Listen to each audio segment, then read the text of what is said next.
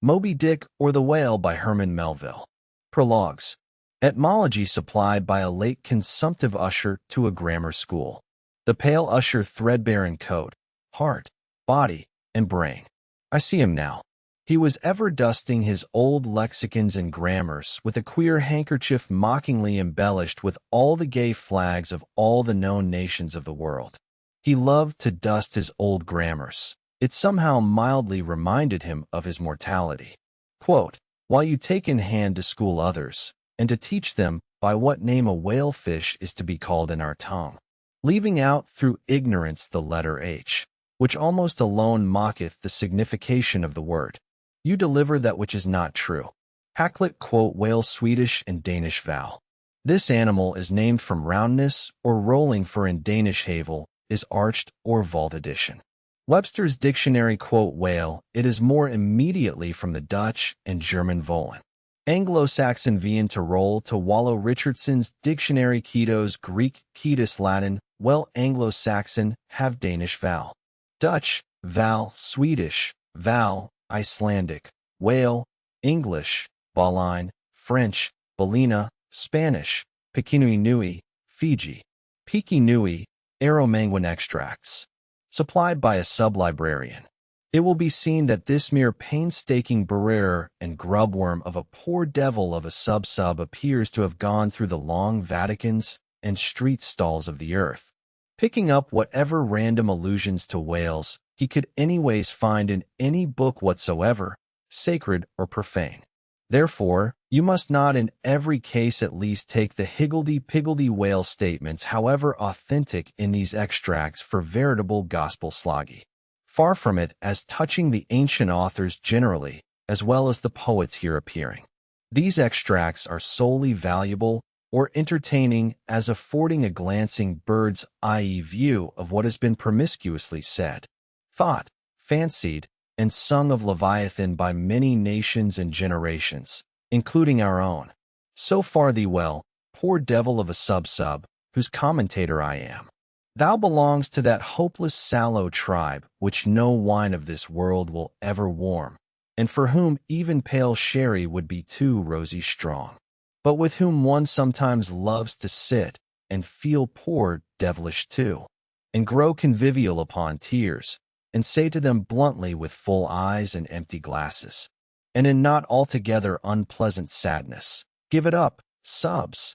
For by how much the more pains you take to please the world, by so much more shall you forever go thankless. Would that I could clear out Hampton Court and the Tuileries for you, but gulp down your tears and hile off to the royal mast with your hearts. For your friends who have gone before are clearing out the seven-storied heavens, and making refugees of long-pampered Gabriel, Michael, and Raphael against your coming. Here you strike but splintered hearts together. There you shall strike unsplinterable glasses. Extracts. Quote, "And God created great whales." Genesis. Quote, "Leviathan mocketh a path to shine after him. One would think the deep to be high." Job. Quote, "Now the Lord had prepared a great fish to swallow up Jonah." Jonah. Quote, "There go the ships. There is that Leviathan whom Thouest made to play therein." Psalmist. Quote, "In that day the Lord with his swore and great and strong sword shall punish Leviathan, the piercing serpent, even Leviathan, that crooked serpent, and he shall slay the dragon that is in the sea." Isaiah. Quote, "And what things soever besides cometh within the chaos of this monster's mouth, be it beast, boat, or stone, down it goes all incontinently, that foul great swallow of his, and perisheth in the bottomless gulf of his paunch." Holland's Plutarch's Morals. Quote, "The Indian Sea breathed the most and biggest fishes that are among which the whales and whirlpools called balena take up as much in length as 4 acres or arpens of land." Holland's Ply. Quote, "Scarcely had we proceeded 2 days on the sea, when about sunrise a great many whales and other monsters of the sea appear. Among the former, one was of a most monstrous size. This came towards us open-mouthed, raising the waves on all sides and beating the sea before him into a foam." Took Lucian, The True History.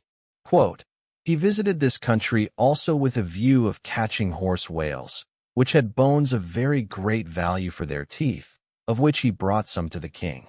The best whales were catched in his own country, of which some were 48, some 50 yards long. He said that he was one of 6 who had killed 60 in 2 days. Other authors' verbal narrative taken down from his mouth by King Alfred A.D. 890. Quote, "And whereas all the other things, whether beast or vessel, that enter into the dreadful gulf of this monster's whale's mouth, are immediately lost and swallowed up, the sea gudgeon retires into it in great security, and there sleeps."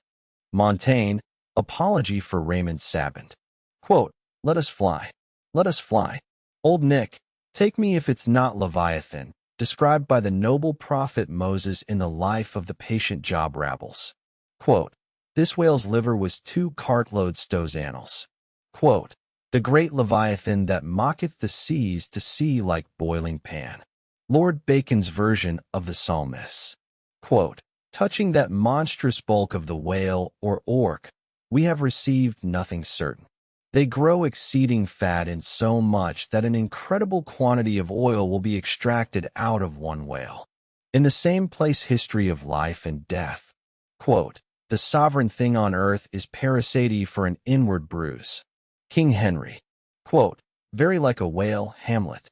Quote, "Which to secure no skill of leech's art mote him avail, but to return again to his wounds worker, that with lowly dart dinting his breast, had bred his restless pain like as the wounded whale to shore flies through the mind the fairy queen's whales, the motion of whose vast bodies can in a peaceful calm trouble the ocean till it boil." Sir William Davenant. Preface to Gonbert. Quote, "What spermaceti is, men might justly doubt, since the learned Hosmanes, in his work of 30 years saith plainly, nescio quid sit." Sir T. Brown of Spermaceti and the Spermaceti whale vita his v. Quote, "Like Spencer's Talus with his modern flail, he threatens ruin with his ponderous tail their fixed javelins in. His side he wears, and on his back a grove of pikes appears. Waller's Battle of the Summer Islands." Quote, "By art is created that great Leviathan called a commonwealth or state in Latin, Cetus, which is but an artificial man." Opening sentence of Hobbes's Leviathan. Quote, "Silly man's soul swallowed it without chewing, as if it had been a sprat in the mouth of a whale." Pilgrim's Progress.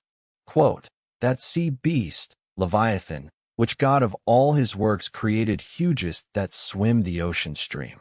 Paradise Low Saint. Quote, "Their Leviathan, hugest of living creatures in the deep, stretched like a promontory, sleeps or swims, and seems a moving land, and at his gills draws in, and at his breath spouts out a sea." In the same place, quote, "The mighty whales which swim in a sea of water, and have a sea of oil swimming in them." Fuller's Profane and Holy State. Quote, "So close behind some promontory lie the huge Leviathan to attend their prey, and give no chance but swallow in the fry, which through their gaping jaws mistake the way." Dryan's Annus Mirabilis. Quote, "While the whale is floating at the stern of the ship, they cut off his head and tow it with the boat as near the shore as it will come, but it will be aground in 12 or 13 feet water." Thomas Edge's 10 Voyages to Spitzbergen and Purchas. Quote, "In their way they saw many whales sporting in the ocean, and in wantedness fuzzing up the water through their pipes and vents which nature has placed on their shoulders." Sir T. Herbert's Voyages into Asia and Africa. Harris Call. Quote, "Here they saw such huge troops of whales that they were forced to proceed with a great deal of caution for fear they should run their ship upon them." Chin's 6th Circumnavigation. Quote, "We set sail from the Elba, went northeast in the ship called the Jonas and the Whale. Some say the whale can't open his mouth, but that is a fable. They frequently climb up the mast to see whether they can see a whale, for the first discoverer has a ducat for his pains. I was told of a whale taken near Shetland that had above a barrel of herrings in his belly. One of our harpooners told me that he caught once a whale in Spitzbergen that was white all over a voyage to Greenland AD 1671. Harris Call. Quote, Several whales have come in upon this sea saint. F. Ono 652. 180 feet in length of the whalebone kind came in which, as I was informed, besides a vast quantity of oil, did afford 500 weight of bane the jaws. Of it stand for a gate in the garden of Pitfrin Sibylds F. and Kinross, quote myself, have agreed to try whether I can master and kill this spermaceti whale, for I could never hear of any of that sort that was killed by any man such as his fierceness and swiftness. Richard Strafer's letter from the Bermudas, Philosophical Transactions, A.D. 1668. Quote, Whales in the sea god's voice obey, N.E. Primer. Quote, we saw also abundance of large whales, there being more in those southern seas, as I may say, by 100 to 1, than we have had to the northward of us. Captain Cow's Voyage Round the Globe, A.D. 1729. Quote, and the breath of a whale is frequently attended with such an insupportable smell as to bring on a disorder of the brain. Yellow South America. Quote, to 50 chosen sills of special note, we trust the important charge, the petticoat. Oft we have known that sevenfold fence to fail, though stuffed with hoops and armed with ribs of whale. Rape of the Loch. Quote, if we compare land animals in respect to magnitude with those that take up their abode in the deep, we shall find that they will appear contemptible in the comparison. The whale is doubtless the largest animal in creation. Goldsmith, Natural History. Quote, if you should write a fable for little fishes, you would make them speak like great whales. Goldsmith to Johnson. Quote, in the afternoon we saw what was supposed to be a rock, but it was found to be a dead whale, which some Asiatics had killed and were then towing ashore. They seemed to endeavor to conceal themselves behind the whale in order to avoid being seen by us. Cook's Voyages. Quote, the larger whales, they seldom venture to attack. They stand in great dread of some of them, and that when out at sea they are afraid to mention even their names and carry dung, limestone, juniper wood, and some other articles of the same nature in their boats in order to terrify and prevent their too near approach. Uno Vonel's Letters on Banks and Salander's Voyage to Iceland in 1772. Quote, the spermaceti whale found by the Nantuckets is an active, fierce animal and requires vast address and boldness in the fisherman. Thomas Jefferson's Whale Memorial to the French Minister in 1778. Quote, and pray, sir, what in the world is equal to it? Edmund Burke's reference in Parliament to the Nantucket whale fishery. Quote, Spain, a great whale stranded on the shores of Europe. Edmund Burke somewhere. Quote, a 10th branch of the king's ordinary revenue, said to be grounded on the consideration of his guarding and protecting the seas from pirates and robbers, is the right to royal fish, which are whales and sturgeon, and these, when either thrown ashore or caught near the coast, are the property of the king. Blackstone quotes, soon to the sport of death, the crew's repair rodman, unerring o'er his head, suspends the barbed steel, and every turn attends. Falconer's Shipwreck. Quote, bright shone the roofs, the domes, the spires, and rockets blue self-driven to hang their momentary fire around the vault of heaven.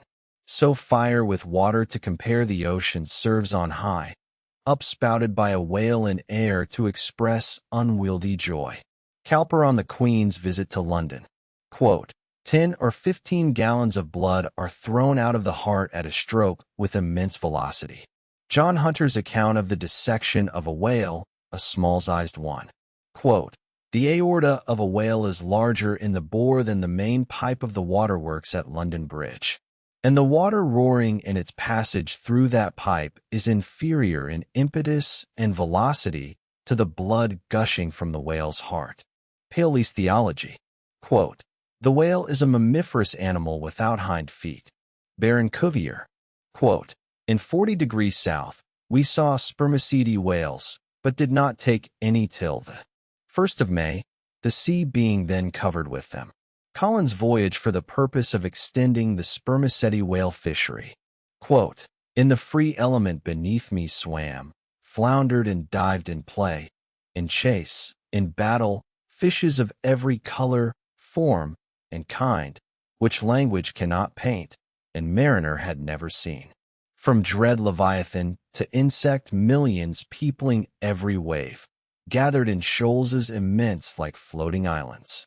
Led by mysterious instincts through that waste and trackless region, though on every side, assaulted by voracious enemies.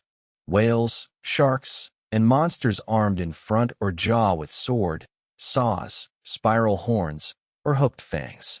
Montgomery's world before the flood. Io Pan Io sing to the finny people's king. Not a mightier whale than this in the vast Atlantic is, not a fatter fish than he flounders round the polar sea. Charles Lamb's Triumph of the Whale. Quote, in the year 1690, some persons were on a high hill observing the whales spouting and sporting with each other when one observed. There, pointing to the sea, is a green pasture where our children's grandchildren will go for bread. OED Macy's History of Nantucket. Quote, I built a cottage for Susan and myself and made a gateway in the form of a Gothic arch by setting up a whale's jawbones. Hawthorne's Twice Told Tales. Quote, she came to bespeak a monument for her first love who had been killed by a whale in the Pacific Ocean no less than 40 years ago. In the same place, quote, no, sir, it is a right whale, answered Tom. I saw his spout. He threw up a pair of as pretty rainbows as a Christian would wish to look at. He's a real oil, but that fellow. Cooper's Pilot. Quote, the papers were brought in, and we saw in the Berlin Gazette that whales had been introduced on the stage there. Eckermann's Conversations with Guerra. Quote, my God, Mr. Chase, what is the matter? I answer edition we have been stove by a whale. Narrative of the shipwreck of the whale ship Essex of Nantucket, which was attacked and finally destroyed by a large sperm whale in the Pacific Ocean. By Owen Chase of Nantucket, first mate of said vessel, New York, 1821. Quote, a mariner sat in the shrouds one night. The wind was piping free. Now bright, now dimmed, was the moonlight pale, and the phosphor gleamed in the wake of the whale as it floundered in the sea. Elizabeth Oakes Smith. Quote, the quantity of line withdrawn from the boats engaged in the capture of this one whale amounted altogether to 10 for 140 yards, or nearly 6 English miles. Sometimes the whale shakes its tremendous tail in the air, which, cracking like a whip, resounds to the distance of 3 or 4 miles. Scoresby, quote, mad with the agonies he endures from these fresh attacks, the infuriated sperm whale rolls over and over.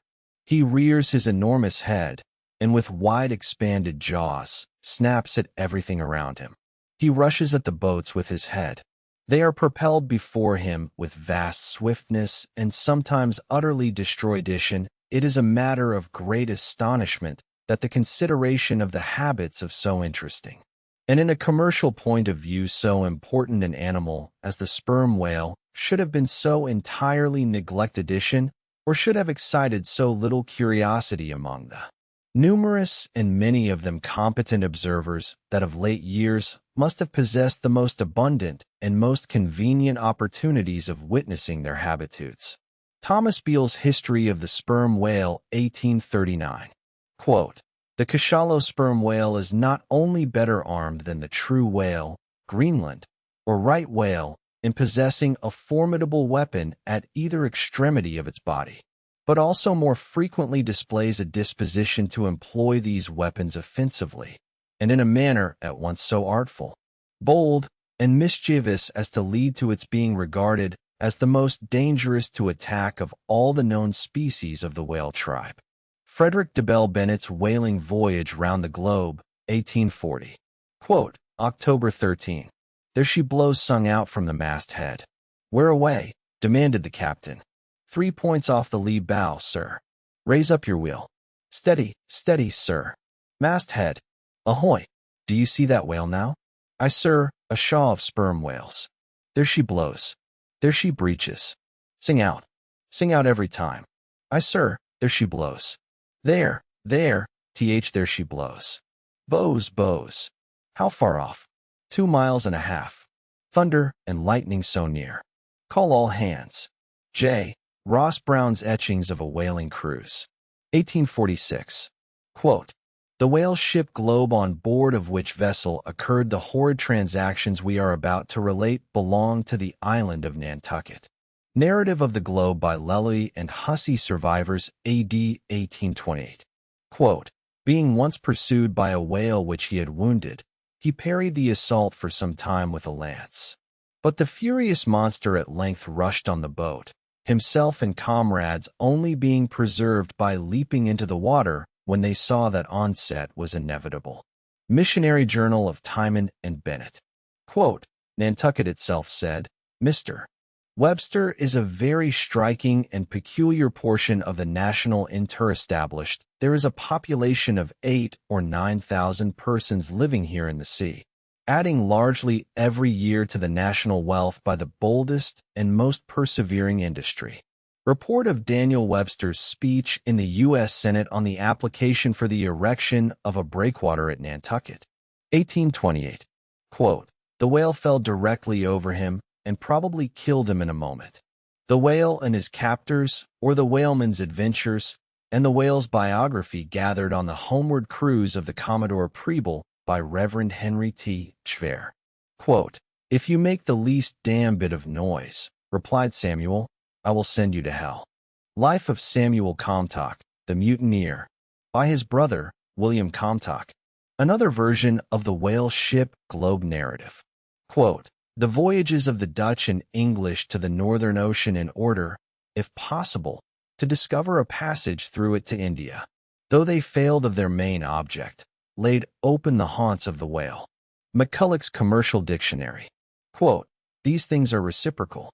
The ball rebounds, only to bound forward again, for now, in laying open the haunts of the whale, the whaleman seemed to have indirectly hit upon new clues to that same mystic Northwest Passage from something unpublished edition."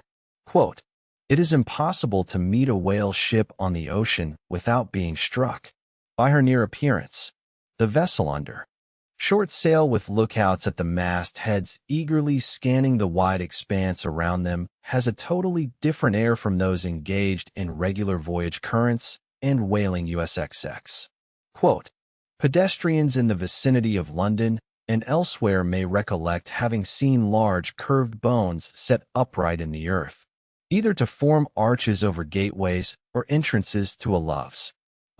And they may perhaps have been told that these were the ribs of whales, tales of a whale voyager to the Arctic Ocean." Quote, "It was not till the boats returned from the pursuit of these whales that the whites saw their ship in bloody possession of the savages enrolled among the crew." Newspaper account of the taking and retaking of the whale ship Hobbemack. Quote, "It is generally well known that out of the crews of whaling vessels, American, few ever return in the ships on board which they depart. Edition. Cruise in a whaleboat." Quote, "Suddenly, a mighty mass emerged from the water and shot up perpendicularly into the air. It was the whale, Miriam Coffin, or the whale fisherman." Quote, "The whale is harpooned, to be sure, but bethink you how you would manage a powerful unbroken colt with the mere appliance of a rope tied to the root of his tail." A chapter on whaling in ribs and trucks. Quote, "On one occasion I saw 2 of these monsters, whales, probably male and female, slowly swimming one after the other within less than a stone's throw of the shore. Tierra del Fuego, over which the beech tree extended its branches, Darwin's Voyage of a Naturale Saint." Quote, "Stern all," exclaimed the mate upon turning his head and saw the distended jaws of the large sperm whale close to the head of the boat, threatening it with instant destruction. "Stern all for your lives." Wharton, the Whale Killer. Quote, "So be cheery, my lads. Let your hearts never fail while the bold harpooner is striking the whale." Nantucket Song. Quote, "Oh, the rare old whale mid storm and gale in his ocean home will be a giant in might where might is right and king of the boundless sea." Whale Song. Chapter 1. Loomings. Call me Ishmael. Some years ago, never mind how long precisely, having little or no money in my purse and nothing particular to interest me on shore, I thought I would sail about a little and see the watery part of the world. It is a way I have of driving off the spleen and regulating the circulation. Whenever I find myself growing grim about the mouth, whenever it is a damp, drizzly November in my soul, whenever I find myself involuntarily pausing before coffin warehouses and bringing up the rear of every funeral I meet, and especially whenever my hypoge gets such an upper hand of me, that it requires a strong moral principle to prevent me from deliberately stepping into the street and methodically knocking people's hats off. Then I account it high time to get to sea as soon as I can. This is my substitute for pistol and ball. With a philosophical flourish, Ko throws himself upon his sword. I quietly take to the ship. There is nothing surprising in this. If they but knew it, almost all men in their degree sometime or other cherish very nearly the same feelings towards the ocean with me. There now is your insular city of the man-hatted round by wharves as Indian Isles by coral reefs. Commerce surrounds it with her surf. Right and left the streets take you waterward. Its extreme downtown is the battery where that noble mole is washed by waves and cooled by breezes which a few hours previous were out of sight of land. Look at the crowds of water gazers there. Circumambulate the city of a dreamy Sabbath afternoon. Go from Corrier's Hook to Coaney's Slip, and from then by Whitehall northward. What do you see? Posted like silent sentinels all around the town stand thousands upon thousands of mortal men fixed in ocean rearies. Some leaning against the spiles, some seated upon the pier heads, some looking over the bulwarks of ships from China, some high aloft in the rigging as if striving to get a still better seaward peep.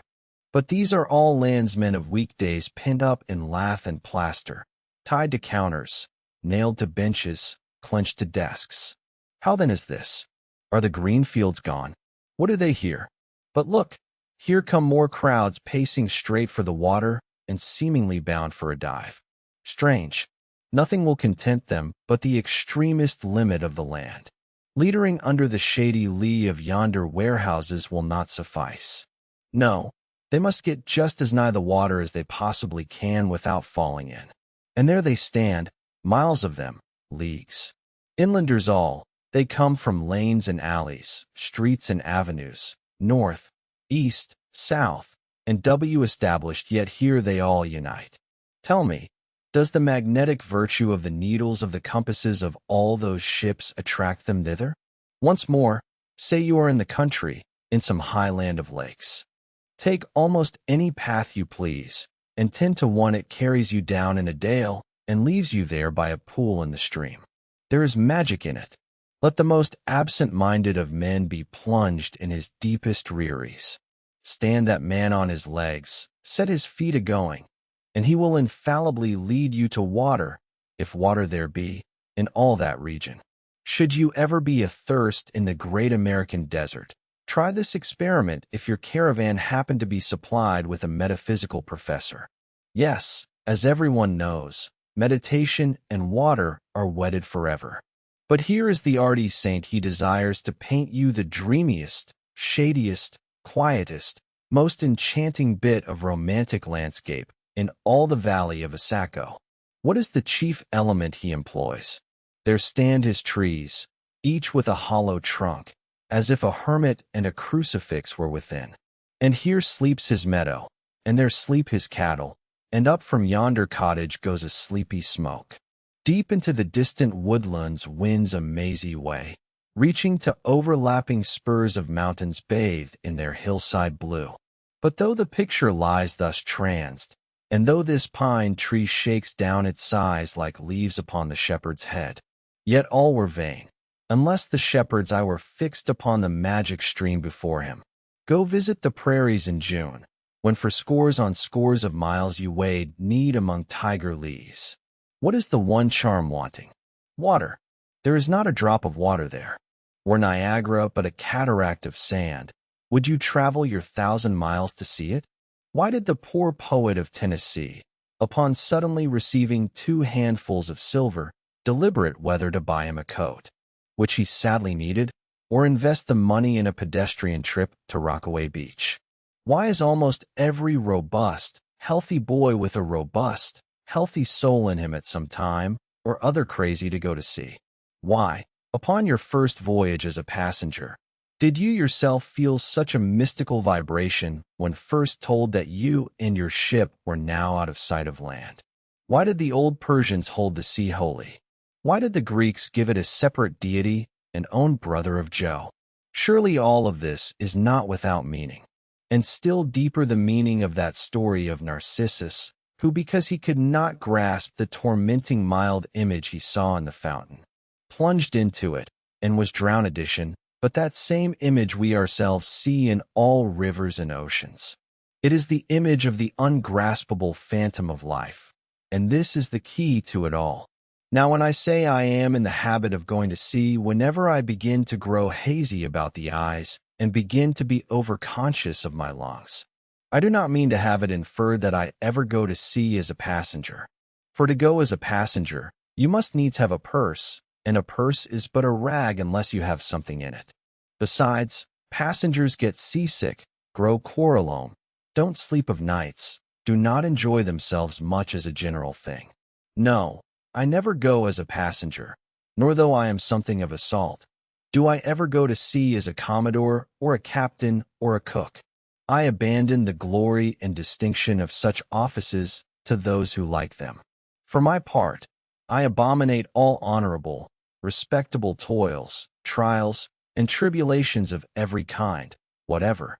It is quite as much as I can do to take care of myself without taking care of ships, barks, brigs, schooners, and whatnot. And as for going as cook, though I confess there is considerable glory in that, a cook being a sort of officer on shipboard, yet somehow I never fancied broiling fowls, though once broiled, judiciously buttered, and judiciously salted and peppered. There is no one who will speak more respectfully, not to say reverently, of a broiled fowl than I will. It is out of the idolatrous doting of the old Egyptians upon broiled ibis and roasted river horse that you see the mummies of those creatures in their huge bake-houses, the pyramids. No, when I go to sea, I go as a simple sailor right before the mast, plumb down into the folks, aloft there to the royal Mast-Head. True, they rather order me about some and make me jump from spar to spar like a grasshopper in a May meadow, and at first this sort of thing is unpleasant enough. It touches one's sense of honor, particularly if you come of an old established family in the land, the Van Rentelers or Randolphs or Hardnewts. And more than all, if just previous to putting your hand into the tarp pot, you have been lording it as a country schoolmaster, making the tallest boys stand in awe of you. The transition is a keen one, I assure you, from a schoolmaster to a sailor, and requires a strong decoction of Seneca and the Stoics to enable you to grin and bear it. But even this wears off in time. What of it? If some old hunks of a sea captain orders me to get a broom and sweep down the decks, what does that indignity amount to, weighed, I mean, in these scales of the New Testament? Do you think the Archangel Gabriel thinks anything the less of me because I promptly and respectfully obey that old hunks in that particular instance? Who ain't a slave? Tell me that. Well then, however the old sea captains may order me about, however they may thump and punch me about, I have the satisfaction of knowing that it is all right, that everybody else is in one way or other served in much the same way, either in a physical or metaphysical point of view, that is, and so the universal thump is passed round, and all hands should rub each other's shoulder blades and be content. Again, I always go to sea as a sailor because they make a point of paying me for my trouble, whereas they never pay passengers a single penny that I ever heard of. On the contrary, passengers themselves must pay, and there is all the difference in the world between paying and being paid. The act of paying is perhaps the most uncomfortable infliction that the two orchard thieves entailed upon us. But being paid, what will compare with it? The urbane activity with which a man receives money is really marvelous, considering that we so earnestly believe money to be the root of all earthly ills, and that on no account can a moneyed man enter heaven. Ah, how cheerfully we consign ourselves to perdition. Finally, I always go to see a sailor because of the wholesome exercise and pure air of the focal deck. For, as in this world, headwinds are far more prevalent than winds from astern. That is, if you never violate the Pythagorean maxim. So for the most part, the Commodore on the quarter-deck gets his atmosphere at second-hand from the sailors on the folks. He thinks he breathes it first, but not so. In much the same way do the commonality lead their leaders in many other things. At the same time that the leaders little suspect addition, but wherefore it was that after having repeatedly smelt the sea as a merchant sailor, I should now take it into my head to go on a whaling voyage. This the invisible police officer of the fates, who has the constant surveillance of me and secretly dogs me and influences me in some unaccountable way. He can better answer than anyone else. And doubtless my going on this whaling voyage formed part of the grand program of Providence that was drawn up a long time ago. It came as a sort of brief interlude and solo between more extensive performances. I take it that this part of the bill must have run something like this. Grand contested election for the presidency of the United States. Whaling voyage by one Ishmael. Bloody battle in Afghanistan. Though I cannot tell why it was exactly that those stage managers. The fates put me down for this shabby part of a whaling voyage when others were set down for magnificent parts in high tragedies and short and easy parts in genteel comedies and jolly parts in farces. Though I cannot tell why this was exactly. Yet now that I recall all the circumstances, I think I can see a little into the springs and motives which, being cunningly presented to me under various disguises, induced me to set about performing the part one did, besides cajoling me into the delusion that it was a choice resulting from my own unbiased free will and discriminating judgment. Chief among these motives was the overwhelming idea of the great whale himself. Such a portentous and mysterious monster roused all my curiosity. Then the wild and distant seas where he rolled his island bulk, the undeliverable, the nameless perils of the whale. These, with all the attending marvels of 1,000 Patagonian sights and sounds, helped sway me to my wish. With other men perhaps such things would not have been inducements, but as for me, I am tormented with an everlasting itch for things remote. I love to sail forbidden seas and land on barbarous coasts. Not ignoring what is good, I am quick to perceive a horror, and could still be social with it. Would they let me, since it is but well to be on friendly terms with all the inmates of the place one lodges in? By reason of these things, then the whaling voyage was welcome. The great floodgates of the wonder world swung open, and into the wild conceits that swayed me to my purpose. Two and two there floated into my inmost soul endless processions of the whale, and midmost of them all one grand hooded phantom, like a snow hill in the air. Chapter 2. The Carpet Bag. I stuffed a shirt or two into my old carpet bag, tucked it under my arm, and started for Cape Horn in the Pacific. Quitting the good city of Old Manhattan, I duly arrived in New Bedford. It was a Saturday night in December. Much was I disappointed upon learning that the little packet for Nantucket had already sailed, and that no way of reaching that place would offer till the following Monday.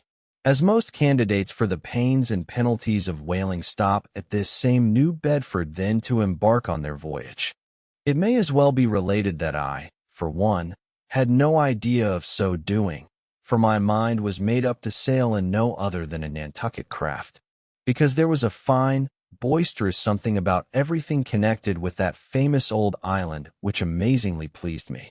Besides, though New Bedford has of late been gradually monopolizing the business of whaling, and though in this matter poor old Nantucket is now much behind her, yet Nantucket was her great original, the Tyre of this Carthage, the place where the first dead American whale was stranded. Where else but from Nantucket did those aboriginal whalemen, the red men, first sally out in canoes to give chase to the Leviathan?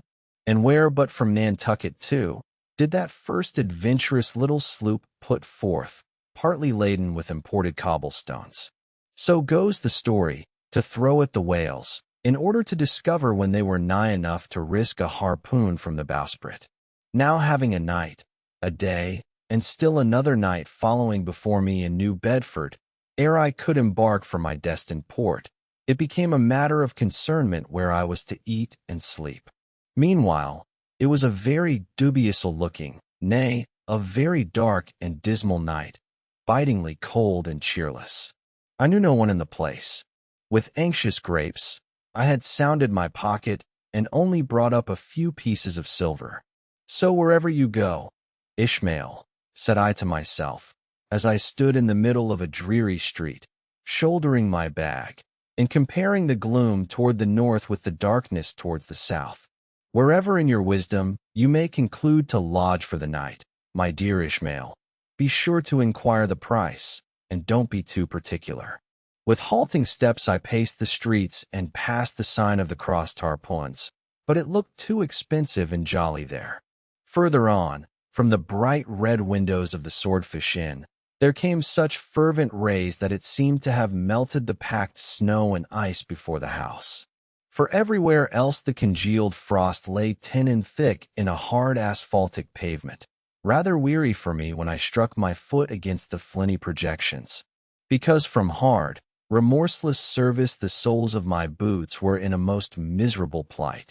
Too expensive and jolly again, thought I, pausing one moment to watch the broad glare in the street and hear the sounds of the tinkling glasses within. But go on, Ishmael, said I, at last, don't you hear? Get away from before the door. Your patched boots are stopping the way. So on I went. I now by instinct followed the streets that took me waterward, for there doubtless were the cheapest, if not the cheeriest inns. Such dreary streets, blocks of blackness, not houses, on either hand, and here and there a candle like a candle moving about in a tomb. At this hour of the night, of the last day of the week, that quarter of the town proved all but deserted. But presently I came to a smoky light proceeding from a low, wide building, the door of which stood invitingly open. It had a careless look, as if it were meant for the uses of the public. So entering, the first thing I did was to stumble over an ash box in the porch. Ha, thought I, ha, as the flying particles almost choked me. Are these ashes from that destroyed city, Gamora? But the crossed harpoons and the swordfish, this then must needs be the sign of the trap. However, I picked myself up and hearing a loud voice within, pushed on and opened a second interior door. It seemed a great black parliament sitting in Tophet. 100 black faces turned round in their rows to peer, and beyond a black angel of doom was beating a book in the pulpit. It was a Negro church, and the preacher's text was about the blackness of darkness and the weeping and wailing and teeth gnashing there. Huh, Ishmael, muttered I, backing out, wretched entertainment at the sign of the trap. Moving on, I at last came to a dim sort of light, not far from the docks, and heard a forlorn creaking in the air, and looking up, saw a swinging sign over the door with a white painting on it, faintly representing a tall, straight jet of misty spray, and these words underneath, the Spouter-Inn. Peter Coffin, Coffin Spout. Rather ominous in that particular connection, thought I, but it is a common name in Nantucket, they say, and I suppose this Peter here is an immigrant from there, as the light looked so dim, and the place for the time looked quiet enough, and the dilapidated little wooden house itself looked as if it might have been carted here from the ruins of some burnt district.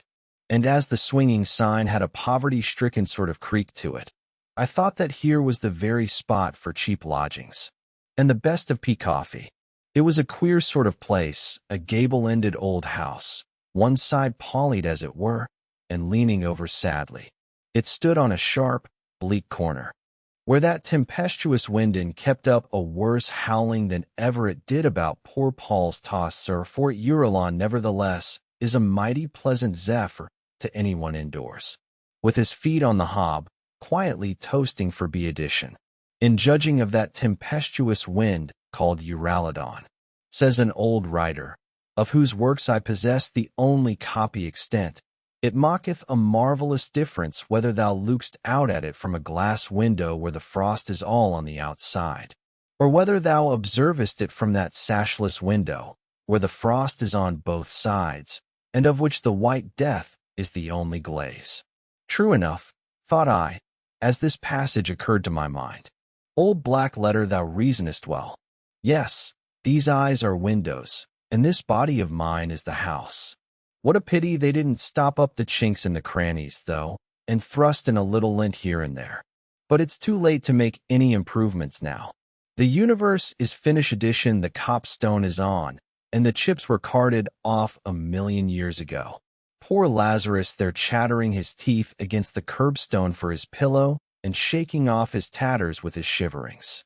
He might plug up both ears with rags and put a corncob in his mouth, and yet that would not keep out the tempestuous Hurricane.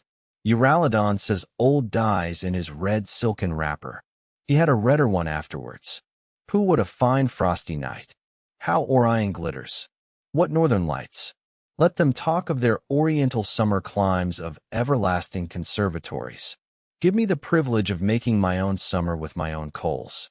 But what thinks Lazarus? Can he warm his blue hands by holding them up to the grand northern lights? Would not Lazarus rather be in Sumatra than here? Would he not far rather lay him down lengthwise along the line of the equator? Yeah, ye gods, go down to the fiery pit itself in order to keep out this froze saint. Now that Lazarus should lie stranded there on the curbstone before the door of dies. This is more wonderful than that an iceberg should be moored to one of them locusts. Yet dies himself. He too lives like a czar in an ice palace made of frozen sighs, and being president of a temperance society, he only drinks the tepid tears of orphans. But no more of this blubbering. Now we are going a-whaling, and there is plenty of that yet to come. Let us scrape the ice from our frosted feet, and see what sort of a place this spout may be. Chapter 3. The Spouter-Inn. Entering that gable-ended Spouter-Inn, you found yourself in a wide, low, straggling entry with old-fashioned wainscots, reminding one of the bulwarks of some condemned old CRA fort.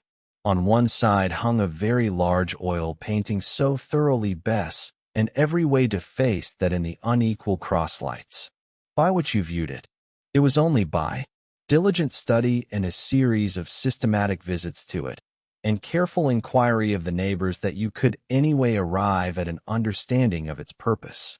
Such unaccountable masses of shades and shadows that at first you almost thought some ambitious young artist in the time of the New England hags had endeavored to delineate chaos. Bewitch edition, but by dint of much and earnest contemplation and oft-repeated ponderings, and especially by throwing open the little window towards the back of the entry, you might at last come to the conclusion that such an idea, however wild, might not be altogether unwarranted edition. But what most puzzled and confounded you was a long, limber, pretentious black mass of something hovering at the center of the picture, over three blue, dim, perpendicular lines floating in a nameless yeast, a boggy, soggy, squitchy picture.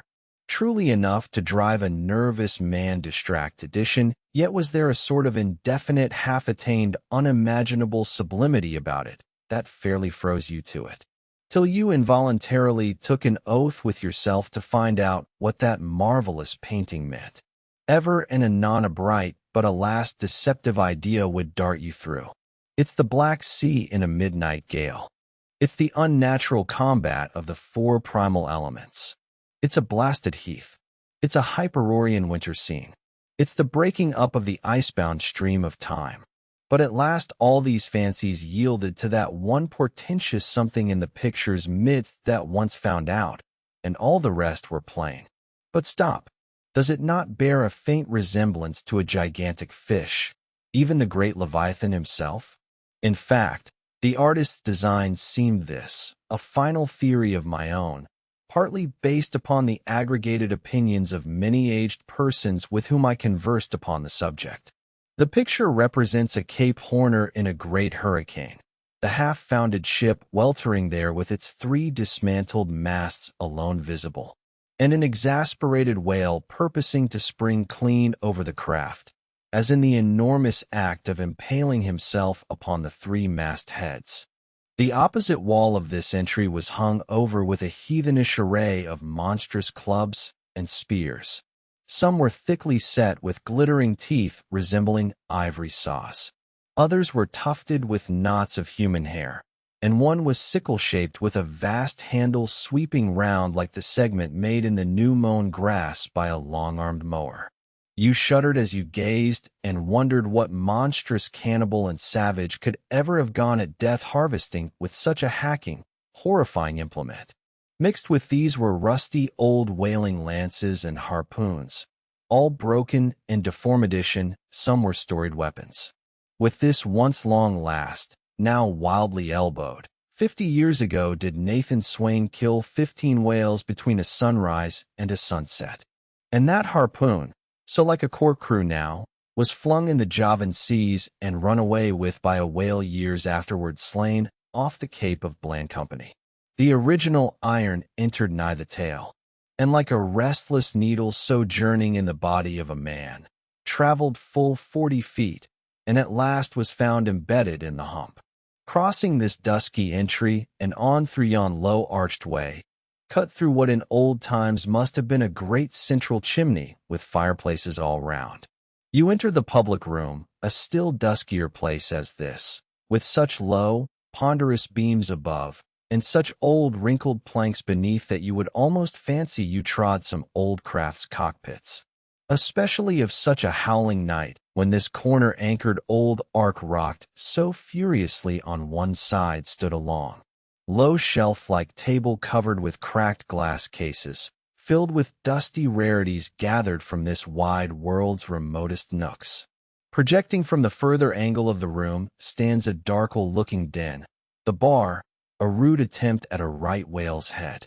Be that how it may, there stands the vast arched bone of the whale's jaw, so wide a coach might almost drive beneath it. Within are shabby shelves ranged round with old decanters, bottles, flasks, and in those jaws of swift destruction, like another cursed Jonah, by which name indeed they called him, bustles a little withered old man who, for their money, dearly sells the sailors' deliriums and death. Abominable are the tumblers into which he pours his poison, though true cylinders without. Within the villainous green goggling glasses deceitfully tapered downwards to a cheating bottom. Parallel meridians rudely pecked into the glass surround these footpads goblets. Fill to this mark, and your charge is but a penny. To this, a penny more, and so on to the full glass, the Cape Horn measure which you may gulp down for a shilling. Upon entering the place, I found a number of young seamen gathered about a table, examining by a dim light the diverse specimens of scrimshander. I sought the landlord, and telling him I desired to be accommodated with a room, received for answer that his house was full, not a bed unoccupied edition, but have asked, he added, tapping his forehead, you ain't no objections to sharing a hopaneer's blanket, have you? I suppose you're going away, Ling, so you better get used to that sort of thing.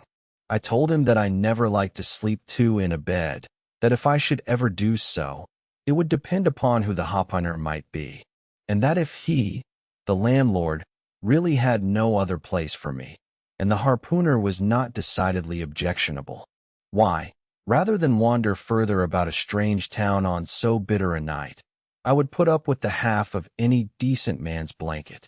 I thought so. All right, take a seat. Supper. You want supper? Supper will be ready directly.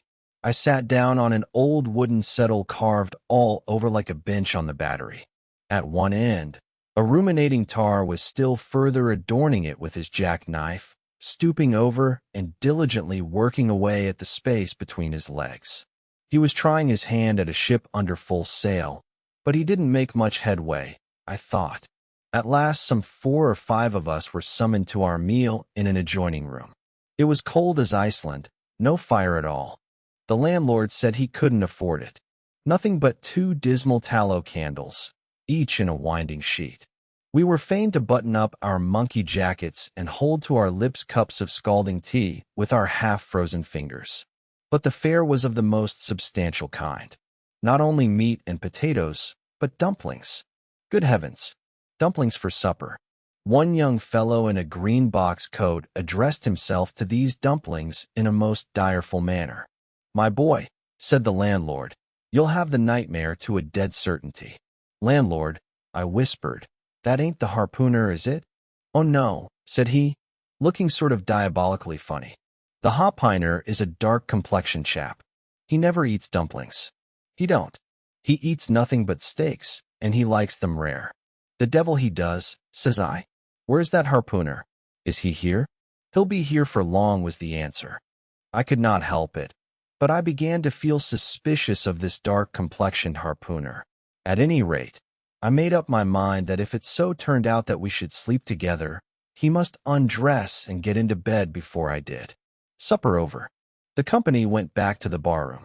When knowing not what else to do with myself, I resolved to spend the rest of the evening as a looker-on.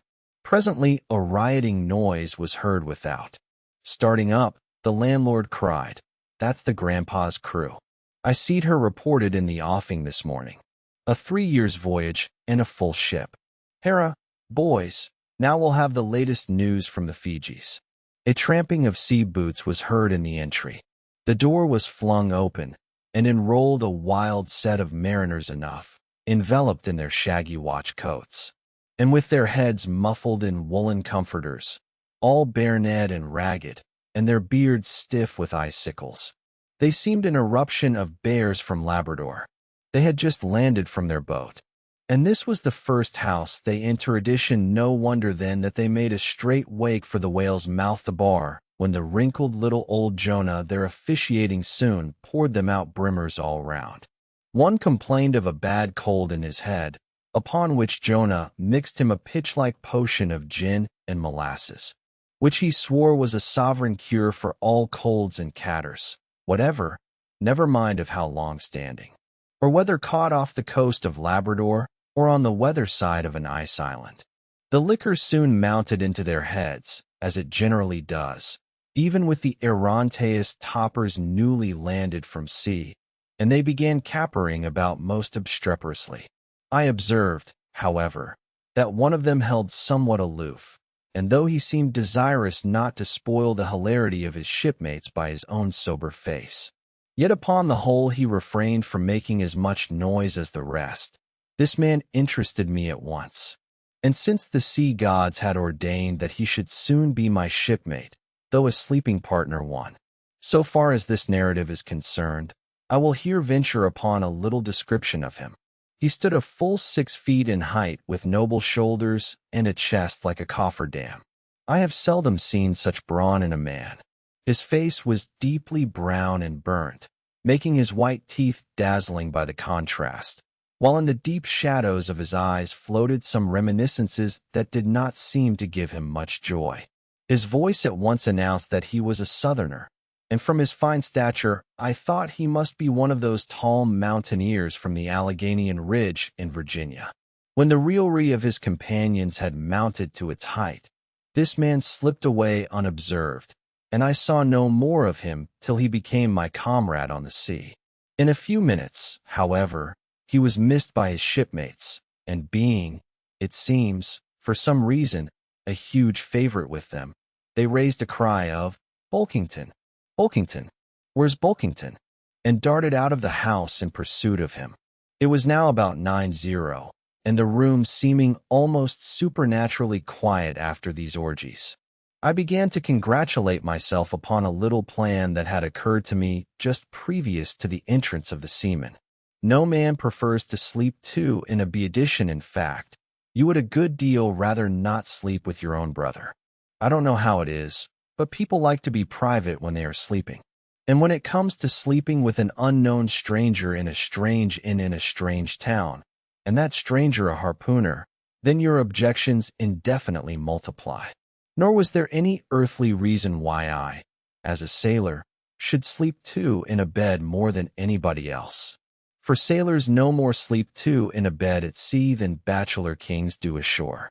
To be sure, they all sleep together in one apartment, but you have your own hammock and cover yourself with your own blanket and sleep in your own skin.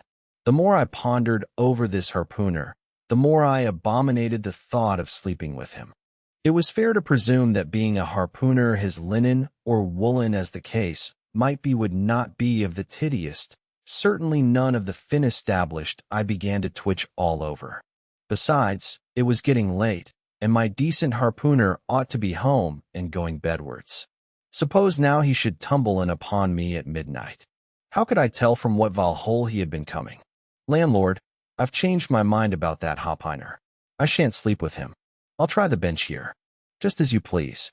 I'm sorry I can't spare you a tablecloth for the mattress, and it's a plaguey rough board here, feeling of the knots and notches, but wait a bit, Scrimshander, I've got a carpenter's. Plain there in the bar, wait, I say, and I'll make you snug enough. So saying, he procured the plane, and with his old silk handkerchief first dusting the bench, vigorously set to planing away at my bed, but while grinning like an ape the shavings flew right and left till at last the plain iron came bump against an indestructible knot. The landlord was near spraining his wrist, and I told him, for heaven's sake, to quit. The bed was soft enough to suit me, and I did not know how all the planing in the world could make eider down of a pine plank.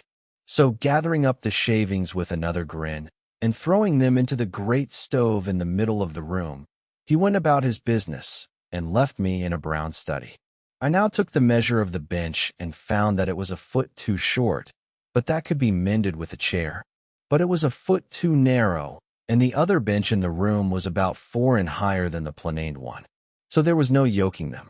I then placed the first bench lengthwise along the only clear space against the wall, leaving a little interval between for my back to settle down in.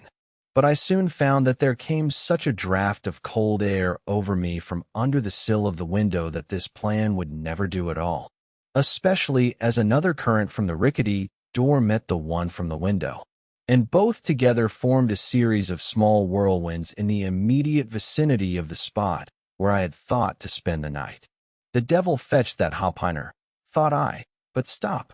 Couldn't I steal a march on him, bolt his door inside, and jump into his bed, not to be wakened by the most violent knockings? It seemed no bad idea, but upon second thoughts, I dismissed it. For who could tell but what the next morning, so soon as I popped out of the room, the hopiner might be standing in the entry, all ready to knock me down.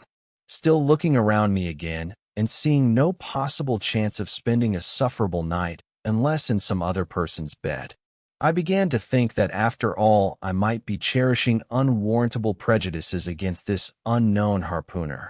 Thinks I'll wait a while. He must be dropping in before long. I'll have a good look at him then, and perhaps we may become jolly good bedfellows after all. There's no telling. But though the other boarders kept coming in by 1s, 2s, and 3s, and going to bed, yet no sign of my harpooner. Landlord, said I, what sort of chap is he? Does he always keep such late hours? It was now hard upon 12:0. The landlord chuckled again with his lean chuckle, and seemed to be mightily tickled at something beyond my comprehension. No, he answered, generally, he's an early bird. Early to bed, and early to rise. Yes, he's the bird what catches the waroom, but tonight he went out to peddling, you see, and I don't see what on earth keeps him so late, unless maybe he can't sell his head. Can't sell his head? What sort of a bamboozlingly story is this you're telling me? Getting into a towering rage.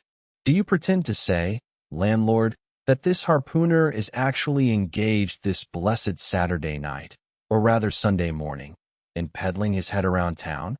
That's precisely it, said the landlord, and I told him he couldn't sell it here. The market's overstock edition. With what? Shouted I. Heads, to be sure. Ain't there too many heads in the world? I tell you what it is, landlord, I said quite calmly. You'd better stop spinning that yarn to me. I am not green. Maybe not, taking a stick out and whittling a toothpick. But I rather guess you'll be done brown if that air harper hears you a slander in his head. I'll break it for him, said I, now flying into a passion against this unaccountable farrago of the landlord's. It's broke already, said he. Broke, said I. Broke, do you mean? Certain, and that's the very reason he can't sell it, I guess. Landlord, said I, going up to him as cool as Mount Hecla in a snowstorm. Landlord, stop whittling. You and I must understand one another, and that too without delay. I come to your house, and want a B-edition. You tell me you can only give me half of one, that the other half belongs to a certain harpooner.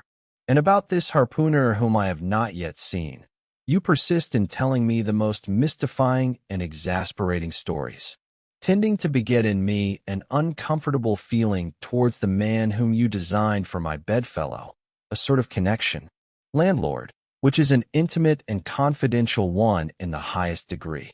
I now demand of you to speak out and tell me who and what this harpooner is, and whether I shall be in all respects safe to spend the night with him. And in the first place, you will be so good as to unsay that story about selling his head, which, if true, I take to be good evidence that this harpooner is stark mad, and I have no idea of sleeping with a madman. And you, sir, you I mean, landlord, you, sir, by trying to induce me to do so knowingly, would thereby render yourself liable to a criminal prosecution? Well, said the landlord, fetching a long breath, that's a pretty long sermon for a chap that rips a little now and then. But be easy, be easy. This here harpooner I've been telling you of has just arrived from the South Seas, where he bought up a lot of bomb New Zealand heads, great curios, you know, and he sold all of them but one. And that one he's trying to sell tonight, 'cause tomorrow's Sunday, and it would not do to be selling human heads about the streets when folks is going to churches. He wanted to last Sunday, but I stopped him just as he was going out the door with 4 heads strung on a string for all the earth, like a string of onions. This account cleared up the otherwise unaccountable mystery and showed that the landlord, after all, had no idea of fooling me. But at the same time, what could I think of a harpooner who stayed out of a Saturday night clean into the Holy Sabbath, engaged in such a cannibal business as selling the heads of dead idolaters? Depend upon it, landlord, that harpooner is a dangerous man. He pays regular, was the rejoinder. But come, it's getting dreadful late. You'd better be turning flukes. It's a nice B-edition and me slept in that air bed the night we was Splick-edition. There's plenty of room for 2 to kick about in that B-edition. It's an almighty big B-edition, that why. Before we give it up, used to put our Sam and little Johnny in the foot of it. But I got a dreaming and sprawling about one night, and somehow Sam got pitched on the floor and came near breaking his A-room after that. Sal said it wouldn't do. Come along here. I'll give you a glimp in a jiffy. And so, saying, he lighted a candle and held it towards me, offering to lead the way. But I stood irresolute. When looking at a clock in the corner, he exclaimed, I vomit Sunday. You won't see that hopping tonight. He's come to anchor somewhere. Come along then. Do come, won't you come? I considered the matter a moment, and then upstairs we went. And I was ushered into a small room, cold as a clam, and furnished, sure enough, with a prodigious bed, almost big enough indeed, for any 4 harpooners to sleep a brace saint there, said the landlord, placing the candle on their crazy old sea chest that did double duty as a washstand and center table. There, make yourself comfortable now, and good night to you. I turned round from eyeing the bed, but he had disappeared-edition.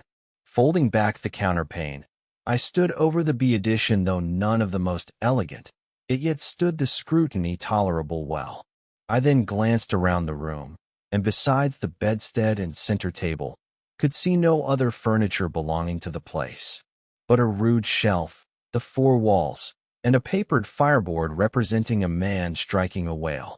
Of things not properly belonging to the room, there was a hammock lashed up and thrown upon the floor in one corner. Also a large seaman's bag containing the harpooner's wardrobe, no doubt in lie of a land trunk. Likewise, there was a parcel of outlandish boned fish hooks on the shelf over the fireplace, and a tall harpoon standing at the head of the B-edition. But what is this on the chest? I took it up and held it close to the light, and felt it, and smelled it, and tried every way possible to arrive at some satisfactory conclusion concerning it. I can compare it to nothing but a large doormat ornamented at the edges with little tinkling tags, something like the stained porcupine quills round an Indian moccasin. There was a hole or slit in the middle of this mat, as you see the same in South American ponchos. But could it be possible that any sober harpooner could get into a doormat and parade the streets of any Christian town in that sort of guise? I put it on to try it, and it weighed me down like a hamper, being uncommonly shaggy and thick, and I thought a little damp, as though this mysterious harpooner had been wearing it of a rainy day. I went up to it in a bit of glass stuck against the wall, and I never saw such a sight in my life. I tore myself out of it in such a hurry that I gave myself a kink in the neck. I sat down on the side of the bed and commenced thinking about this head-peddling harpooner in his doormat. After thinking some time on the bedside, I got up and took off my monkey jacket, and then stood in the middle of the room, thinking. Then I took off my coat and thought a little more in my shirt sleeves. But beginning to feel very cold now, half undressed as I was, and remembering what the landlord said about the harpooners not coming home at all that night. It being so very late, I made no more ado, but jumped out of my pantaloons and boots, and then, blowing out the light, tumbled into bed, and commended myself to the care of heaven. Whether that mattress was stuffed with corn cobs or broken crockery, there is no telling, but I rolled about a good deal and could not sleep for a long time. At last I slid off into a light doze, and had pretty nearly made a good offing towards the land of Nod, when I heard a heavy footfall in the passage and saw a glimmer of light come into the room from under the door. Lord save me, thinks I, that must be the harpooner, the infernal head peddler. But I lay perfectly still and resolved not to say a word till spoken to. Holding a light in one hand and that identical New Zealand head in the other, the stranger entered the room, and without looking towards the bed, placed his candle a good way off from me on the floor in one corner, and then began working away at the knotted cords of the large bag I before spoke of as being in the room. I was all eagerness to see his face, but he kept it averted for some time while employed in unlacing the bag's mouth. This accomplished, however, he turned round when, good heavens, what a sight, such a face! It was of a dark purplish-yellow color here and there, stuck over with large blackish-looking squares. Yes, it's just as I thought. He's a terrible bedfellow. He's been in a fight, got dreadfully cut, and here he is, just from the surgeon. But at that moment he chanced to turn his face so towards the light that I plainly saw they could not be sticking plasters at all, those black squares on his cheeks. They were stains of some sort or other. At first I knew not what to make of this, but soon an inkling of the truth occurred to me. I remembered a story of a white man, a whaleman too, who falling among the cannibals had been tattooed by them. I concluded that this harpooner, in the course of his distant voyages, must have met with a similar adventure. And what is it, thought I, after all? It's only his outside. A man can be honest in any sort of skin. But then, what to make of his unnearly complexion? That part of it, I mean, lying roundabout and completely independent of the squares of tattooing. To be sure, it might be nothing but a good coat of tropical tanning, but I never heard of a hot sun tanning a white man into a purplish-yellow one. However, I had never been in the South Seas, and perhaps the sun there produced these extraordinary effects upon the skin. Now, while all these ideas were passing through me like lightning, this harpooner never noticed me at all. But after some difficulty, having opened his bag, he commenced fumbling in it, and presently pulled out a sort of a tomahawk and a sealskin wallet with the hair on. Putting these on the old chest in the middle of the room, he then took the New Zealand head, a ghastly thing enough, and crammed it down into the bag. He now took off his hat, a new beaver hat. When I came nigh singing out with fresh surprise, there was no hair on his head, none to speak of, at least, nothing but a small scalp not twisted upon his forehead. His bald purplish head now looked for all the world like a mild skull. Had not the stranger stood between me and the door, I would have bolted out of it quicker than I ever bolted a dinner. Even as it was, I thought something of slipping out the window, but it was the second floor back. I am no coward, but what to make of this head-peddling purple rascal altogether past my comprehension. Ignorance is the parent of fear, and being completely nonplussed and confounded about the stranger, I confessed I was now as much afraid of him, as if it was the devil himself who had thus broken into my room in the dead of night. In fact, I was so afraid of him that I was not game enough just then to address him and demand a satisfactory answer concerning what seemed inexplicable in him. Meanwhile, he continued the business of undressing, and at last showed his chest and arms as I live. These covered parts of him were checkered with the same squares as his face. His back, too, was all over the same dark squares. He seemed to have been in a 30 years' war, and just escaped from it with a sticking plaster shirt. Still more, his very legs were marked as if a parcel of dark green frogs were running up the trunks of young palmis. It was now quite plain that he must be some abominable savage or other, shipped aboard of a whaleman in the South Seas, and so landed in this Christian country. I quake to think of it, a peddler of heads, too. Perhaps the heads of his own brothers. He might take a fancy to mind. Heavens, look at that tomahawk. But there was no time for shuddering, for now the savage went about something that completely fascinated my attention and convinced me that he must indeed be a heathen. Going to his heavy grego or raffle or dreadnought which he had previously hung on a chair, he fumbled in the pockets and produced at length a curious little deformed image with a hunch on its back and exactly the color of a 3-days-old Congo baby. Remembering the embalmed head at first, I almost thought that this black mannequin was a real baby preserved in some similar manner. But seeing that it was not at all limber and that it glistened a good deal like polished ebony, I concluded that it must be nothing but a wooden idol, which indeed it proved to be. For now the savage goes up to the empty fireplace, and removing the papered fireboard sets up this little hunchbacked image like a tin pin between the irons. The chimney jambs and all the bricks inside were very sy that I thought this fireplace made a very appropriate little shrine or chapel for his Congo idol.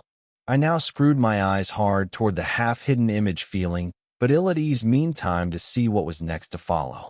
First he takes about a double handful of shavings out of his grego pocket and places them carefully before the idol. Then laying a bit of ship biscuit on top and applying the flame from the lamp, he kindled the shavings into a sacrificial blaze. Presently, after many hasty snatches into the fire, and still hastier withdrawals of his fingers, whereby he seemed to be scorching them badly, he at last succeeded in drawing out the biscuit.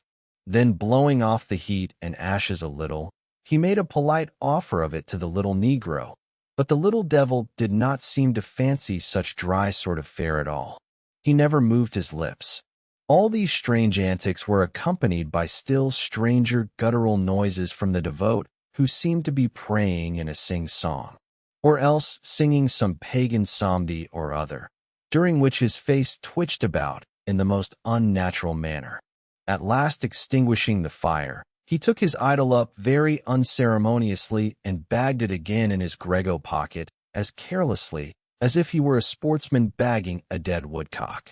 All these queer proceedings increased my uncomfortableness, and seeing him now exhibiting strong symptoms of concluding his business operations and jumping into bed with me, I thought it was high time, now or never, before the light was put out, to break the spell in which I had so long been bound. But the interval I spent in deliberating what to say was a fatal one. Taking his tomahawk from the table, he examined the head of it for an instant, and then holding it to the light with his mouth at the handle, he puffed out great clouds of tobacco smoke. The next moment the light was extinguished, and this wild cannibal tomahawk between his teeth sprang into bed with me. I sang out. I could not help it now, and giving a sudden grunt of astonishment, he began feeling me. Stammering out something, I knew not what, I rolled away from him against the wall, and then conjured him, whoever or whatever he might be, to keep quiet, and let me get up and light the lamp again. But his guttural responses satisfied me at once that he but ill comprehended my meaning. Who devil you? He said at Saint, you no speak ye. Damn me, I kill ye. And so saying, the lighted tomahawk began flourishing about me in the dark. Landlord, for God's sake, Peter Coffin, shouted I, landlord watch. Coffin, angel, save me. Speaky, telling me who he be, or damn me, I kill you. Again, growled the cannibal, while his horrid flourishings of the tomahawk scattered the hot tobacco ashes about me, till I thought my linen would get on fire. But thank heaven, at that moment the landlord came into the room, light in hand, and leaping from the bed, I ran up to him. "Don't be afraid now," said he, grinning again. "Kiku here wouldn't harm a hair of your head." "Stop your grinning," shouted I. "And why didn't you tell me that infernal harpooner was a cannibal? I thought you'd know it. Didn't I tell you he was a peddling heads around town? But turn flukes again and go to sleep. Quig, look here. You sabby me. I sabby you. This man sleepy you. You sabby me sabby," plenty grunted Kweku, puffing away at his pipe and sitting up in B-edition. "You get in," he added, motioning to me with his tomahawk and throwing the clothes to one side. He really did this in not only a civil, but really a kind and charitable way. I stood looking at him a moment. For all his tattooings, he was on the whole a clean, comfortable-looking cannibal. What's all this fuss I have been making about? Thought I to myself. The man's a human being just as I am. He has as much reason to fear me as I have to be afraid of him. Better sleep with a sober cannibal than a drunken Christian. "Landlord," said I, "tell him to stash his tomahawk there, or pipe, or whatever you call it. Tell him to stop smoking, in short, and I will turn in with him. But I don't fancy having a man smoking in bed with me. It's dangerous. Besides, I ain't in surdition this being told to Quake." He at once complied, and again politely motioned me to get into bed, rolling over to one side as much to say, "I won't touch a leg of you." "Good night, landlord," said I.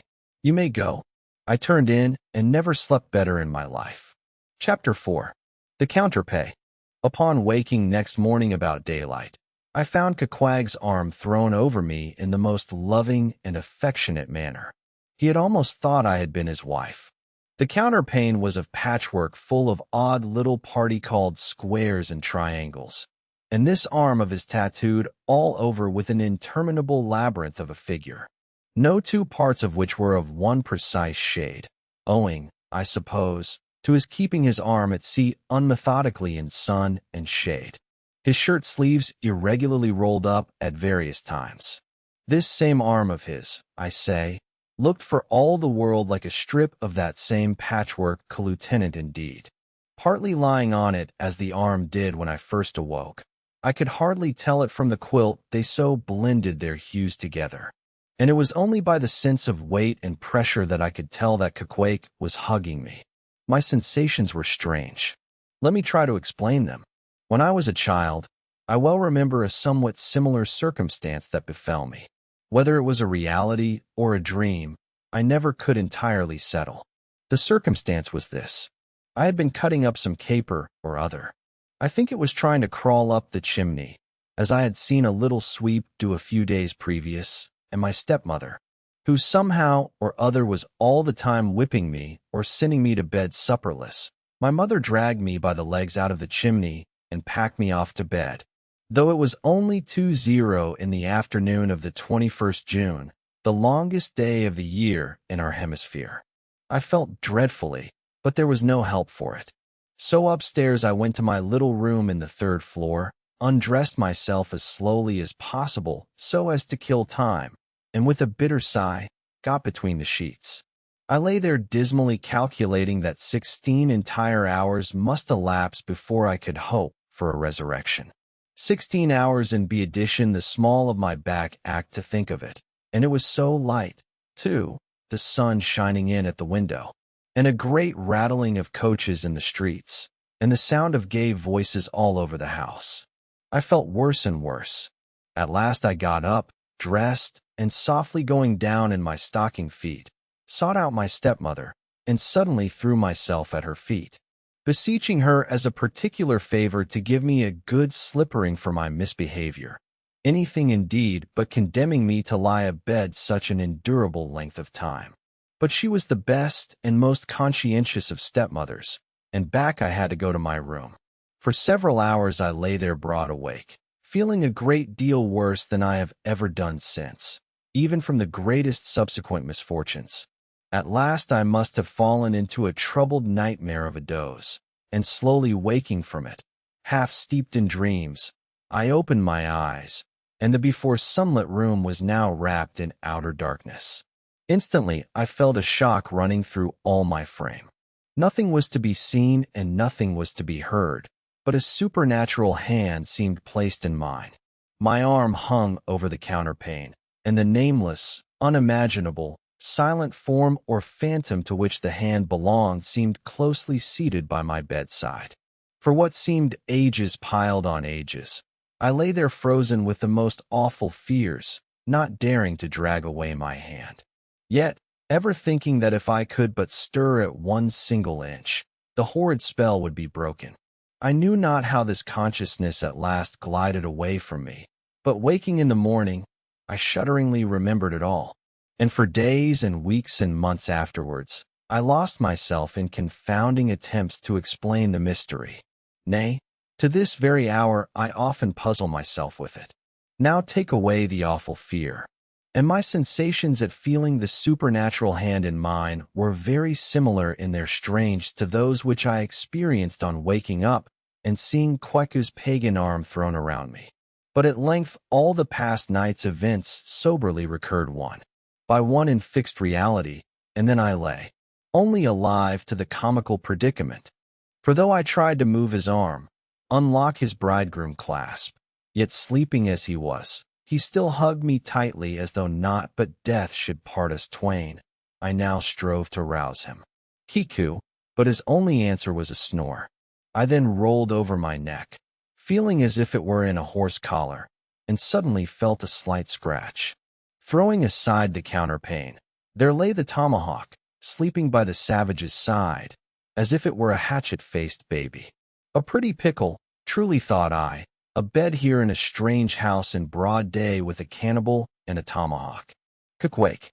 At length, by dint of much wriggling, and loud and incessant expostations upon the unbecomingness of his hugging a fellow male in that matrimonial sort of style, I succeeded in extracting a grunt, and presently he drew back his arm, shook himself all over like a Newfoundland dog, just from the water, and sat up in bed, stiff as a pike's staff, looking at me and rubbing his eyes as if he did not altogether remember how I came to be there, though a dim consciousness of knowing something about me seemed slowly dawning over him. Meanwhile, I lay quietly eyeing him, having no serious misgivings now, and bent upon narrowly observing so curious a creature. When at last his mind seemed made up, touching the character of his bedfellow, and he became, as it were, reconciled to the fact, he jumped out upon the floor, and by certain signs and sounds, gave me to understand that, if it pleased me, he would dress first, and then leave me to dress afterward, leaving the whole apartment to myself. Think I, Quake, under the circumstances, this is a very civilized overture. But the truth is, these savages have an innate sense of delicacy. Say what you will. It is marvelous how essentially polite they are. I pay this particular compliment to Quake because he treated me with so much civility and consideration while I was guilty of great rudeness, staring at him from the bed and watching all of his twilight motions. For the time my curiosity getting the better of my breeding. Nevertheless, a man like Quig you don't see every day. He and his ways were well worth unusual regarding. He commenced dressing at top by donning his beaver hat, a very tall one by the by, and then, still, minus his trousers, he hunted up his boots. What under the heavens he did it for, I cannot tell. But his next movement was to crush himself, boots in hand, and hat on, under the bed, when, from sundry violent gaspings and strainings, I inferred he was hard at work booting himself, though by no law of propriety that I ever heard of is any man required to be private when putting on his boots. But Quake, do you see, was a creature in the transition stage, neither caterpillar nor butterfly. He was just enough civilized to show off his outlandishness in the strangest possible manners. His education was not yet complete edition, he was an undergraduate. If he had not been a small degree civilized, he probably would not have troubled himself with boots at all. But then, if he had not been still a savage, he never would have dreamt of getting under the bed to put them on. At last he emerged with his hat very much dented and crushed down over his eyes, and began creaking and limping about the room as if not being much accustomed to boots. His pair of damp, wrinkled cowhide ones, probably not made to order either, rather pinched and tormented him at the first go-off of a bitter cold morning. Seeing now that there were no curtains to the window, and that the street being very narrow, the house opposite commanded a plain view into the room, and observing more and more the indecorous figure that Queequeg made, staving about with little else but his hat and boots on, I begged him as well as I could to accelerate his toilet somewhat, and particularly to get into his pantaloons as soon as possible. He complied, and then proceeded to wash himself. At that time in the morning any Christian would have washed his face, but Queequeg, to my amazement, contented himself with restricting his ablutions to his chest, arms, and hands. He then donned his waistcoat, and taking up a piece of hard soap on the washstand center table, dipped it into water, and commenced lathering his face. I was washing to see where he kept his razor, and lo and behold, he takes the harpoon from the bed corner, slips out the long wooden stock, unsheathes the head, wets it a little on his boot, and striding up to the bit of mirror against the wall, begins a vigorous scraping, or rather harpooning of his cheeks. Thinks I, Queequeg, this is using Roger's best cutlery with a vengeance.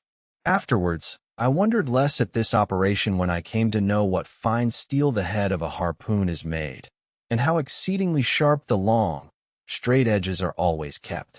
The rest of his toilet was soon achieved, and he proudly marched out of the room, wrapped up in his great pilot monkey jacket, and sporting his harpoon like a marshal's baton.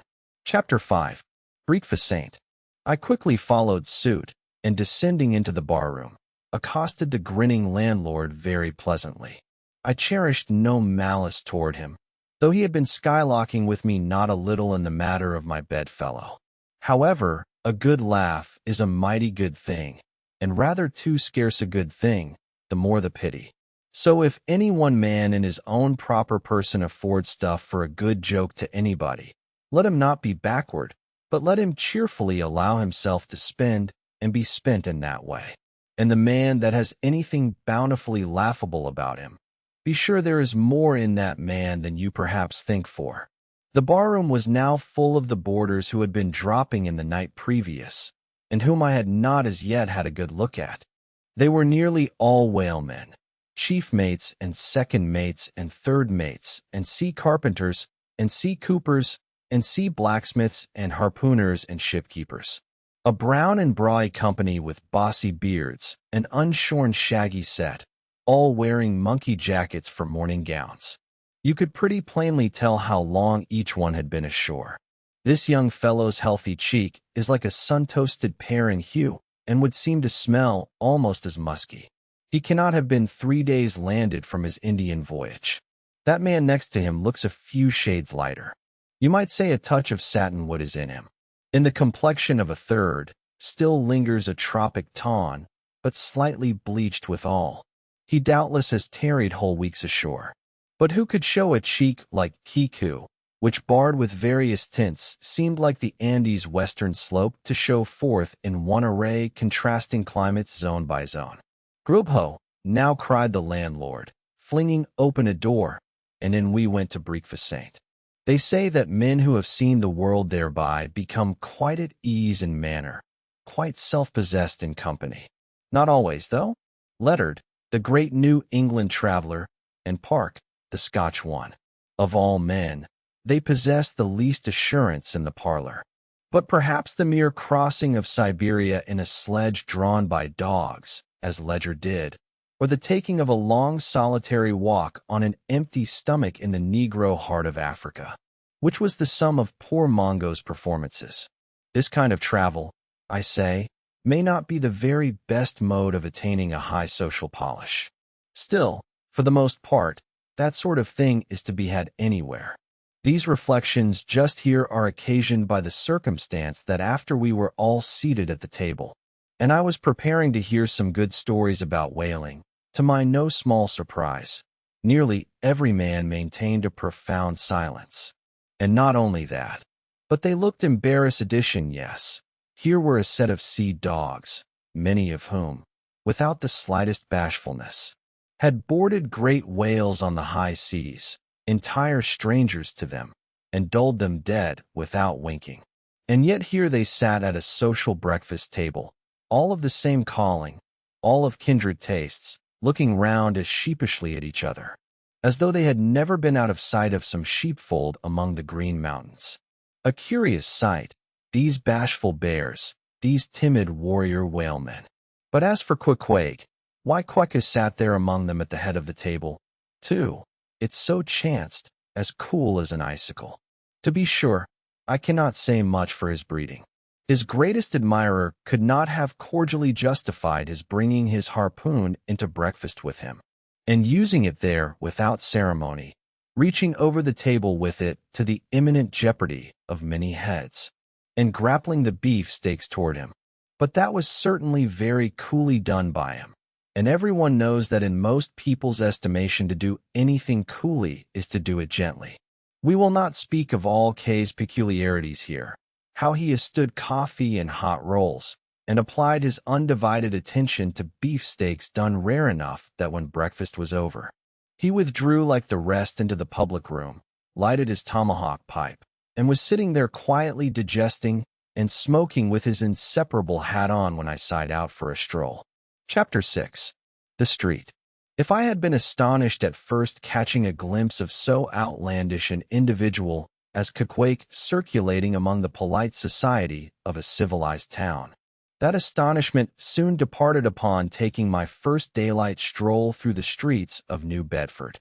In thoroughfares, the docks, any considerable seaport, will frequently offer to view the queerest-looking nondescripts from foreign parts. Even in Broadway and Chestnut Streets, Mediterranean mariners will sometimes jostle the affrighted ladies. Regent Street is not unknown to Lascars and Malays. And at Bombay in the Apollo Green live Yankees have often scared the natives. But New Bedford beats all Water Street in Wapping. In these last-mentioned haunts you see only sailors, but in New Bedford actual cannibals stand chatting at street corners, savages outright, many of whom yet carry on their bones unholy flesh. It makes a stranger stare. But besides the Fijians, Tonga Deborahs, Aramangoans, Penangians, and Bridgians, and besides the wild specimens of the whaling craft, which unheeded reel about the streets, you will see other sights still more curious, certainly more comical. There weekly arrive in this town scores of green Verders and New Hampshire men, all athirst for gain and glory in the fishery. They are mostly young, of stalwart frames, fellows who have felled forests, and now seek to drop the axe and snatch the whale lance. Many are as green as the green mountains whence they came. In some things you would think them but a few hours old. Look there, that chap strutting around the corner. He wears a beaver hat and swallow-tailed coat, girdled with a sailor belt and sheath knife. Here comes another with a southwester and a bombazine cloak. No town-bred dandy will compare with a country-bred one. I mean a downright bumpkin dandy. A fellow that in the dog days will mow his 2 acres in buckskin gloves for fear of tanning his hands. Now when a country dandy like this takes it into his head to make a distinguished reputation and joins the great whale fishery, you should see the comical things he does upon reaching the seaport. In bespeaking his sea outfit, he orders bell-buttons to his waistcoats, straps to his canvas trousers. Ah, poor hayseed! How bitterly will burst those straps in the first howling gale, when thou art driven straps button, and all down the throat of the temp established. But think not that this famous town has only harpooners, cannibals, and bumpkins to show her visitors. Not at all. Still New Bedford is a queer place. Had it not been for us whalemen, that tract of land would this day perhaps have been in as howling condition as the coast of Labrador. As it is, parts of her back country are enough to frighten one. They look so bony. The town itself is perhaps the dearest place to live in all New England. It is a land of oil, true enough, but not like Canaan, a land also of corn and wine. The streets do not run with milk, nor in the springtime do they pave them with fresh eggs. Yet in spite of this, nowhere in all America will you find more patrician-like houses, parks, and gardens more opulent than in New Bedford. Whence came they how planted upon this once scraggy scoria of a country? Go and gaze upon the iron emblematical harpoons round yonder lofty mansion, and your question will be answer addition yes. All these brave houses and flowery gardens came from the Atlantic, Pacific, and Indian Ocean. One and all they were harpooned and dragged up hither from the bottom of the sea. Can Her Alexander perform a feat like that? In New Bedford, fathers, they say, give whales for the ferdowers to their daughters and portion off their nieces with a few porpoises apiece. You must go to New Bedford to see a brilliant wedding, for they say they have reservoirs of oil in every house, and every night recklessly burn their lengths in spermaceti candles. In summertime the town is sweet to see, full of fine maples, long avenues of green and gold. And in August, high in air, the beautiful and bountiful horse chestnuts candelabra-wise proffer the passer by their tapering upright cones of congregated blossomiss. So omnipotent is art, which in many a district of New Bedford has superinduced bright terraces of flowers upon the barren refuge rocks thrown aside at creation's final day. And the women of New Bedford, they bloom like their own red roses, but roses only bloom in summer, whereas the fine carnation of their cheeks is perennial as sunlight in the seventh heavens. Elsewhere match that bloom of theirs you cannot save in Salem, where they tell me the young girls breathe such musk their sailor sweethearts smell them miles offshore as though they were drawing nigh the odorous Moluccas instead of the puritanic sands. Chapter 7 The chapel, in the same New Bedford there stands a whaleman's chapel, and few are the moody fishermen shortly bound for the Indian Ocean or Pacific who fail to make a Sunday visit to the spot. I am sure that I did not. Returning from my first morning stroll, I again sighed out upon this special errand. The sky had changed from clear, sunny, cold to driving sleet, and me saint wrapping myself in my shaggy jacket of the cloth called bear skin. I fought my way against the stubborn Estroom. Entering, I found a small, scattered congregation of sailors and sailors' wives and widows. A muffled silence reigned, only broken at times by the shrieks of the Estroom. Each silent worshipper seemed purposely sitting apart from the other, as if each silent grief were insular and incommunicable. The chaplain had not yet arrived, and there these silent islands of men and women sat steadfastly, eyeing several marble tablets with black borders massoned into the walls on either side of the pulpit. 3 of them ran something like the following, but I do not pretend to quote. Sacred to the memory of John Talbot, who at the age of 18 was lost overboard near the Isle of Desolation off Patagonia, November 1st, 1836. This tablet is erected to his memory by his sister.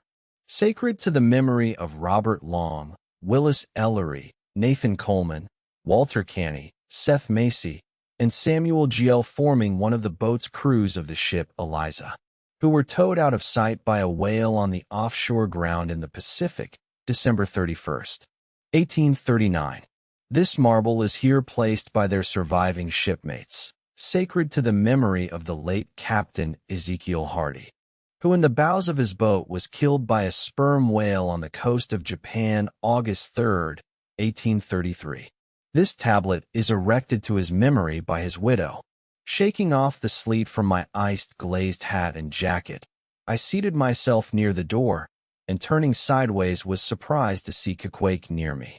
Affected by the solemnity of the scene, there was a wondering gaze of incredulous curiosity in his countenance. This savage was the only person present who seemed to notice my entrance, because he was the only one who could not read, and therefore was not reading those frigid inscriptions on the wall. Whether any of the relatives of the seamen whose names appeared there were now among the congregation, I knew not, but so many or the unrecorded accidents in the fishery, and so plainly did several women present where the countenance, if not the trappings of some unceasing grief, that I feel sure that here before me were assembled those in whose unhealing hearts the sight of those bleak tablets sympathetically caused the old wounds to bleed afresh. O ye whose dead lie buried beneath the green grass, who standing among flowers can say, Here, here lies my beloved, you know not the desolation that broods in bosoms like these.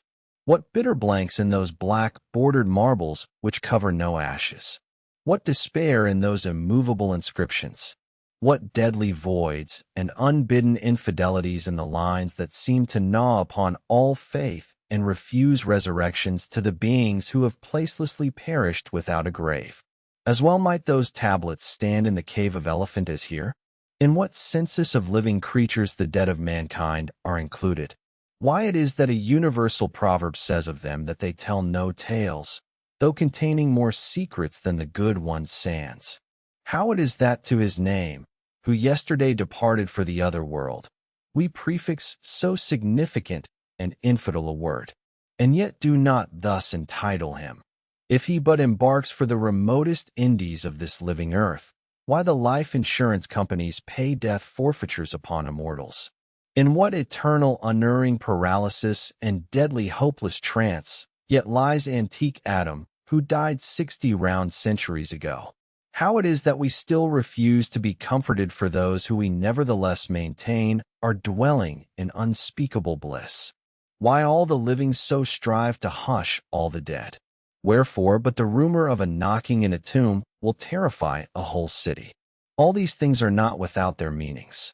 But faith, like a jackal, feeds among the tombs, and even from these dead doubts she gathers her most vital hope. It need scarcely be told with what feelings on the eve of a Nantucket voyage I regarded those marble tablets, and by the murky light of that darkened, doleful day, read the fate of the whalemen who had gone before me. Yes, Ishmael, the same fate may be thine. But somehow I grew merry again. Delightful inducements to embark. Fine chance for promotion. It seemeth I, a stove-boat, will make me an immortal by brevet. Yes, there is death in this business of whaling, a speechlessly quick, chaotic bundling of a man into eternity. But what then? Methinks we have hugely mistaken this matter of life and death. Methinks that what they call my shadow here on earth is my true substance. Methinks that in looking at things spiritual we are too much like oysters observing the sun through the water and thinking that thick water the thinnest of air. Methinks my body is but the leaves of my better being. In fact, take my body who will take it. I say it is not me. And therefore, 3 cheers for Nantucket, and come a stove-boat and stove-body when they will, for stave my soul. Jove himself cannot. Chapter 8. The Pulpit. I had not been seated very long. A man of a certain venerable robustness entered edition immediately, as the storm-pelted door flew back upon admitting him. A quick, regardful eyeing of him by all of the congregation sufficiently attested that this fine old man was the chaplain. Yes, it was the famous Father Mapple, so called by the whaleman, among whom he was a very great favorite. He had been a sailor and a harpooner in his youth, but for many years past had dedicated his life to the ministry. At the time I now write of, Father Mapple was in the hardy winter of a healthy old age, that sort of old age which seems merging into a second flowering youth. For among all the fissures of his wrinkles there shone certain mild gleams of a newly developing bloom, the spring there peeping forth even beneath February's snow. No one, having previously heard his history, could for the first time behold Father Mapple without the utmost interest, because there were certain engrafted clerical peculiarities about him imputable to that adventurous maritime life he had eludition when he entered. I observed that he carried no umbrella, and certainly had not come in his carriage, for his tarpaulin hat ran down with melting sleet, and his great pilot cloth jacket seemed almost to drag him to the floor with the weight of the water it had absorbedition. However, hat and coat and overshoes were one by one removed, and hung up in a little space in an adjacent corner. When arrayed in a decent suit, he quietly approached the pulpit. Like most old-fashioned pulpits, it was a very lofty one, and since irregular stairs to such a height would, by its long angle with the floor, seriously contract the already small area of the chapel, the architect, it seemed, had acted upon the hint of Father Mapple and finished the pulpit without a stairs, substituting a perpendicular side ladder, like those used in mounting a ship from a boat at sea. The wife of a whaling captain had provided the chapel with a handsome pair of red worsted man robes for this ladder, which being itself nicely headed and stained with a mahogany color, the whole contrivance, considering what manner of chapel it was, seemed by no means in bad taste. Halting for an instant at the foot of the ladder, and with both hands grasping the ornamental knobs of the man-robes, Father Mapple cast a look upwards, and then, with a truly sailor-like, but still reverential dexterity, hand over hand, mounted the steps as if ascending the main top of his vessel. The perpendicular parts of this side ladder, as is usually the case with swinging ones, were of cloth-covered rope. Only the rounds were of wood, so that at every step there was a joint. At my first glimpse of the pulpit, it had not escaped me that, however convenient for a ship, these joints, in the present instance, seemed unnecessary, for I was not prepared to see Father Mapple, after gaining the height, slowly turn round, and stooping over the pulpit, deliberately drag up the ladder step by step, till the whole was deposited within, leaving him impregnable in his little Quebec. I pondered some time without fully comprehending the reason for this. Father Mapple enjoyed such a wide reputation for sincerity and sanctity that I could not suspect him of courting notoriety by any mere tricks of the stage. No, thought I, there must be some sober reason for this thing. Furthermore, it must symbolize something unseen. Can it be, then, that by that act of physical isolation, he signifies his spiritual withdrawal for the time from all outward worldly ties and connections?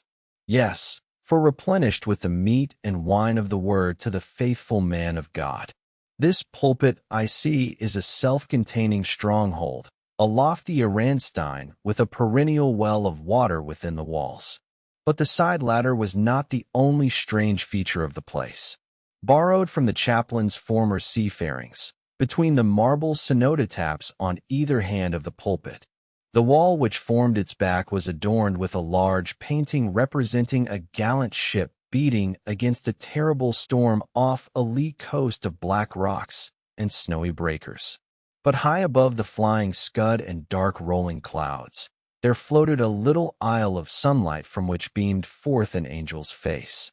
And this bright face shed a distinct spot of radiance upon the ship's tossed deck, something like that silver plate now inserted into the Victo's plank where Nelson fell. Ah, noble ship, the angel seemed to say, beat on, thou noble ship, and bear a hardy helm. For lo, the sun is breaking through, the clouds are rolling off. Serenest azure is at hand. Nor was the pulpit itself without a trace of the same sea taste that had achieved the ladder in the picture. Its paneled front was in the likeness of a ship's bluff bows, and the Holy Bible rested on a projecting piece of scrollwork fashioned after a ship's fiddle-headed beak. What could be more full of meaning? For the pulpit is ever this earth's foremost part. All the rest comes in its rear. The pulpit leads the world. From thence it is, the storm of God's quick wrath is first described, and the bow must bear the earliest brunt. From thence it is, the god of breezes, fair or foul, is first invoked for favorable winds. Yes, the world's a ship on its passage out, and not a voyage complete, and the pulpit is its prow. Chapter 9. The Sermon. Father Mapple rose, and in a mild voice of unassuming authority ordered the scattered people to condense. Starboard gangway there. Sideway to larboard. Larboard gangway to starboard. Midship. There was a low rumbling of heavy sea boots among the benches and a still slighter shuffling of women's shoes, and all was quiet again, and every eye on the preacher. He paused a little, then, kneeling in the pulpit's bows, folded his large brown hands across his chest, uplifted his closed eyes, and offered a prayer so deeply devout that he seemed kneeling and praying at the bottom of the sea. This ended in prolonged solemn tones like the continual tolling of a bell in a ship that is foundering at sea in a fog. In such tones he commenced reading the following hymn, but changing his manner towards the concluding stanzas burst forth with appealing exultation and joy. The ribs and terrors of the whale arched over me in dismal gloom, while all God's sunlit waves rolled by and lift me deepening down to doom. I saw the opening hymn of hell with endless pains and sorrows there, which none but they that feel can tell. Oh, I was plunging to despair. In black distress I called my God. When I could scarce believe him mine, he bowed his ear to my complaints. No more the whale did me confine. With speed he flew to my relief, as on a radiant dolphin borne. Awful yet bright, as lightning shone the face of my deliverer God. My song forever shall record that terrible, that joyful hour. I give the glory to my God, his all the mercy and the power. Nearly all joined in singing this hymn, which swelled high above the howling of the S-room. A brief pause in sedition, the preacher slowly turned over the leaves of the Bible, and at last, folding his hand down on the proper page, said, "Beloved shipmates," clinched the last verse of the first chapter of Jonah. And God had prepared a great fish to swallow up Jonah. Shipmates, this book, containing only 4 chapters, for yarns, is one of the smallest strands in the mighty cable of the Scriptures. Yet what depths of the soul does Jonah's deep sealing sound? What a pregnant lesson to us is this prophet! What a noble thing is that canacle in the fish's belly! How billow-like and boisterously grand! We feel the flood surging over us. We sound with him to the kelpy bottom of the waters. Seaweed and all the slime of the sea is about us. But what is the lesson that this book of Jonah teaches? Shipmates, it is a 2-stranded lesson. A lesson to us all as sinful men, and a lesson to me as a pilot of the living God. As sinful men, it is a lesson to us all because it is the story of the sin, hard-heartedness, suddenly awakened fears, the swift punishment, repentance, prayers, and finally the deliverance and joy of Jonah. As with all sinners among men, the sin of this son of Amidi was in his willful disobedience to the command of God. Never mind now what that command was or how conveyed, which he found a hard command. But all things that God would have us do are hard for us to do. Remember that. And hence he oftener commands us than endeavors to persuade. And if we obey God, we must disobey ourselves. And it is in this disobeying ourselves wherein the hardness of obeying God conceits saints. With this sin of disobedience in him, Jonah still further flouts at God by seeking to flee from him. He thinks that a ship made by men will carry him into countries where God does not reign, but only the captains of this earth. He skulks about the wharves of Joppa and seeks a ship that's bound for Tarshish. There lurks perhaps a hitherto unheeded meaning here. By all accounts, Tarshish could have been no other city than the modern Cadiz. That's the opinion of learned men. And where is Cadiz, shipmates? Cadiz is in Spain, as far by water from Joppa as Jonah could possibly have sailed in those ancient days when the Atlantic was an almost unknown sea. Because Joppa, the modern Jaffa, shipmates, is on the most easterly coast of the Mediterranean, the Syrian, and Tarshish or Cadiz, more than 2,000 miles to the westward from that, just outside the Straits of Gibraltar. See you not then, shipmates, that Jonah sought to flee worldwide from God? Miserable man, almost contemptible and worthy of all scorn, with slouched hat and guilty eyes, skulking from his God, prowling among the shipping like a vile burglar hastening to cross the seas. So disordered, self-condemning in his look, that had there been policemen in those days, Jonah, on the mere suspicion of something wrong, had been arrested ere he touched a dick. How plainly he's a fugitive. No baggage, not a hatbox, valise, or carpet bag. No friends accompany him to the wharf with their adieus.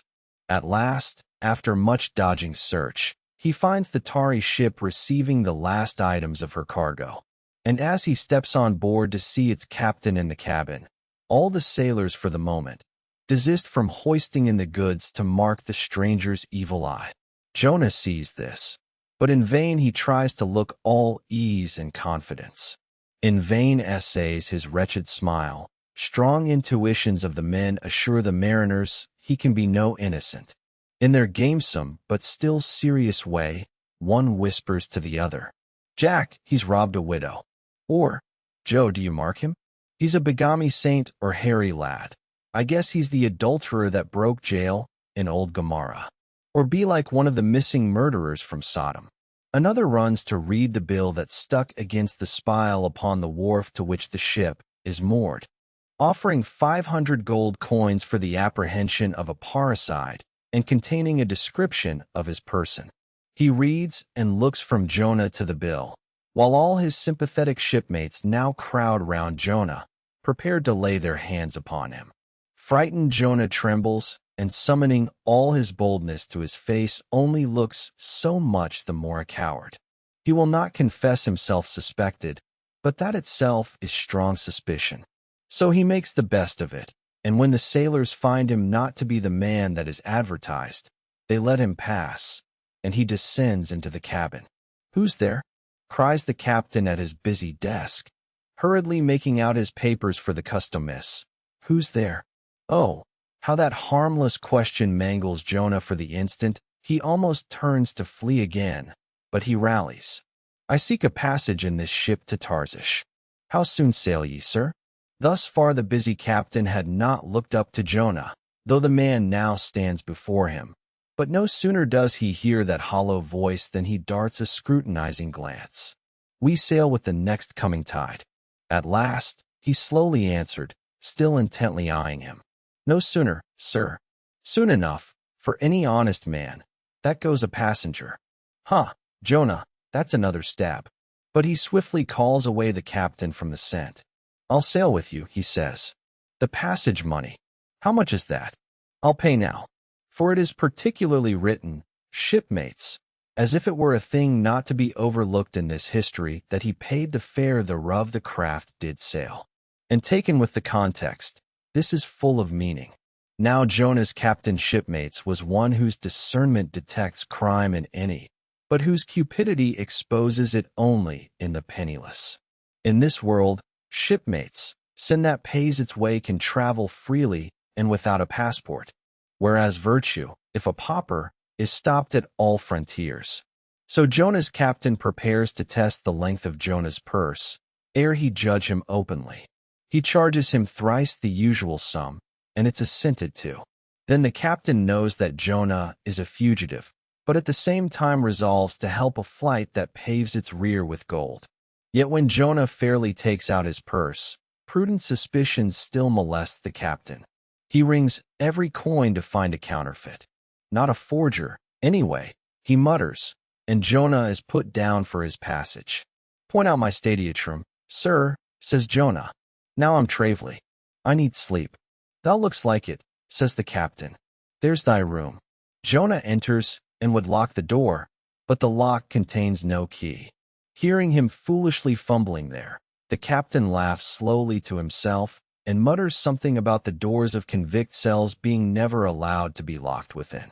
All dressed and dusty as he is, Jonah throws himself into his berth and finds the little stadiatrum ceiling almost resting on his forehead. The air is close, and Jonah gasps. Then in that contracted hole sunk 2 beneath the ship's waterline, Jonah feels the heralding presentiment of that stifling hour when the whale shall hold him in the smallest of his bowels wards.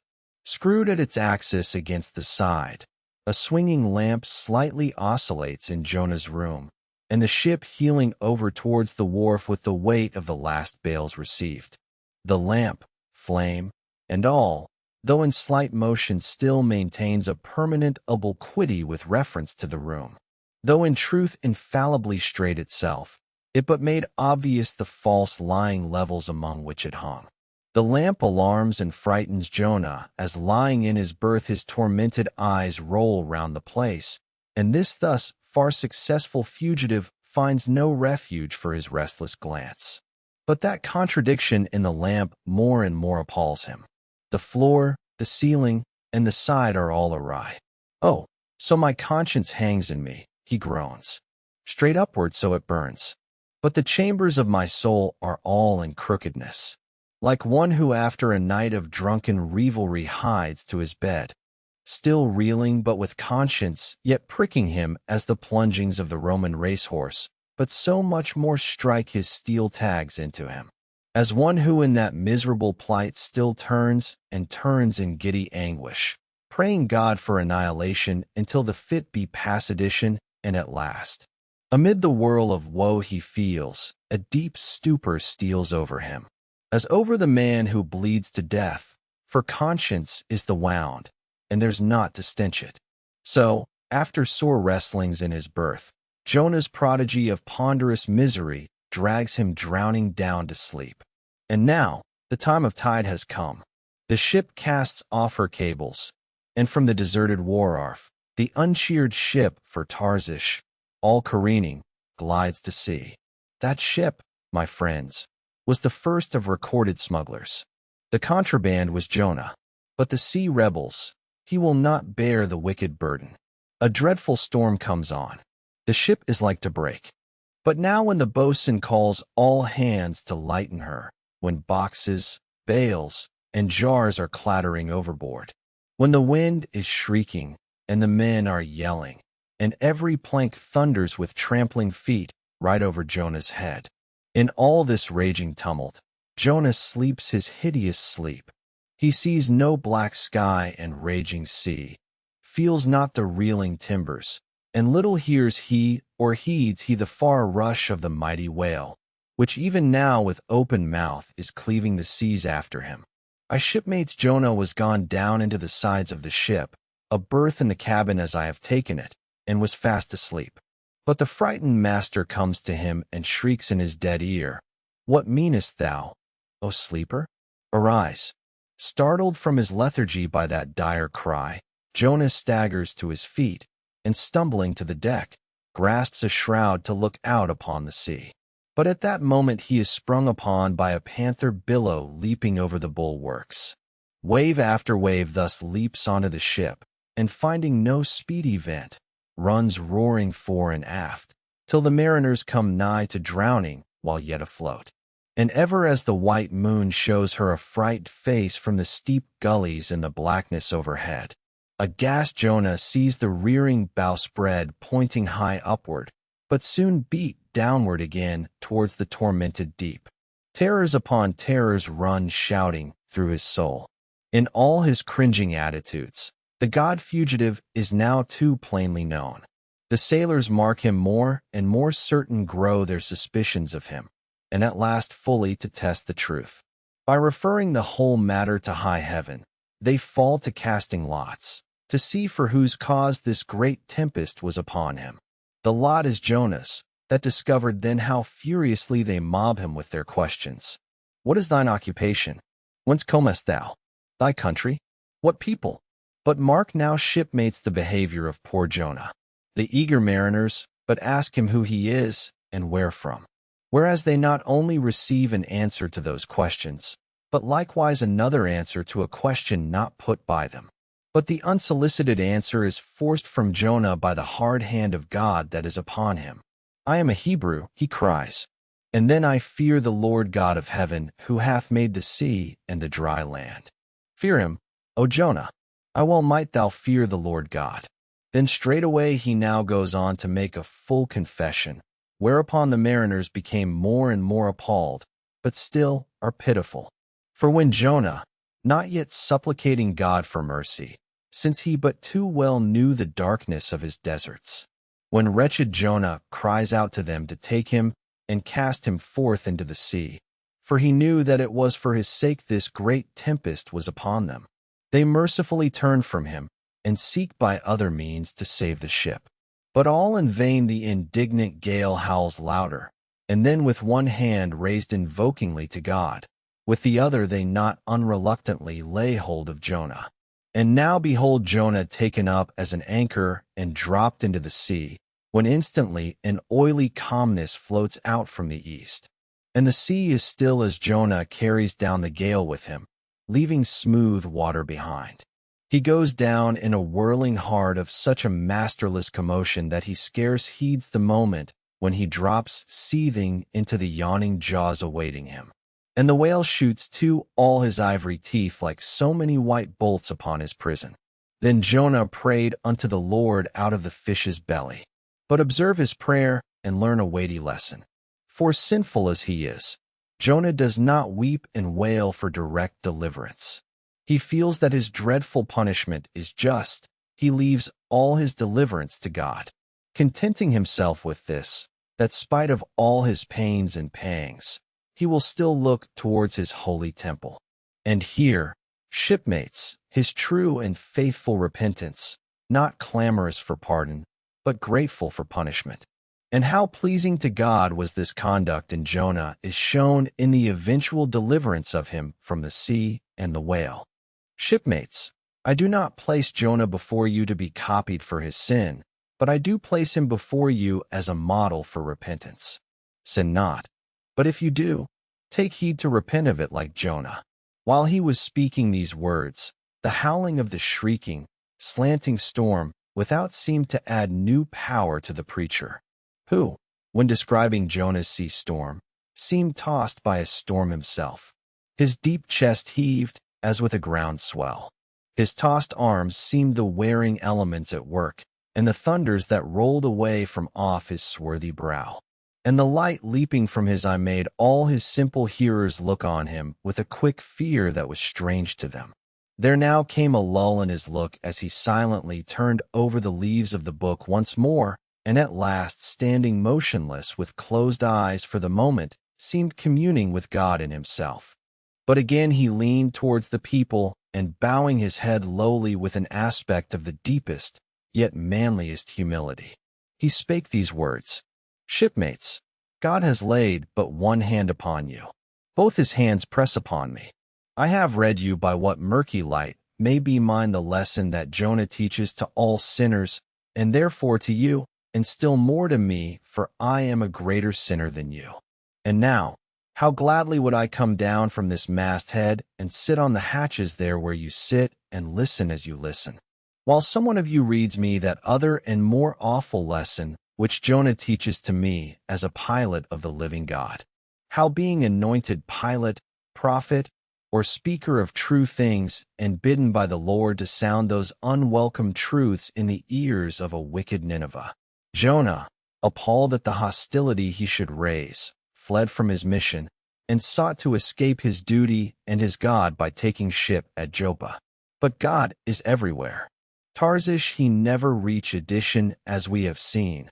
God came upon him in the whale, and swallowed him down to the living gulfs of doom, and with swift slantings tore him along into the midst of the seas, where the eddying depths sucked him 10,000 fathoms down, and the weeds were wrapped about his head, and all the watery world of woe bowled over him.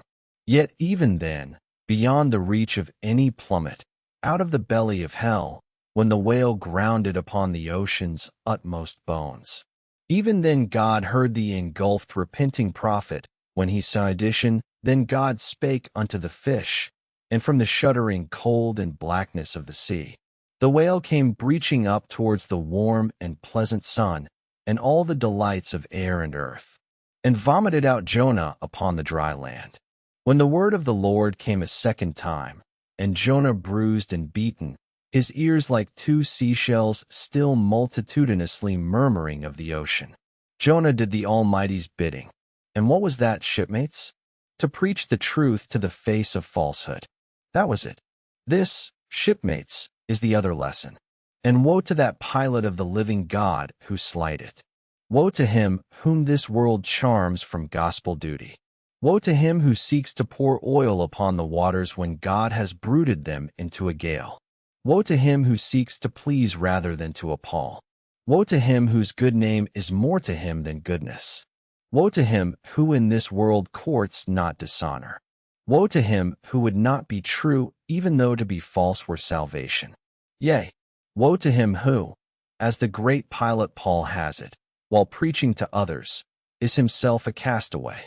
He dropped and fell away from himself for a moment, then lifting his face to them again, showed a deep joy in his eyes, as he cried out with a heavenly enthusiasm, "But, O shipmates, on the starboard hand of every woe there is a sure delight, and higher the top of that delight than the bottom of the woe is deep. Is not the main truck higher than the kelson is low? Delight is to him a far, far upward and inward delight, who against the proud gods and commoders of this earth ever stands forth his own inexorable self. Delight is to him whose strong arms yet support him when the ship of this base, treacherous world has gone down beneath him. Delight it is to him who gives no quarter in the truth and kills, burns, and destroys all sin, though he pluck it out from under the robes of senators and judges. Delight, top, gallant delight is to him who acknowledges no law or lord but the Lord his God, and is only a patriot to heaven. Delight is to him whom all the waves of the billows of the seas and the boisterous mob can never shake from this sure keel of the ages. An eternal delight and deliciousness will be his, who coming to lay him down can say with his final breath, O Father, chiefly known to me by thy rod, mortal or immortal, here I die. I have striven to be thine more than to be this world's or mine own. Yet this is nothing.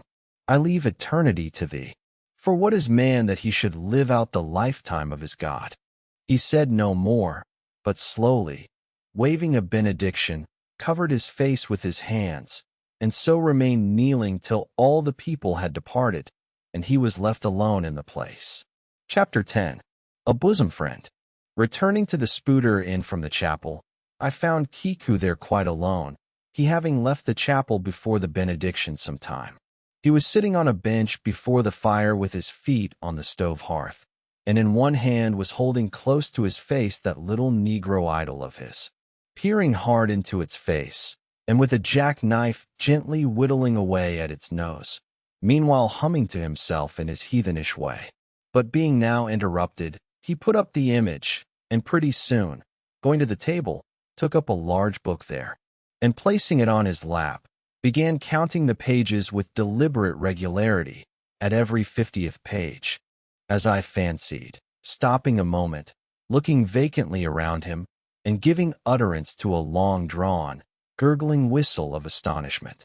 He would then begin again at the next 50, seeming to commence at the number 1 each time, as though he could not count more than 50, and it was only by such a large number of 50s being found together that his astonishment at the multitude of pages was exceeded. With much interest I sat watching him. Savage though he was, and hideously marred about the face, at least to my taste, his countenance yet had something in it which was by no means disagreeable. You cannot hide the soul. Through all his unnearly tattooings, I thought I saw the traces of a simple, honest heart, and in his large, deep eyes, fiery black and bold, there seemed tokens of a spirit that would dare 1,000 devils. And besides all this, there was a certain lofty bearing about the pagan, which even his uncouthness could not altogether maim. He looked like a man who had never cringed, and had never had a creditor. Whether it was too that his head being shaved, his forehead was drawn out in freer and brighter relief, and looked more expansive than it otherwise would. This I will not venture to decide, but certain it was. His head was phrenologically an excellent one. It may seem ridiculous, but it reminded me of General Washington's head, as seen in the popular busts of him. It had the same long, regularly graded, retreating slope from above the brows, which were likewise very projecting like 2 long promontories thickly wooded on top. Queequeg was George Washington, cannibalistically developed edition. Whilst I was thus closely scanning him, half pretending, meanwhile, to be looking out at the storm from the casement, he never heeded my presence, never troubled himself with so much as a single glance, but appeared wholly occupied with counting the pages of the marvelous book. Considering how sociably we had been sleeping together the night previous, and especially considering the affectionate arm I had found thrown over me waking in the morning, I thought this indifference of his very strange. But savages are strange beings. At times you do not know exactly how to take them. At first they are overawing. Their calm self-collectiveness of simplicity seems a Socratic wisdom. I had noticed also that Caquake never consorted at all, or but very little, with the other seamen in the inn. He made no advances whatever, appeared to have no desire to enlarge the circle of his acquaintances. All this struck me as mighty singular. Yet upon second thoughts, there was something almost sublime in it. Here was a man some 20,000 me from home by way of Cape Horn, that is, which was the only way he could get there, thrown among people as strange to him as though he were in the planet Jupiter. And yet he seemed entirely at his ease, preserving the utmost serenity, content with his own companionship, always equal to himself. Surely this was a touch of fine philosophy, though no doubt he had never heard there was such a thing as that. But perhaps to be true philosophers, we mortals should not be conscious of so living or so striving. So soon as I hear that such and such a man gives himself out for a philosopher, I conclude that, like the dyspic old woman, he must have broken his digester. As I sat there in that now lonely room, the fire burning low in that mild stage, when after its first intensity has warmed the air, it then only glows to be looked at, the evening shades and phantoms gathering round the casements, and peering in upon us silent solitary twain, the storm booming without in solemn swells, I began to be sensible of strange feelings. I felt a melting in me. No more my splintered heart and maddened hand were turned against the wolfish world. This soothing savage had redeemed it. There he sat, his very indifference speaking a nature in which there lurked no civilized hypocrisies and bland deceits. Wild, he was a very sight of sights to see. Yet I began to feel myself mysteriously drawn towards him. And those same things that would have repelled most others, they were the very magnets that thus drew me. I'll try a pagan friend, thought I, since Christian kindness has proved but hollow courtesy. I drew my bench near him and made some friendly signs and hints, doing my best to talk with him. Meanwhile, at first he little noticed these advances, but presently, upon my referring to his last night's hospitalities, he made out to ask me whether we were again to be bedfellows. I told him yes, where I thought he looked pleased, perhaps a little compliment. We then turned over the book together, and I endeavored to explain to him the purpose of the printing and the meaning of the few pictures that were in it. Thus I soon engaged his interest, and from that we went a jabbering the best we could about the various outer sights to be seen in this famous town. Soon I proposed a social smoke, and producing his pouch and tomahawk, he quietly offered me a puff, and then we sat exchanging puffs from that wild pipe of his, and keeping it regularly passing between us. If there yet lurked any ice of indifference toward me in the pagan's breast, this pleasant, genial smoke, we had soon thawed it out, and left us cronies. He seemed to take to me quite as naturally and unbiddenly as I to him, and when our smoke was over, he pressed his forehead against mine, clasped me around the waist, and said that henceforth we were married, meaning in his country's phrase that we were bosom friends. He would gladly die for me, if the need should be. In a countryman, this sudden flame of friendship would have seemed far too premature, a thing to be much distrusted, but in this simple savage, those old rules would not apply. After supper, and another social chat and smoke, we went to our room together. He made me a present of his embalmed head, took out his enormous tobacco wallet, and groping under the tobacco, drew out some $30 in silver. Then spreading them on the table and mechanically dividing them into 2 equal portions, pushed one of them toward me and said it was mine. I was going to remonstrate, but he silenced me by pouring them into my trousers pockets. I let them stay. He then went about his evening prayers, took out his idol, and removed the paper fireboard. By certain signs and symptoms, I thought, he seemed anxious for me to join him. But well, knowing what was to follow, I deliberated a moment whether, in case he invited me, I would comply, or otherwise.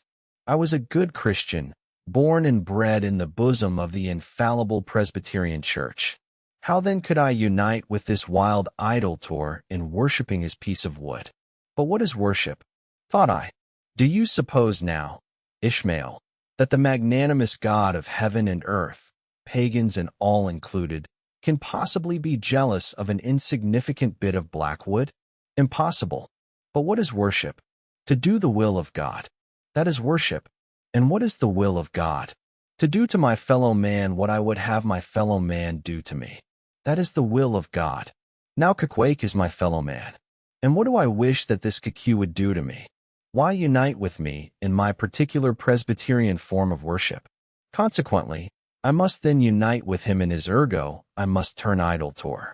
So I kindled the shavings, helped prop up the innocent little idol, offered him burnt biscuit with Q, salaamed before him twice or thrice, kissed his nose, and that done. We undressed, and went to bed at peace with our own consciences and all the world. But we did not go to sleep without some little chat. How it is, I know not. But there is no place like a bed for confidential disclosures between friends. Men and wife, they say, they're open the very bottom of their souls to each other, and some old couples often lie and chat over old times till nearly morning. Thus then, in our heart's honeymoon, lay I and Kay, a cozy, loving pair.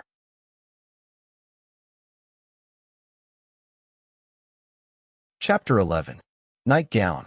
We had lain thus in bed, chatting and napping at short intervals, and Queequeg now and then affectionately throwing his brown tattooed legs over mine, and then drawing them back.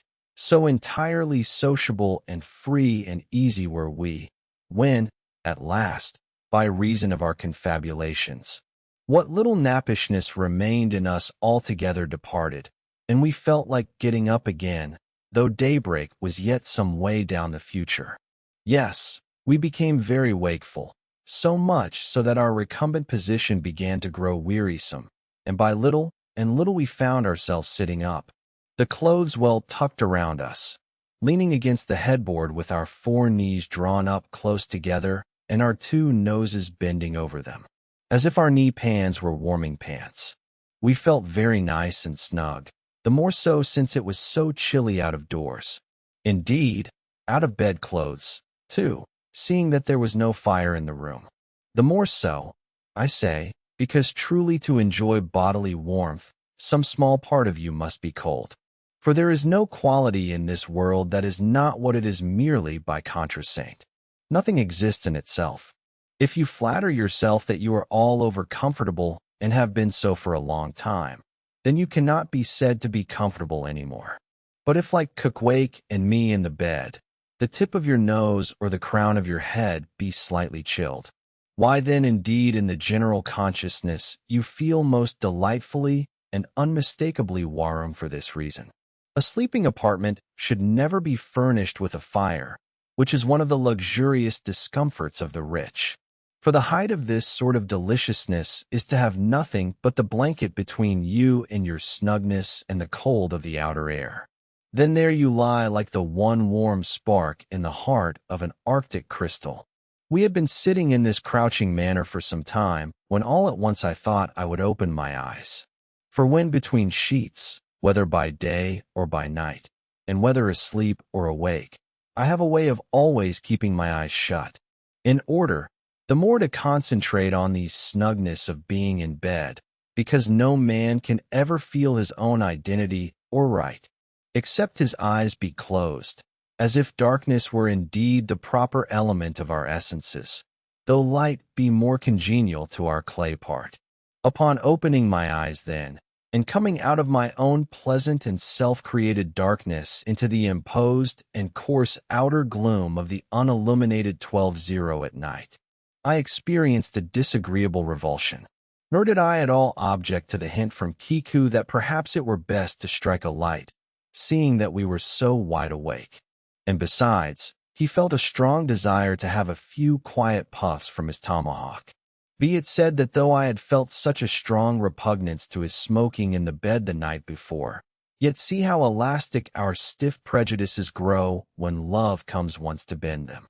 For now I like nothing better than to have Caquake smoking by me, even in bed, because he seemed to be full of such serene household joy then.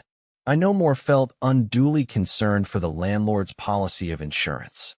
I was only alive to the condensed confidential comfortableness of sharing a pipe and a blanket with a real friend. With our shaggy jackets drawn about our shoulders, we now passed the tomahawk from one to the other, till slowly there grew over us a blue hanging tester of smoke, illuminated by the flame of the new lit lamp. Whether it was that this undulating tester rolled the savage away to far distant scenes, I know not. But he now spoke of his native island, and eager to hear his history, I begged him to go on and tell it. He gladly complied, though at the time I but ill comprehended not a few of his words, yet subsequent disclosures, when I had become more familiar with his broken phraseology, now enable me to present the whole story, such as it may prove in the mere skeleton I give. Chapter 12. Biographical. Kiku was a native of Kakavoko, an island far away to the west and south. It is not down in any map. True places never are. When a new-hatched savage, running wild about his native woodlands in a grass cloud, followed by the nibbling goats, as if he were a green sapling. Even then, in Kiku's ambitious soul lurked a strong desire to see something more of Christendom than a specimen whaler or two. His father was a high chief, a king, his uncle a high priest, and on the maternal side, he boasted aunts who were the wives of unconquerable warriors. There was excellent blood in his veins, royal stuff, though sadly vitiated, I fear, by the cannibal propensity he nourished in his untutored youth. A Sag Harbor ship visited his father's bay, and Caquake sought a passage to the Christian lands. But the ship, having her full complement of seamen, spurned his suit, and not all the king his father's influence could prevail. But Caquake vowed a vow. Alone in his canoe, he paddled off to a distant strait, which he knew the ship must pass through when she quitted the island. On one side was a coral reef, on the other a low tongue of land covered with mangrove thickets that grew out into the water.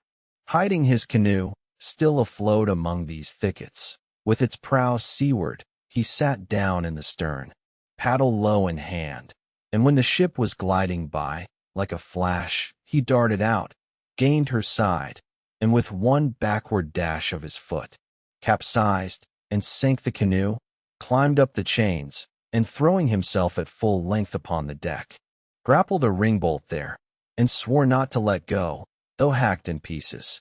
In vain the captain threatened to throw him overboard, suspended a cutlass over his naked risaints. Kiku was the son of a king, and Quickwag budged not. Struck by his desperate dauntlessness and his wild desire to visit Christendom, the captain at last relented, and told him he might make himself at home. But this fine young savage, this sea prince of Wales, never saw the captain's cabin. They put him down among the sailors and made a whaleman of him. But like Tsar Peter, content to toil in the shipyards of foreign cities, Kiku disdained no seeming ignominy, if thereby he might happily gain the power of enlightening his untoured countrymen.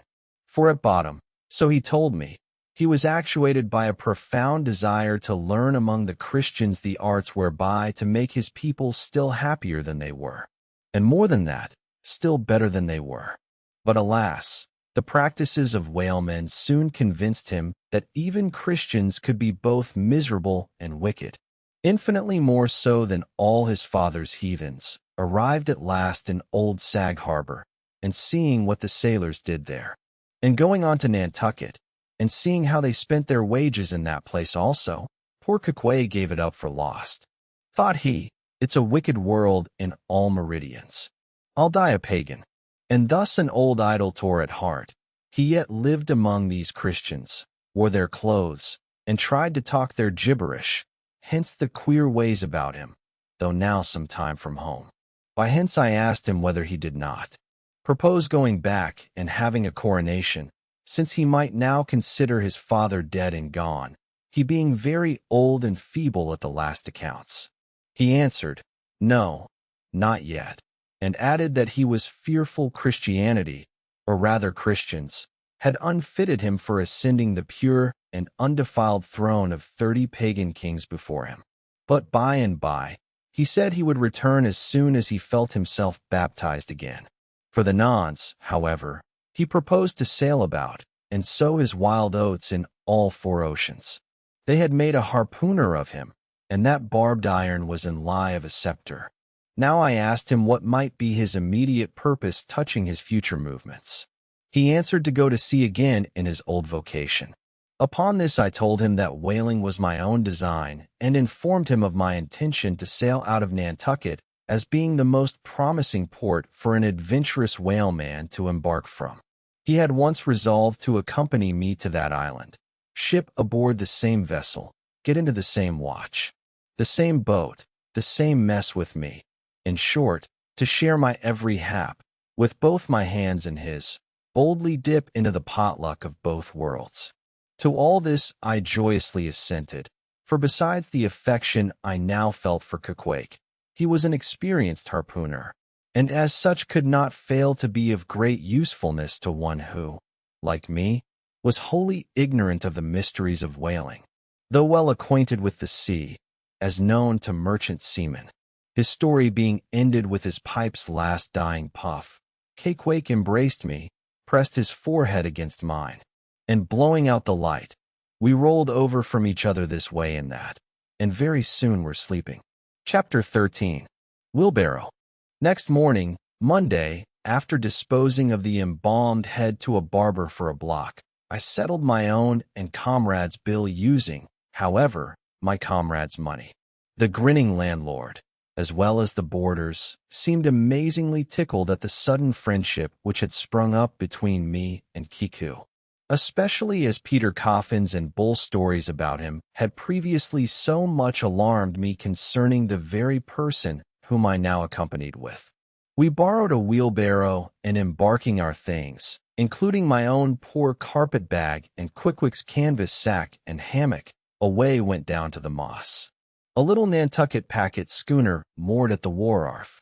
As we were going along, the people stared, not at Queequeg so much, for they were used to seeing cannibals like him in their streets, but at seeing him and me on such confidential terms.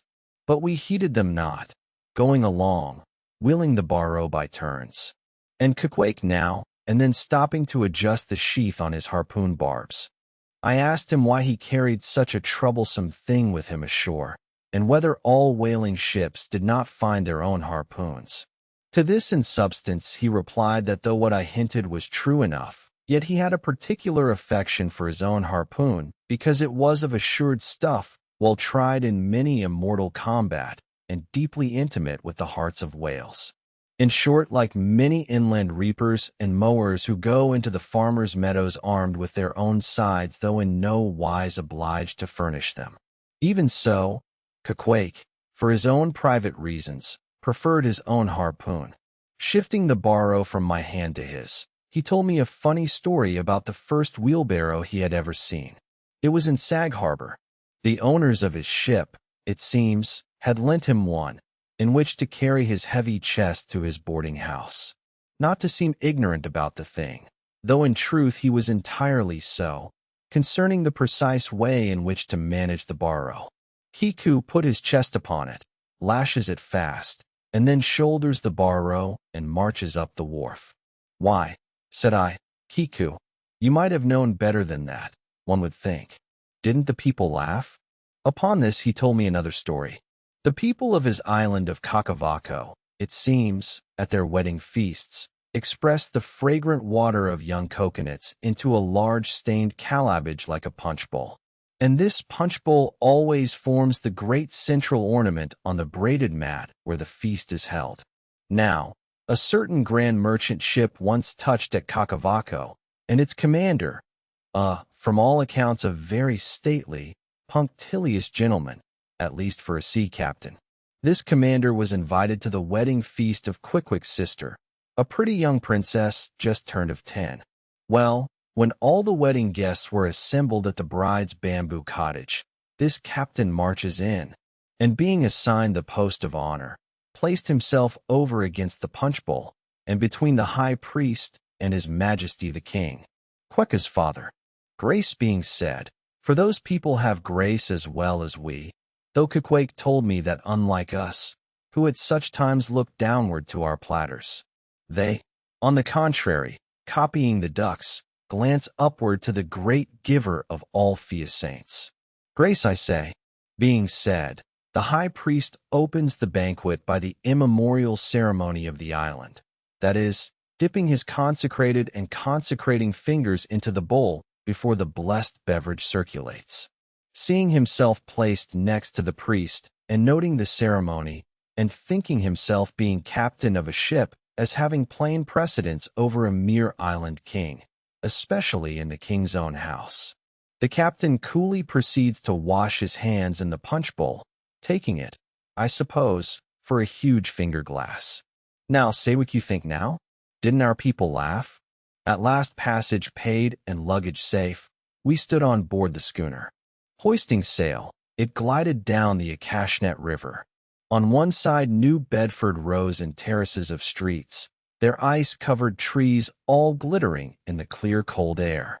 Huge hills and mountains of casks on casks were piled upon her wharves, and side by side the whirl-wandering whale ships lay silent and safely moored at last, while from others came a sound of carpenters and coopers with blended noises of fires and forges to melt the pitch, all betoning that new cruises were on the start.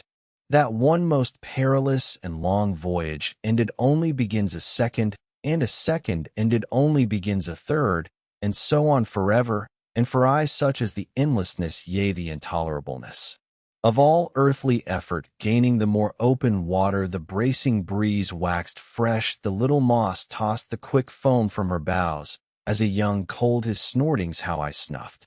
That Tartar air how I spurned, that turnpike earth, that common highway way, all over dented with the marks of slavish heels and hoofs, and turned me to admire the magnanimity of the sea, which will permit no records.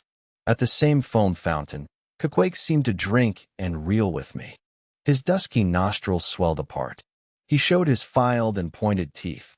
On we flew, and our offing gain addition the moss did homage to the Blassaint ducked and dived her bows as a slave before the Sultan.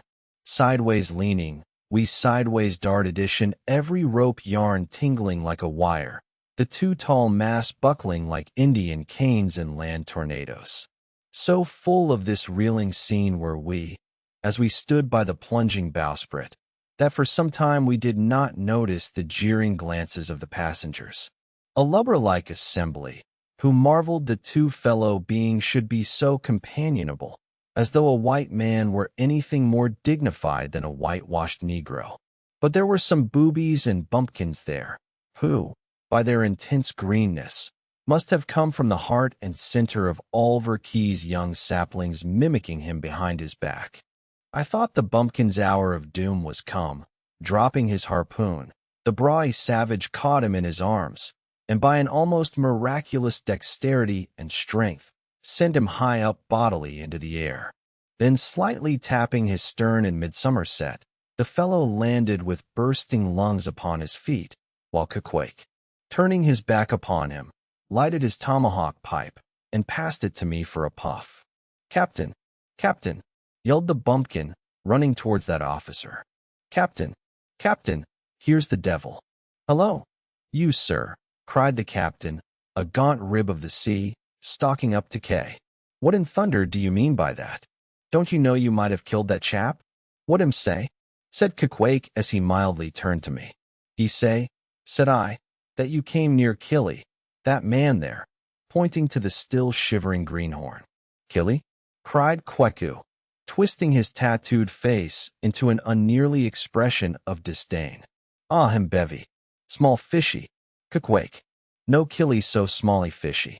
Quagely big whale." "Look you," roared the captain.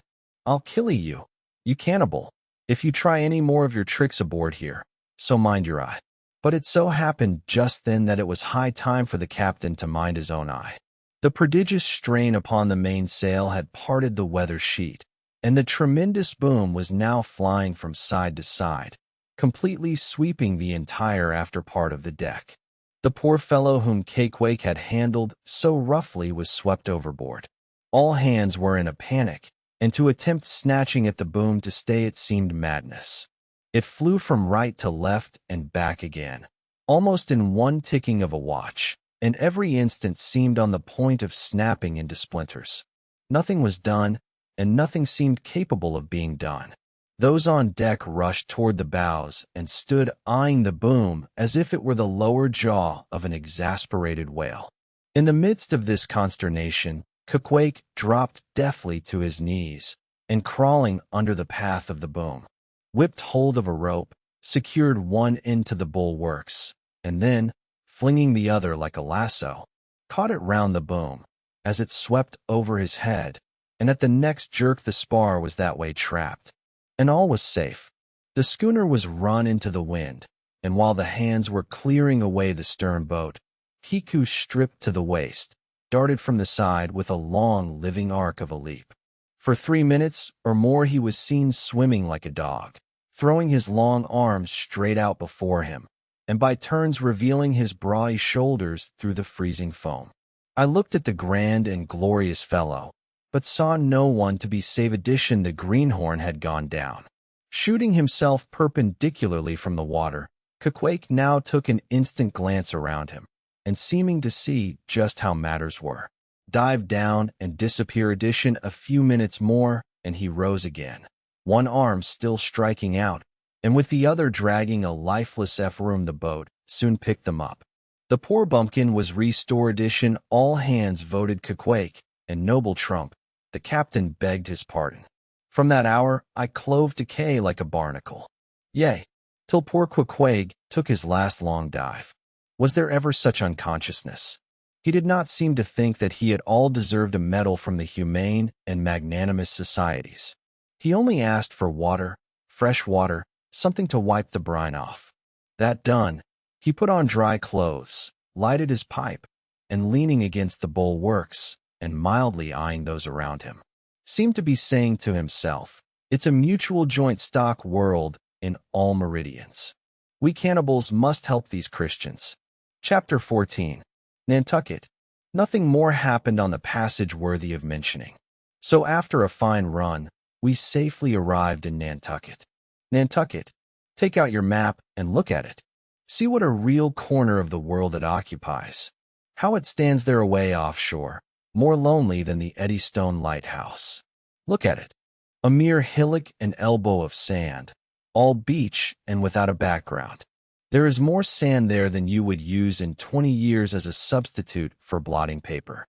Some gamesome whites will tell you that they have to plant weeds there, that they don't grow naturally, that they import Canada thistles, that they have to send beyond seas for a spile to stop a leak in an oil cask, that pieces of wood in Nantucket are carried about like bits of the true cross in Rome, that people there plant toadstools before their house to get under the shade in summertime, that one blade of grass makes an oasis, 3 blades in a day's walk a prairie, that they wear quicksand shoes, something like Laplander snowshoes, that they are so shut up, belted about every way, enclosed, surrounded, and made an utter island of, by the ocean, that to their very chairs and tables small clams will sometimes be found adhering as to the backs of sea turtles.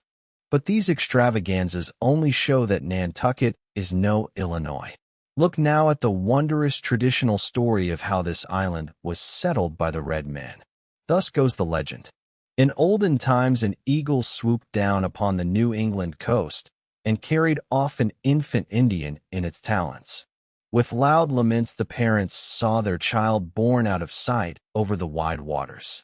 They resolved to follow in the same direction. Setting out in their canoes after a perilous passage, they discovered the island, and there they found an empty ivory casket, the poor little Indian skeleton. What wonder, then, that these Nantucketers, born on a beach, should take to the sea for a livelihood. They first caught crabs and quags in the sand. Grown bolder, they waded out with nets for mackerel, More experienced, they pushed off in boats and captured cod, and at last launching a navy of great ships on the sea, explored this watery world, put an incessant belt of circumnavigations round it, peeped in at Bering Straits, and in all seasons and all oceans declared everlasting war with the mightiest animated mass that has survived the flood, most monstrous and most mountainous, that Himalayan salt seam Mastodon, clothed with such portentousness of unconscious power that his very panics are more to be dreaded than his most fearless and malicious assaults.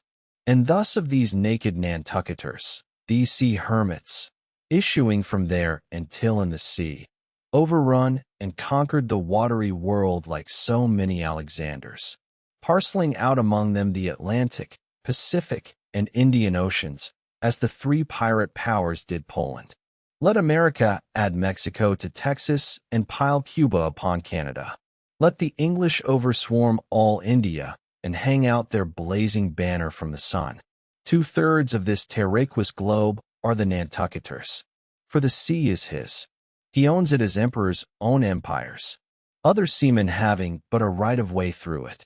Merchant ships are but extension bridges, armed ones but floating forts. Even pirates and privateers, though following the sea as highwaymen the road, they but plunder other ships, other fragments of the land like themselves, without seeking to draw their living from the bottomless deep itself. The Nantucketer, he alone resides and riots on the sea. He alone, in Bible language, goes down to it in ships, to and fro, plowing it as his own special plantation. There is his home. There lies his business, which a Noah's flood would not interrupt, though it overwhelmed all the millions in China. He lives on the sea as prairie in the prairie. He hides among the waves. He climbs them as chamois hunters climb the Alps. For years he knows not the land, so that when he comes to it at last it smells like another world, more strangely than the moon would to an earthman, with the landless gull that at sunset folds her wings and is rocked to sleep between billows. So at nightfall the Nantucketer out of sight of land furls his sails and lays him to his rest, while under his very pillow rush herds of walruses and whales. Chapter 15. Chowder. It was quite late in the evening when the little moss came snugly to anchor, and Cakewake and I went ashore. So we could attend to no business that day, at least none but a supper and a beadition the landlord of the Spouter-Inn had recommended us to his cousin, Hosea Hussey of the Tripots, whom he asserted to be the proprietor of one of the best-kept hotels in all Nantucket. And moreover, he had assured us that cousin Hosea, as he called him, was famous for his chowders. In short, he plainly hinted that we could not possibly do better than tripot lock at the Tripods.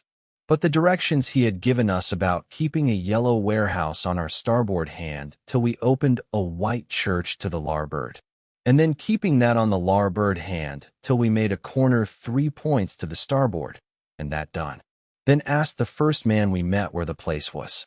These crooked directions of his very much puzzled us at first, especially as at the outset Cakewake insisted that the yellow warehouse, our first point of departure, must be left on the lar hand, whereas I had understood Peter Coffin to say it was on the starboard.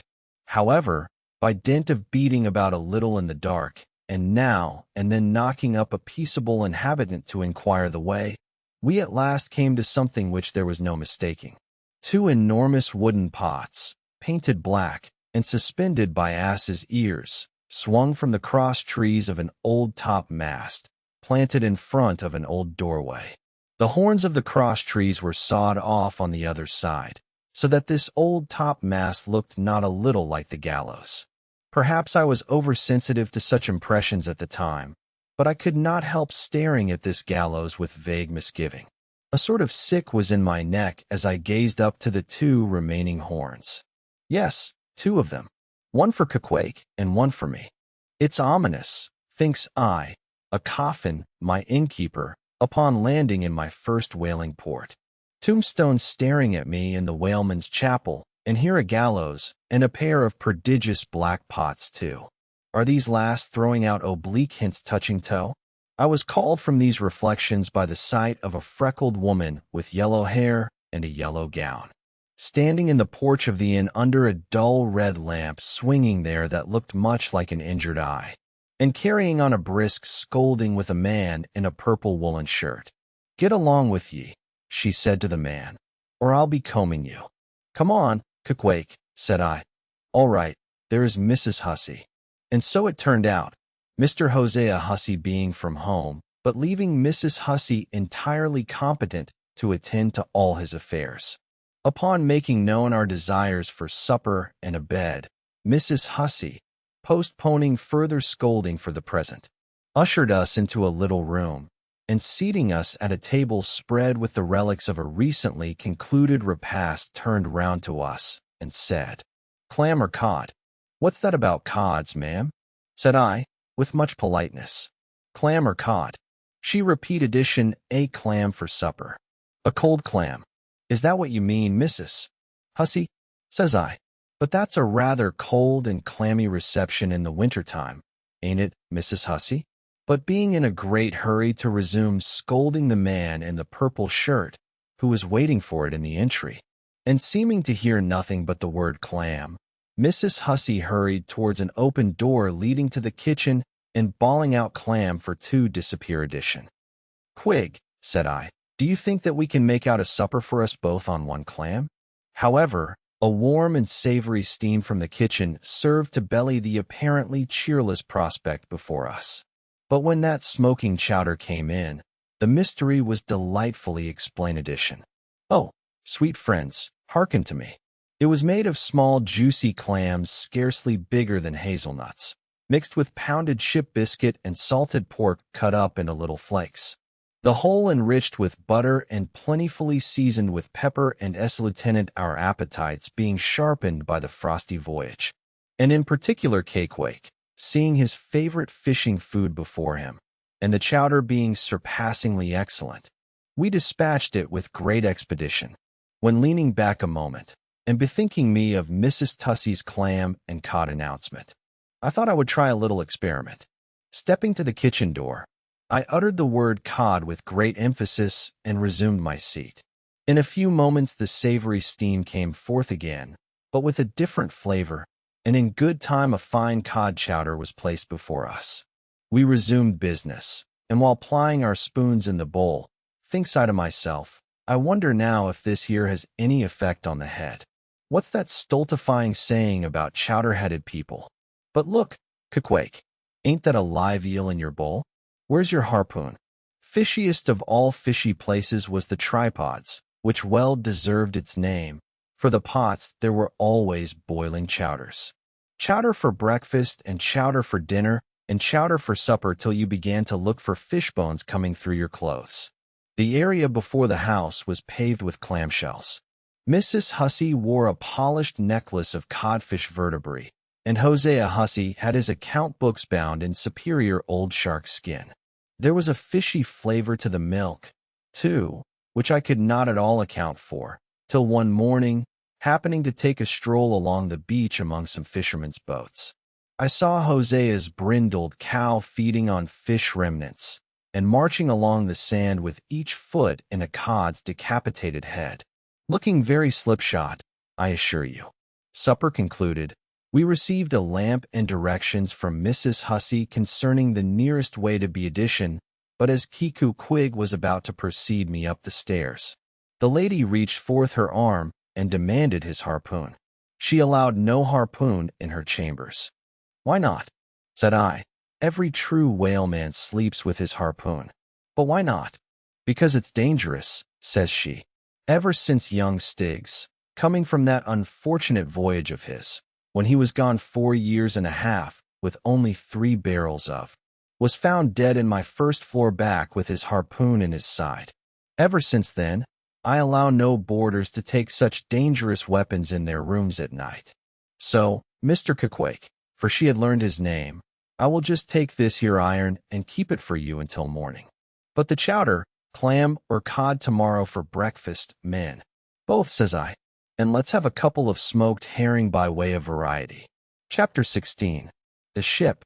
In bed we concocted our plans for the tomorrow, But to my surprise, and no small concern, Caquake now gave me to understand that he had been diligently consulting Yojo, the name of his black little god, and Yojo had told him 2 or 3 times over, and strongly insisted upon it every way, that instead of our going together among the whaling fleet in the harbor, and in concert selecting our craft, instead of this, I say, Yojo earnestly enjoined that the selection of the ship should rest wholly with me in as much as Yojo proposed befriending us, and in order to do so, had already pitched upon a vessel which, if left to myself, I, Ishmael, should infallibly light upon for all the world, as though it had turned out by chance, and in that vessel I must immediately ship myself for the present, irrespective of Kiku.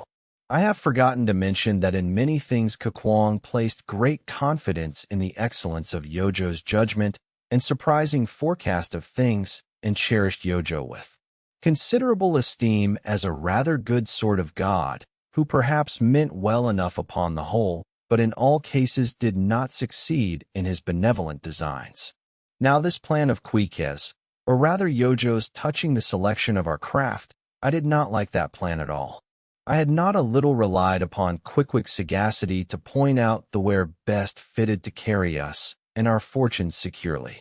But as all my remonstrances produced no effect upon Quickwig, I was obliged to acquiesce, and accordingly prepared to set about this business with a determined, rushing sort of energy and vigor that should quickly settle that trifling little affair.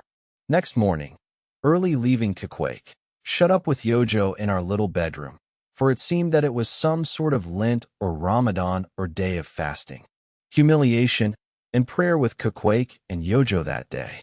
How it was, I never could find out, for though I applied myself to it several times, I never could master his liturgies and 39 articles.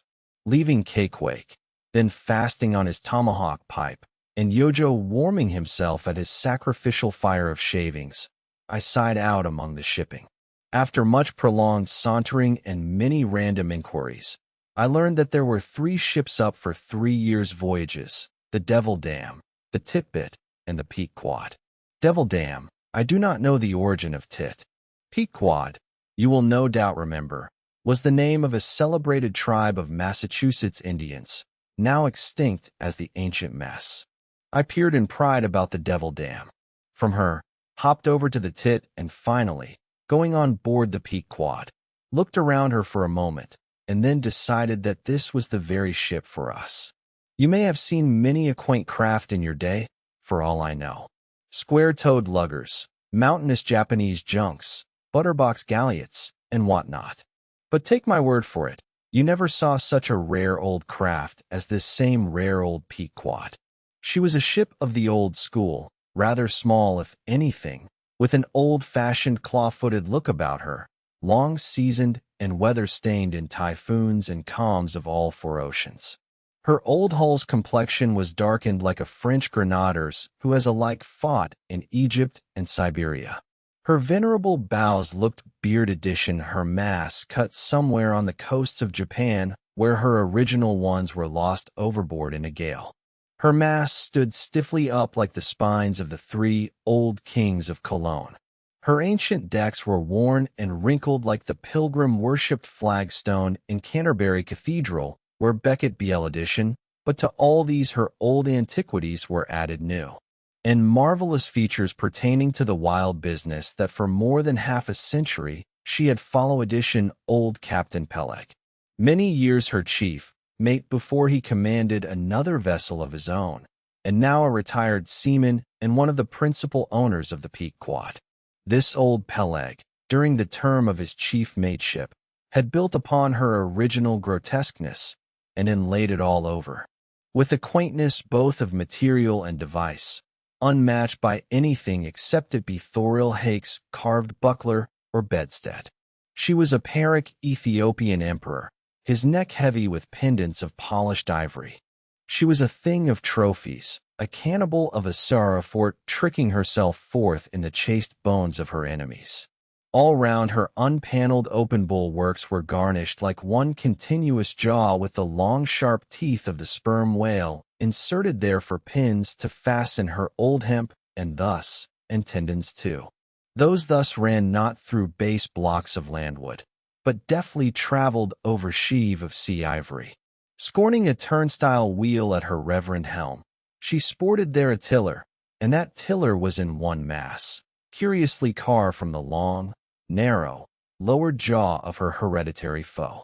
The helmsman, who steered by that tiller in a tempest, felt like the Tartar when he holds back his fiery steed by clutching its jaw. A noble craft, but somehow a most melancholy. All noble things are touched with that.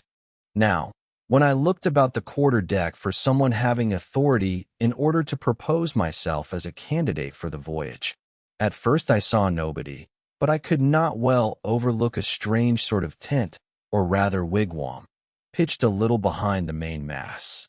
It seemed only a temporary erection used in port.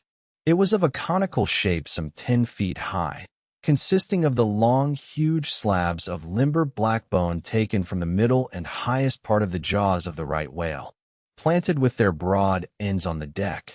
A circle of these slabs laced together, mutually sloped towards each other, and at the apex united in a tufted point where the loose hairy fibers waved to and fro like the top, not on some old Powhatan Sitcham's head. A triangular opening faced towards the bows of the ship, so that the insider commanded a complete view forward.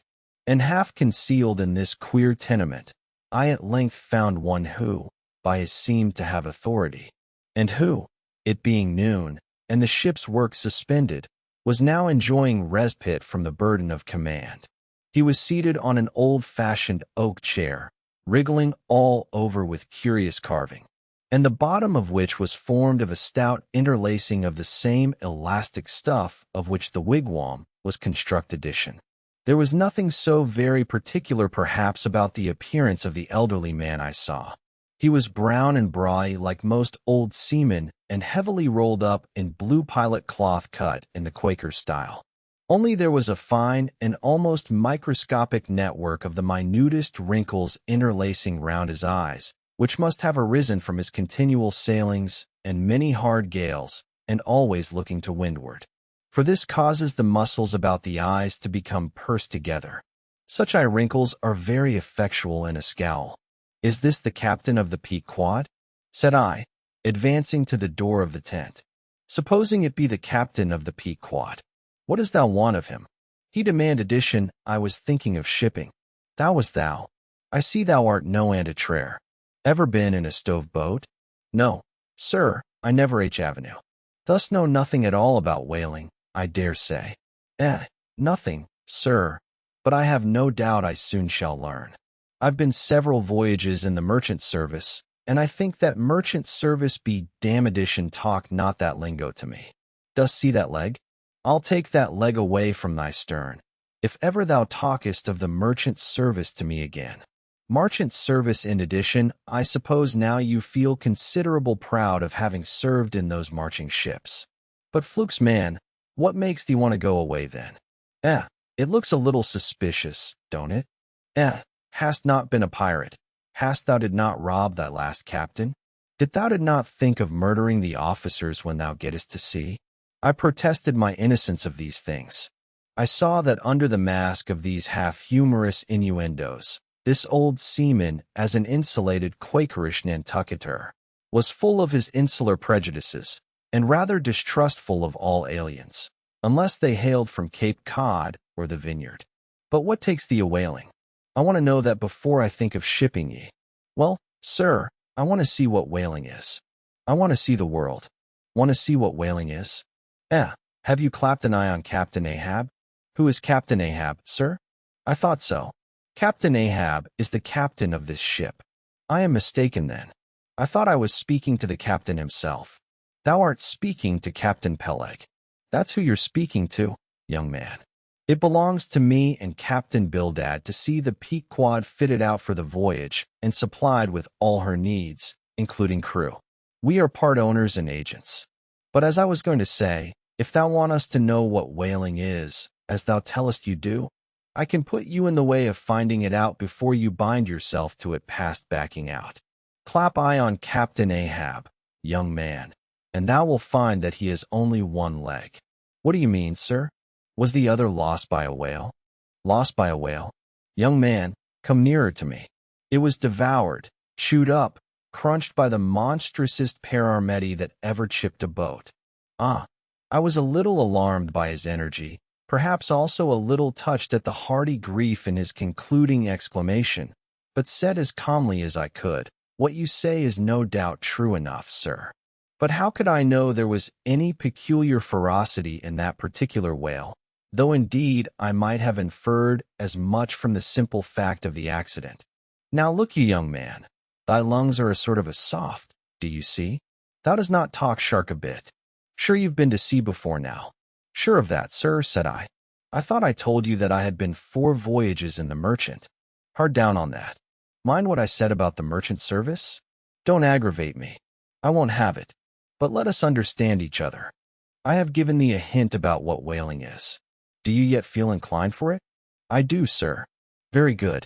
Now, art thou the man to pitch a harpoon down a live whale's throat, and then jump after it? Answer quick."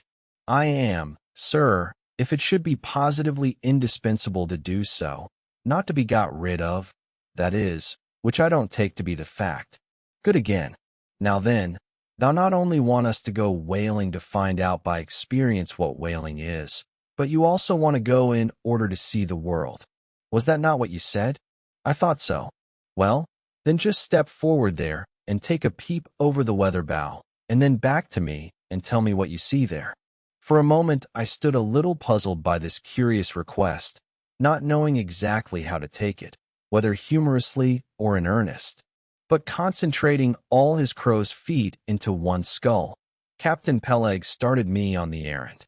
Going forward and glancing over the weather bow, I perceived that the ship swinging to her anchor with the flood tide was now obliquely pointing towards the open ocean. The prospect was unlimited, but exceedingly monotonous and forbidding. Not the slightest variety that I could see. "Well, what's the report?" said Peleg when I came back. "What did you see?"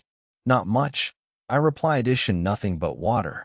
Considerable horizon, though, and there's a squall coming up, I think." "Well, what dost thou think then of seeing the world? Do you wish to go around Cape Horn to see any more of it?" Can't you see the world where you stand?"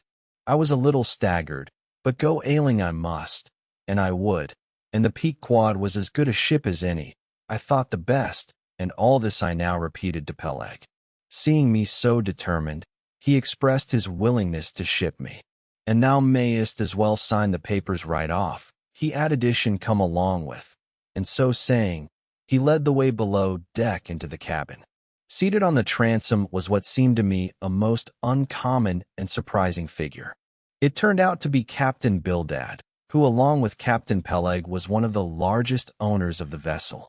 The other shares, as is sometimes the case in these ports, being held by a crowd of old annuitants, widows, fatherless children, and chancery wards, each owning about the value of a timber head or a foot of plank or a nail or 2 in the ship.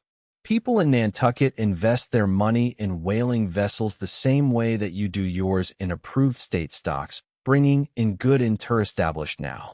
Bildad, like Peleg and indeed many other Nantucketers, was a Quaker, the island having been originally settled by that sect.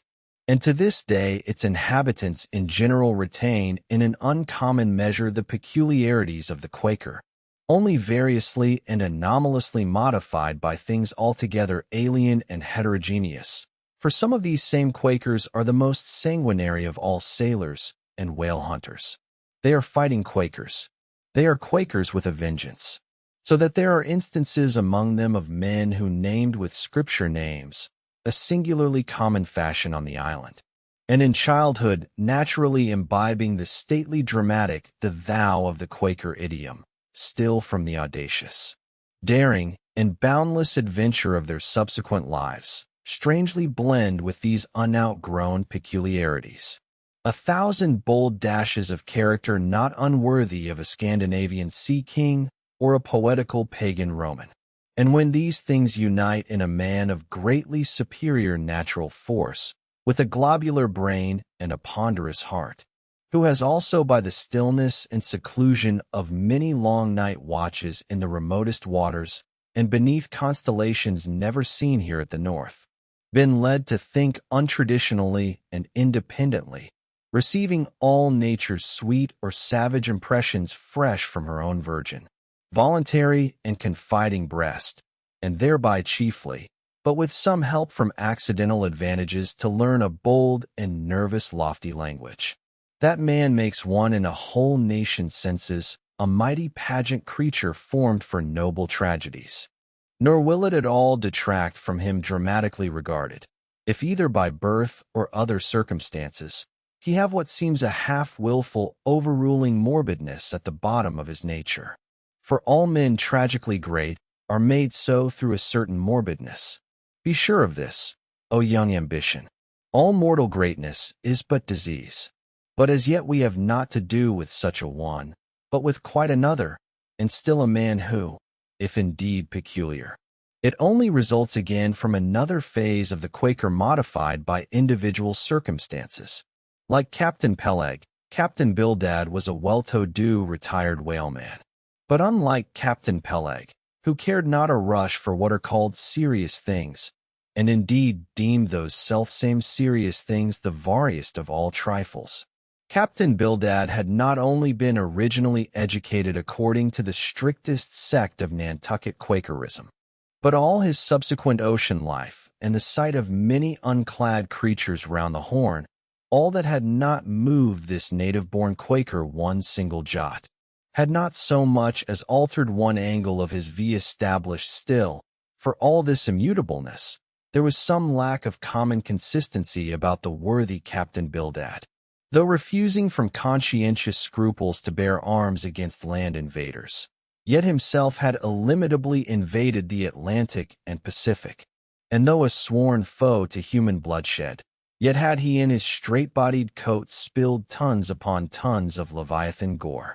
How now, in the contemplative evening of his days, the pious Bildad reconciled these things in his reminiscence, I do not know, but it did not seem to concern him much, and very probably he had long since come to the sage and sensible conclusion that a man's religion is one thing, and this practical world quite another.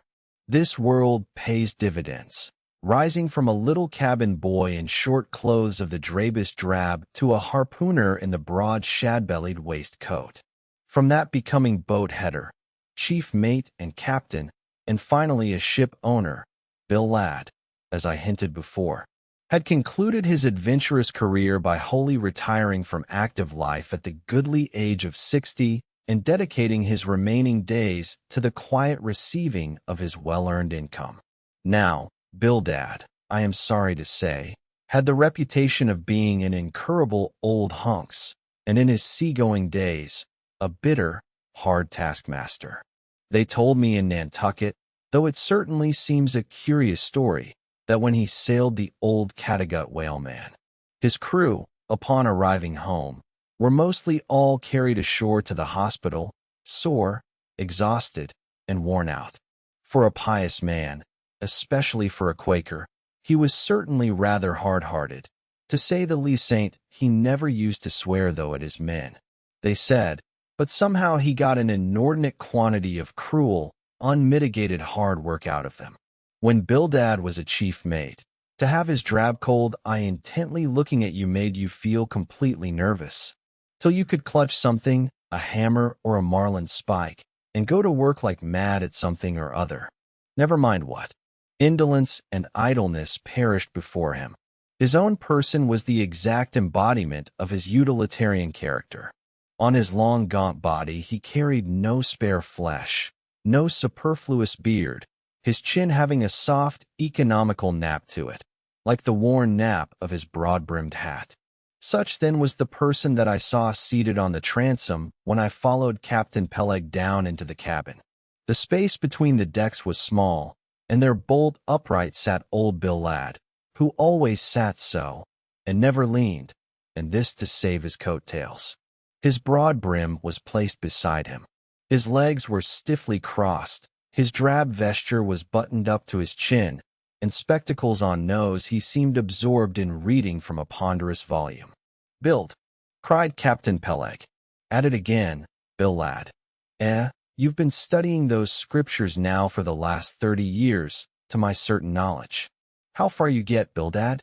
As if long habituated to such profane talk from his old shipmate, Bildad, without noticing his present irreverence, quietly looked up, and seeing me, glanced again inquiringly towards Peleg.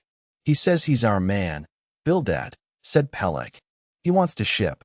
"Dost thee?" said Bildad in a hollow tone, and turning round to me. "I dust," said I unconsciously. He was so intense a Quaker. "What do you think of him, Bildad?" said Peleg.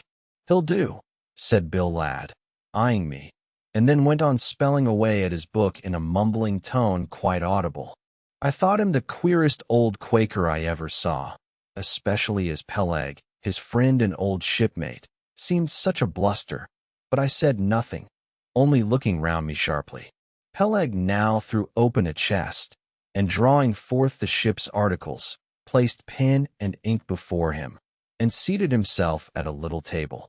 I began to think it was high time to settle with myself at what terms I would be willing to engage for the voyage. I was already aware that in the whaling business they paid no wages, but all hands, including the captain, received certain shares of the profit, called lays, and that these lays were proportioned to the degree of importance pertaining to the respective duties of the ship's company. I was also aware that being a green hand at whaling, my own lay could not be very large. But considering that I was used to the sea, could steer a ship, splice a rope, and all that, I made no doubt that from all I had heard, I should be offered at least the 275th lay, that is, the 275th part of the clear net proceeds of the voyage, whatever that might eventually amount to. And though the 275th lay was what they call a rather long lay, yet it was better than nothing, and if we had a lucky voyage, might pretty nearly pay for the clothing I would wear out on it, not to speak of my 3 years' beef and board for which I would not have to pay 1 stiver. It might be thought that this was a very poor way to accumulate a princely fortune, and so it was a very poor way in addition, but I am one of those that never take on about princely fortunes, and am quite content if the world is ready to board and lodge me while I am putting up at this grim sign of the thundercloud. Upon the whole, I thought that the 275th lay would be about the fair thing, but I would not have been surprised if I had been offered the 200th, considering I was of a broad-shouldered make. But one thing, nevertheless, that made me a little distrustful about receiving a generous share of the profits was this.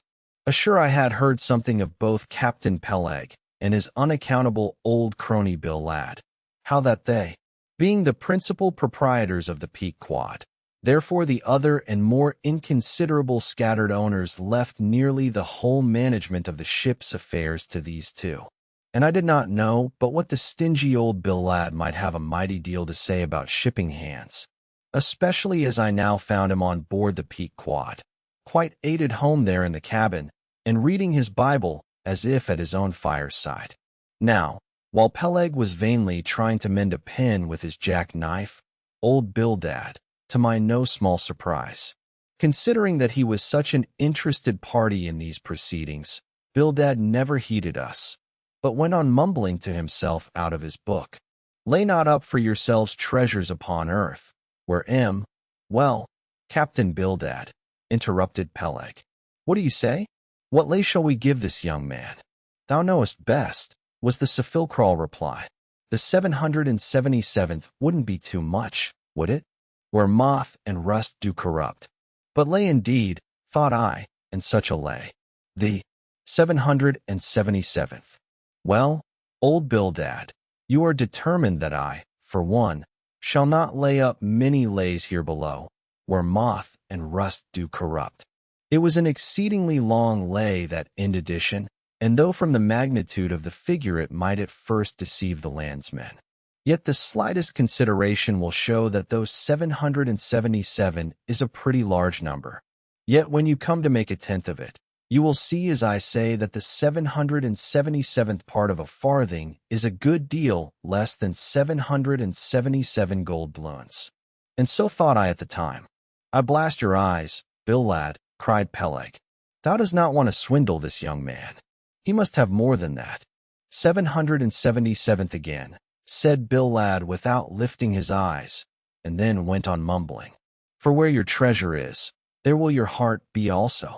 I am going to put him down for the 300th, said Peleg. Do you hear that, Bildad? The 300th lay, I say.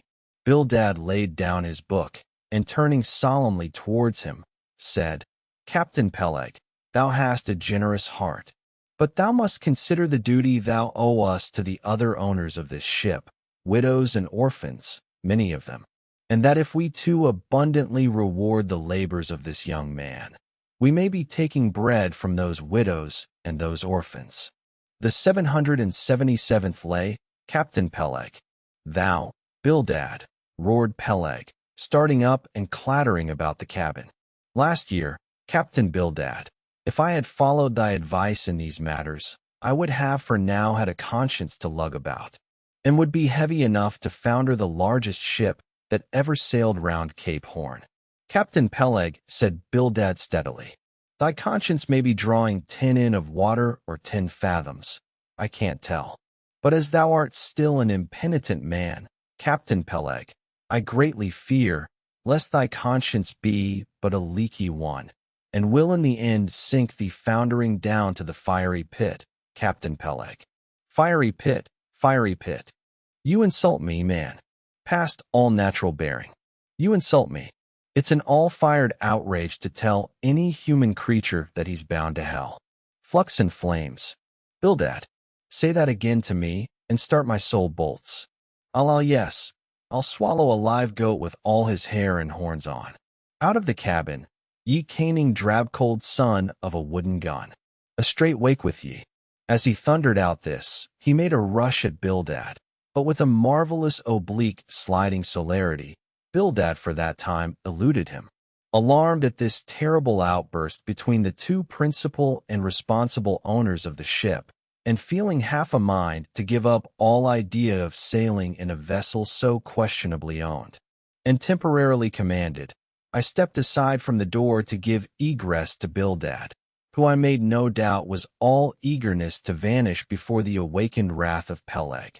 But to my astonishment he sat down again on the transom very quietly and seemed to have not the slightest intention of withdrawing. He seemed quite used to the impenitent Peleg in his ways. As for Peleg, after letting off his rage as he had, there seemed no more left in him, and he too sat down like a lamb, though he twitched a little, as if still nervously agitated. He whistled at Lysana's squalls gone off to lure it. I think, Bildad, thou used to be good at sharpening a lance. Mend that pen, will you? My jack-knife here needs the grindstone. That's he. Thank you, Bildad. Now then, my young man, Ishmael is thy name, didn't you say? Well, then down you go here. Ishmael, for the 300th lay. Captain Peleg, said I have a friend with me who wants a ship, too. Shall I bring him down tomorrow? To be sure, said Peleg. Fetch him along, and we'll look at him. What lay does he want? Groaned Bildad, glancing up from the book in which he had again been burying himself. Never mind about that, Bildad, said Peleg. Has he ever wailed at any turning to me killed more whales than I can count, Captain Peleg? Well, bring him along then. And after signing the papers, off I went, nothing doubting but that I had done a good morning's work, and that the Pequod was the identical ship that Yojo had provided to carry Cuquake and me round the Cape. But I had not proceeded far when I began to bethink me that the captain with whom I was to sail yet remained unseen by me, though indeed in many cases a whale ship will be completely fitted out and receive all her crew on board. The captain makes himself visible by arriving to take command.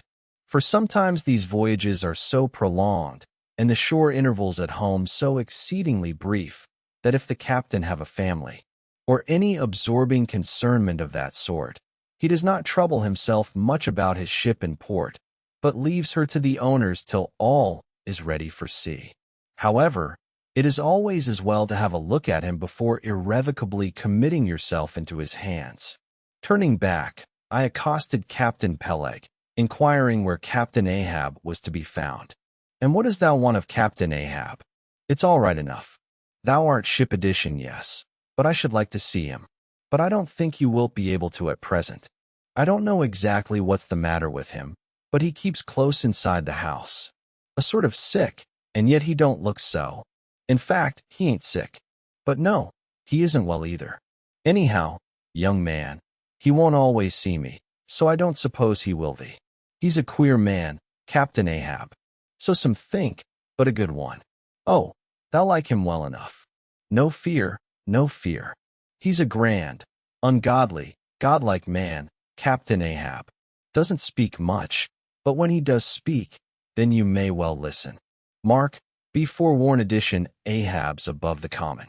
Ahab's been in colleges, as well as amongst the cannibals. Been used to deeper wonders than the waves.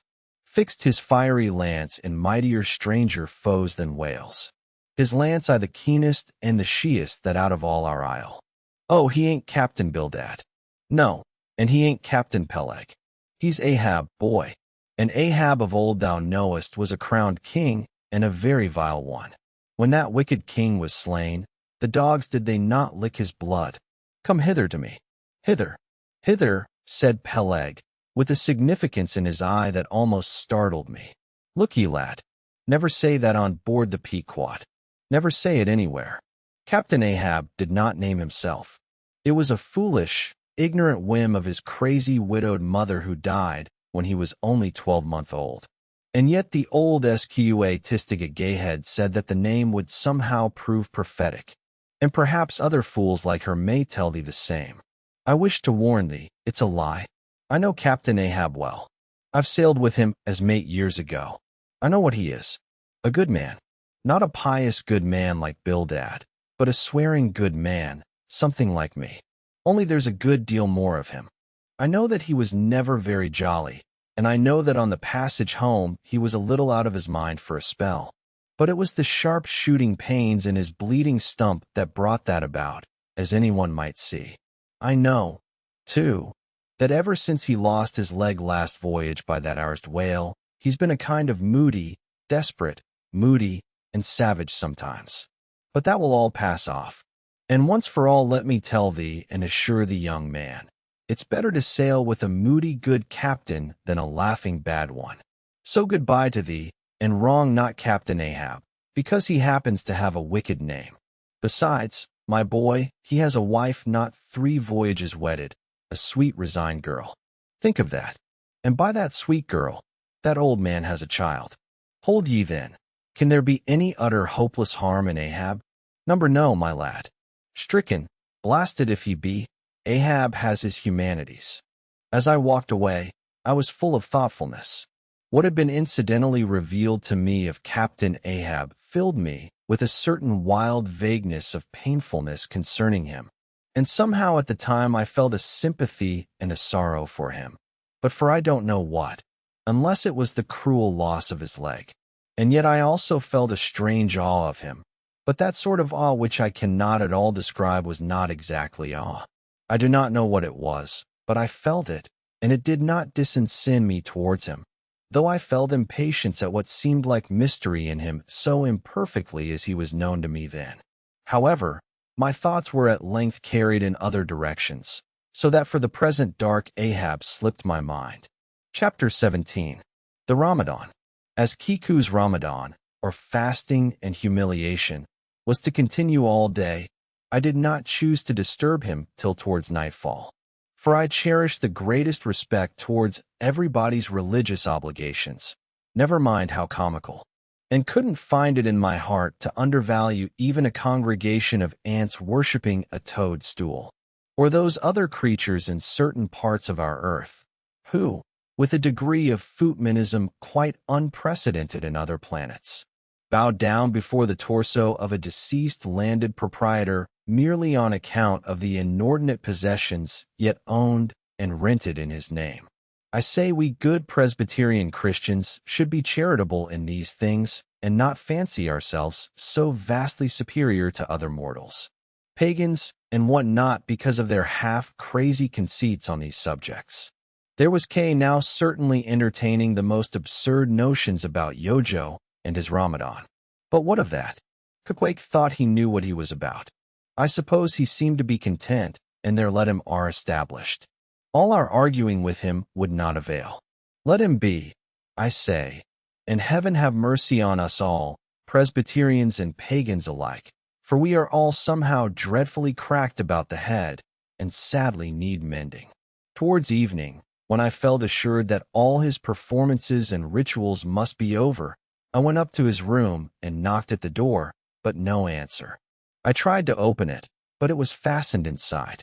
Kiku, said I softly through the keyhole, all silent. I say, Kiku, you speak, it's Ishmael, but all remained still, as before. I began to grow alarmed. I had allowed him such abundant time.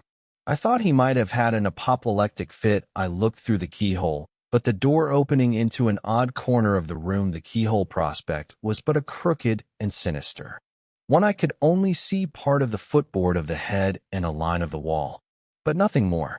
I was surprised to behold, resting against the wall, the wooden shaft of Kweku's harpoon, which the landlady the evening previous had taken from him before our mounting to the chamber.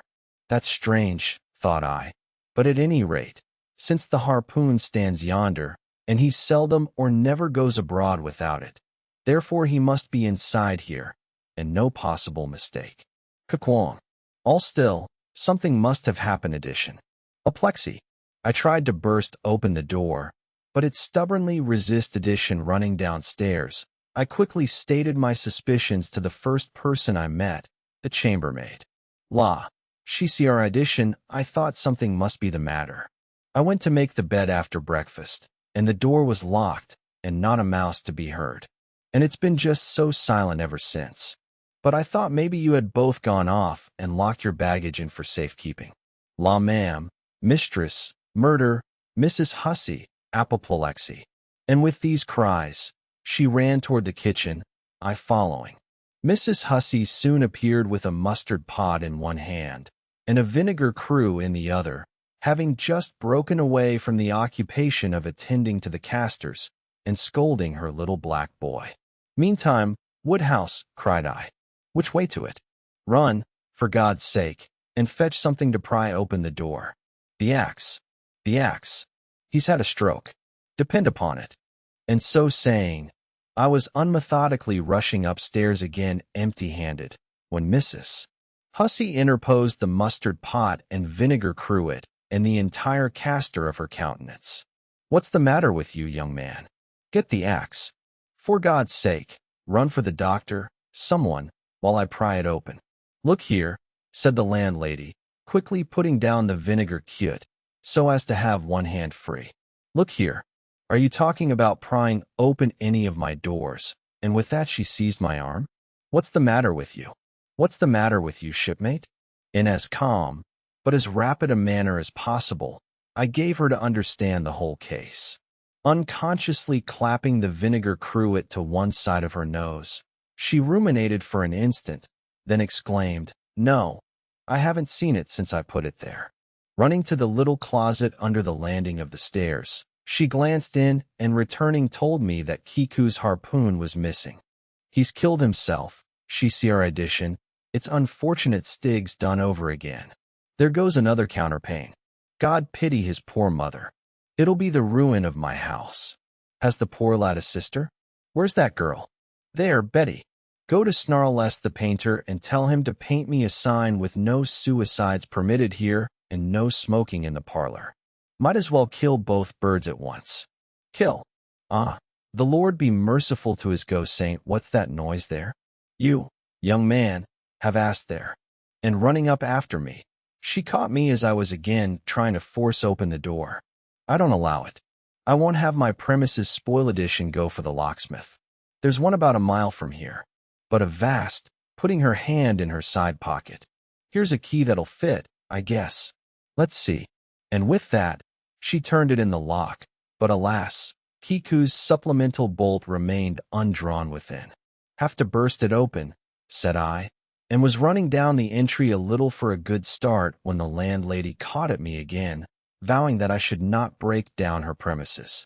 But I tore from her, and with a sudden bodily rush, dashed myself full against the mark. With a prodigious noise, the door flew open, and the knob slamming against the wall sent the plaster to the ceiling. And there, good heavens, there sat Wick, altogether cool and self-collected, right in the middle of his room, squatting on his hands, and holding Yojo on the top of his head. He looked neither one way nor the other way, but sat like a carved image with scarce a sign of active life. "Kiku," said I, going up to him. "Kiku, what's the matter with you? He ain't been sitting so all day, has he?" said the landlady. But all we said, not a word could we drag out of him. I almost felt like pushing him over so as to change his position, for it was almost intolerable.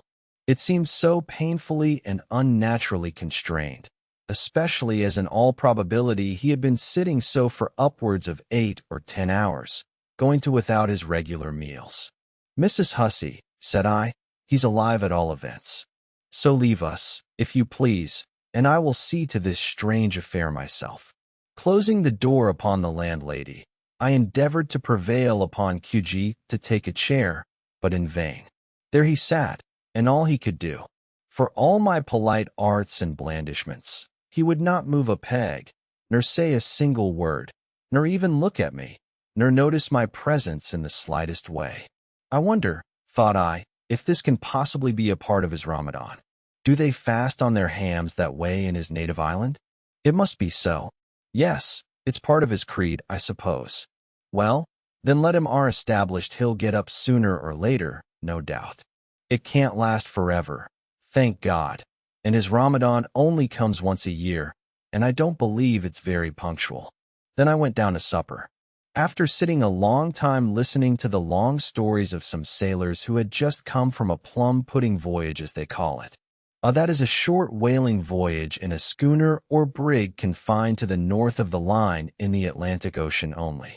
After listening to these plum-puddingers till nearly 11:00, I went upstairs to go to bed, feeling quite sure by this time Cakewake must certainly have brought his Ramadan to a termination. But no, there he was, just where I had left him. He had not stirred an inch. I began to grow vexed with him. It seemed so downright senseless and insane to be sitting there all day and half the night on his hams in a cold room, holding a piece of wood on his head. For heaven's sake, Kukwe, get up and shake yourself. Get up and have some supper. You'll starve. You'll kill yourself, Kukwe. But not a word did he reply. Despairing of him, therefore, I determined to go to bed and to sleep, and no doubt before a grate, while he would follow me.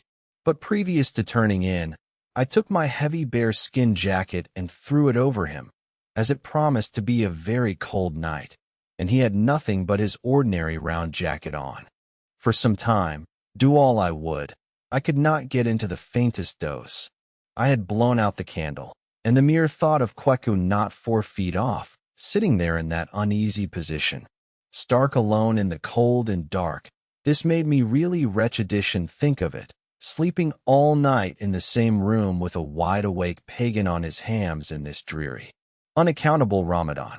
But somehow I dropped off at last, and knew nothing more till break of day, when, looking over the bedside, there squatted Kakwake, as if he had been screwed down to the floor. But as soon as the first glimpse of sun entered the window, up he got with stiff and grating joints, but with a cheerful look, limped towards me where I lay, pressed his forehead against mine, and said his Ramadan was over. Now, as I before hinted, I have no objection to any person's religion, be it what it may, so long as that person does not kill or insult any other person, because that other person don't believe it also.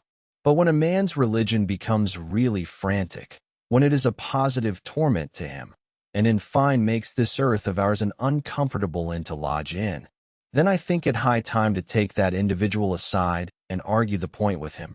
And just so I now did with Kweka said. I get into bed now and lie and listen with me. Then I went on beginning with the rise and progress of the primitive religions and coming down to the various religions of the present time, during which time I labored to show Quake that all these Lent's Ramadans and prolonged ham squattings and cold cheerless rooms were stark nonsense, bad for the health, useless for the soul, opposed in short to the obvious laws of hygiene and common sense. I told him too that he being in other things such an extremely sensible and sagacious savage, it pained me very badly to see him now so deplorably foolish about this ridiculous Ramadan of his. Besides, argued I, fasting makes the body cave in, hence the spirit caves in, and all thoughts born of a fast must necessarily be half-starvation. This is the reason why most dyspic religionists cherish such melancholy notions about their hereafters. In one word, Quake, said I, rather digressively, hell is an idea first born on an undigested apple dumpling, and since then perpetuated through the hereditary disps nurtured by Ramadans. I then asked Quake whether he himself was ever troubled with dyspsia, expressing the idea very plainly so that he could take it in. He said, no, only upon one memorable occasion. It was after a great feast given by his father, the king, on the gaining of a great battle, wherein 50 of the enemy had been killed by about 2:00 in the afternoon, and all cooked and eaten that very evening. No more, Quickwig, said I, shuddering. That will do, for I knew the inferences without his further hinting them. I had seen a sailor who had visited that very island, and he told me that it was the custom, when a great battle had been gained there, to barbecue all the slain in the yard or garden of the victor, and then one by one they were placed in great wooden trenches, and garnished round like a pillow with breadfruit and coconuts, and with some parsley in their mouths, were sent round with the victor's compliments to all his friends, just as though these presents were so many Christmas turkeys. After all, I do not think that my remarks about religion made much of an impression on Quake, because in the first place he somehow seemed dull of hearing on that important subject, unless considered from his own point of view, and in the second place he did not more than 1/3 understand me, couch my ideas as simply as I would, and finally, he no doubt thought he knew a good deal more about true religion than I did. He looked at me with a sort of condescending concern and compassion, as though he thought it a great pity that such a sensible young man should be so hopelessly lost to evangelical pagan piety. At last we rose and dressed, and Quake, taking a prodigiously hearty breakfast of chowers of all sorts, so that the landlady should not make much profit by reason of his Ramadan. We signed out to board the Pequod, sauntering along and picking our teeth with halibut bones. Chapter 18. His Mark. As we were walking down the end of the wharf towards the ship, Quake carrying his harpoon, Captain Peleg in his gruff voice loudly hailed us from his wigwam, saying he had not suspected my friend was a cannibal, and furthermore announcing that he let no cannibals on board that craft unless they previously produced their papers. What do you mean by that, Captain Peleg? Said I now, jumping on the bulwarks and leaving my comrades standing on the wharf. I mean, he replied, he must show his papers. Yes, said Captain Bildad in his hollow voice, sticking his head from behind Peleg's out of the wigwam. He must show that he's Convertidition's son of darkness. He added, turning Toag, art thou at present in communion with any Christian church? Why, said I, he is a member of the First Congregational Church.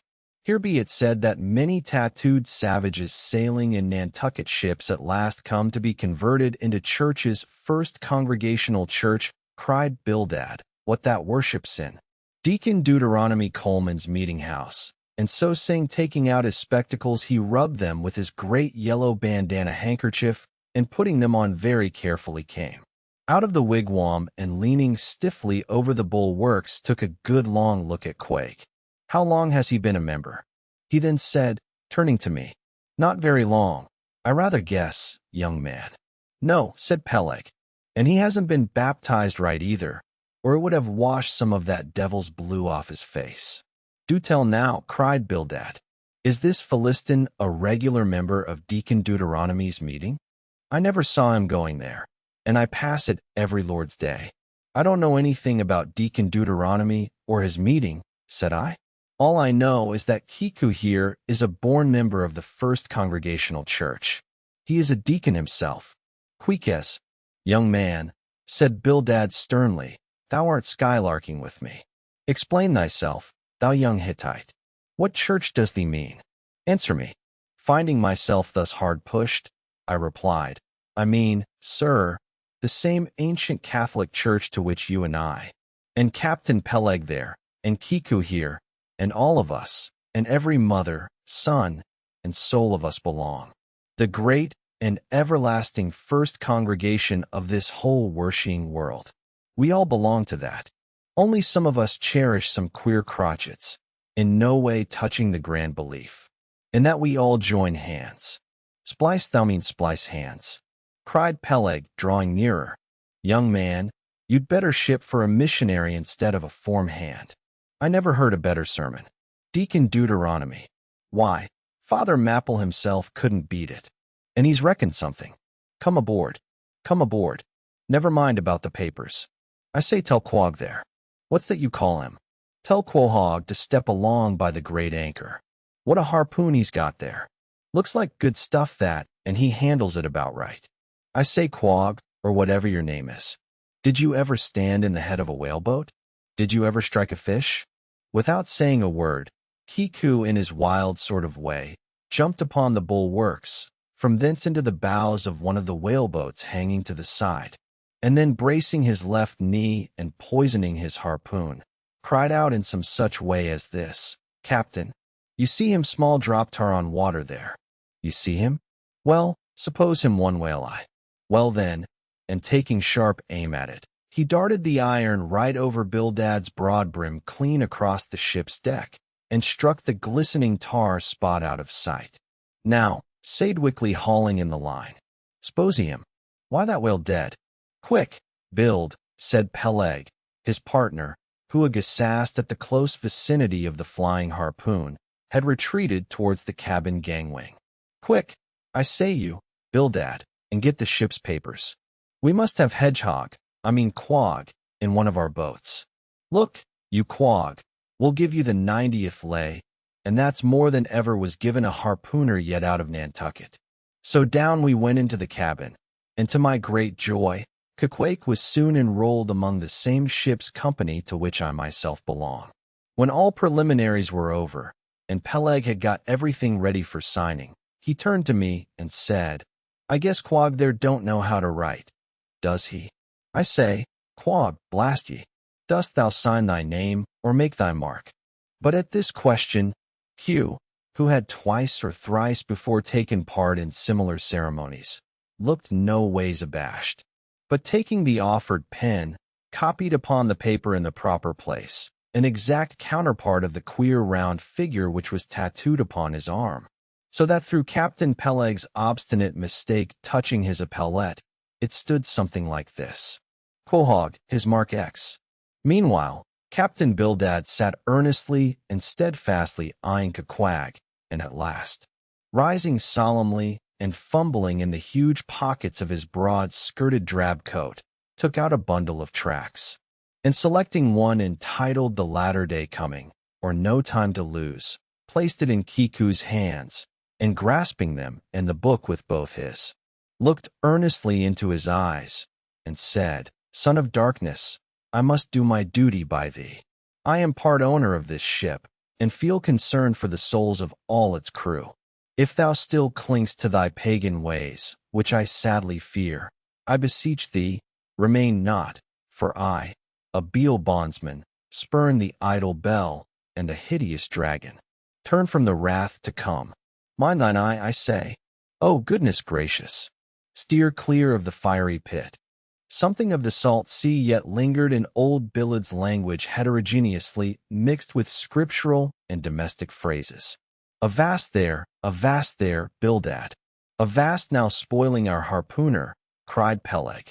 Pious hopiners never make good voyagers. It takes the shark out of them. No hopiner is worth a straw who ain't pretty sharkish.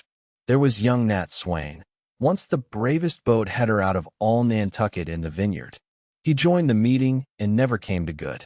He got so frightened about his plagy soul that he shrked and steered away from whales for fear of afterlaps in case he got stove and went to Davy Jones. Peleg, Peleg, said Bildad, lifting his eyes and hands. Thou thyself, as I myself, hast seen many a perilous time. Thou knowest, Peleg, what it is to have the fear of death. How then canst thou pray in this ungodly guise? Thou bell'st thine own heart, Peleg.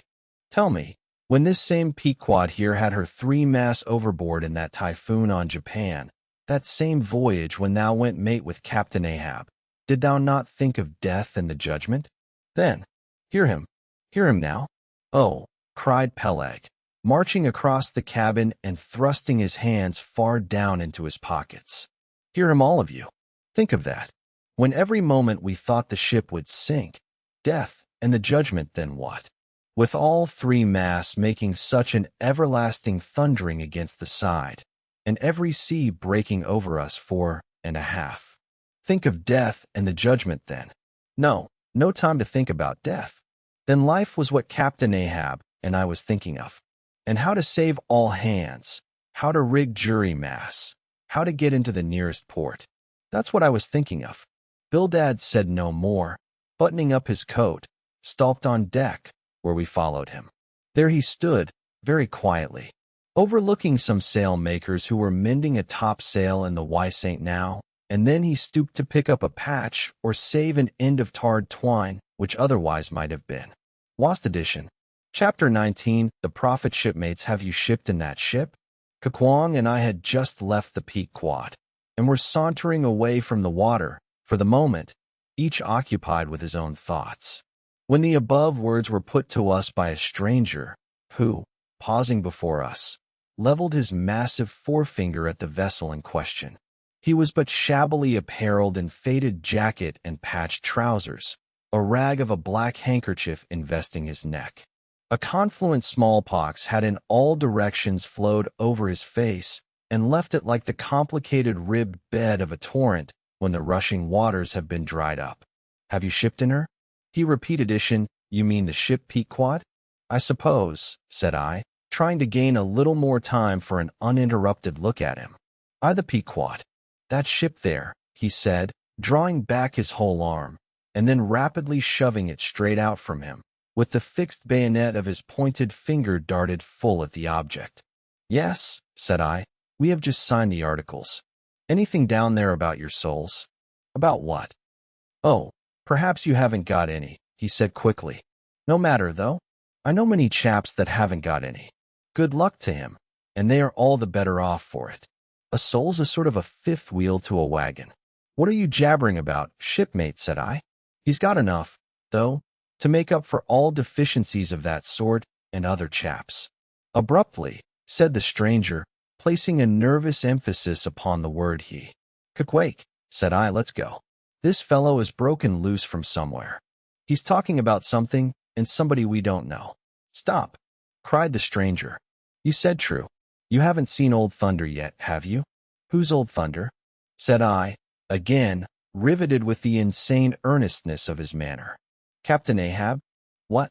The captain of our ship, the Pequod? I am among some of us old sailor chaps. He goes by that name. You haven't seen him yet, have you? No, we haven't. He's sick, they say, but is getting better, and will be all right again before long. All right again before long, laughed the stranger, with a solemnly derisive sort of laugh. Look ye, when Captain Ahab is all right, then this left arm of mine will be all right. Not before. What do you know about him? What did they tell you about him? Say that they didn't tell much of anything about him. Only, I've heard he's a good whale hunter and a good captain to his crew. That's true. That's true. Yes, both true enough. But you must jump when he gives an order. Step and growl.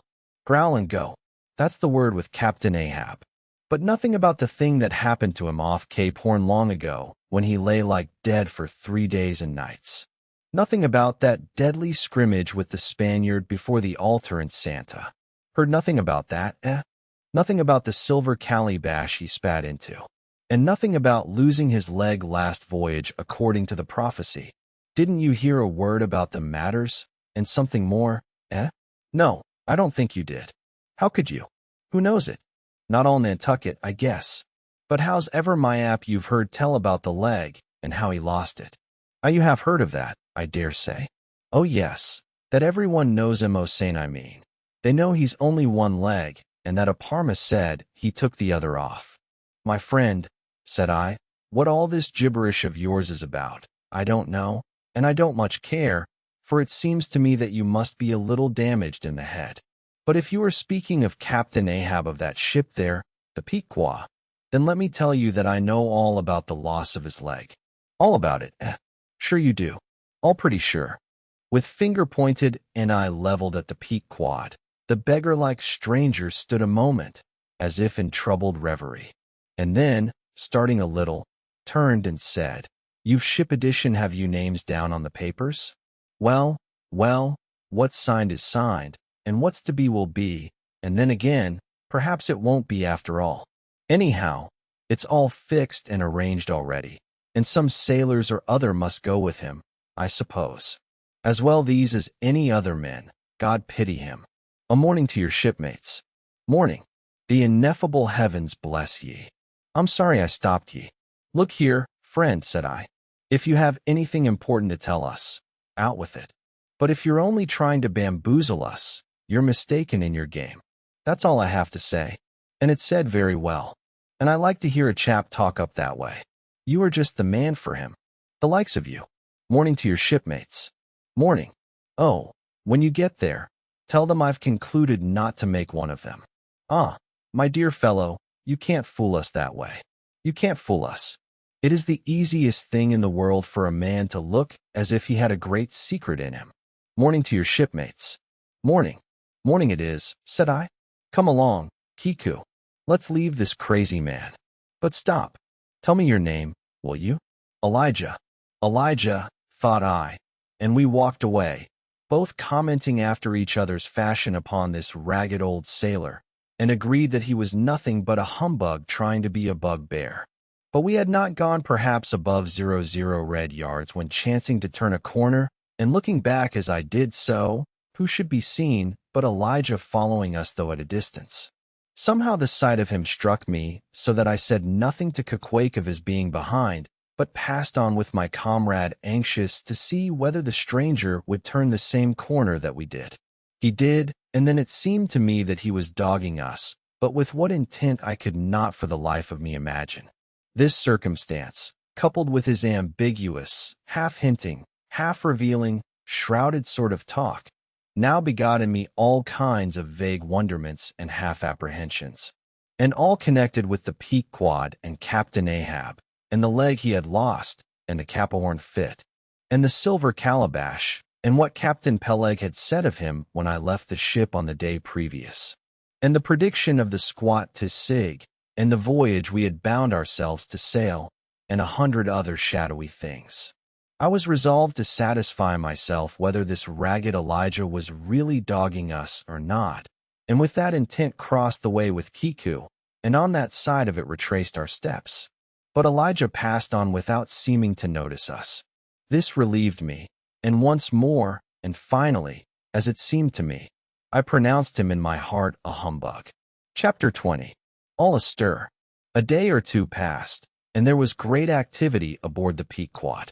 Not only were the old sails being mended, but new sails were coming on board, and bolts of canvas and coils of rigging. In short, everything betokened that the ship's preparations were hurrying to a close. Captain Peleg seldom or never went ashore, but sat in his wigwam, keeping a sharp lookout upon the hands. Bildad did all the purchasing and providing at the stores, and the men employed in the hold and on the rigging were working till long after nightfall. On the day following Kweku's signing the articles, word was given at all the inns where the ship's company were stopping that their chests must be on board before night, for there was no telling how soon the vessel might be sailing. So Quickwig got down our traps, resolving, however, to sleep ashore till the Saint. But it seems they always give very long notice in these cases, and the ship did not sail for several days. But no wonder there was a good deal to be done, and there is no telling how many things to be thought of before the Pequod was fully equipped. Edition. Everyone knows what a multitude of things. Beds, saucepans, knives and forks, shovels and tongs, napkins, nutcrackers, and whatnot are indispensable to the business of housekeeping. Just so with whaling, which necessitates a 3 years' housekeeping upon the wide ocean, far from all grocers, costermongers, doctors, bakers, and bankers. And though this also holds true of merchant vessels, yet not by any means to the same extent as with whalemen. For besides the great length of the whaling voyage, the numerous articles peculiar to the prosecution of the fishery, and the impossibility of replacing them at the remote harbors usually frequented, it must be remembered that of all ships, whaling vessels are the most exposed to accidents of all kinds, and especially to the destruction and loss of the very things upon which the success of the voyage most depends. Hence the spare boats, spare spars, and spare lines and harpoons, and spare everything's almost but a spare captain and duplicate ship. At the period of our arrival at the island, the heaviest storage of the Pequod had been almost completed, comprising her beef, bread, water, fuel, and iron hoops and staves. But as before hinted, for some time there was a continual fetching and carrying on board of diverse odds and ends of things, both large and small. Chief among those who did this fetching and carrying was Captain Bildad's sister, a lean old lady of a most determined and indefatigable spirit, but withal very kind-hearted, who seemed resolved that if she could help it, nothing should be found wanting in the Pequod. After once fairly getting to sea, at one time she would come on board with a jar of pickles for the steward's pantry, another time with a bunch of quills for the chief mate's desk, where he kept his log, a third time with a roll of flannel for the small of someone's rheumatic back. Never did any woman better deserve her name, which was Charity, Aunt Charity, as everyone called her. And like a sister of Charity, did this charitable Aunt Charity bustle about hither and thither, ready to turn her hand and heart to anything that promised to yield safety, comfort, and consolation to all on board a ship in which her beloved brother Bildad was concerned, and in which she herself owned a score or two of well-saved dollars. But it was startling to see this excellent-hearted Quakeress coming on board, as she did the last day, with a long oil ladle in one hand and a still longer whaling lance in the other. Nor was Bildad himself, nor Captain Peleg at all backward. As for Bildad, he carried about with him a long list of the articles needed, and at every fresh arrival, down went his mark opposite that article upon the paper. Every once in a while, Peleg came hobbling out of his whalebone den, roaring at the men down the hatchways, roaring up to the riggers at the Mast-Head, and then concluding by roaring back into his wigwam. During these days of preparation, Kiku and I often visited the craft, and as often I asked about Captain Ahab, and how he was, and when he was going to come on board his ship. To these questions they would answer that he was getting better and better, and was expected aboard every day. Meantime, the two captains, Peleg and Bildad, could attend to everything necessary to fit the vessel for the voyage. If I had been downright honest with myself, I would have seen very plainly in my heart that I did but half fancy being committed this way to so long a voyage, without once laying my eyes on the man who was to be the absolute dictator of it so soon as the ship sailed out upon the open sea. But when a man suspects any wrong, it sometimes happens that if he be already involved in the matter, he insensibly strives to cover up his suspicions even from himself. And much this way it was with me. I said nothing and tried to think nothing. At last it was given out that sometime next day the ship would certainly sail. So next morning Quag and I took a very early start. Chapter 21. Going aboard. It was nearly 6:00, but only gray, imperfect, misty dawn when we drew nigh the warp. There are some sailors running ahead there, if I see right, said I to Kiku. It can't be shadows. She's off by sunrise, I guess. Come on. Avast, cried a voice, whose owner, at the same time coming close behind us, laid a hand upon both our shoulders, and then, insinuating himself between us, stood stooping forward a little in the uncertain twilight, strangely peering from Quag to me. It was Elijah. Going aboard? Hands off, will you? Said I. Looky here, said Kweku, shaking himself. Go away. Ain't going then. Yes, we are, said I. But what business is that of yours? Do you know, Mr. Elijah, that I consider you a little impertinent? No, no, no. I wasn't aware of that, said Elijah, slowly and wonderingly, looking for me to quake with the most unaccountable glances. Elijah, said I, you will oblige my friend and me by withdrawing.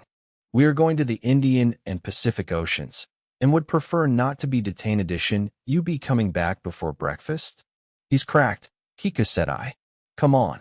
Hello, cried stationary Elijah, hailing us when we had removed a few paces. Never mind him, said I. Quag, come on. But he stole up to us again, and suddenly clapping his hands on my shoulder, said, Did you see anything looking like men going towards that ship a while ago? Struck by this plain matter-of-fact question, I answered, saying, Yes, I thought I did see 4 or 5 men, but it was too dim to be sure. Very dim, said Elijah. Morning to you. Once more we quitted him, but once more he came softly after us, and touching my shoulder again, said, See if you can find him now, will you? Find who? Morning to you. Morning to you, he rejoined again, moving off. Oh, I was going to warn you against, but never mind. Never mind. It's all one. All in the family, too. Sharp frost this morning, ain't it? Goodbye to you. Shan't see you again very soon, I guess, unless it's before the grand jury. And with these cracked words, he finally departed, leaving me for the moment in no small wonderment at his frantic impedance. At last, stepping on board the Pequod, we found everything in profound quiet, not a soul moving. The cabin entrance was locked within, the hatches were all on, and lumbered with coils of rigging. Going forward to the folks, we found the slide of the scuttle open.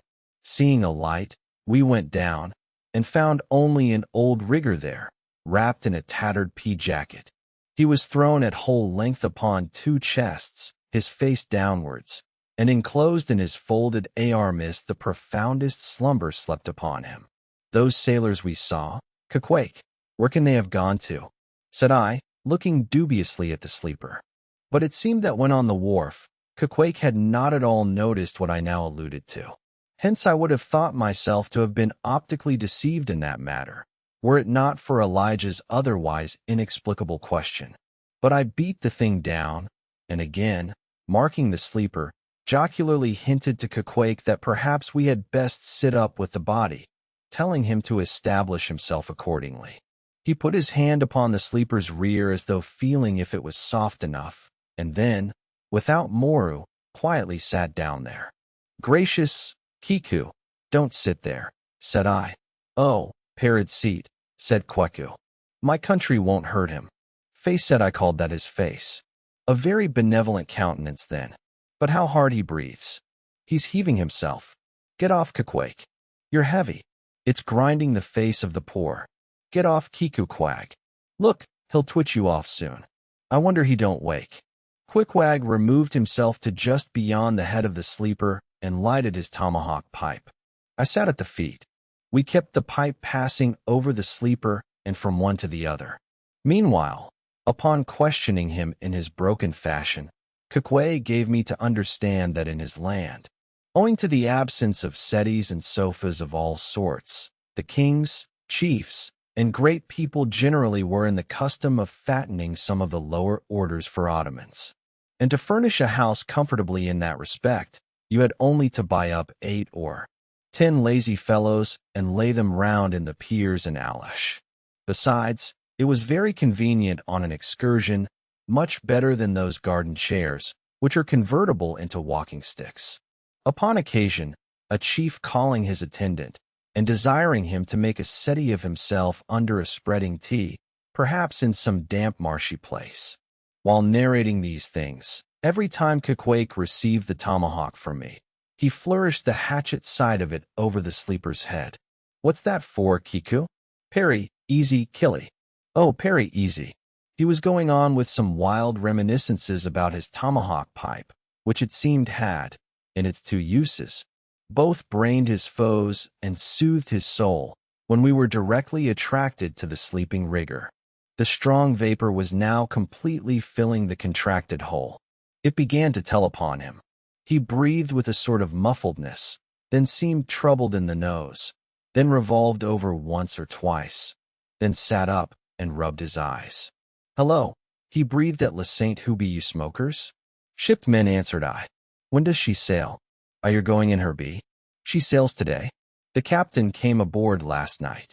What captain? Ahab. Who? But him. In addition, I was going to ask him some further questions concerning Ahab when we heard a noise on deck. Hello, Starbucks Astir, said the rigger. He's a lively chief mate, that good man, and a pious. But all alive now, I must turn to. And so saying, he went on deck, and we follow. Addition, it was now clear sunrise. Soon the crew came on board in twos and threes. The riggers buoyed themselves. The mates were actively engaged, and several of the shore people were busy in bringing various last things on board. Meanwhile, Captain Ahab remained invisibly enshrined within his cabin. Chapter 22. Merry Christmas.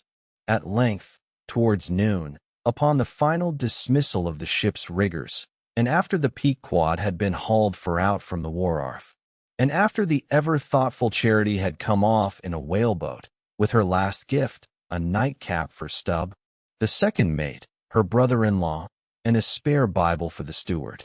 After all this, the two captains, Peleg and Bildad, issued from the cabin, and turning to the chief mate, Peleg said, Now, Mr. Starbucks, are you sure everything is all right? Captain Ahab is all ready. Just spoke to him. Nothing more to be got from shore? Well, call all hands then. Muster him here, Blasweet. No need of profane words, however great the hurry, Peleg said. Bildad, but away with thee, friend Starbucks, and do our bidding. How now? Here, upon the very point of starting for the voyage, Captain Peleg and Captain Bildad were going it with a high hand on the quarter-deck, just as if they were to be joint commanders at sea, as well as to all appearances in port. And as for Captain Ahab, no sign of him was yet to be seen. Only they said he was in the cabin. But then the idea was that his presence was by no means necessary in getting the ship underway and steering her well out to sea. Indeed, as that was not at all his proper business, but the pilot's, and as he was not yet completely recovered, so they said. Therefore, Captain Ahab stayed below. And all this seemed natural enough, especially as in the merchant service, many captains never show themselves on deck for a considerable time after heaving up the anchor, but remain over the cabin table, having a farewell merrymaking with their shore friends before they quit the ship for good with the pilot. But there was not much chance to think over the matter, for Captain Peleg was now all alive. He seemed to do most of the talking and commanding, and not Bildad. Aft here, you sons of bachelors, he cried as the sailors lingered at the main mast. St. Mr. Starbucks, drive them astrike the tent, there was the next order. As I hinted before, this whalebone marquee was never pitched except in port, and on board the Pequod for 30 years the order to strike the tent was well known to be the next thing to heaving up the anchor. Man, the capstan. Blood and thunder. Jump was the next command, and the crew sprang for the handspikes. Now, in getting under way, the station generally occupied by the pilot is the forward part of the ship, and here Bildad, who with Peleg, be it known, in addition to his other officers, was one of the licensed pilots of the port, he being suspected to have got himself made a pilot in order to save the Nantucket pilot fee to all the ships he was concerned in. For he never piloted any other Saray. Fort Bildad, I say, might now be seen actively engaged in looking over the bows for the approaching anchor, and at intervals singing what seemed a dismal stave of psalmody to cheer the hands at the windlass, who roared forth some sort of chorus about the girls in Bubble Alley with a hearty goodwill. Nevertheless, Not 3 days previous, Bildad had told them that no profane songs would be allowed on board the Pequod, particularly in getting underway, and Charity, his sister, had placed a small choice copy of Watts in each seaman's berth.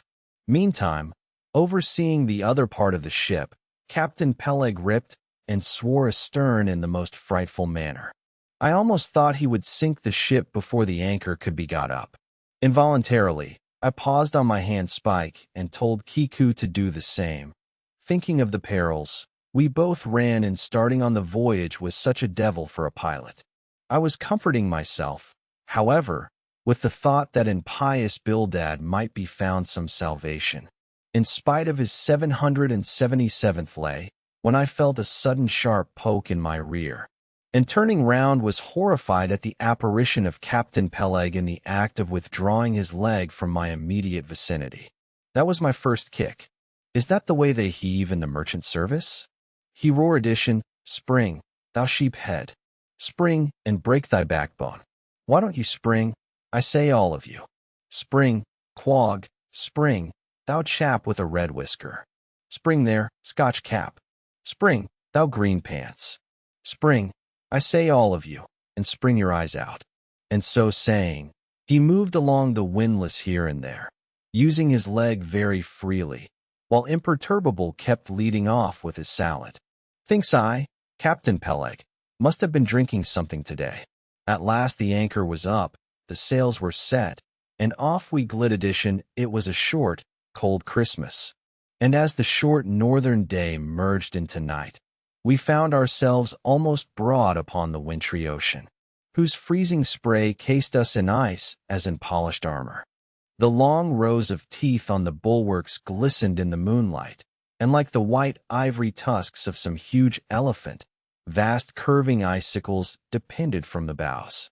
Lank Bildad as pilot headed the first watch, and ever and anon, as the old craft deep dived into the green seas, and sent the shivering frost all over her, and the winds howled and the cordage rang, his steady notes were heard. Sweet fields beyond the swelling flood stand dressed in living green. So to the Jews old Canaan stood, while Jordan rolled between. Never did those sweet words sound more sweetly to me than them. They were full of hope and fruition. In spite of this frigid winter night in the boisterous Atlantic, spite of my wet feet and wetter jacket, there was yet, it then seemed to me, many a pleasant haven in store, and messes and glades so eternally vernal that the grass shot up by the spring, untrodden, unwilted, remains at midsummer. At last we gained such an offing that the two pilots were needed no longer. The stout sailboat that had accompanied us began ranging alongside. It was curious and not unpleasing how Peleg and Bildad were affected at this juncture, especially Captain Bildad. For loath to depart yet, very loath to leave for good a ship bound on so long and perilous a voyage beyond both stormy capes. A ship in which some thousands of his hard-earned dollars were invested. Edition, a ship in which an old shipmate sailed as captain. A man almost as old as he, once more starting to encounter all the terrors of the pitiless jaw, loath to say goodbye to a thing so every way brimful of every interest to him. Poor old Bildad lingered long, paced the deck with anxious strides, ran down into the cabin to speak another farewell word there, again came on deck, and looked to windward, looked towards the wide and endless waters, only bounded by the far-off, unseen eastern continents, looked toward the land, looked aloft, looked right and left, looked everywhere and nowhere, and at last mechanically coiling a rope upon its pin, convulsively grasped stout Peleg by the hand, and holding up a lantern for the moment, stood gazing heroically in his face. As much to say, nevertheless, friend Peleg, I can stand it. Yes, I can. As for Peleg himself, he took it more like a philosopher. But for all his philosophy, there was a tear twinkling in his eye when the lantern came too near, and he too did not a little run from cabin to deck. Now a word below, now a word with Starbucks the chief mate. But at last he turned to his comrade with a final sort of look about him. Captain Bildad, come old shipmate. We must go back the Maynard there. Boy, stand by to come close alongside now. Careful, careful. Come, Bill. Dad boy, say your Saint luck to you, Starbucks. Luck to you, Mr. Stub. Luck to you, Mr. Flask.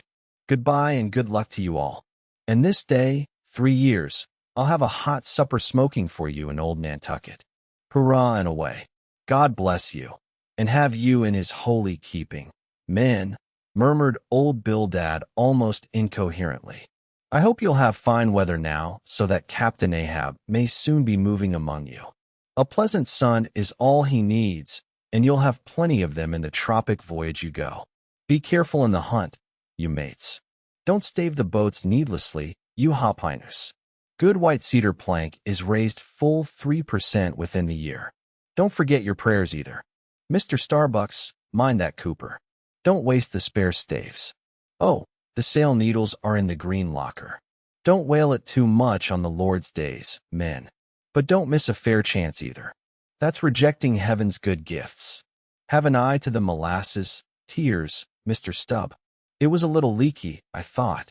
If you touch at the islands, Mr. Flask, beware of fornication. Goodbye. Goodbye. Don't keep that cheese too long down in the hold, Mr. Starbucks. It'll spoil. Be careful with the butter. 20 cents the pound it was. And mind you, if come Captain Bill lad, stop pavering away. And with that, Peleg hurried him over the side, and both dropped into the boat.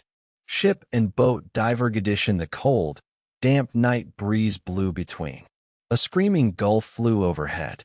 The two hulls wildly rolled. We gave 3 heavy-hearted cheers, and blindly plunged like fate into the lone Atlantic. Chapter 23. The Lee Shore. Some chapters back one Bulkington was spoken of, a tall new-landed mariner encountered in New Bedford at the inn. When, on that shivering winter's night, the Pequod thrust her vindictive bows into the cold, malicious waves, who should I see standing at her helm but Bulkington? I looked with sympathetic awe and fearfulness upon the man, who in mid-inter just landed from a, for years dangerous voyage, could so unrestingly push off again for still another tempestuous term. The land seemed scorching to his feet. Wonderful things are ever the unmentionable. Deep memories yield no epitaphs. This 6 inches chapter is the stoneless grave of Bulkington.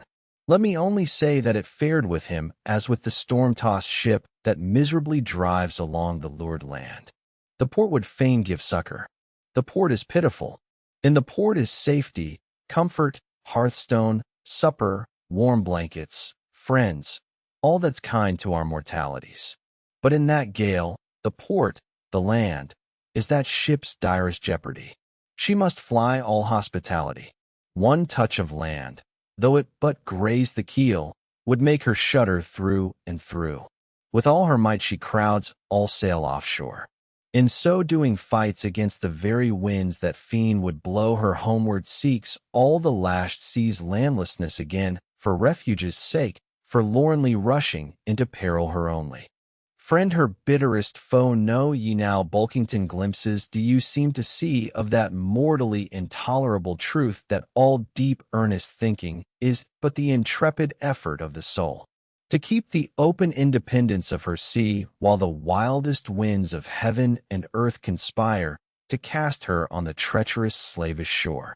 But as in landlessness alone resides highest truth, shoreless, indefinite as God, so better it is to perish in that howling infinite than be ingloriously dashed upon the lee, even if that were safety. For worm-like then, oh, who would crave and crawl to land? Terrors of the terrible. Is all this agony so vain? Take heart, O Bington. Bear thee grimly, demigod. Up from the spray of thy ocean perishing. Straight up leaps thy apotheosis.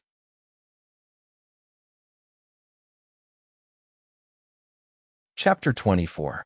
The Advocate.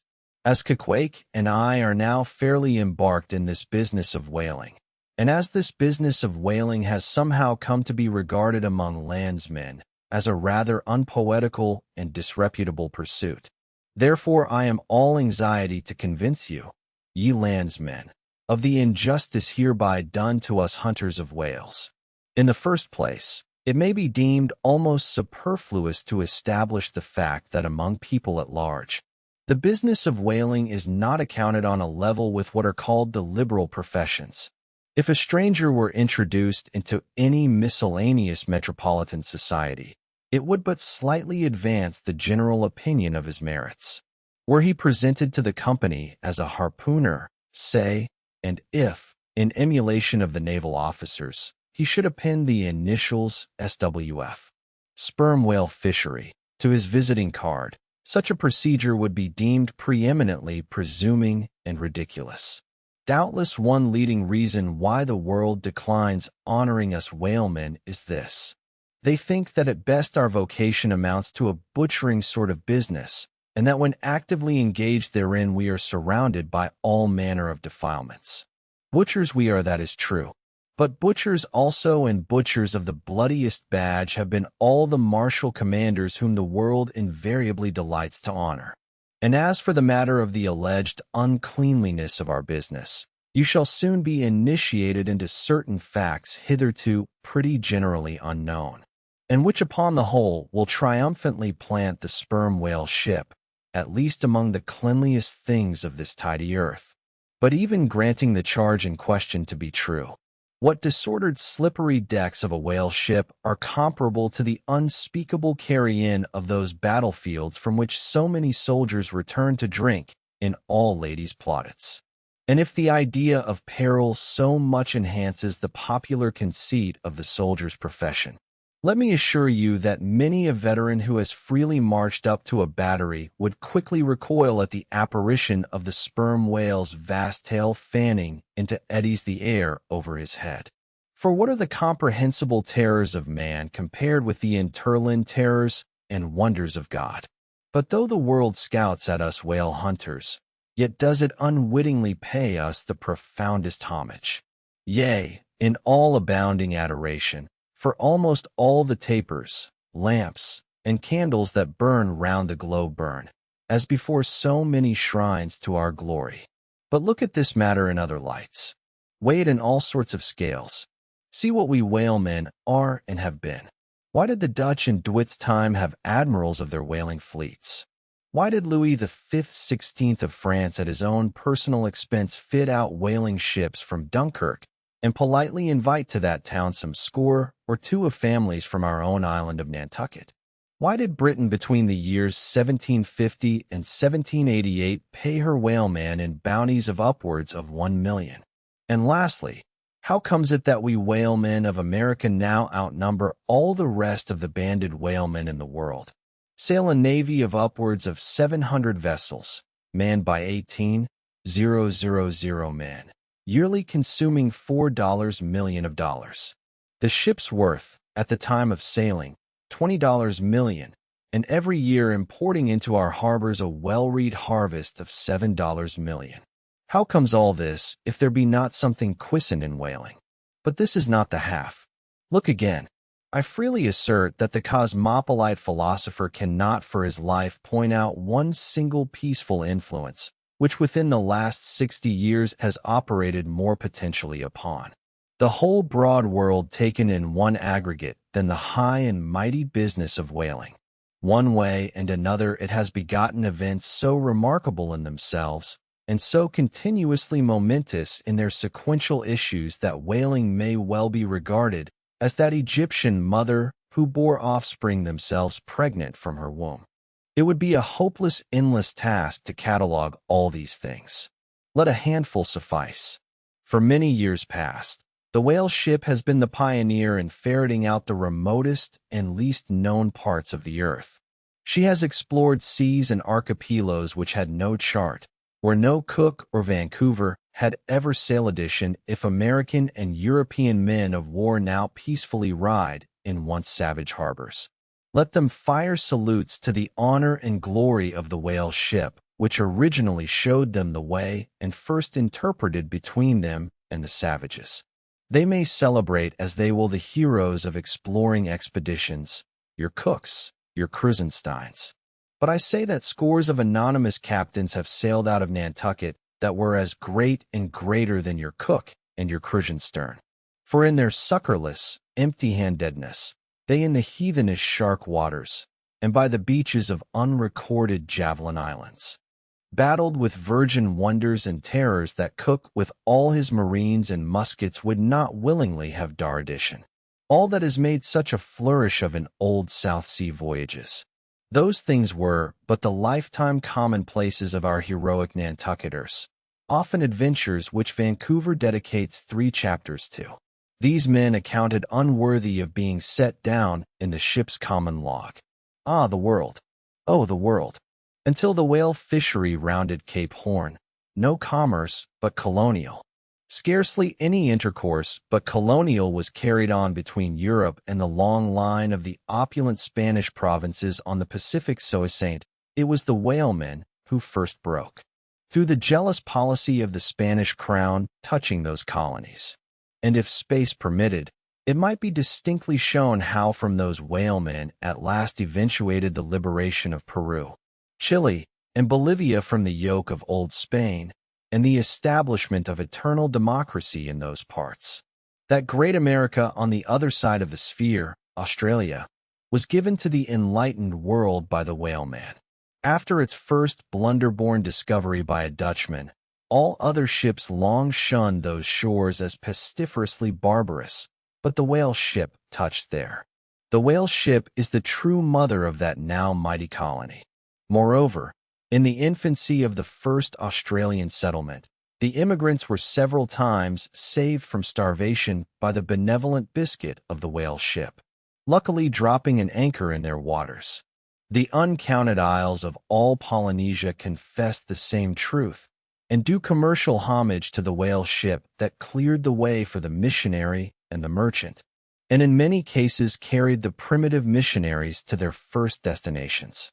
If that double-bolted land, Japan, is ever to become hospitable, it is the whale ship alone to whom the credit will be due, for already she is on the threshold. But if, in the face of all this, you still declare that whaling has no aesthetically noble associations connected with it, then I am ready to shiver 50 lances with you there, and unhorse you with a split helmet every time.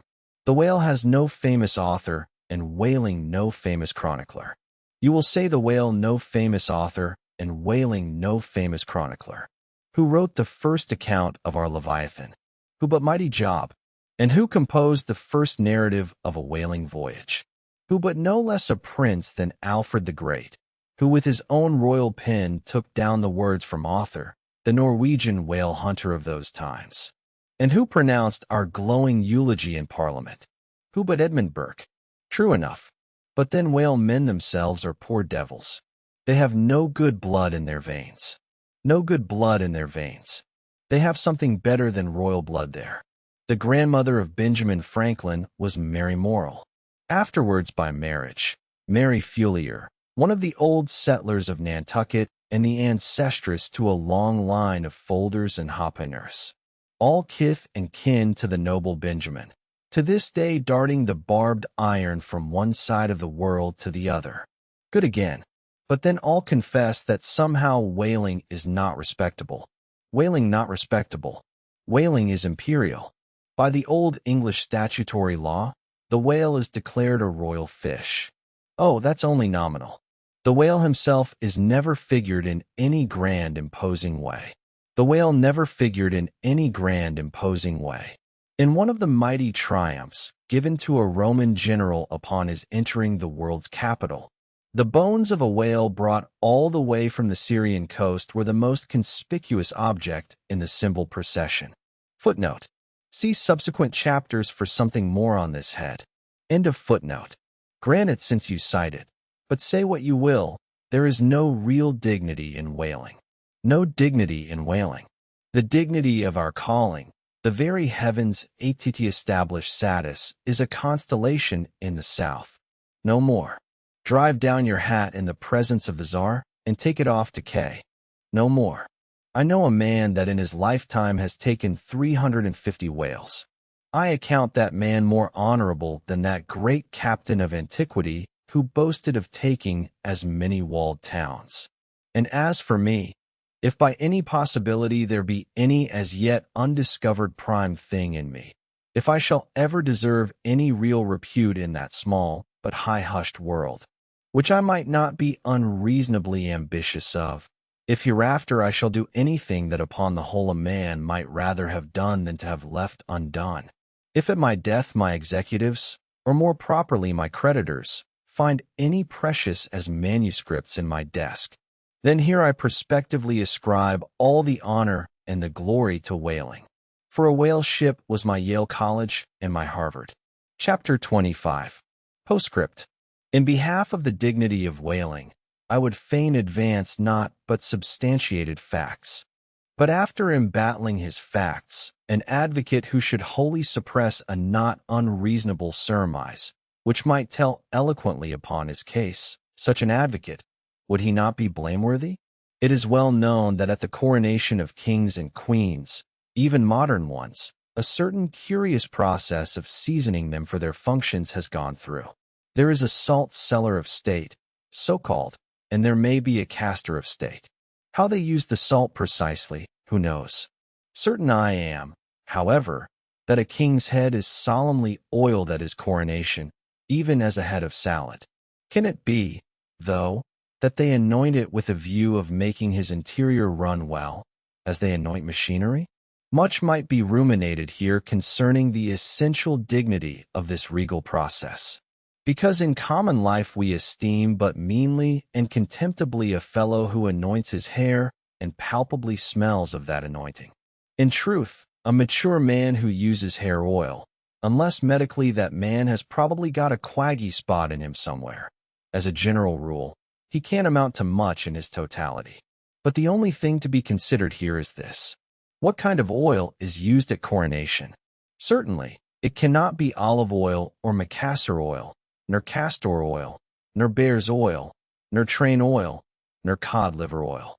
What then can it possibly be but sperm oil in its unmanufactured, unpolluted state, the sweetest of all oils? Think of that, ye loyal Britain. We whalemen supply your kings and queens with coronation stuff. Chapter 26. Knights and Squires. The chief mate of the Peak Quad was Starbucks, a native of Nantucket and a Quaker by descent. He was a long, earnest man, and though born on an icy coast, seemed well adapted to endure the hot latitudes, his flesh being hard as twice-baked biscuit. Transported to the Indies, his live blood would not spoil like bottled ale. He must have been born in some time of general drought and famine, or upon one of those fast days for which his state is famous. Only some 30 arid summers had he seen.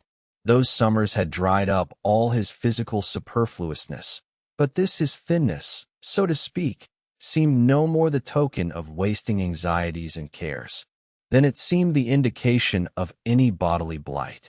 It was merely the condensation of the man. He was by no means ill-looking, quite the contrary. His pure tight skin was an excellent fit, and closely wrapped up in it, and embalmed with inner health and strength like a revivified Egyptian. This Starbucks seemed prepared to endure for long ages to come, and to endure always, as now, for be it polar snow or torrid sun.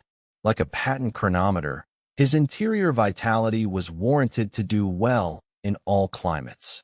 Looking into his eyes, you seemed to see there the yet lingering images of those thousand-fold perils he had calmly confronted through life. A staid, steadfast man, whose life, for the most part, was a telling pantomime of action and not a tame chapter of sounds. Yet, for all his hardy sobriety and fortitude, there were certain qualities in him which at times affected, and in some cases seemed well nigh to overbalance all the are established.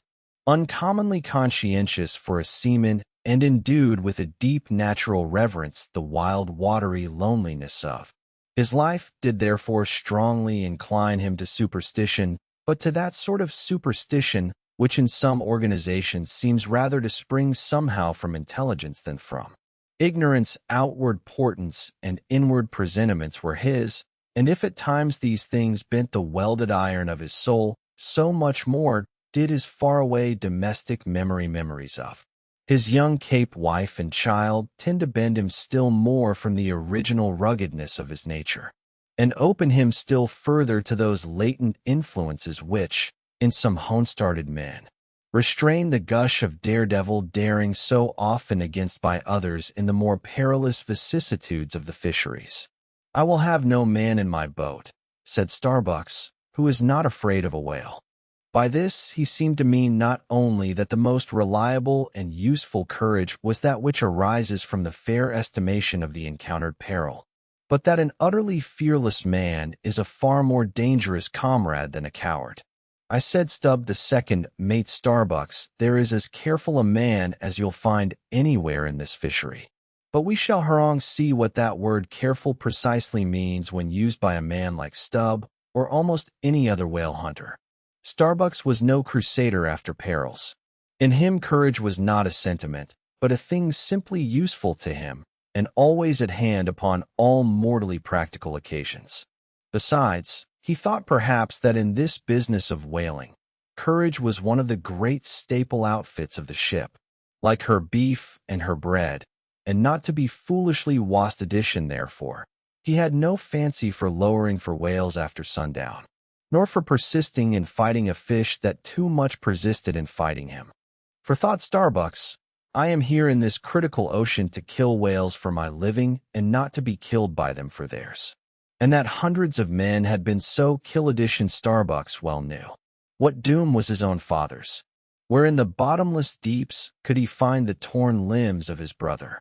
With memories like these in him, and moreover given to a certain superstitiousness, as has been said, the courage of this Starbucks, which could nevertheless still flourish, must indeed have been extreme.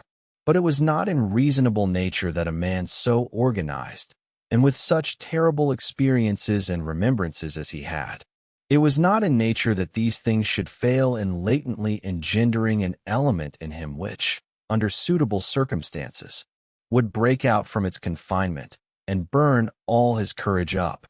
And brave as he might be, it was that sort of bravery chiefly visible in some intrepid men, which while generally abiding firm in the conflict with seas or winds or whales or any of the ordinary irrational horrors of the world, yet cannot withstand those more terrific because more spiritual terrors which sometimes menace you from the concentrating brow of an enraged and mighty man.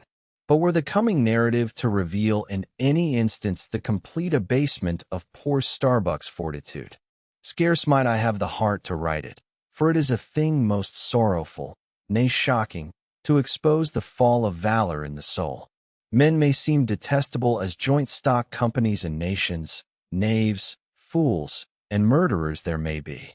Men may have mean and meager faces, but man in the ideal is so noble and so sparkling, such a grand and glowing creature that over any ignominious blemish in him all his fellows should run to throw their costliest robes.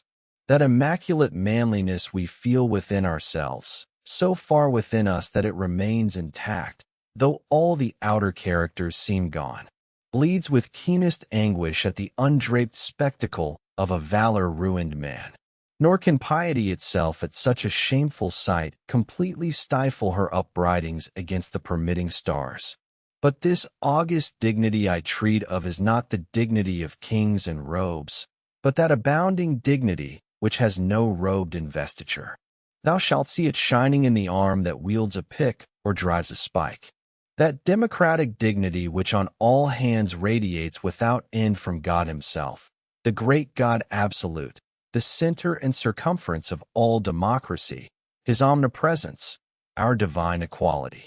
If then to meanest mariners and renegades and castaways, I shall hereafter ascribe high qualities, though dark, weave round them tragic graces, if even the most mournful, perchance the most abased among them all, shall at times lift himself to the exalted mounts, if I shall touch that workman's arm with some ethereal light, if I shall spread a rainbow over his disastrous set of sun, then against all mortal critics, bear me out in it, thou just spirit of equality, which has spread one royal mantle of humanity over all my kind.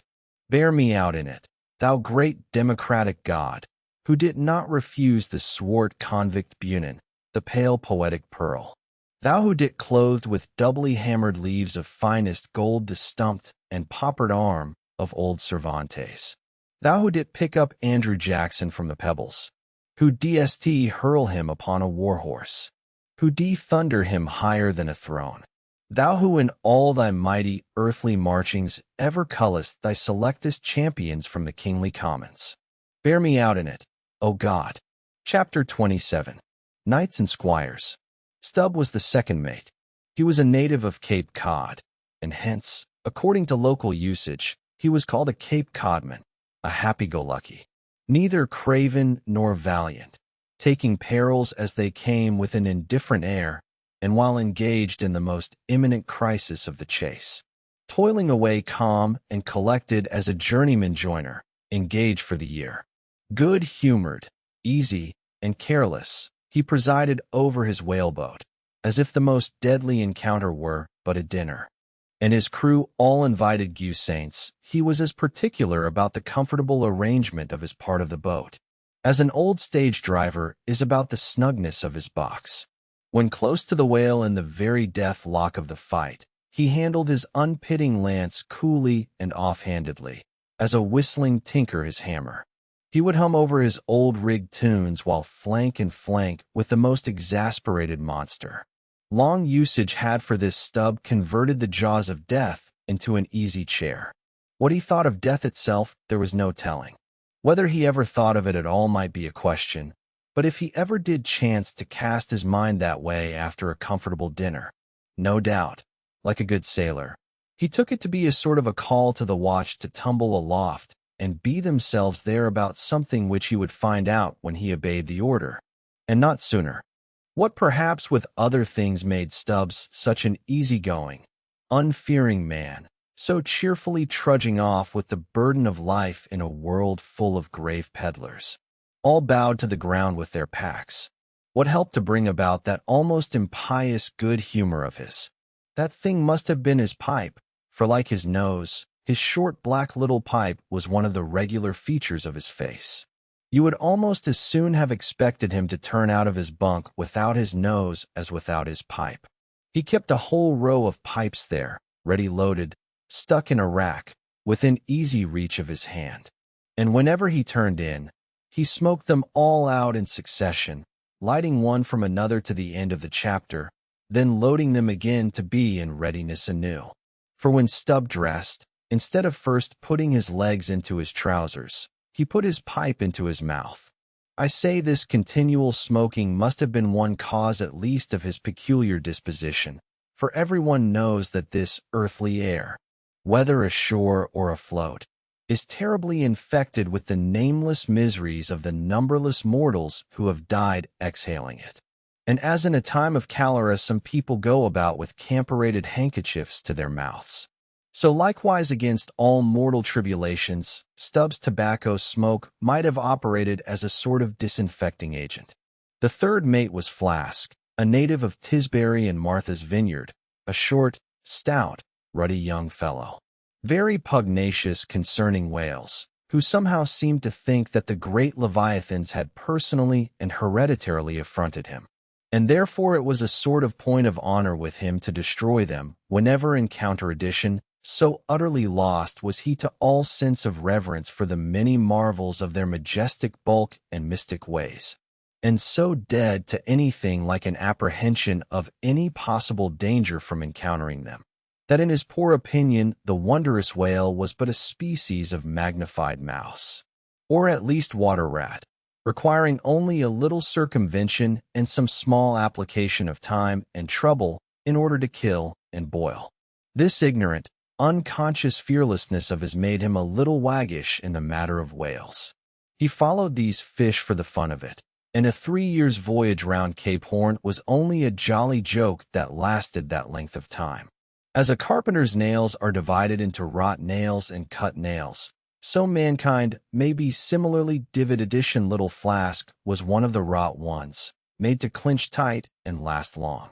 They called him King Post on board the Pequod because in form he could be well likened to the short square timber known by that name in Arctic whalers, and which by the means of many radiating side timbers inserted into it serves to brace the ship against the icy concussions of those battering seas. Now these three mates Starbucks, Stub, and Flask were momentous men. They it was who by universal prescription commanded three of the Pequod's boats as headmen in that grand order of battle in which Captain Ahab would probably marshal his forces to descend on the whales. These three headsmen were as captains of companies or being armed with their long, keen whaling spears. They were as a picked trio of lancers, even as the harpooners were flingers of javelins. And since in this famous fishery each mate or headsman, like a Gothic knight of old, is always accompanied by his boat skewer or harpooner who in certain conjunctures provides him with a fresh lance when the former one has been badly twisted or elbowed in the assault lieutenant, and moreover, as there generally subsists between the two a close intimacy and friendliness, it is therefore but meet that in this place we set down who the Pequod's harpooners were, and to what headsmen each of them belong. Edition first of all was Quickwig, whom Starbucks, the chief mate, had selected for his squire, but Quickwig is already known. Next was Tash Tago, an unmixed Indian from Gayhead, the most westerly promontory of Martha's Vineyard, where there still exists the last remnant of a village of red men, which has long supplied the neighboring island of Nantucket with many of her most daring harpooners. In the fishery, they usually go by the generic name of Gayheaders. Tashego's long, lean, sable hair, his high cheekbones and black rounding eyes, for an Indian Oriental in their largeness, but Antarctic in their glittering expression, all this sufficiently proclaimed him an inheritor of the unviated blood of those proud warrior hunters, who, in quest of the great New England moose, had scoured bow in hand the aboriginal forests of the Maine. But no longer snuffing in the trail of the wild beasts of the woodland, Tashego now hunted in the wake of the great whales of the sea, the unerring harpoon of the sun, fitly replacing the infallible arrow of the sires. To look at the tawny brawn of his least snaky limbs, you would almost have credited the superstitions of some of the earlier Puritans, and half believe this wild Indian to be a son of the prince of the powers of the air. Tashego was Stub the second mate squire. Third among the harpooners was Dagu, a gigantic coal-black Negro savage with a lion-like tread and oshfro to behold. Suspended from his ears were two golden hoops, so large that the sailors called them ring bolts and would talk of securing the topsail halyards to them. In his youth, Dagu had voluntarily shipped on board a whaler, lying in a lonely bay on his native coast, and never having been anywhere in the world but in Africa, Nantucket, and the pagan harbors most frequented by whalemen, and having now led for many years the bold life of the fishery in the ships of owners uncommonly heedful of what manner of men they shipped, Dagu retained all his barbaric virtues, and erect as a giraffe, moved about the decks in all the pomp of 6 feet 5 inches in his socks. There was a corporeal humility in looking up at him, and a white man standing before him seemed a white flag come to beg truce of a fortress. Curious to tell, this imperial Negro, a hash Dagu, was the squire of Little Flask, who looked like a chessman beside him.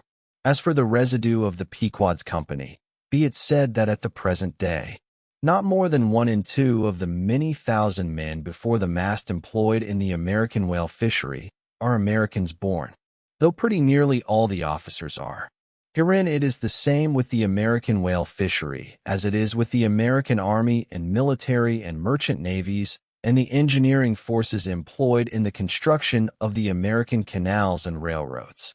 The same, I say, because in all these cases the native American liberally provides the brains, the rest of the world is generously supplying the muscles. No small number of these whaling seamen belong to the Azores, where the outward-bound Nantucket whalers frequently touch to augment their crews from the hardy peasants of those rocky shores. In like manner, the Greenland whalers, sailing out of Hull or London, put in at the Shetland Islands to receive the full complement of their crew. Upon the passage homeward, they dropped them there again. How it is, there is no telling, but islanders seem to make the best whalemen. They were nearly all islanders in the Pequod. Isolates, too, I call such, not acknowledging the common continent of men, but each isolado living on a separate continent of his own. Yet now, federated along one keel, what a set these isolates were. An Anacharis Klutz deputation from all the Isisles of the sea and all the ends of the earth accompanying old Ahab in the Pequod to lay the world's grievances before that bar from which not very many of them ever come back. Black little Pip, he never did. Oh no, he went before. Poor Alabama boy on the grim Pequod's folks. Who shall he long see him beating his tambourine prelusive of the eternal time, when sent for to the great quarter-deck on high he was bid strike in with angels and beat his tambourine in glory, called a coward here, hailed a hero there. Chapter 28. For several days after leaving Nantucket Pocket, nothing above hatches was seen of Captain Ahab. The mates regularly relieved each other at the watches, and for all that could be seen to the contrary, they seemed to be the only commanders of the ship. Only they sometimes issued from the cabin with orders so sudden and peremptory that, after all, it was plain they but commanded vicariously. Yes, their supreme lord and dictator was there, though hitherto unseen by any eyes, was not permitted to penetrate into the now sacred retreat of the cabin. Every time I ascended to the deck from my watches below, I instantly gazed to mark if any strange face were visible. For my first vague disquietude touching the unknown captain, now in the seclusion of the sea, became almost a perturbation. This was strangely heightened at times by the ragged Elijah's diabolical incoherences uninvitedly recurring to me with a subtle energy I could not have before conceived of, but poorly could I withstand them. Much as in other moods, I was almost ready to smile at the solemn whimsicalities of that outlandish prophet of the wharves. But whatever it was, of apprehensiveness or uneasiness, to call it so, which I felt, whenever I came to look about me in the ship, it seemed against all warranty to cherish such emotions. For though the harpooners, with the great body of the crew, were a far more barbaric, heathenish, and motley set than any of the tame merchant ship companies which my previous experiences had made me acquainted with, still, I ascribed this, and rightly ascribed it, to the fierce uniqueness of the very nature of that wild Scandinavian vocation, in which I had so abandonedly embarked. But it was especially the aspect of the three chief officers of the ship, the mates, which was most forcibly calculated to allay these colorless misgivings, and induce confidence and cheerfulness in every presentment of the voyage. Three better, more likely sea officers and men, each in his own different way, could not readily be found, and they were, every one of them Americans, a Nantucketer, a Vineyard, a Cape man. Now it being Christmas, when the ship shot from outer harbor for a space, we had biting polar weather, though all the time running away from it to the southward. And by every degree and minute of latitude which we sailed, gradually leaving that merciless winter and all its intolerable weather behind us. It was one of those less lowering, but still gray and gloomy enough mornings of the transition, when, with a fair wind, the ship was rushing through the water with a vindictive sort of leaping and melancholy rapidity, that as I mounted to the deck at the call of the forenoon watch, so soon as I leveled my glance toward the taffel, foreboding shivers ran over me. Reality outran apprehension. Captain Ahab stood upon his quarter-deck. There seemed no sign of common bodily illness about him, nor of the recovery for many. He looked like a man cut away from the stake, when the fire has overrunningly wasted all the limbs without consuming them, or taking away one particle from their compacted, aged robustness. His whole high broad form seemed made of solid bronze, and shaped in an unalterable mold, like Collini's cast Perseus, threading its way out from among his gray hairs, and continuing right down one side of his tawny, scorched face and neck, till it disappeared in his clothing. You saw a slender, rod-like mark, lividly whitish. It resembled that perpendicular seam sometimes made in the straight lofty trunk of a great tree when the upper lightning tearingly darts down it. And without wrenching a single twig, peels and grooves out the bark from top to bottom, ere running off into the soil, leaving the tree still greenly alive. But brand addition whether that mark was born with him, or whether it was the scar left by some desperate wound, no one could certainly say. By some tacit consent throughout the voyage, little or no allusion was made to it, especially by the mates. But once Tashtigos, Sr., an old gay-head Indian among the crew, superstitiously asserted that not till he was full 40 years old did Ahab become that way branded. And then it came upon him not in the fury of any mortal fry, but in an elemental strife at sea. Yet this wild hint seemed inferentially negative by what a gray man's man insinuate addition an old sepulchral man who, having never before sailed out of Nantucket, had never ere this laid eye upon wild Ahab. Nevertheless, the old sea traditions, the immemorial creduities, popularly invested this old man's man with preternatural powers of discernment, so that no white sailor seriously contradicted him when he said that if ever Captain Ahab should be tranquilly laid out, which might hardly come to pass, so he muttered, then whoever should do that last office for the dead would find a birthmark on him from crown to sole.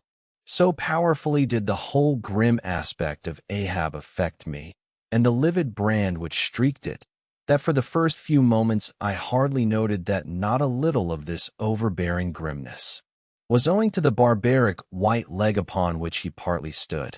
It had previously come to me that this ivory leg had at sea been fashioned from the polished bone of a sperm whale's jaw. He was dismasted off Japan, said the old gay-head Indian once, but like his dismasted craft, he shipped another mast without coming home for it. He has a quiver of them. I was struck with the singular posture he maintained addition upon each side of the Pequod's quarter deck, and pretty close to the mizzen shrouds. There was an auger hole bored about half an inch or so into the plank. His bone legs steadied in that hole, one arm elevated and holding by a shroud. Captain Ahab stood erect, looking straight out beyond the ship's ever-pitching prow. There was an infinity of firm fortitude, a determinate, uncertainable willfulness in the fixed and fearless forward dedication of that glance.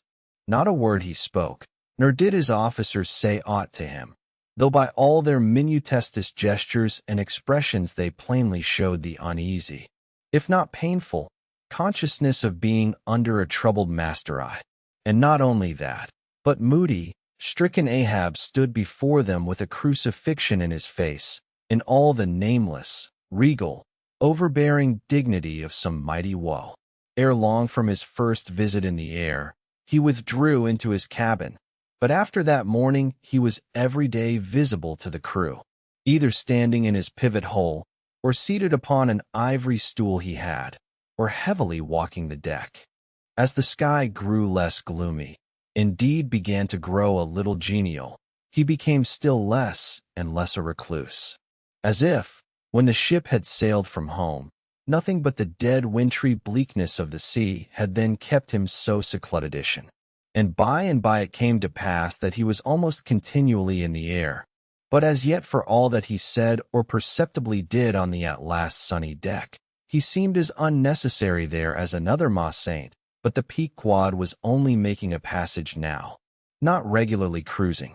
Nearly all whaling preparatives needing supervision, the mates were fully competent to, so that there was little or nothing out of himself to employ or excite Ahab now, and thus chase away for that one interval the clouds that layer upon layer were piled upon his brow, as ever all clouds choose the loftiest peaks to pile themselves upon. Nevertheless, the warm warbling persuasiveness of the pleasant holiday weather we came to seemed gradually to charm him from his mood. For as when the red-shaked dancing girls, April and May, trip home to the wintry, misanthropic woods, even the barest, ruggedest, most thunder-loving old oak will at least send forth some few green sprouts to welcome such glad-hearted visitants. So Ahab did in the end a little respond to the playful allurings of that garish air. More than once did he put forth the faint blossom of a look which in any other man would have soon flowered out in a smile. Chapter 29. Enter Ahab to him stub. Some days elapsed, and ice and icebergs all astern. The Pequod now went rolling through the bright Quito spring, which at sea almost perpetually reigns on the threshold of the eternal August of the tropic. The warmly cool, clear, ringing, perfumed, overflowing, redundant days, whereas crystal goblets of Persian sherbet heaped up, flaked up with rosewater snow. These starred and stately nights seemed haughty dames in jeweled velvets, nursing at home in lonely pride the memory of their absent conquering earls, the golden-helmeted sons. For sleeping man, it was hard to choose between such winsome days and such seducing nights. But all the witcheries of that unwaning weather did not merely lend new spells and potencies to the outward world. Inward they turned upon the soul, especially when the still mild hours of eve came on. Then memory shot her crystals as the clear ice most forms of noiseless twilights. And all these subtle agencies more and more they wrought on Ahab's texture. Old age is always wakeful, as if the longer linked with life, the less man has to do with aught that looks like death. Among sea commanders, the old graybeards will often leave their berths to visit the night-cloaked deck. It was so with Ahab, only that now of late he seemed so much to live in the open air that truly speaking his visits were more to the cabin than from the cabin to the planks. "It feels like going down into one's tomb," he would mutter to himself, "for an old captain like me to be descending this narrow scuttle to go to my grave-dug berth." So almost every 24 hours, when the watches of the night were set, and the band on deck sentineled the slumbers of the band below, and when, if a rope was to be hauled upon the folks, the sailors flung it not rudely down, as by day, but with some cautiousness dropped it to its place for fear of disturbing their slumbering shipmates. When this sort of steady quietude would begin to prevail, habitually these silent steersmen would watch the cabin scuttle, and ere long the old man would emerge, gripping at the iron banister to help his crippled way. Some considering touch of humanity was in him, for at times like these he usually abstained from patrolling the quarter-deck, because to his wearied mates seeking repose within 6 in of his ivory heel. Such would have been the reverberating crack and din of that bony step that their dreams would have been on the crunching teeth of sharks. But once the mood was on him too deep for common regardings, and as with heavy lumber-like pace he was measuring the ship from taffrail to mainmast, Stub, the old second mate, came up from below with a certain unassured deprecating humorousness, hinted that if Captain Ahab was pleased to walk the planks, then no one could say nay, but there might be some way of muffling the noise, hinting something indistinctly and hesitatingly about a globe of tow in the insertion into it of the ivory heel. "Ah, Stub, thou did not know Ahab. Then am I a cannonball, Stub," said Ahab, "that thou wst wad me that fashion. But go thy ways, I had forgot. Below to thy nightly grave, where such as ye sleep between shrouds, to use you to filling one at Le Saint Down, dog and kennel." Starting at the unforeseen concluding exclamation of the so suddenly scornful old man, Stub was speechless for a moment, and then said excitedly, "I am not used to being spoken to that way, sir." "I do, but less than half like it, sir." "Avast," gritted Ahab between his set teeth, and violently moving away as if to avoid some passionate temptation. "No, sir, not yet," said Stub, emboldened addition. "I will not tamely be called a dog, sir, and be called 10 times a donkey and a mule and an ass, and be gone, or I'll clear the world of thee." As he said this, Ahab advanced upon him with such overbearing terrors in his aspect that Stub involuntarily retreated. "I was never served so before without giving a hard blow for it," muttered Stub as he found himself descending the cabin scuttle. "It's very queer." "Stop, Stub," Somehow now I don't well know whether to go back and strike him, or what's that down here on my knees and pray for him. Yes, that was the thought coming up in me. But it would be the first time I ever did pray. It's queer. Very queer. And he's queer, too. I take him for an after. He's about the queerest old man Stub ever sailed with. How he flashed at me. His eyes like powder pans. Is he mad? Anyway, there's something on his mind as sure as there must be something on a deck when it cracks. He ain't in his bed now either. More than 3 hours out of 24, and he don't sleep then. Didn't that doughboy, the steward, tell me that of a morning he always finds the old man's hammock clothes all rumpled and tumbled, and the sheets down at the foot, and the cover lid almost tied into knots, and the pillow a sort of frightful hot, as though a baked brick had been on it? A hot old man.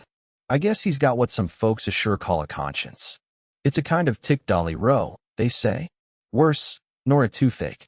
Well, I don't know what it is, but the Lord keep me from catching it. He's full of riddles. I wonder what he goes into the afterhold for every night, as Doughboy tells me he suspects. What's that for? I should like to know. Who's made appointments with him in the hold? Ain't that queer now? But there's no telling. It's the old game. Here it goes for a snooze. Damn me. It's worth a fellow's while to be born into the world, if only to fall right asleep. And now that I think of it, that's about the first thing babies do. And that's sort of queer, too. Damn me. But all things are queer, come to think of them. But that's against my principles. Think not is my 11th commandment, and sleep when you can is my 12th. So here goes again. But how's that? Didn't he call me a dog? Blazes. He called me 10 times a donkey and piled a lot of jackasses on top of that. He might as well have kicked me and be done with it. Maybe he did kick me, and I didn't observe it. I was so taken all back with his brow somehow. It flashed like a bleached bone. What the devil's the matter with me? I don't stand right on my legs. Coming afoul of that old man has a sort of turned me wrong side out. By the Lord, I must have been dreaming, though. How? But the only way is to stash it. So, here goes to hammock again. And in the morning, I'll see how this plaguey juggling thinks over by daylight. Chapter 30. The Pipe. When Stub had departed, Ahab stood for a while, leaning over the bulwarks, and then, as had been usual with him of late, calling a sailor of the watch, he sent him below for his ivory stool and also his pipe. Lighting his pipe at the binnacle lamp and planting the stool on the weather side of the deck, he sat in smock edition. In old Norse times, the thrones of the sea-loving Danish kings were fabricated, saith tradition, of the tusks of the narwhal. How could one look at Ahab then, seated on that tripod of bones, without bethinking him of the royalty it symbolized? For a Khan of the plank and a king of the sea, and a great lord of Leviathans was Ahab. Some moments passed during which the thick vapor came from his mouth in quick and constant puffs, which blew back again into his face. How now? He soliloquized at last, withdrawing the tube. This smoking no longer soothes. Oh, my pipe! Hard must it go with me if thy charm be gone. Here have I been unconsciously toiling, not pleasuring. I and ignorantly smoking to windward, all the while to windward, and with such nervous whiffs, as if like the dying whale my final jets were the strongest and fullest of trouble. What business have I with this pipe? This thing that is meant for seerness to send up mild white vapors among mild white hairs, not among torn iron-gray locks like mine. I'll smoke no more. He tossed the still-lighted pipe into the sea. The fire hissed, and then presto, Ahab seemed a pyramid, and I, like a blazing fool, kept kicking at it. But what was still more curious, Flask, you know how curious all dreams are. Through all this rage that I was in, I somehow seemed to be thinking to myself that after all it was not much of an insult, that kick from Ahab. Why thinks I what's the row? It's not a real leg, only a false leg. And there's a mighty difference between a living thump and a dead thump. That's what makes a blow from the hand, Flask, 50 times more savage to bear than a blow from a cane. The living member, that makes the living insult, my little man. And thinks I to myself all the while, mind, while I was stubbing my silly toes against that cursed pyramid. So confoundedly contradictory was it all the while I say I was thinking to myself, what's his leg now but a cane? A whalebone cane? Yes, thinks I was only a playful cudgeling. In fact, only a whale boning that he gave me, not a base kick. Besides, think I look at it once. Why, the end of it, the foot part, what a small sort of end it is.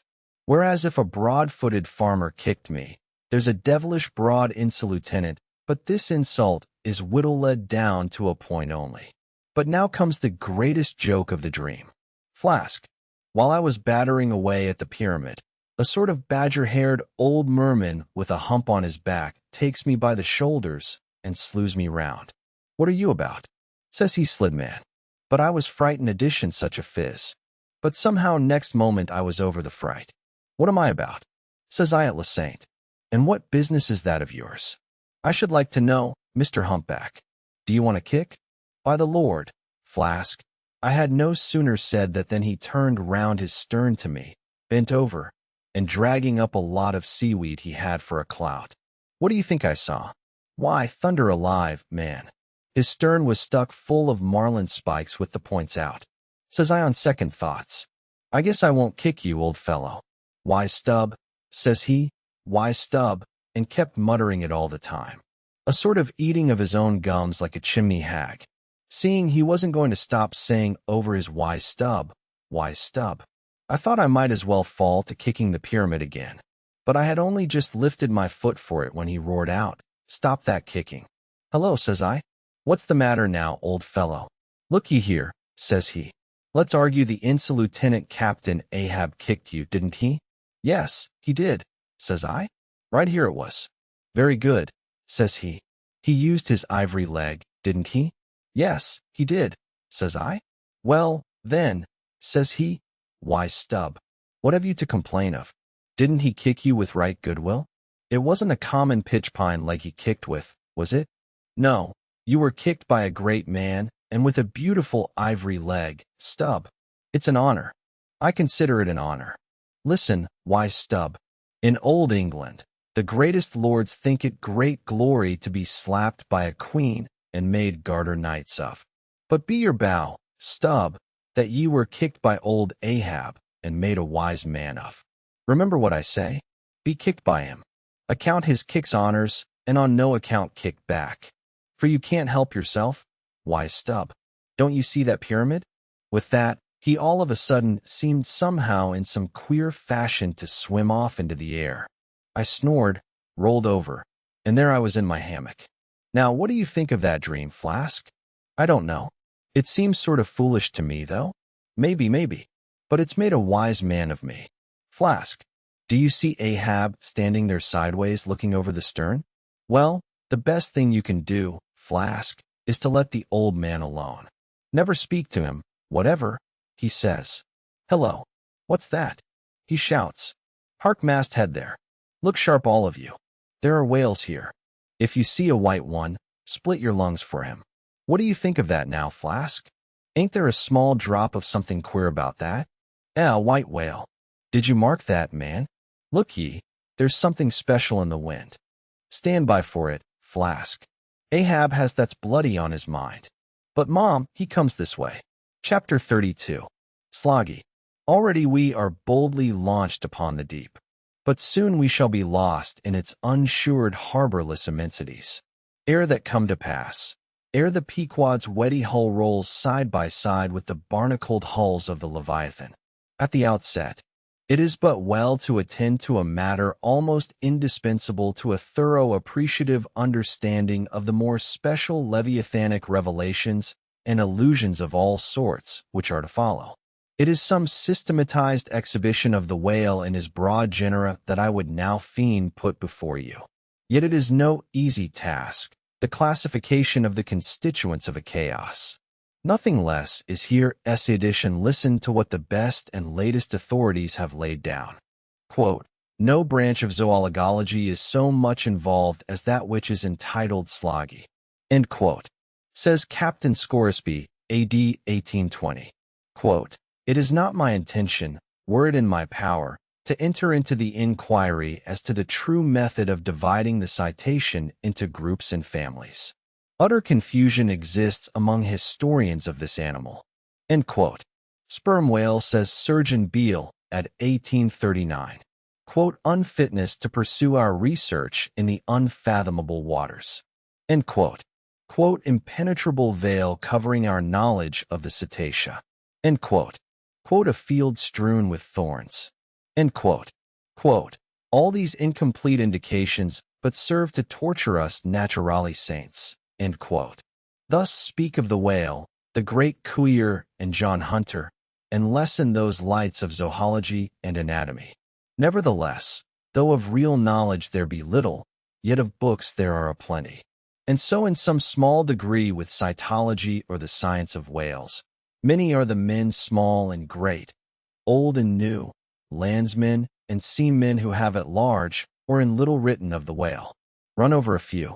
The authors of the Bible, Aristotle, Ply, Aldra, Sir Thomas Browne, Gesner, Ray, Linnaeus, Rond, Willoughby, Green, Art Teddy, Sibbald, Bisson, Martin, Lassipede, Bonter, Deere, Barron, Cuvier, Frederick, Cuvier, John Hunter, Owen, Scoresby, Beale, Bennett, J. Ross Brown, the author of Miriam Coffin, Olmsted, and the Reverend T. Chver. But to what ultimate generalizing purpose all these have written, the above-cited extracts will show. Of the names in this list of whale authors, only those following Owen ever saw living whales, and but one of them was a real professional harpooner and whaleman, I mean, Captain Scoresby. On the separate subject of the Greenland or right whale, he is the best existing authority. But Scoresby knew nothing and says nothing of the great sperm whale, compared with which the Greenland whale is almost unworthy mentioning. And here be it said that the Greenland whale is a usurper upon the throne of the seas. He is not even by any means the largest of the whales.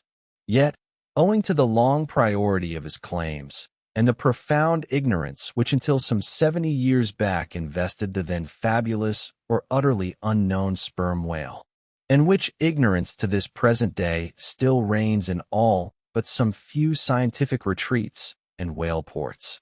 This usurpation has been every way complete. Reference to nearly all the Leviathanic allusions in the great poets of past days will satisfy you that the Greenland whale, without one rival, was to them the monarch of the seas. But the time has at last come for a new proclamation. This is Charing Cross. Hear ye good people all.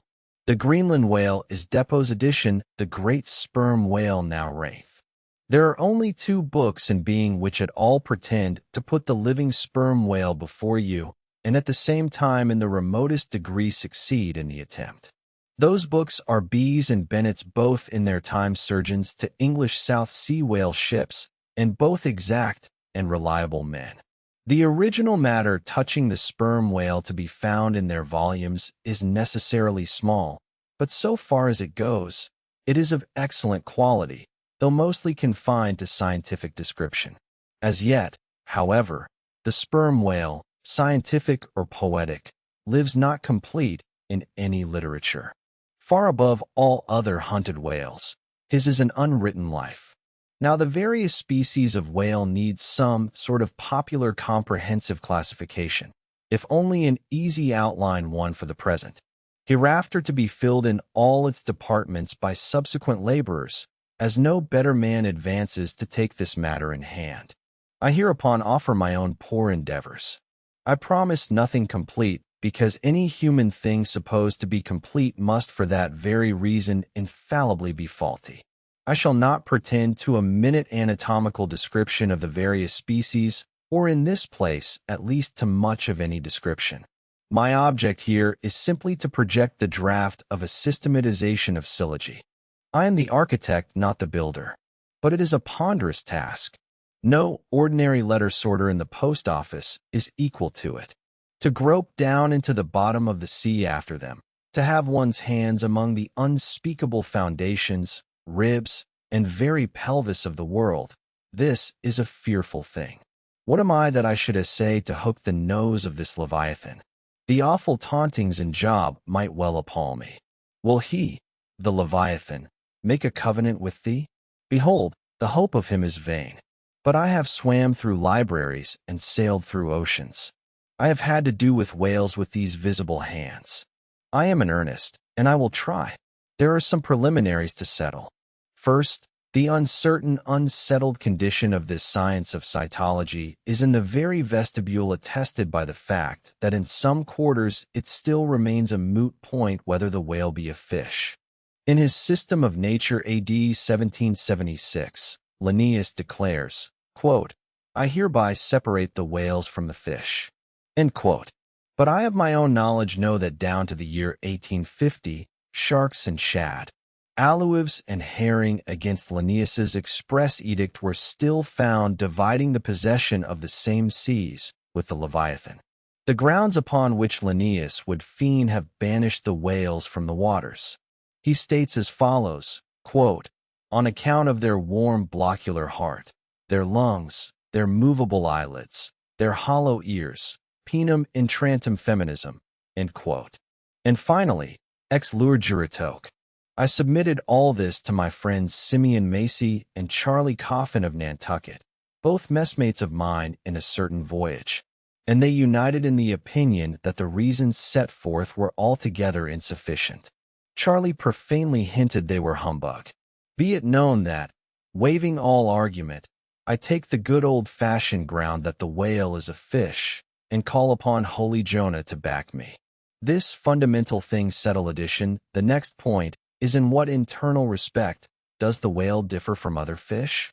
Above, Linnaeus has given you those items, but in brief they are these: lungs and warm blood, whereas all other fish are lungless and cold-blood edition. Next, how shall we define the whale by his obvious externals, so as conspicuously to label him for all time to come? To be short, then a whale is a spouting fish with a horizontal tail. There you have him.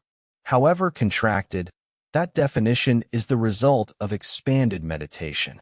A walrus spouts much like a whale, but the walrus is not a fish because he is amphibious. But the last term of the definition is still more cogent, as coupled with the first saint. Almost anyone must have noticed that all the fish familiar to landsmen have not a flat, but a vertical or up and down tail.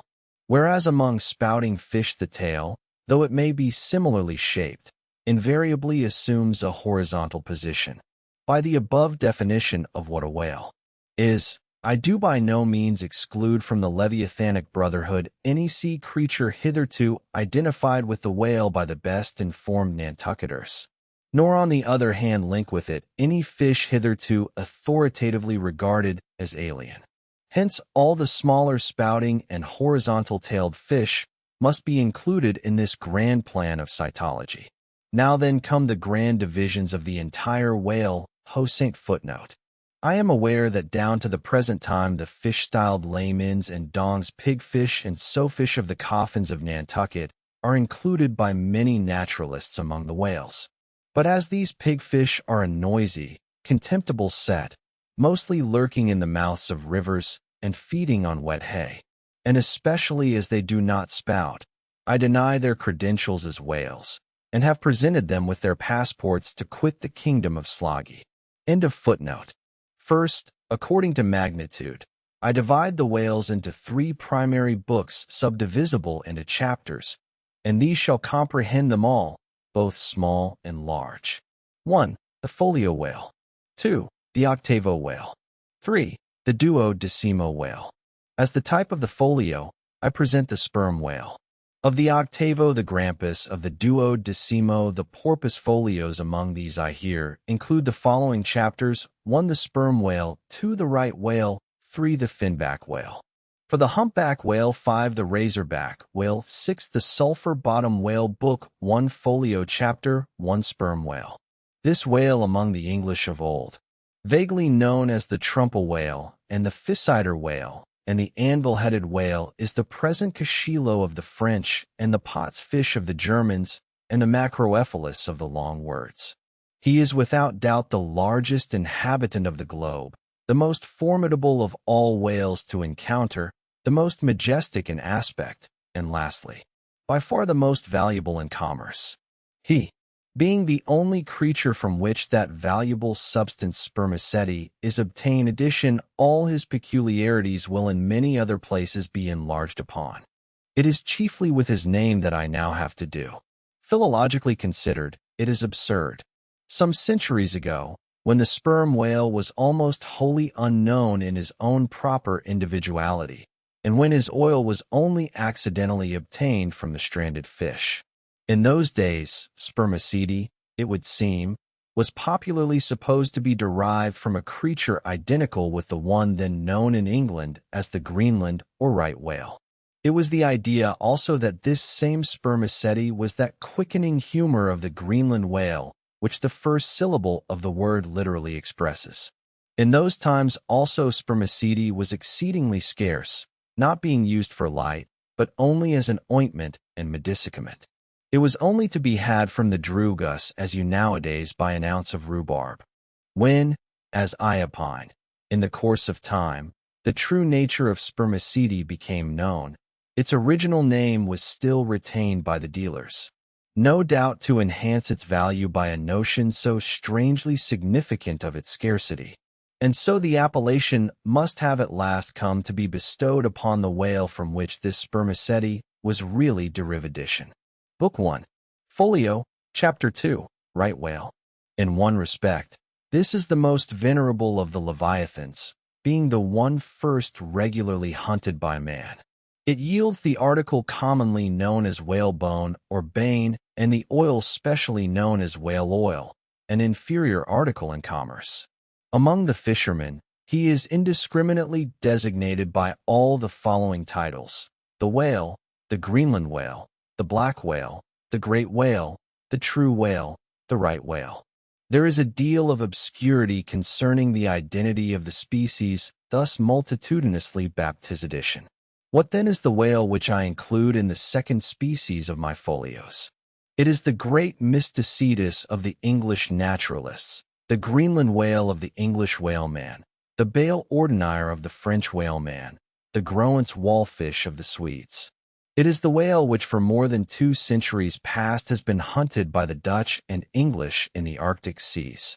It is the whale which the American fishermen have long pursued in the Indian Ocean, on the Brazil banks in the northwest coast, and in various other parts of the world designated by them right whale cruising grounds. Some pretend to see a difference between the Greenland whale of the English and the right whale of the Americans, but they precisely agree in all their grand features. Nor has there yet been presented a single determinate fact upon which to ground a radical distinction. It is by endless subdivisions based upon the most inconclusive differences that some departments of natural history become so repellingly intricate. The right whale will elsewhere be treated of at some length with reference to elucidating the sperm whale. Book 1 Folio. Chapter 3, Finback.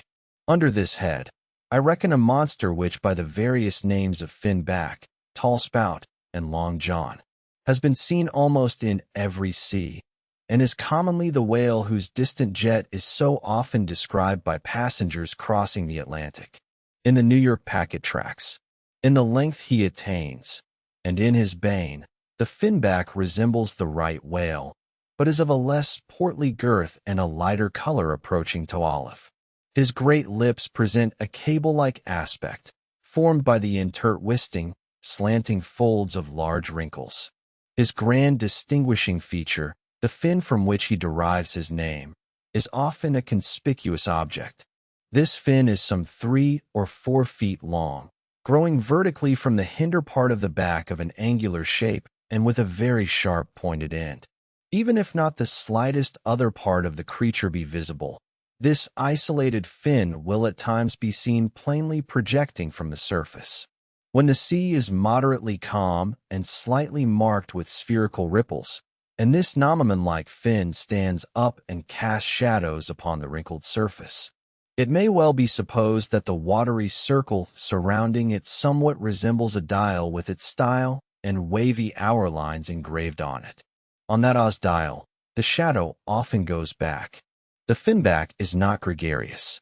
He seems a whale-hater, as some men are, man-haters, very shy, always going solitary, unexpectedly rising to the surface in the remotest and most sullen waters. His straight and single lofty jet rising like a tall misanthropic spear upon a barren plain gifted with such wondrous power and velocity and swimming as to defy all present pursuit from man. This Leviathan seems the banished and unconquerable Cain of his race, bearing for his mark that style upon his back. From having the bane in his mouth. The finback is sometimes included with the right whale among a theoretic species denominated whalebone whales, that is, whales with bane. Of these so-called whalebone whales, there would seem to be several varieties, most of which, however, are little known. Broad-nosed whales and beaked whales, pike-headed whales, bunched whales, underjawed whales, and rostrated whales are the fishermen's names for a few sorts. In connection with this appellative of whalebone whales, it is of great importance to mention that however such a nomenclature may be convenient in facilitating allusions to some kinds of whales, yet it is in vain to attempt a clear classification of the Leviathan founded upon either his bane or hump or fin or teeth. Notwithstanding that those marked parts or features very obviously seem better adapted to afford the basis for a regular system of Cetology than any other detached bodily distinctions which the whale in his kind's presence. How then, the bane, hump, back, fin, and teeth. These are things whose peculiarities are indiscriminately dispersed among all sorts of whales without any regard to what may be the nature of their structure and other and more essential particulars. Thus, the sperm whale and the humpback whale each has a hump, but there the similitude ceases. Then this same humpback whale and the Greenland whale, each of these has bene. But there again the similitude ceases, and it is just the same with the other parts above mentioned. Addition in various sorts of whales, they form such irregular combinations, or in the case of any one of them detached, such an irregular isolation as utterly to defy all general methodization formed upon such a basis. On this rock every one of the whale naturalists has split, but it may possibly be conceived that in the internal parts of the whale, in his anatomy, there at least we shall be able to hit the right classification. Nay, what thing, for example, is there in the Greenland whale's anatomy more striking than his bene? Yet we have seen that by his bellin it is impossible to correctly classify the Greenland whale. And if you descend into the bowels of the various leviathans, why there you will not find distinctions of 50th part as available to the systematizer as those external ones already enumerated. Addition. What then remains nothing but to take hold of the whales bodily in their entire liberal volume and boldly sort them that way. And this is the bibliographical system here adopted, and it is the only one that can possibly succeed, for it alone is practicable. To proceed, Book 1 Folio Chapter 4 Humpback. This whale is often seen on the northern American Saint. He has been frequently captured there and towed into harbor. He has a great pack on him like a peddler, or you might call him the elephant and castle whale. At any rate, the popular name for him does not sufficiently distinguish him, since the sperm whale also has a hump, though a smaller one. His oil is not very valuable. He is baleen.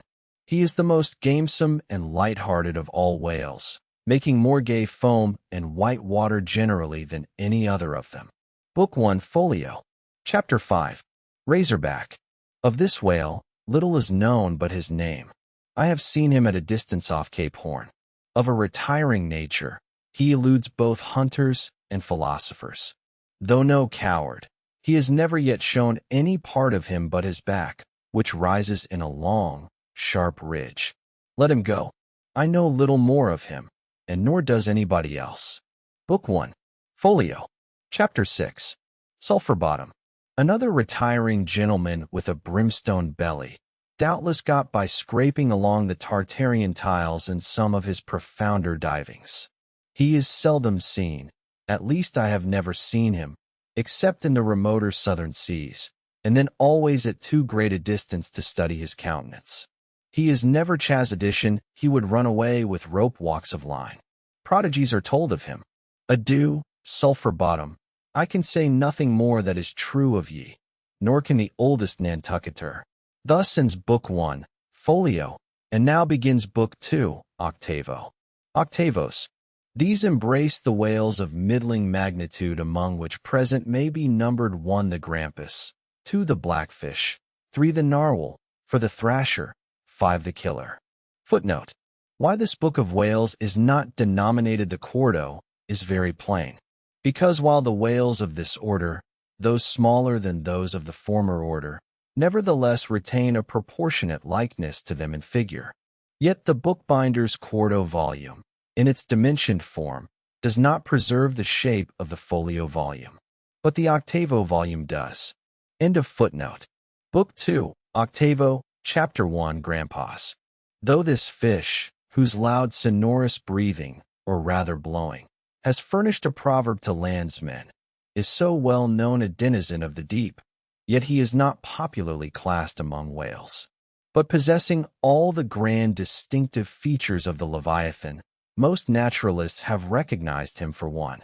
He is of moderate octavo size, varying from 15 to 25 ft in length, and of corresponding dimensions round the Wissaint. He swims in herds.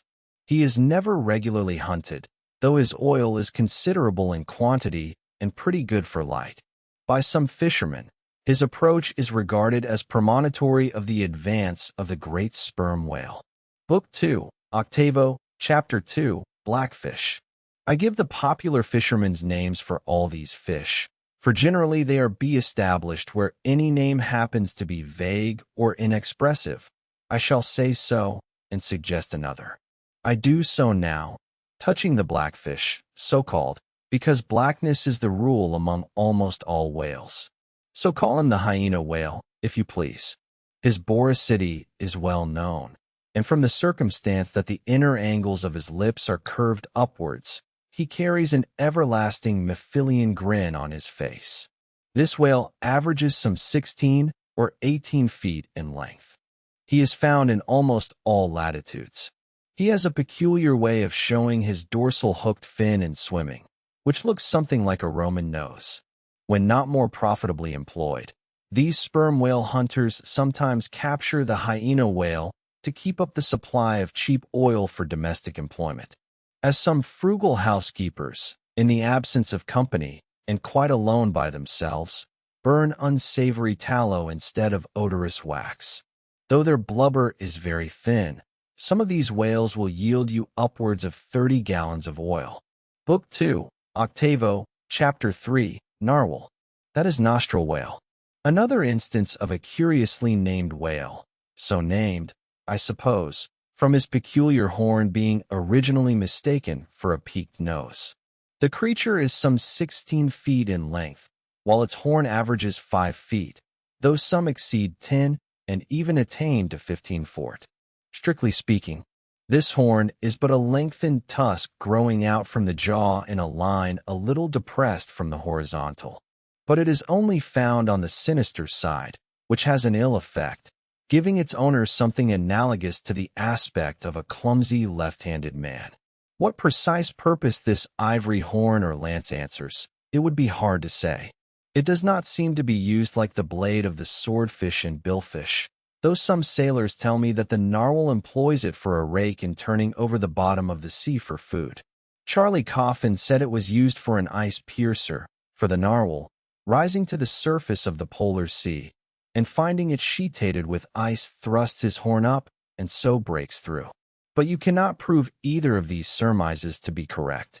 My own opinion is that however this one-sided horn may really be used by the narwhal, however that may be, it would certainly be very convenient to him for a folder in reading pamphlets. The narwhal I have heard called the tusked whale, the horned whale, and the unicorn whale. He is certainly a curious example of the unicornism to be found in almost every kingdom of animated nature.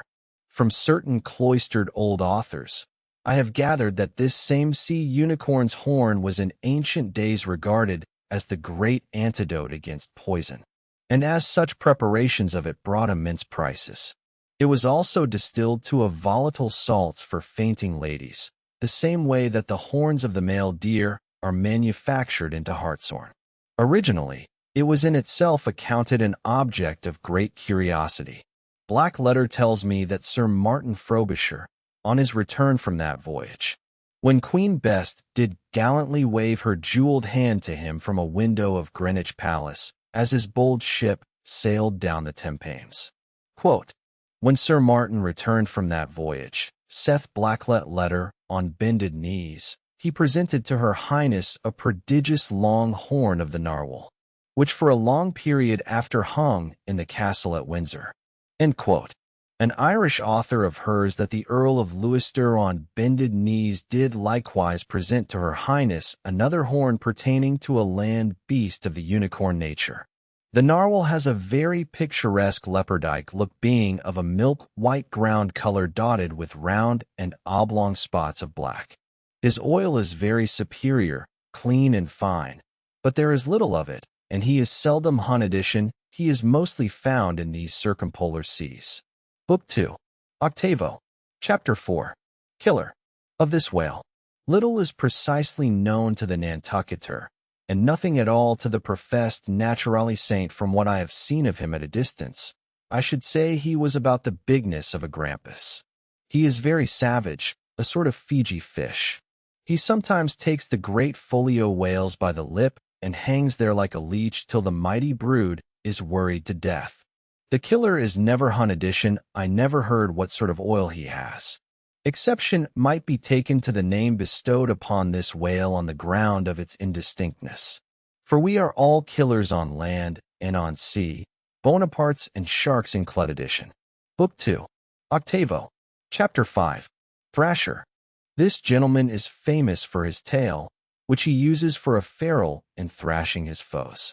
He mounts the folio whale's back, and as he swims, he works his passage by flogging him, as some schoolmasters get along in the world by a similar process. Still less is known of the thrasher than of the killer. Both are outlaws, even in the lawless seas. Thus ends Book 2, Octavo, and begins Book 3, Duodecimos. These include the smaller whales. 1. The Huzzah porpoise. 2. The Algerine porpoise. 3. The mealy-mouthed porpoise. To those who have not chanced specifically to study the subject, it may possibly seem strange that fishes not commonly exceeding 4 or 5 feet should be marshaled among whales, a word which in the popular sense always conveys the idea of hugginess. But the creatures set down above as duodecimos are infallibly whales by the terms of my definition of what a whale is, that is a spouting fish with a horizontal tail. Book 3, Duodemo, Chapter 1. Huzzah porpoise. This is the common porpoise found almost all over the globe. The name is of my own bestowal, for there are more than one sort of porpoises, and something must be done to distinguish them. I call him thus because he always swims in hilarious scows which upon the broad sea keep tossing themselves to heaven like caps in a 4th of July crowd. Their appearance is generally hailed with delight by the mariner. Full of fine spirits, they invariably come from the breezy billows to windward. They are the lads that always live before the wind. They are accounted a lucky omen. If you yourself can withstand 3 cheers at beholding these vivacious fish, then heaven help you. The spirit of godly gamesomeness is not in you. A well-fed, plump Huzzah porpoise will yield you 1 good gallon of good oil, but the fine and delicate fluid extracted from his jaws is exceedingly valuable. It is in request among jewelers and watchmakers. Sailors put it on their hones. Porpoise meat is good eating, you know. It may never have occurred to you that a porpoise spouts. Indeed, his spout is so small that it is not very readily discernible, but the next time you have a chance, watch him, and you will then see the great sperm whale himself in miniature. Book 3, Duodecimo. Chapter 2, Algerine porpoise, a pirate, very savage. He is only found, I think, in the Pacific. He is somewhat larger than the Huzzah porpoise, but much of the same general make. Provoke him, and he will buckle to a shark. I have lowered for him many times, but never yet saw him capture edition. Book 3, Duodecimo. Chapter 3, Maymouth porpoise. The largest kind of porpoise and only found in the Pacific, so far as it is known. The only English name by which he has hitherto been designated is that of the fisherer's right whale porpoise, from the circumstance that he is chiefly found in the vicinity of that folio. In shape, he differs in some degree from the Husa porpoise, being of a less rotund and jolly girth. Indeed, he is of quite a neat and gentlemanlike figure. He has no fins on his back, most other porpoises Avenue. He has a lovely tail and sentimental Indian eyes of a hazel hue, but his mealy mouth spoils all. Though his entire back down to his side fins is of a deep sable, yet a boundary line distinct as the mark in a ship's hull, called the bright waist. That line streaks him from stem to stern, with two separate colors, black above and white below. The white comprises part of his head and the whole of his mouth, which makes him look as if he had just escaped from a felonious visit to a meal bag, a most mean and mealy aspect. His oil is much like that of the common porpoise. Beyond the duodecimo, this system does not proceed in as much as the porpoise is the smallest of the whales. Above you have all the leviathans of note, but there are a rabble of uncertain, fugitive, half-fabulous whales, which as an American whaleman I know by reputation, but not personally. I shall enumerate them by their folks' appellations, for possibly such a list may be valuable to future investigators who may complete what I have here but begun. If any of the following whales shall hereafter be caught and marked, then he can readily be incorporated into this system according to his folio octavo or duodecimo magnitude. The bottlenose whale, the junk whale, the pudding-headed whale, the cape whale, the leading whale, the cannon whale, the scrag whale, the coppered whale, the elephant whale, the iceberg whale, the quag whale, the blue whale, and so on. From Icelandic, Dutch, and Old English authorities, there might be quoted other lists of uncertain whales blessed with all manner of uncouth names, but I omit them as altogether obsolete, and can hardly help suspecting them for mere sounds full of leviathanism, but signifying nothing.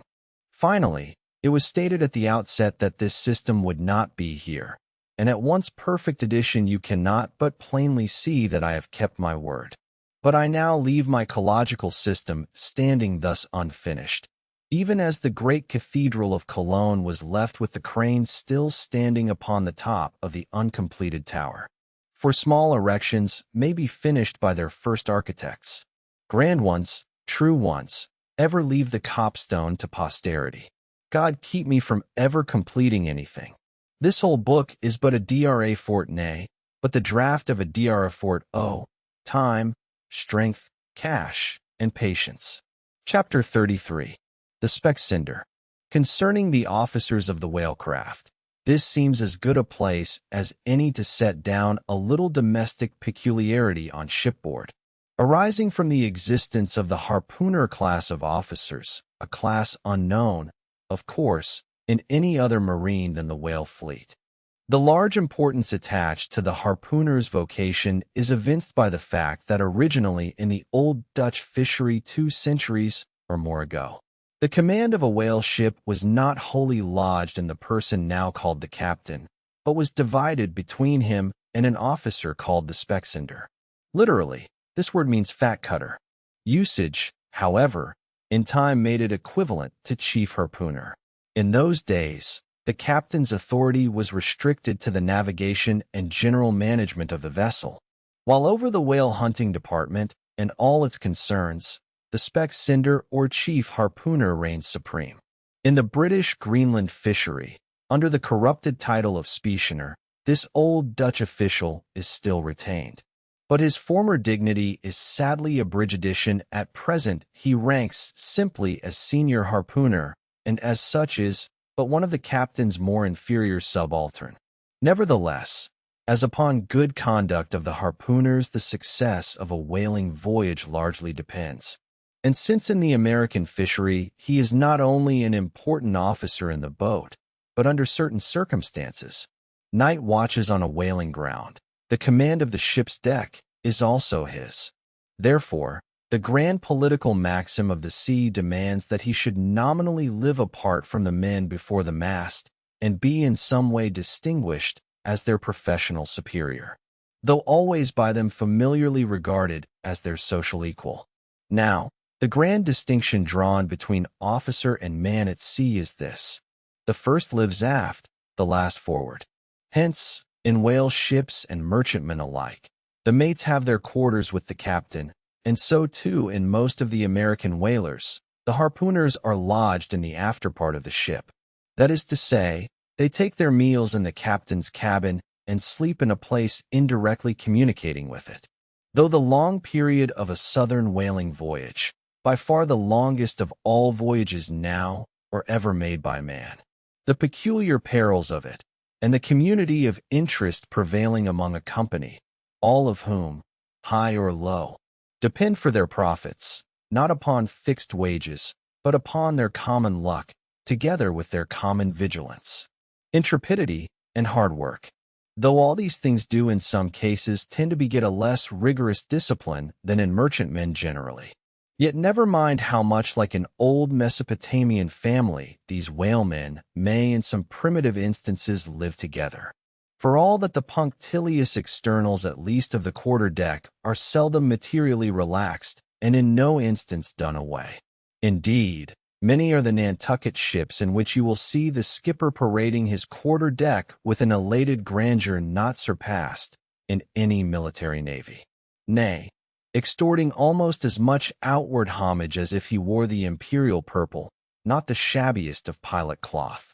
And though of all men the moody captain of the Pequod was the least given to that sort of shallowest assumption, and though the only homage he ever exacted was implicit instantaneous obedience, though he required no man to remove the shoes from his feet stepping upon the quarter-deck, and though there were times when, owing to peculiar circumstances connected with events hereafter to be detailed, he addressed them in unusual terms, whether of condescension or in terrorem or otherwise.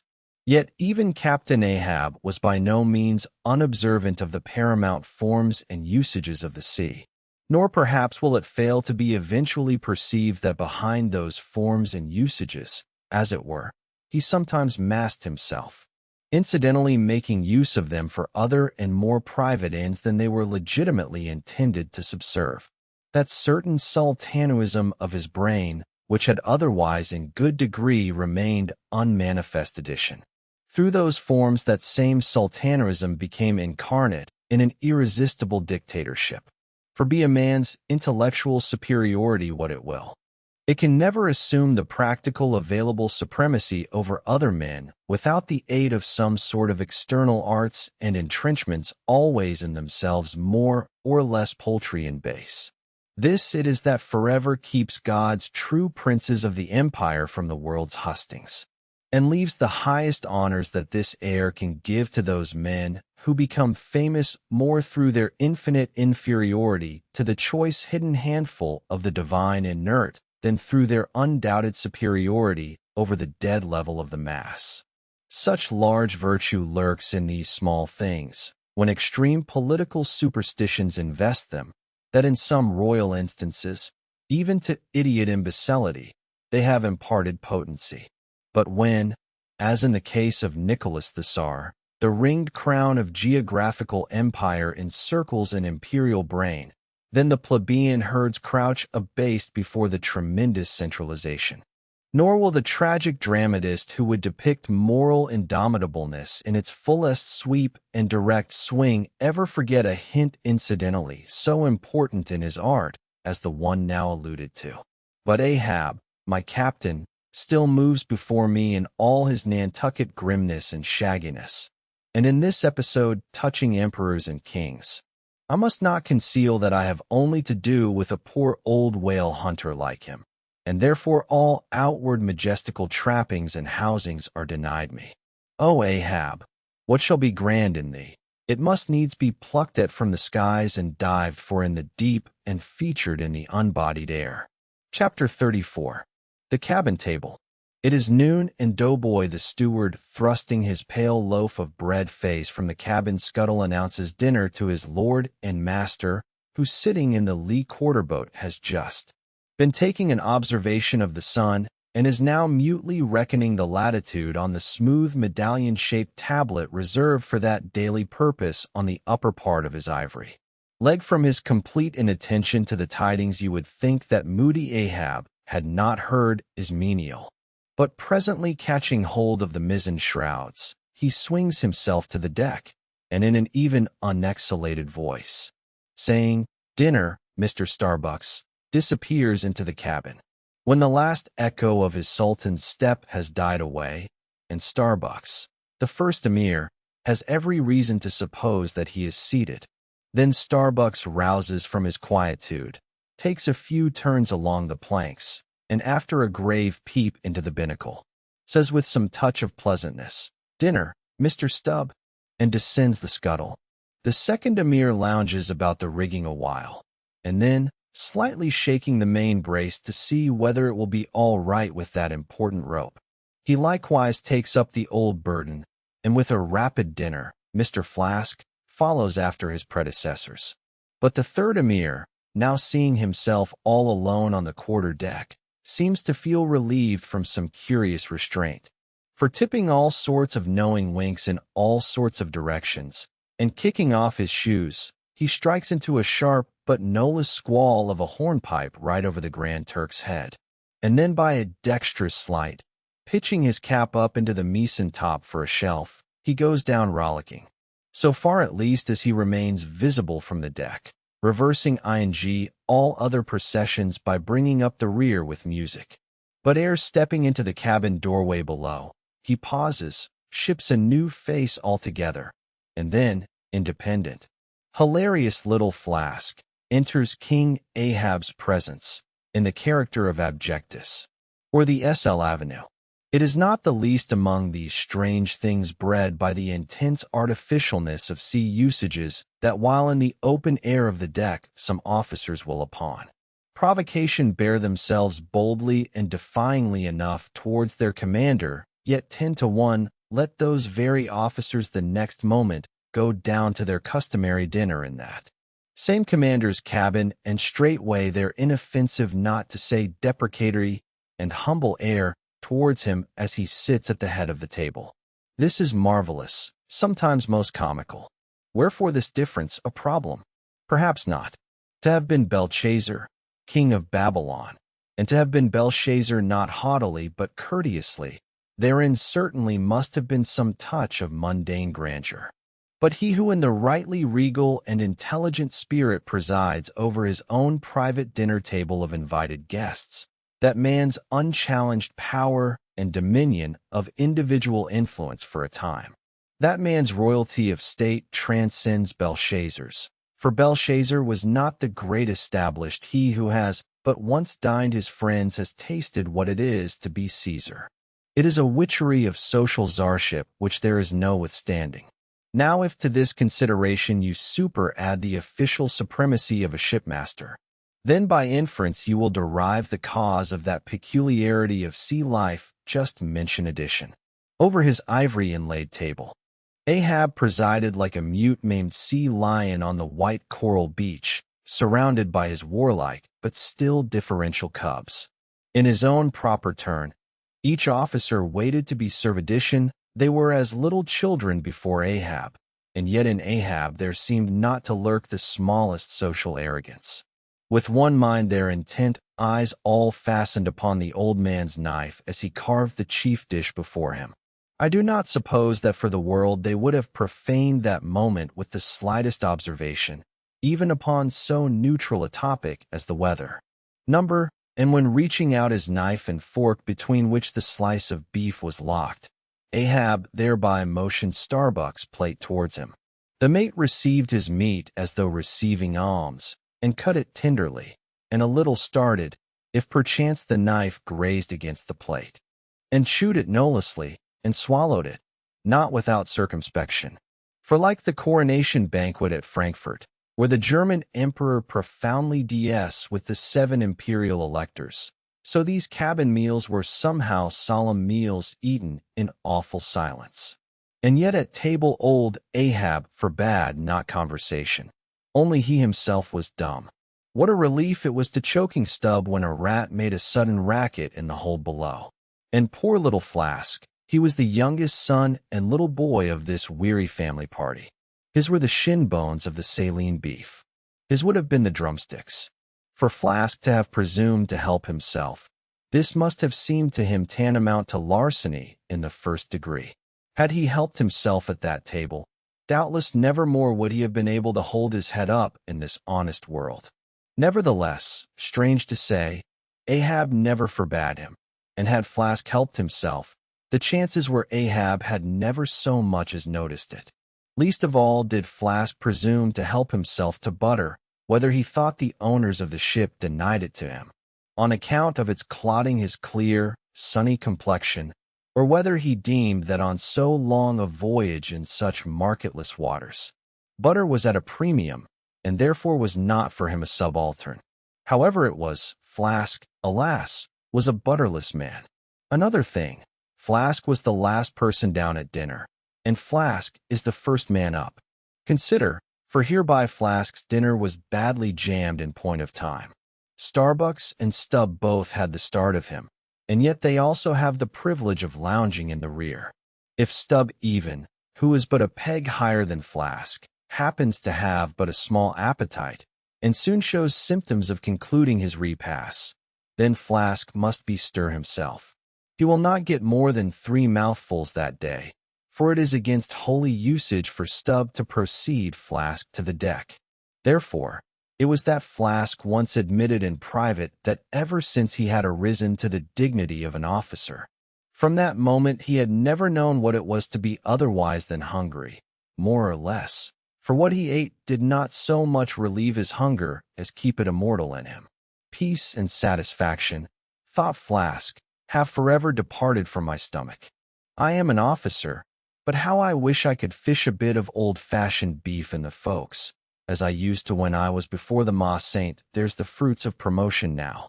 There's the vanity of glory. There's the insanity of life.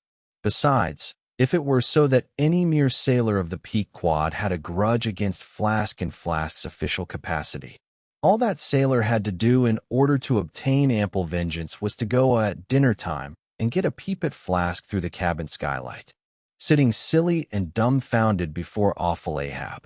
Now Ahab and his 3 mates formed what may be called the first table in the Pequod's cabin. After their departure, taking place in inverted order to their arrival, the canvas cloth was cleared, or rather was restored to some hurried order by the pallid steward, and then the 3 harpooners were bidden to the feast, they being its residuary lieges. They made a sort of temporary servants' hall of the high and mighty cabin. In strange contrast to the hardly tolerable constraint and nameless invisible doineerings of the captain's table was the entire carefree license and ease, the almost frantic democracy of those inferior fellows, the harpooners, while their masters, the mates, seemed afraid of the sound of the hinges of their own jaws. The harpooners chewed their food with such a relish that there was a report to it. They dined like lords. They filled their bellies like Indian ships, all day loading with spices. Such portentous appetites had Quag and Tachago that to fill out the vacancies made by the previous repast, often the pale doughboy was fain to bring on a great baron of salt junk seemingly quarried out of the solid ox. And if he were not lively about it, if he did not go with a nimble hop, skipping a jump, then Tachago had an ungentlemanly way of accelerating him, by darting a fork at his back, harpoon-wise. And once Dagu, seized with a sudden humor, assisted Doughboy's memory by snatching him up bodily and thrusting his head into a great empty wooden trencher, while Tachago, knife in hand, began laying out the circle preliminary to scalping him. He was naturally a very nervous, shuddering sort of little fellow, this bread-faced steward, the progeny of a bankrupt baker and a hospital nurse. And what with the standing spectacle of the black terrific Ahab, and the periodical, tumultuous visitations of these 3 savages, Doughboy's whole life was one continual lip quiver. Commonly, after seeing the harpooners furnished with all things they demanded, he would escape from their clutches into his little pantry. adjoining and fearfully peep out at them through the blinds of its door till all was over. It was a sight to see quick-weighted over against Tashago, opposing his filed teeth to the Indians, crosswise to them. Dagu seated on the floor, for a bench would have brought his hearse plumed head to the low car lines at every motion of his colossal limbs, making the low cabin framework to shake, as when an African elephant goes passenger in a ship. But for all this, the great Negro was wonderfully abstemious, not to say dainty. It seemed hardly possible that, by such comparatively small mouthfuls he could keep up the vitality diffused through so broad, baronial, and superb a person. But doubtless this noble savage fed strong and drank deep of the abounding element of air, and through his dilated nostrils snuffed in the sublime life of the worlds, not by beef or by bread or giant's maid or nourish addition, but caquake. He had a mortal, barbaric smack of the lip in eating, an ugly sound enough, so much so that the trembling doughboy almost looked to see whether any marks of teeth lurked in his own lean armis, and when he would hear Tashago singing out for him to produce himself, that his bones might be picked, the simple, witted steward all but shattered the crockery hanging round him in the pantry by his sudden fits of the palsy.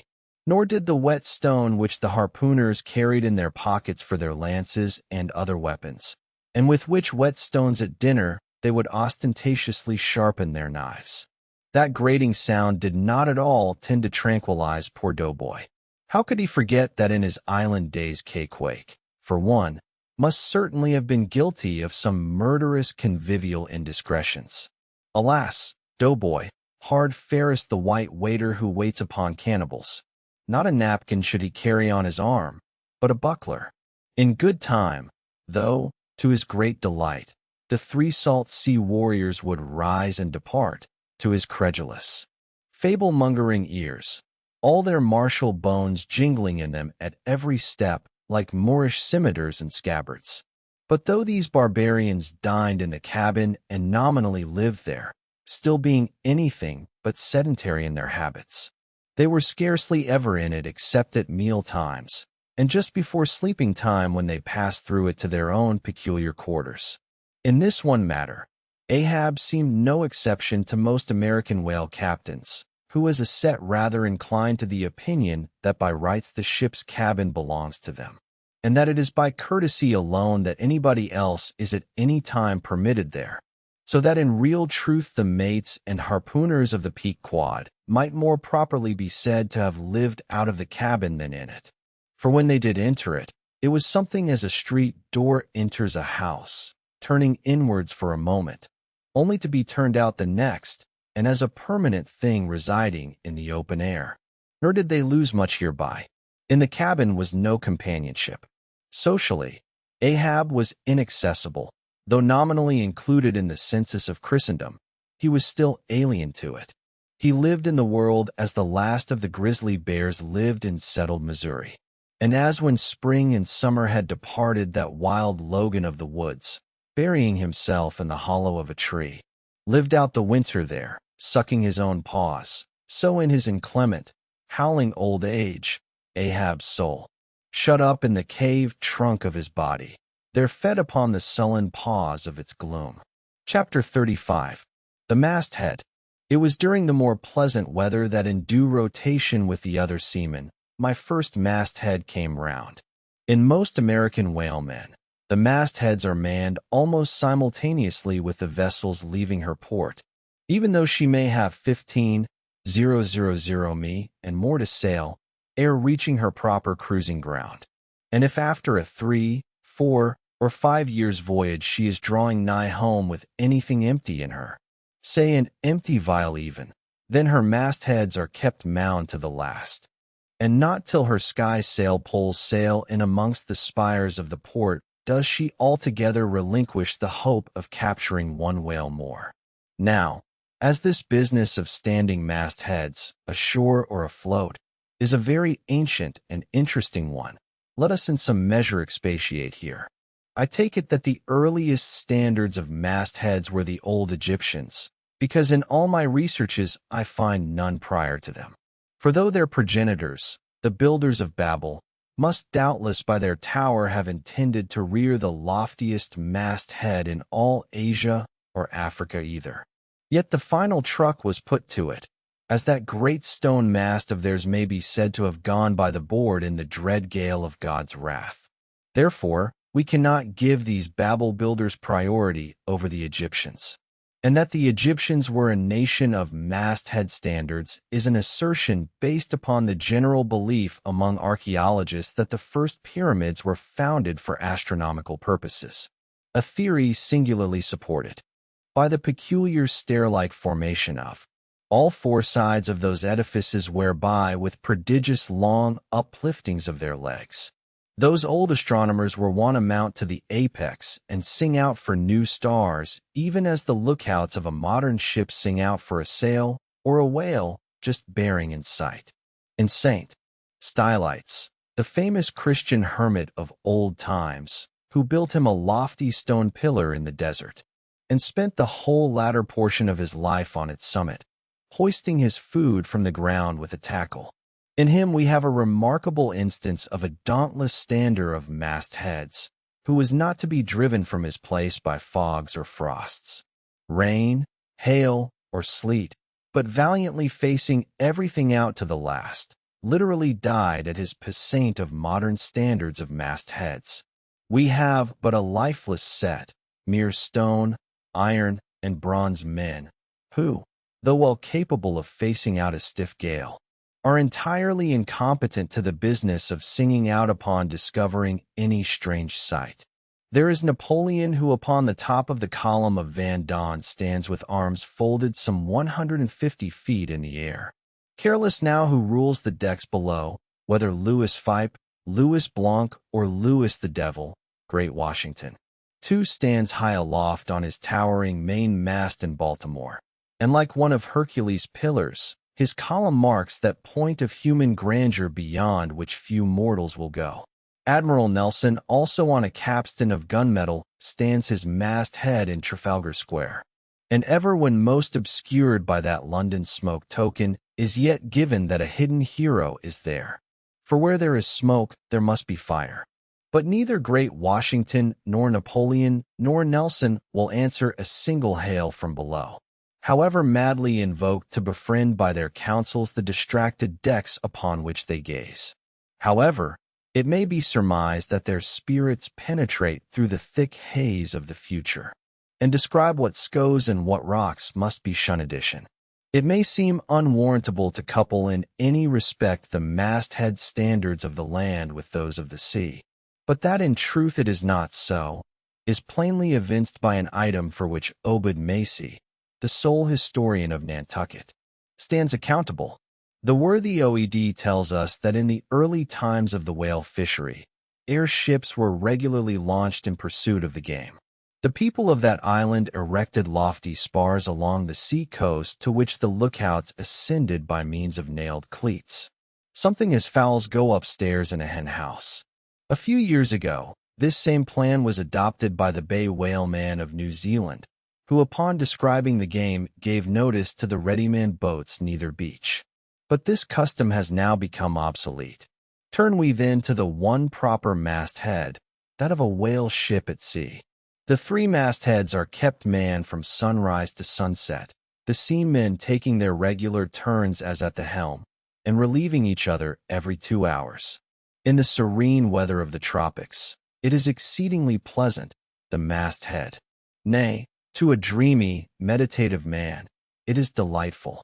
There you stand 100 feet above the silent decks, striding along the deep, as if the masts were gigantic stilts, while beneath you, and between your legs, as it were, swim the hugest monsters of the sea. Even as ships once sailed between the boots of the famous Colossus at Old Rhodes, there you stand, lost in the infinite series of the sea. With nothing ruffled but the waves, the trans-ship indolently rolls. The drowsy trade winds blow. Everything resolves you into a languor. For the most part in this tropic whaling life, the sublime uneventfulness invests you. You hear no news, read no gazettes. Extras with startling accounts of commonplaces never delude you into unnecessary excitements. You hear of no domestic afflictions, bankrupt securities, fall of stocks, are never troubled with the thought of what you shall have for dinner.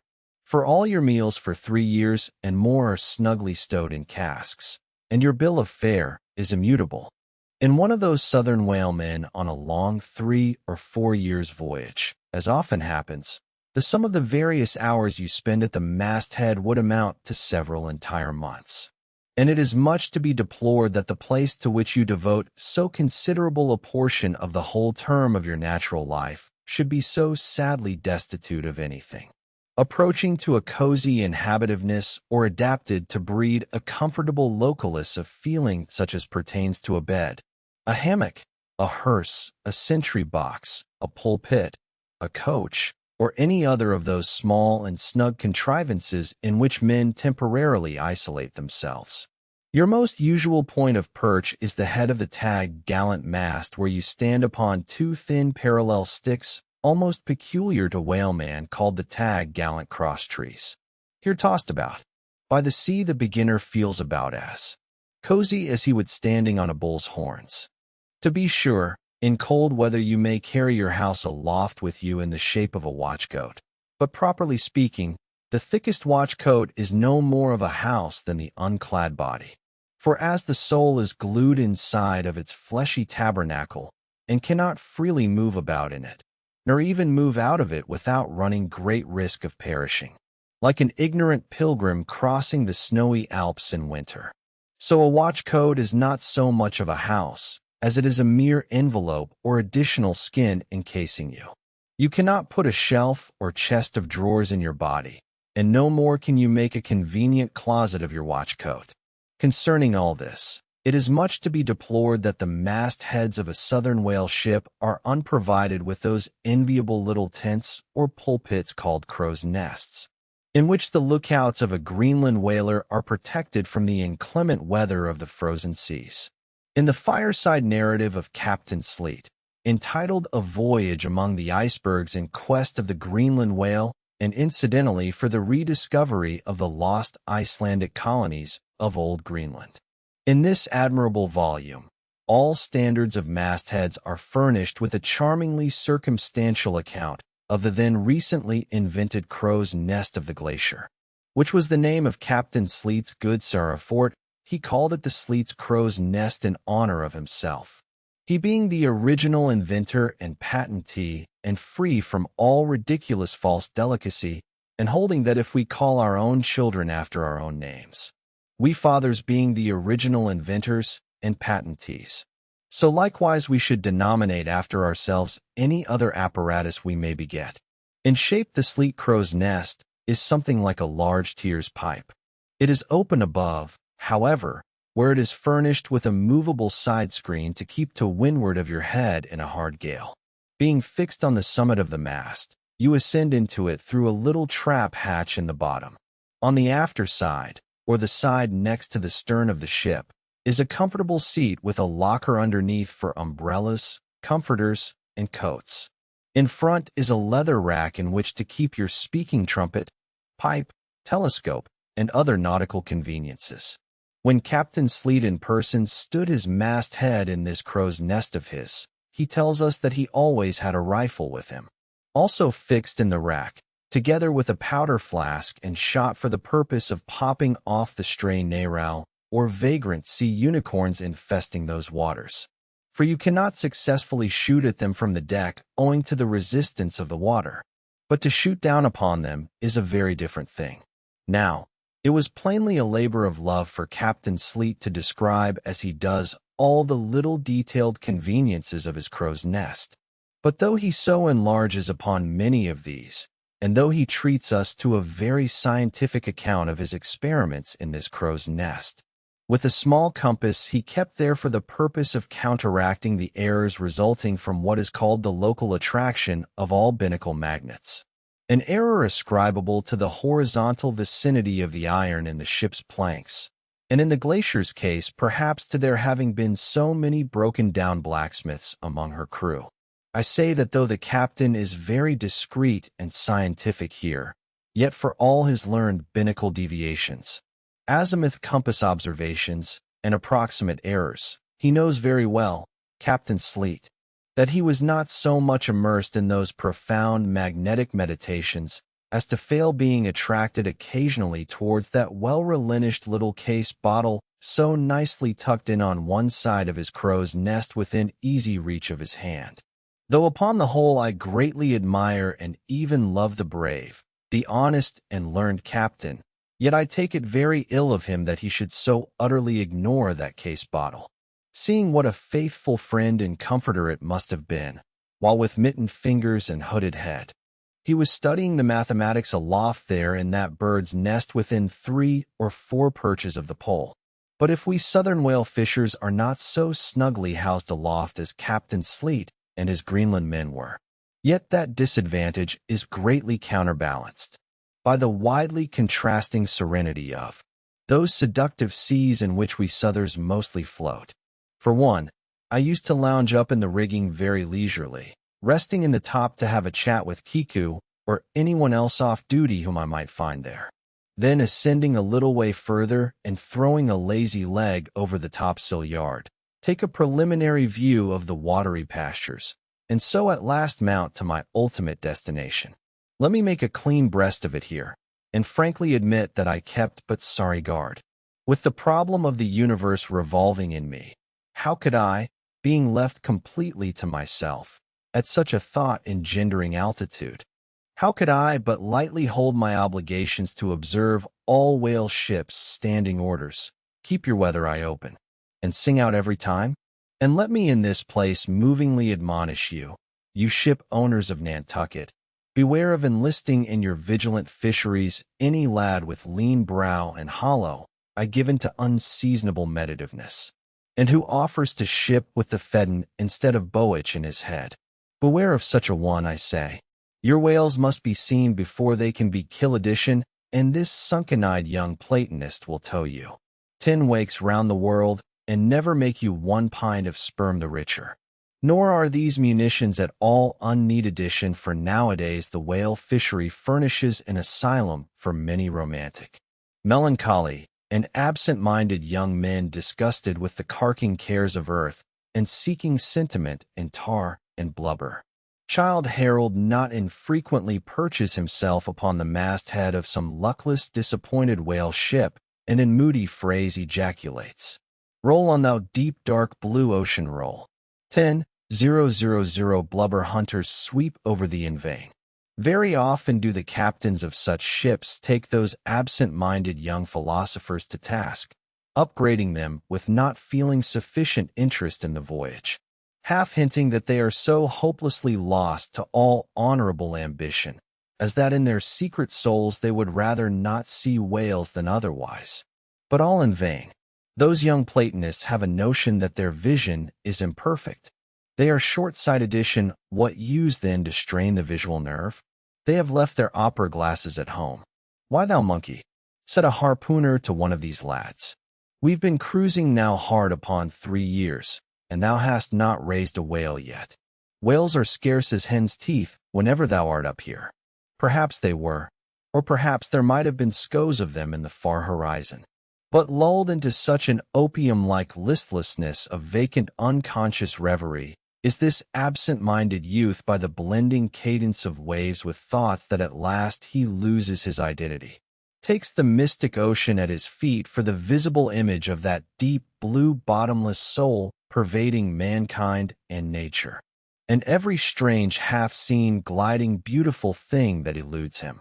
Every dimly discovered uprising fin of some undiscernible form seems to him the embodiment of those elusive thoughts that only people the soul by continually flitting through it.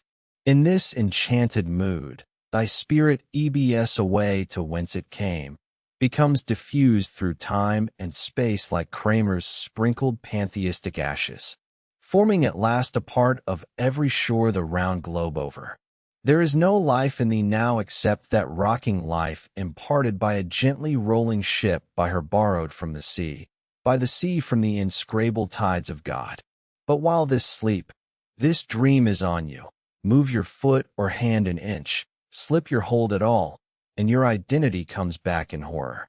Over Dakartian vortices you hover, and perhaps at midday, in the fairest weather, with one half-throttled shriek, you drop through that transparent air into the summer sea, no more to rise forever. Heed it well, you Panthei saints. Chapter 36. The Quarter-Deck. Enter Ahab. Then all. It was not a great while after the affair of the pipe that one morning, shortly after breakfast, Ahab, as was his wont, ascended the cabin gangway to the deck. There most sea captains usually walk at that hour, as country gentlemen after the same meal take a few turns in the garden. Soon his steady ivory stride was heard as to and fro he paced his old rounds upon planks so familiar to his tread that they were all over-dinted like geological stones with the peculiar mark of his walk. Did you fixedly gaze too upon that ribbed and dented brow, there also you would see still stranger footprints, the footprints of his one unsleeping, ever-pacing thought. But on the occasion in question, those dents looked deeper, even as his nervous step that morning left a deeper mark. And so full of his thought was Ahab that at every uniform turn that he made, now at the main mast and now at the binnacle, you could almost see that thought turn in him as he turned and pacing him as he paced, so completely possessing him indeed that it all but seems the inward mold of every outer movement. Do you mark him? Flask whispered Stub. The chick that's in him pecks the shell. It will soon be out. The hours wore on. Ahab now shut up within his cabin, anon pacing the deck with the same intense bigotry of purpose in his aspect. It drew near the close of day. Suddenly he came to a halt by the bulwarks, and inserting his bone leg into the auger hole there, and with one hand grasping a shroud, he ordered Starbucks to send everybody a. Sir, said the mate, astonished at an order seldom or never given on shipboard except in some extraordinary case. Send everybody aft, repeated Ahab. Mast-Head's there. Come down. When the entire ship's company were assembled, and with curious and not wholly unapprehensive faces were eyeing him, for he looked not unlike the weather horizon when a storm is coming up, Ahab, after rapidly glancing over the bulwarks, and then darting his eyes among the crew, started from his standpoint, and as though not a soul were nigh him, resumed his heavy turns upon the deck, with bent head and half-slouched hat. He continued to pace, unmindful of the wandering whispering among the men, till Stub cautiously whispered to Flask that Ahab must have summoned them there for the purpose of witnessing a pedestrian feat. But this did not last long. Vehemently pausing, he cried, "What do you do when you see a whale, men? Sing out for him," was the impulsive rejoinder from a score of clubbed voices. "Good," cried Ahab, with a wild approval in his tones, observing the hearty animation into which his unexpected question had so magnetically thrown them. "And what do you do next, men? Lower away and after him. And what tune is it you pull the men? A dead whale or a stove boat?" More and more strangely and fiercely glad and approving grew the countenance of the old man at every shout, while the mariners began to gaze curiously at each other, as if marveling how it was that they themselves became so excited at such seemingly purposeless questions. But they were all eagerness again, as Ahab, now half revolving in his pivot hole, with one hand reaching high up a shroud, and tightly, almost convulsively grasping it, addressed them thus: "All ye mastheaders have before now heard me give orders about a white whale. Look ye, do you see this Spanish ounce of gold?" Holding up a broad, bright coin to the sun. "It is a $16 piece, men. Do you see it, Mr. Starbucks? Hemi on top maul." While the mate was getting the hammer, Ahab, without speaking, was slowly rubbing the gold piece against the skirts of his jacket as if to heighten its luster, and without using any words, was meanwhile lowly humming to himself, producing a sound so strangely muffled and inarticulate that it seemed the mechanical humming of the wheels of his vitality in him. Receiving the top maul from Starbucks, he advanced towards the main mast with the hammer uplifted in one hand.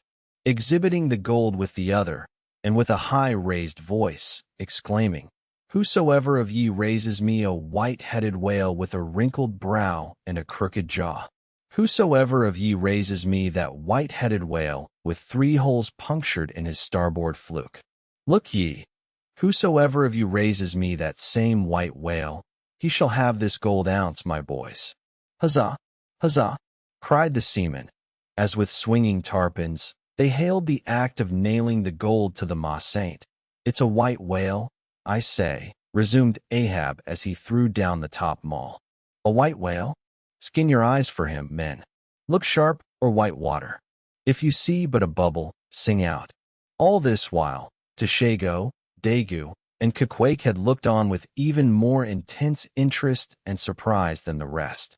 And at the mention of the wrinkled brow and crooked jaw, they had started as if each was separately touched by some specific recollection. "Captain Ahab," said Tashago, "that white whale must be the same that some call Moby-Dick." "Moby-Dick," shouted Ahab. "Do you know the white whale then, Tash?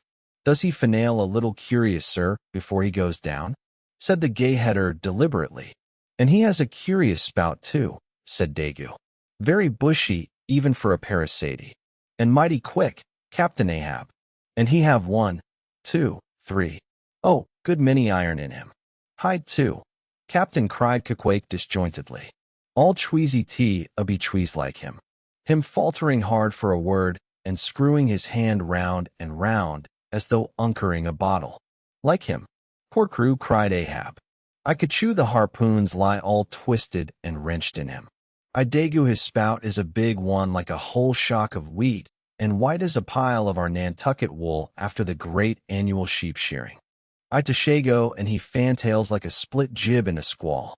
Death and devil's men. It is Moby-Dick you have seen. Moby-Dick. Moby-Dick." "Captain Ahab," said Starbuck, who with stub and flask had thus far been eyeing his superior with increasing surprise, but at last seemed struck with a thought, which somewhat explained all the wonder. "Captain Ahab, I have heard of Moby-Dick, but it was not Moby-Dick that took off thy leg." "Who told thee that?" cried Ahab, then pausing. "I Starbucks on my hearties all around. It was Moby-Dick that dismastered me. Moby-Dick that brought me to this dead stump I stand on now." He shouted with a terrific loud animal so like that of a heart-stricken moose. "It was that our-sided white whale that raised me, made a poor pegging lober of me forever and a day." Then tossing both arms with measureless imprecations, he shouted out, "I chase him round Good Hope and round the Horn and round the Norway Mastrom and round Dishan's flames before I give him up. And this is what you have shipped for men to chase that white whale on both sides of land and over all sides of the earth till he spouts black blood and rolls fin out. What say you, men? Will you splice hands on it now? I think you do look BR Avenue."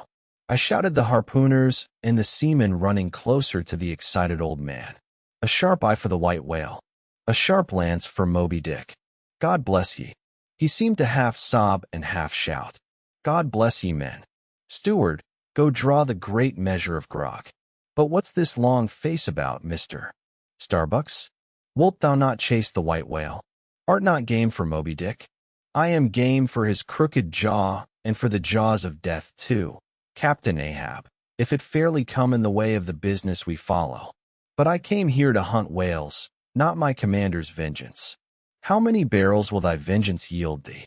Even if thou gettest it, Captain Ahab, it will not fetch thee much in our Nantucket market."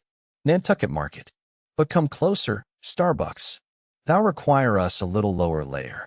If money is to be the measurer, man, and the accountants have computed their great counting house the globe, by girdling it with guineas 1 to every 3 parts of an inch, then let me tell thee that my vengeance will fetch a great premium here."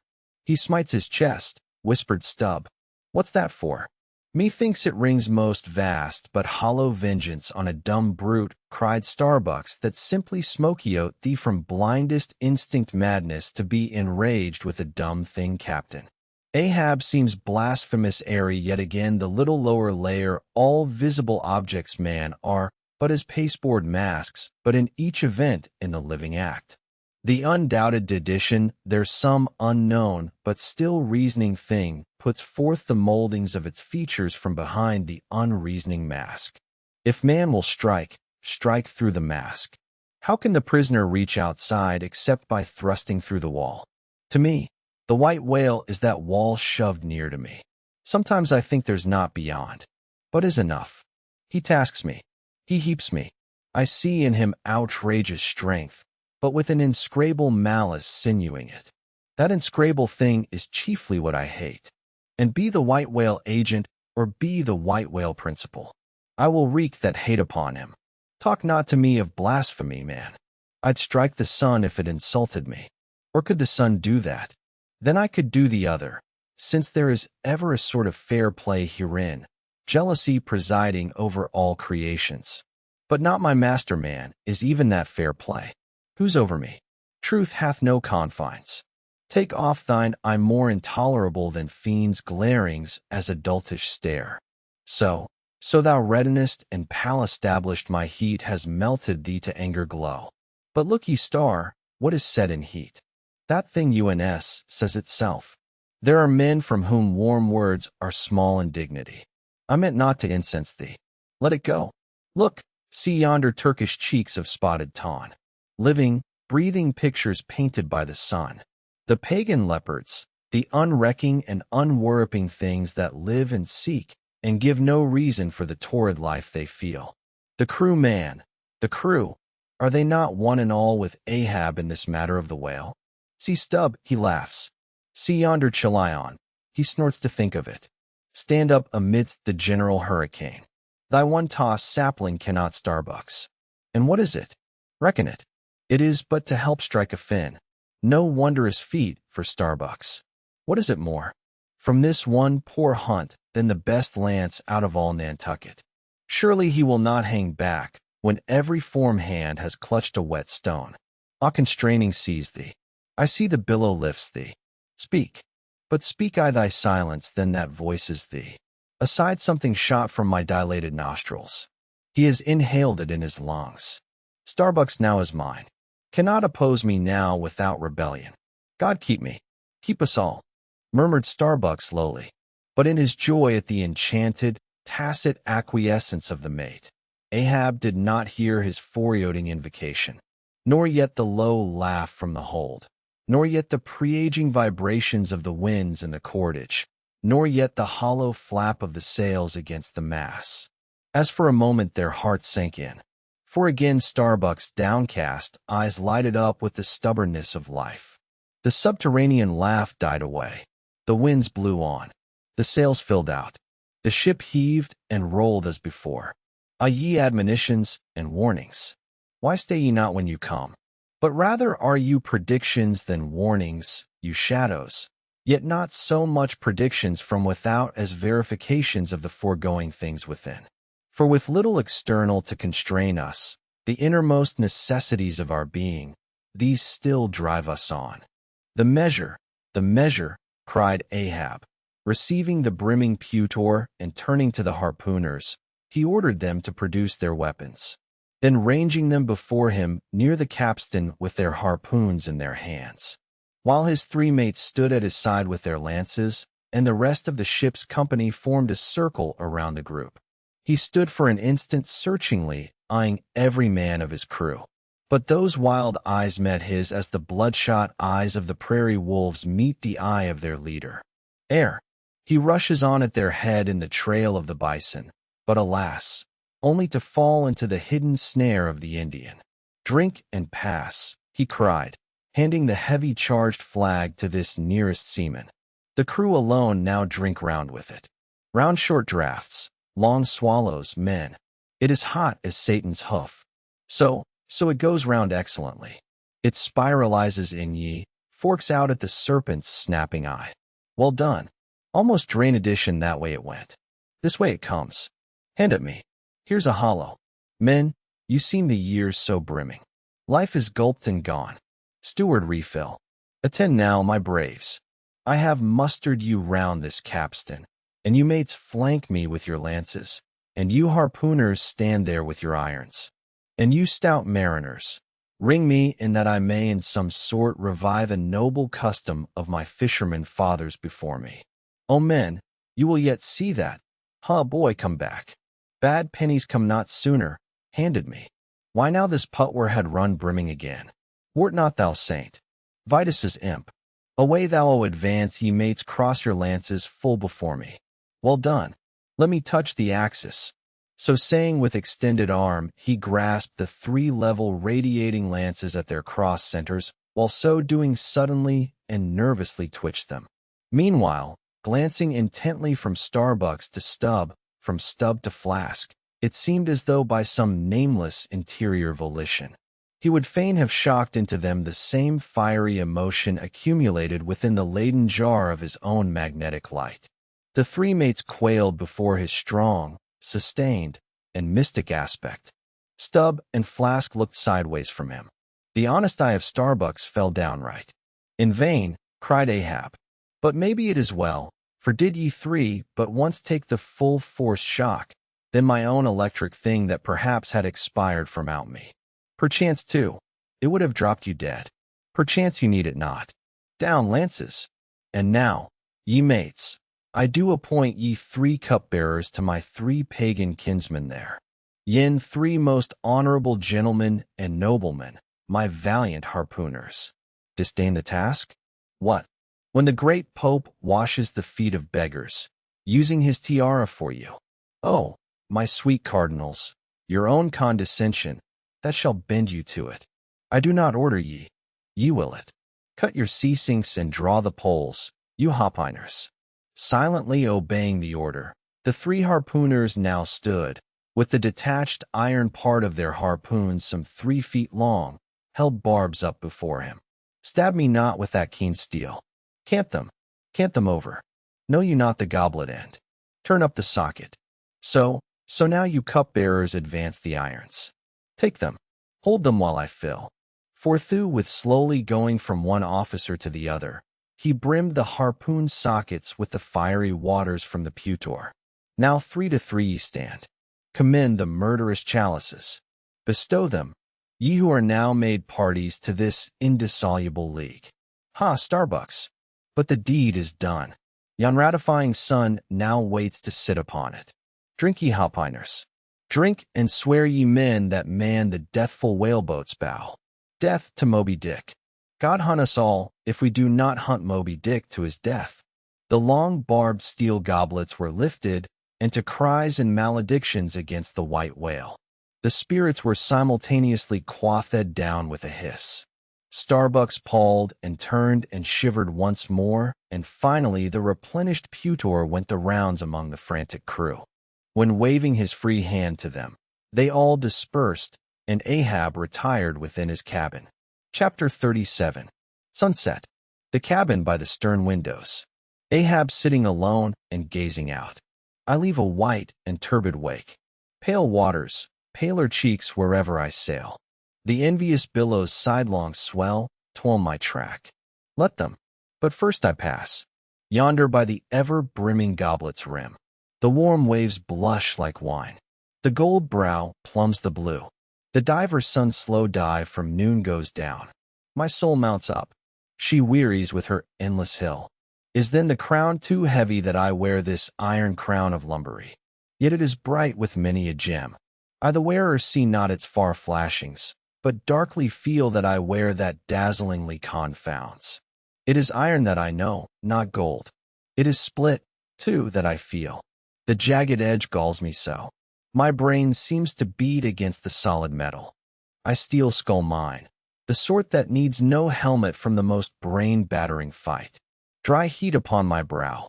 Oh, a time was when, as the sunrise nobly spurred me, so the sunset soothed no more. This lovely light, it lights not me. All loveliness is anguish to me, since I can never enjoy. Gifted with the high perception, I lack the low enjoying power. Damned most subtly and most malignantly. Damned in the midst of paradise. Good night. Good night. Waving his hand, he moves from the window. I was not so hard a task. I thought to find one stubborn at the least, but my one coged circle fits into all their various wheels, and they revolve. Or, if you will, like so many Antilles of powder, they all stand before me. And I their match. Oh, hard that to fire others the match itself must needs be wasting. What I've dared I've will addition, and what I've willed, I'll do. They think me mad. Starbucks does. But I'm demoniac. I am madness madden addition, that wild madness that's only calm to comprehend itself. The prophecy was that I should be dismember addition, and I lost this leg. I now prophesy that I will dismember my dismemberer. Now then be the prophet and the fulfiller one. That's more than ye, you great gods ever were. I laugh and hooted ye, you cricket players, you pugilists, you deaf Burkes and blinded Bendigos. I will not say as schoolboys do to bullies, take someone of your own size. Don't pummel me. No, you've knocked me down, and I am up again, but ye have run and hidden. Come forth from behind your cotton bags. I have no long gun to reach ye. Come, Ahab's compliments to ye. Come and see if you can swerve me. Swerve me? You cannot swerve me, else you swerve yourselves. Man has ye there. Swerve me?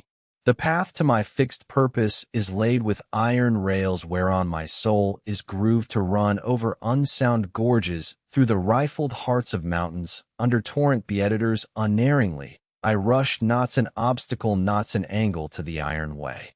Chapter 38. Dusk.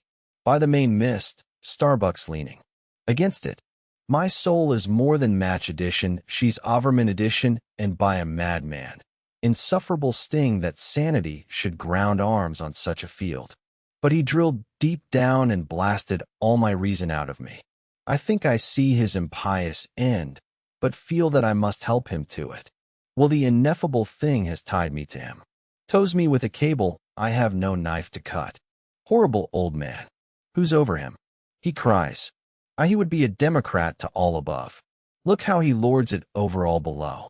Oh, I plainly see my miserable office to obey, rebelling, and worse yet to hate, with a touch of pity. For in his eyes I read some lurid woe would shrivel me up had I it. Yet is there hope. Time and tide flow wide. The hated whale has the round, watery world to swim in, as the small goldfish has its glassy globe. His heaven-insulting purpose God may wedge aside. I would up-heart were it not like lead. But my whole clock's run down. My heart the all-controlling weight, I have no key to lift again. A burst of revelry from the folks. O God, to sail with such a heathen crew that have small touch of human mothers in them. Whelped somewhere by the sharkish sea. The white whale is their demigorgon. Hark the infernal orgies. That revelry is forward. Mark the unfaltering silence, a fort methinks it pictures life. Foremost through the sparkling sea shoots the gay embattled bantering bow, but only to drag dark Ahab after it, where he broods within his sternward cabin. Build it over the dead water of the wake, and further unhunted by its wolfish gurglings. The long howl thrills me through. Peace, you revelers, and set the watch. O life, it is an hour like this with soul beat down and held to knowledge as wild untutoed things are forced to fey addition, O life. It is now that I do feel the latent horror in thee. But it is not me that horrors out of me, and with the soft feeling of the human in me. Yet I will try to fight you, you grim phantom futures. Stand by me. Hold me. Bind me. Oh, you blessed influences. Chapter 39. First night watch for top. Stub soulless and mending a brace. Him. Clear my throat. I've been thinking over it ever since, and that ha-ha is the final consequence. Why so?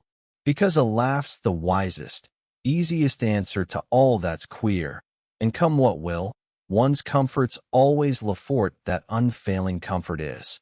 It's all predestined addition. I heard not all his talk with Starbucks, though. But to my poor eye, Starbucks then looked something as I the other evening fey lieutenant. Be sure the old mogul had fixed him, too. I twigged it, knew it, had the gift might readily have prophesied it. For when I clapped my eye upon his skull, I saw it. Well, Stub, why Stub, that's my title. Well, Stub, what of it, Stub? Here's a carcass. I know not all that may be coming, but be it what it will, I'll go to it laughing. Such a waggish leering as lurks in all your horribles. I feel funny. Fedallah Skira. And what's my juicy little pair at home doing now? Crying its eyes out. Giving a party to the last arrived hopiners. I dare say gay as a frigate's pennant. And so am I. Fedallah Skira. Oh, we'll drink tonight with hearts as light to love as gay as fleeting. As bubbles that swim on beaker's brim and break on the lips, while meeting a brave stave that who calls Mr. Starbucks. I sir aside he's my superior. He has his too, if I'm not mistaken. I sir just through with this job coming. Chapter 40 Midnight folks hopiners and sailors. Forecastle rises and discovers the watch standing, lounging, leaning, and lying in various attitudes, all singing in chorus. Farewell and adieu to you, Spanish ladies. Farewell and adieu to you, ladies of Spain. Our captain's commanded first Nantucket sailor. Oh, boys, don't be sentimental. It's bad for the digestion. Take a tonic and follow me. Sings and all follow. Our captain stood upon the deck, a spy-glass in his hand, a viewing of those gallant whales that blew at every strand. Oh, your tubs and your boats, my boys, and by your braces stand, and we'll have one of those fine whales, hand-boys over hand. So be cheery, my lads. May your hearts never fail, while the bold harpooner is striking the whale. Mate's voice from the quarter deck. 8 bells there forward. Second Nantucket sailor. I've asked the chorus. 8 bells there. Do you hear, bellboy? Strike the bell. 8 thou Pip, thou blackling. And let me call the watch. I have the sort of mouth for that. The hogshead mouth. So thrusts his head down the scuttle. Starballines. Ahoy! 8 bells there below. Tumble up. Dutch sailor. Grand snoozing tonight. Matey. Fat night for that.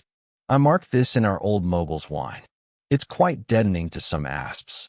We sing, they sleep. I lie down there like ground tier butts. At 'em again there. Take this copper pump and hail them through it. Tell them to a vast dreaming of their lasses. Tell them it's the resurrection that they must kiss their last and come to judgment. That's the way. That's it. Thy throat ain't spoiled with eating Amsterdam butter. French sailor hissed, boys. Let us have a jig or two before we ride to anchor in Blanket Bay. What say ye? There comes the other watch. Stand by all legs. Pip, little Pip, harrow with your tambourine. Pip, sulky and sleepy. Don't know where it is. French sailor, beat thy belly then, and wag thy ears. Jig it, men, I say marries the word haradam. Me won't you dance form now Indian file, and gallop into the double shuffle throw yourselves legs Iceland sailor, I don't like your floor. Matey, it's too springy to my taste, I'm used to ice floors, I'm sorry to throw cold water on the subject, but excuse me Malta sailor me too, where's your girls who but the fool would take his left hand by his right, and say to himself, how do you do, partners? I must have partners. Sicilian sailor. I girls in a green. Then I'll hop with you. Yea. Turn grasshopper. Long Island sailor. Well, yes, sulkies. There's plenty more of us. Hoe corn when you may, say I. All legs go to harvest soon. Ah, here comes the music. Now for it. Azor sailor. Ascending and pitching the tambourine up the scuttle. Here you are, Pip, and there's the windlass bits. Up you mount. Now, boys, the half of them dance to the tambourine. Some go below.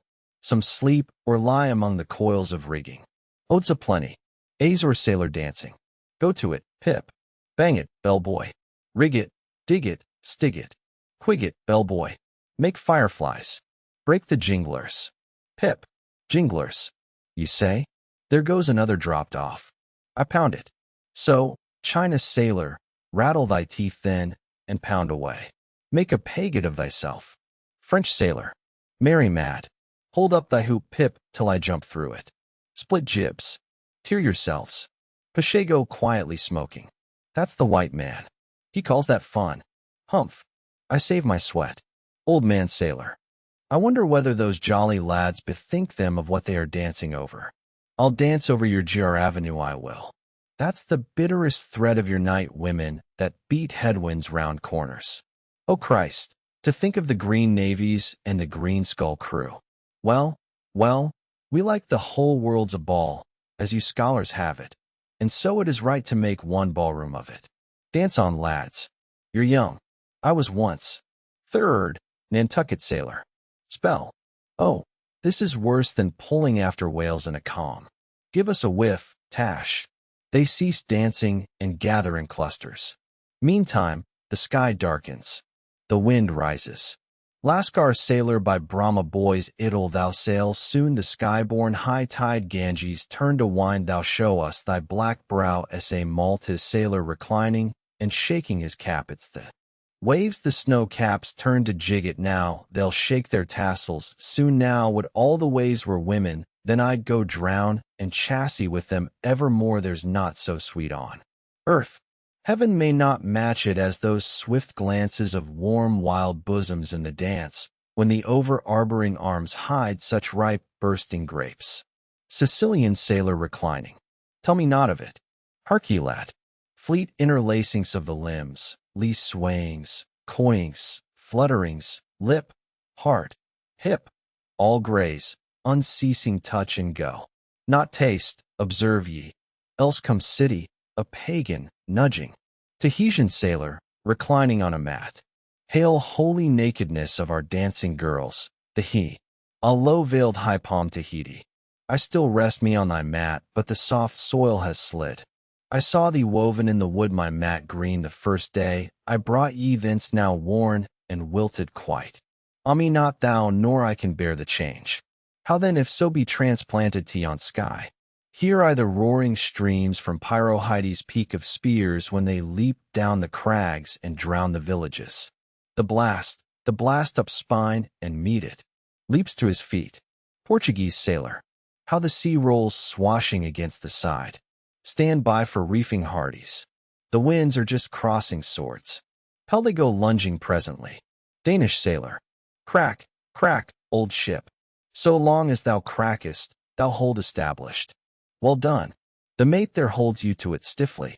He's no more afraid than the Isle fort at Kattegat, put there to fight the Baltic with storm-lashed guns on which the sea salt cakes. Fourth Nantucket sailor. He has his orders, mind you that. I heard old Ahab tell him he must always kill a squall, something as they burst a water spout with a pistol. Fire your ship right into it. English sailor blood. But that old man's a grand old cove. We are the lads to hunt him up his whale. All I old man sailor. How the three pines shake. Pines are the hardest sort of tree to live when shifted to any other soil. And here there's none but the crew's cursed clay. Steady, helmsman. Steady. This is the sort of weather when brave hearts snap ashore and keeled hulls split at sea. Our captain has his birthmark. Look yonder, boys. There's another in the sky. Lurid-like. You see all else pitch black. Dagu, what of that? Who's afraid of black's afraid of me. I'm quarried out of it. Spanish sailor aside. He wants to bully, huh? The old grudge makes me touchy. Advancing eye, harpooner, thy race is the undeniable dark side of mankind. Devilish dark at that. No offense, Dagu grimly. None. St. Jago's sailor. That Spaniard's mad or drunk, but that can't be, or else in his one case. Our old Mogul's firewaters are somewhat long in working. Fifth Nantucket sailor. What's that? I saw lightning. Yes. Spanish sailor. Number Dagu showing his teeth. Dagu springing. Swallow thine mannequin. White skin, white liver. Spanish sailor meeting him. Knife thee hardly. Big frame. Small spirit. All. Arrow. Arrow. Arrow. Fashago with a whiff. Arrow aloe. An arrow a low fort gods, and men both brawlers. Belfast sailor. Around a virgin, be blessedition around plungin' with you. English sailor. Fair play. Snatch the Spaniard's knife. A ring. A ring. Old MS sailor. Ready form edition, there the ringed horizon. In that ring Cain struck Abel. Sweet work. Right work. Number why then God mates thou the ring. Mate's voice from the quarter deck. Hands by the halyards and top-gallant sails. Stand. By the reef top sails. All the squall thee. Squall jump my jollies. They scatter. Pip shrinking under the windlass. Jollies. Lord help such jollies. Crish crash. There goes the blang wong. God. Duck. Lower. Pip. Here comes the royal yard. It's worse than being in the world woods the last day of the year. Who'd go climbing after chestnuts now? But there they go all cursing. And here I don't. Fine prospects to them. They're on the road to heaven. Hold on hard. Jiminy, what a squall. But those chaps are worse yet. They are your white squalls. They white squalls. White whale. Sure. Sure. Here have I heard all their chat just now. And the white whale. Sure, sure. But spoken of once, and only this evening. It makes me jingle all over like my tambourine. That anaconda of an old man swore him in to hunt him. Oh, thou big white god, aloft there somewhere in yon darkness. Have mercy on this small black boy down here. Preserve him from all men that have no bowels to feel fear.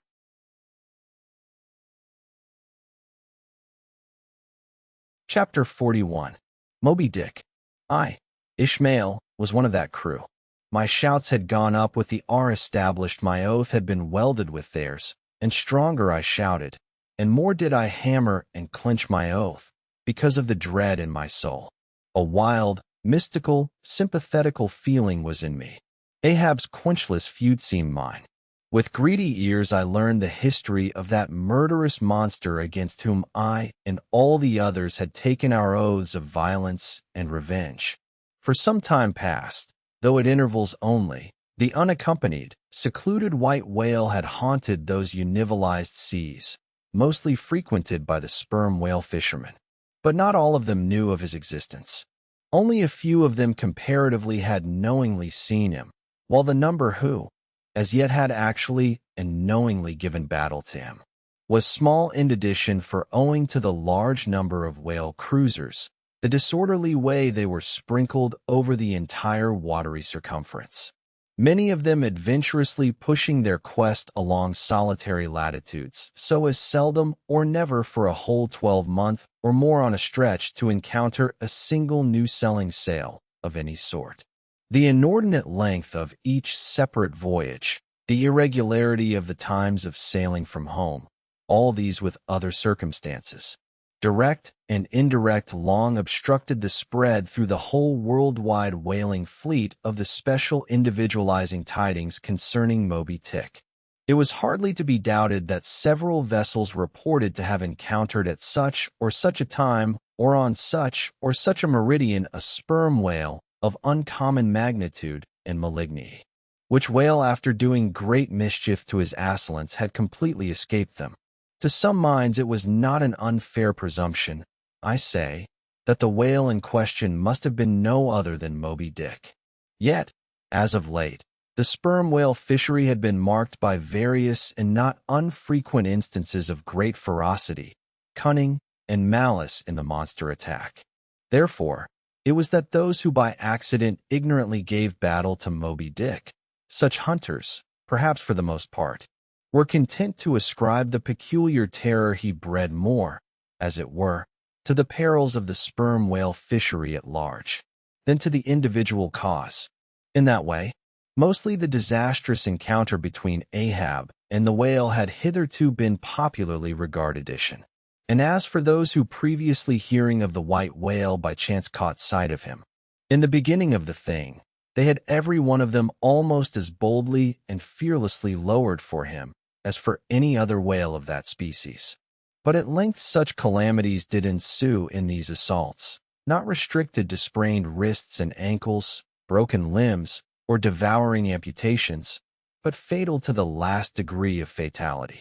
Those repeated disastrous repulses, all accumulating and piling their terrors upon Moby-Dick. Those things had gone far to shake the fortitude of many brave hunters to whom the story of the white whale had eventually come. Nor did wild rumors of all sorts fail to exaggerate, and still the more horrify the true histories of these deadly encounters. For not only do fabulous rumors naturally grow out of the very body of all surprising terrible events, as the smitten tree gives birth to its fungi, but in maritime life far more than in that of terror, wild rumors abound, wherever there is any adequate reality for them to cling to. And as the sea surpasses the land in this matter, So the whale fishery surpasses every other sort of maritime life in the wonderfulness and fearfulness of the rumors which sometimes circulate there. For not only are whalemen as a body unexempt from that ignorance and superstitiousness hereditary to all sailors, but of all sailors, they are by all odds the most directly brought into contact with whatever is appallingly astonishing in the sea. Face to face they not only eye its greatest marvels, but hand to jaw give battle to them alone in such remotest waters that though you sailed 1,000 miles and passed 1,000 shores, you would not come to any chiseled hearthstone or aught hospitable beneath that part of the sun in such latitudes and longitudes pursuing to such a calling as he does. The whaleman is wrapped by influences all tending to make his fancy pregnant with many a mighty birth. No wonder then that ever-gathering volume from the mere transit over the widest watery spaces. The outblown rumors of the white whale did in the end incorporate with themselves all manner of morbid hints and half-formed fetal suggestions of supernatural agencies which eventually invested Moby-Dick with new terrors unbarred from anything that visibly appears. So that in many cases such a panic did he finally strike that few who by those rumors at least had heard of the white whale, few of those hunters were willing to encounter the perils of his jaw. But there were still other and more vital practical influences at work. Not even at the present day has the original prestige of the sperm whale, as fearfully distinguished from all other species of the Leviathan, died out in the minds of the whaleman as a body. There are those this day among them who, though intelligent and courageous enough in offering battle to the Greenland or right whale, would perhaps, either from professional inexperience or incompetency or timidity, decline a contest with the sperm whale. At any rate, there are plenty of whalemen, especially among those whaling nations not sailing under the American flag, who have never hostilely encountered the sperm whale, but whose sole knowledge of the Leviathan is restricted to the ignoble monster primitively pursued in the north. Seated on their hatches, these men will hearken with a childish fireside interest and awe to the wild, strange tales of southern whaling. Nor is the preeminent tremendousness of the great sperm whale anywhere more feelingly comprehended than on board of those prows which stem him. And as if the now tested reality of his might had in former legendary times thrown its shadow before it, we find some book naturalists, Olison and Pavelson, declaring the sperm whale not only to be a consternation to every other creature in the sea, but also to be so incredibly ferocious as continually to be athirst for human blood. Nor even down to so late a time as Cuvier were these, or almost similar impressions of addition, for in his Natural History, the Baron himself affirms that at sight of the sperm whale all fish, sharks included, are struck with the most lively terrors, and often in the precipitate themselves against the rocks with such violence as to cause instantaneous death. And however the general experiences in the fishery may amend such reports as these, yet in their full terribleness, even to the bloodthirsty item of Pavelson, the superstitious belief in them is in some vicissitudes of their vocation revived in the minds of the hunters, so that overrode by the rumors and portents concerning him, not a few of the fishermen recalled, in reference to Moby-Dick, the earlier days of the sperm whale fishery, when and it was oftentimes hard to induce long-practiced right whale men to embark in the perils of this new and daring warfare. Such men protesting that although other leviathans might be hopefully pursued, yet to chase and point lance at such an apparition as the sperm whale was not for mortal man, that to attempt it would be inevitably to be torn into a quick eternity. On this head there are some remarkable documents that may be consultation. Nevertheless, some there were who, even in the face of these things, were ready to give chase to Moby-Dick, and a still greater number who, chancing only to hear of him distantly and vaguely, without these specific details of any certain calamity, and without superstitious accompaniments, were sufficiently hardy not to flee from the battle if offer addition. One of the wild suggestions referred to, as at last coming to be linked with the white whale in the minds of the superstitiously inclined, was the unnearly conceit that Moby-Dick was ubiquitous, that he had actually been encountered in opposite latitudes at one and the same instant of time. Nor credulous, as such minds might have been, was this conceit altogether without some faint show of superstitious probability. For as the secrets of the currents of the seas have never yet been divulged, even to the most erudite research, so the hidden ways of the sperm whale, when beneath the surface, remain in great part unaccountable to his pursuers, and from time to time have originated the most curious and contradictory speculations regarding them, especially concerning the mystic modes whereby, after sounding to a great depth, he transports himself with such vast swiftness to the most widely distant points. It is a thing well known to both American and English whale ships, and as well a thing placed upon authoritative record years ago by Scoresby, that some whales have been captured far north in the Pacific, in whose bodies have been found the barbs of harpoons darted in the Greenland seas. Nor is it to be gained that in some of these instances it has been declared that the interval of time between the two assaults could not have exceeded very many days. Hence by inference it has been believed by some whalemen that the Northwest Passage, so long a problem to man, was never a problem to the whale, so that here in the real living experience of living men, the prodigies related in old times of the inland Stalo mountain in Portugal, near whose top there was said to be a lake in which the wrecks of ships floated up to the surface, and that still more wonderful story of the Arethusa fountain near Syracuse, whose waters were believed to have come from the Holy Land by an underground passage.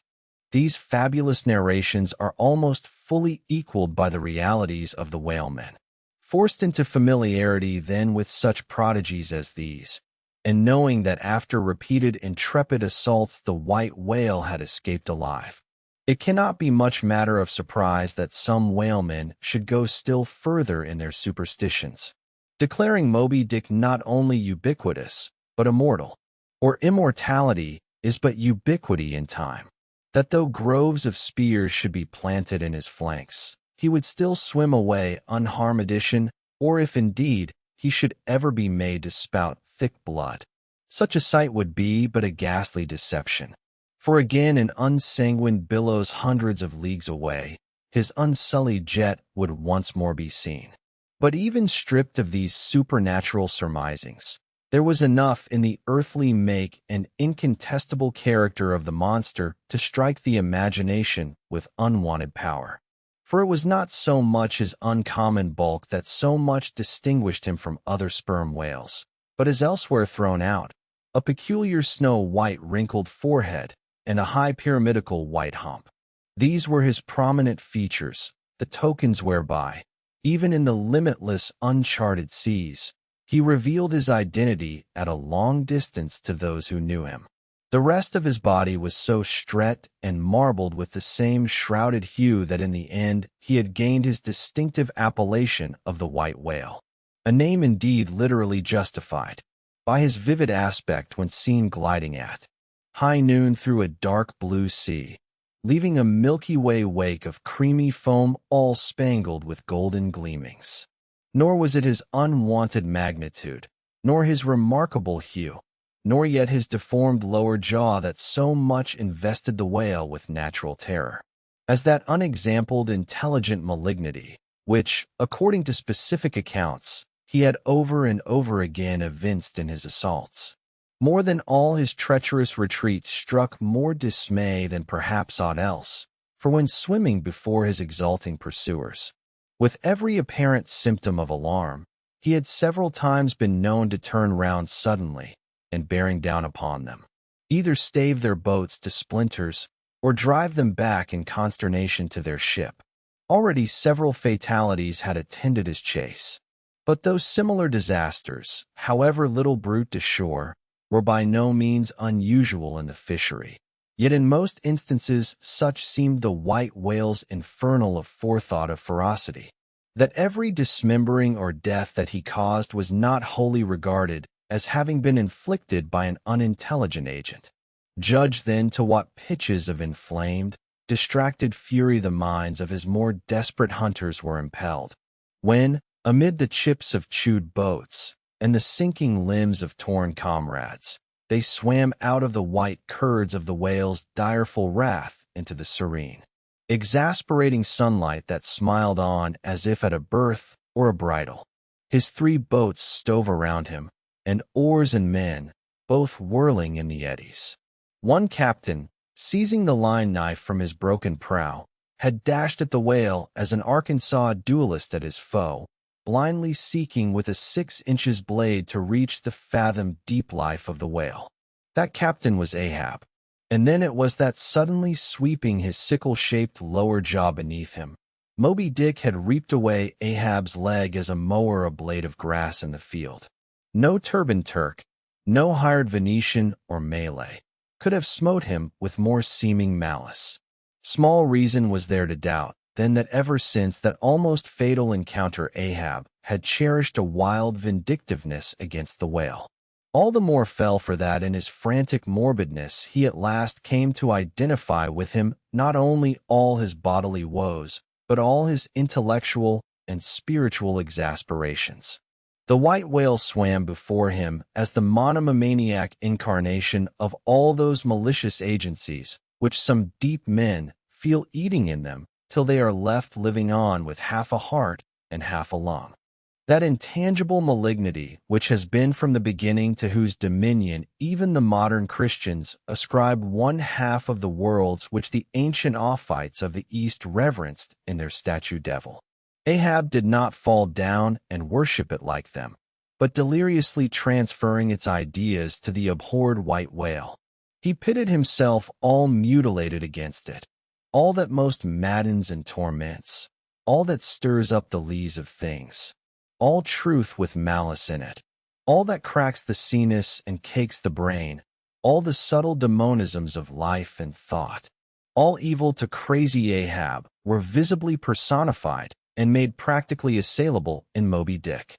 He piled upon the white whale's hump the sum of all the general rage and hate felt by his whole race from Adam down.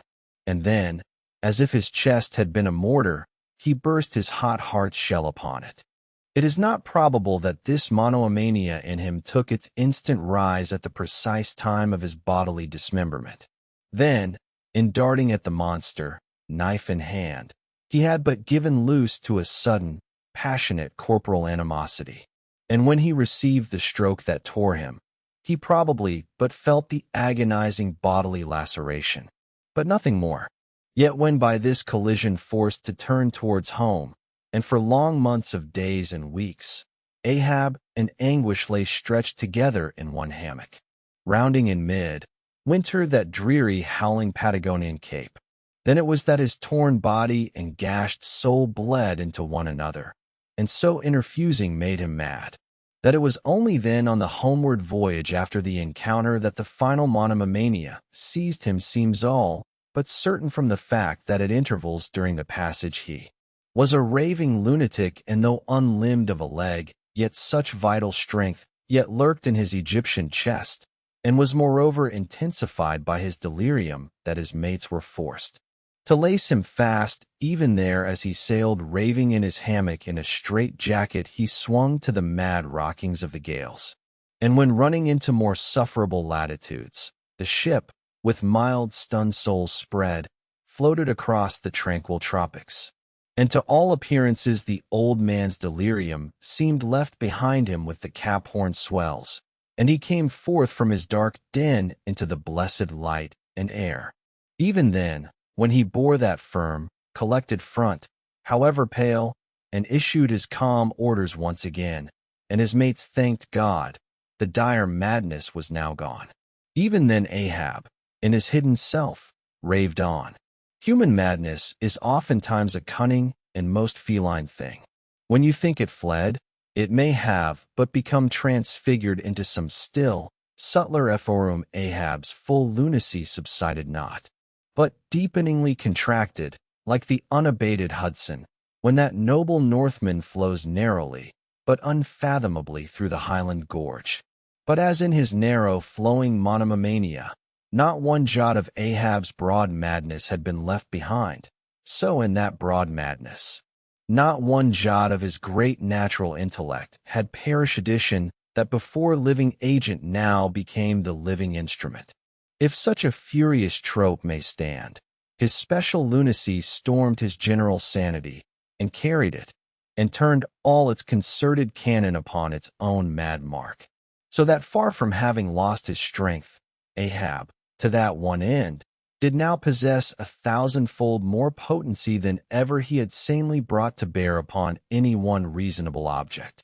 This is much, yet Ahab's larger, darker, deeper part remains unhinted, but vain to popularize profundities, and all truth is profound.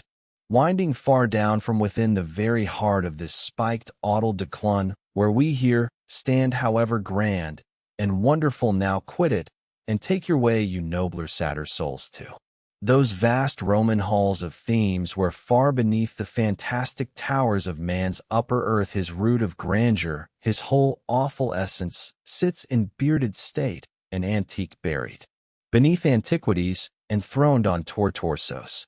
So with a broken throne, the great gods mock that captive king. So like a charioted his patience sits, upholding on his frozen brow the piled and tablatures of ages. Wind you down there, you prouder, sadder souls.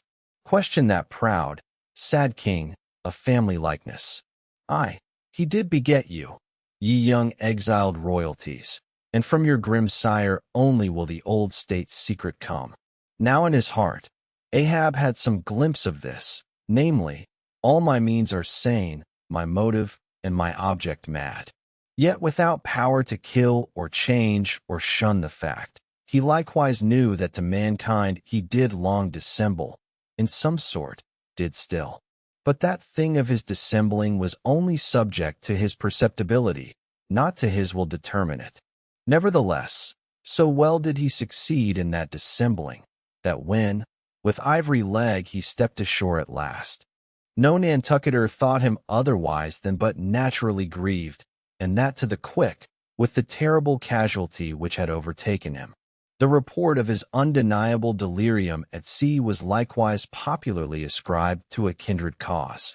And so, too, all the added moodiness which always afterwards to the very day of sailing in the Pequod on the present voyage sat brooding on his brow.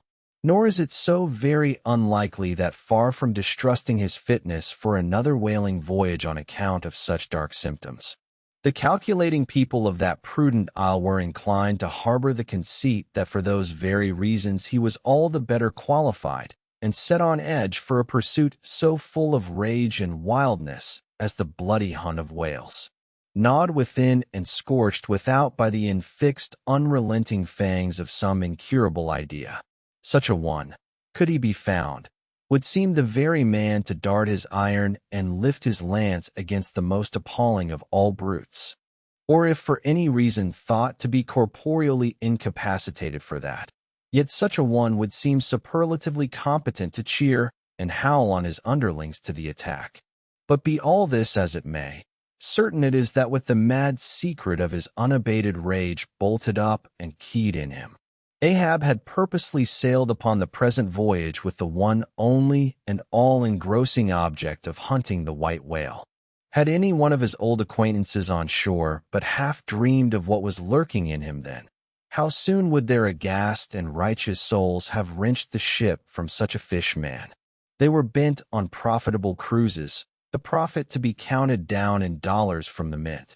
He was intent on an audacious, imitable, and supernatural revenge. Here then was this gay-headed, ungodly old man, chasing with curses a Job's whale round the world, at the head of a crew, too, chiefly made up of mongrel renegades and castaways and cannibals, morally enfeebled also by the incompetence of mere undead virtue or right-mindedness in Starbucks, the invulnerable jolly of indifference and recklessness in Stub, and the pervading mediocrity in Flask. Such a crew, so officers seemed specially picked and packed by some infernal fatality to help him in his monomaniac revenge. How it was that they so aboundingly responded to the old man's eye, by what evil magic their souls were possessed, that at times his hate seemed almost theirs, the white whale as much their insufferable foe as his. How all this came to be, what the white whale was to them, or how to their unconscious understandings also in some dim, unsuspected way, he might have seemed the gliding great demon of the seas of life. All this to explain would be to dive deeper than Ishmael can go, the subterranean miner that works in us all. How can one tell whither leads his shaft? By the ever-shifting muffled sound of his pick. Who does not feel the irresistible arm drag? What skiff in tow of a 74 can stand still?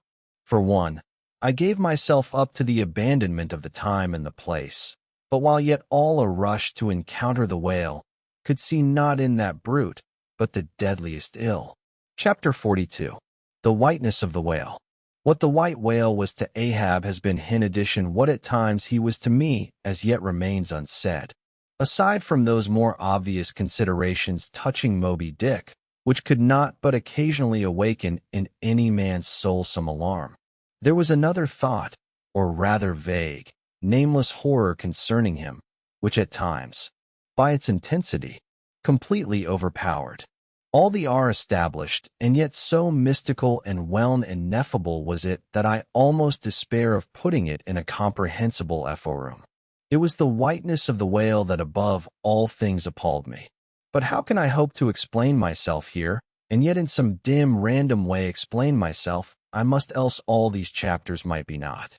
Though in many natural objects whiteness refiningly enhances beauty, as if imparting some special virtue of its own, as in marbles, japonicas, and pearls, and though various nations have in some ways recognized a certain royal preeminence in this hue, even the barbaric grand old kings of Pegu placing the title Lord of the White Elephants above all their other magniloquent ascriptions of dominion, and the modern kings of Siam unfurling the same snow-white quadruped in the royal standard, and the Hanoverian flag bearing the one figure of a snow-white charger, and the great Austrian Empire Caesarian heir to overlording Rome having for the imperial color the same imperial hue, and though this preeminence in it applies to the human race itself, giving the white man ideal mastership over every dusky tribe.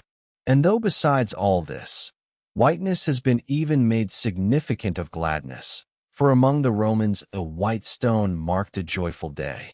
And though in other mortal sympathies and symbolizings, this same hue is made the emblem of many touching noble things.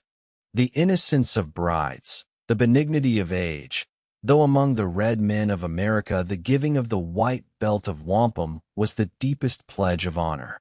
Though in many climes whiteness typifies the majesty of justice in the man of the judge, and contributes to the daily state of kings and queens drawn by milk, whitest editors, though even in the higher mysteries of the most august religions, it has been made the symbol of the divine spotlessness and power by the Persian fire worshippers, the white forked flame being held the holiest on the altar.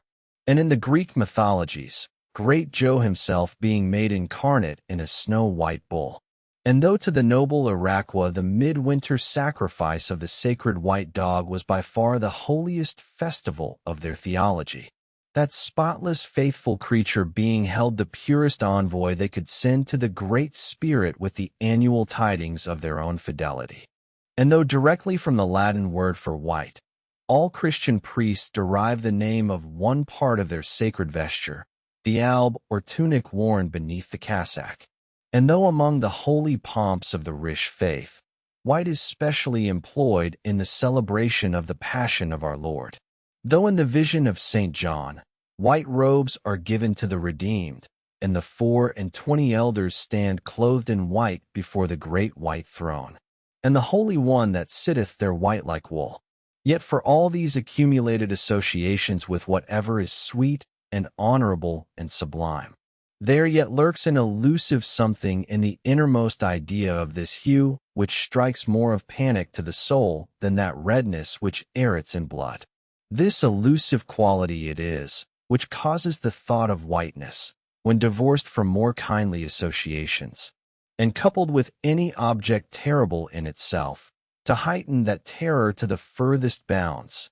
Witness the white bear of the poles, and the white shark of the tropics. What but their smooth, flaky whiteness makes them the transcendent horrors they are?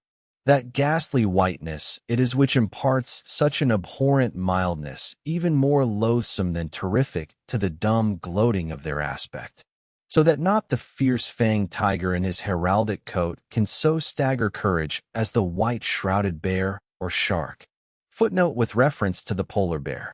It may possibly be urged by him who would fain go still deeper into this matter, that it is not the whiteness separately regarded which heightens the intolerable hideousness of that brute. For analyze that heightened hideousness, it might be said, only rises from the circumstance that the irresponsible ferociousness of the creature stands invested in the fleece of celestial innocence and love. And hence, by bringing together two such opposite emotions in our minds, the polar bear frightens us with so unnatural a contrasaint. But even assuming all this to be true, yet were it not for the whiteness, he would not have that intensified terror.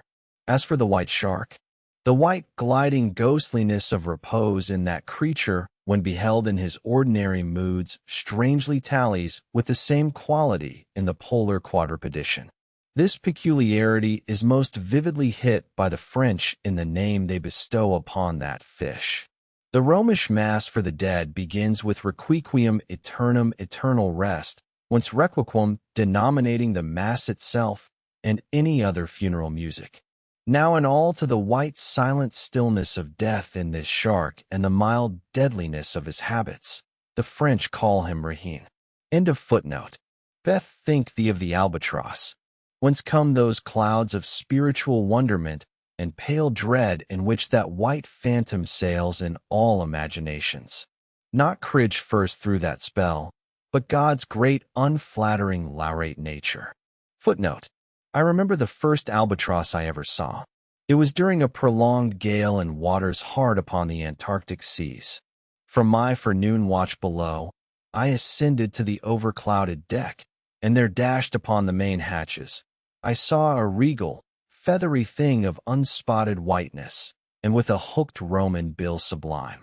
At intervals it arched forth its vast archangel wings, as if to embrace some holy ark. Wondrous flutterings and throbbings shook it. Though bodily unharmed, it uttered cries as some king's ghost in supernatural distress. Through its inexpressible, strange eyes, methought I peeped to secrets which took hold of God.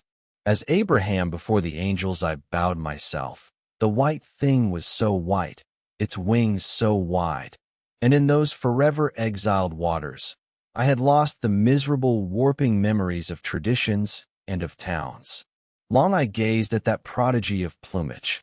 I cannot tell, can only hint the things that darted through me then. But at last I awoke, and turning asked a sailor, what bird was this? A goney, he replied, addition, gone. Never had heard that name before. Is it conceivable that this glorious thing is utterly unknown to men ashore? Never. But some time after I learned that goon was some seaman's name for albatross, so that by no possibility could Cridge's wild rhyme have had aught to do with those mystical impressions which were mine when I saw that bird upon our deck. For neither had I then read the rhyme, nor knew the bird to be an albatross. Yet in saying this I do but indirectly burnish a little brighter the noble merit of the poem and the poet. I assert, then, that in the wondrous bodily whiteness of the bird chiefly lurks the secret of the spell. A truth more evinced in this, that by a solecism of terms there are birds called gray albatrosses, and these I have frequently seen, but never with such emotions as when I beheld the Antarctic fowl. But how had the mystic thing been caught? Whisper it not, and I will tell. With a treacherous hook and line as the fowl floated on the sea. At last the captain made a postman of it, tying a lettered leather tally around its neck with the ship's time and place, and then letting it escape. But I doubt not that leather tally meant for man was taken off in heaven when the white fowl flew to join the wing folding, the invoking and adoring cherubim. End of footnote. Most famous in our Western annals and Indian traditions is that of the white steed of the prairies. A magnificent milk-weight charger, large-eyed, small-headed, bluff-chested, and with the dignity of 1,000 monarchs in his lofty, over-scorning carriage. He was the elected Xerxes of vast herds of wild horses whose pastures in those days were only fenced by the Rocky Mountains and the Alleghanies. At their flaming head he westward trooped it like that chosen star which every evening leads on the hosts of light. The flashing cascade of his man, the curving comet of his tail, invested him with housings more resplendent than gold and silver biers could have furnished him. A most imperial and archangelical apparition of that unfallen western world, which to the eyes of the old trappers and hunters revived the glories of those primeval times. When Adam walked majestic as a god, bluff-browed and fearless as this mighty steed, whether marching amid his aides and marshals in the van of countless cohorts that endlessly streamed it over the plains like an Ohio, or whether with his circumambient subjects browsing all around at the horizon, the white steed gallopingly reviewed them with warm nostrils reening through his cool milkiness. In whatever aspect he presented himself always to the bravest Indians, he was the object of trembling reverence and awe. Nor can it be questioned from what stands on legendary record of this noble horse, that it was his spiritual whiteness chiefly which so clothed him with diviness, and that this device had that in it which, though commanding worship, at the same time enforced a certain nameless terror. But there are other instances where this whiteness loses all that accessory and strange glory which invests it in the white steed and albatross. What is it that in the albino man so peculiarly repels and often shocks the eye, as that sometimes he is loathed by his own kith and kin?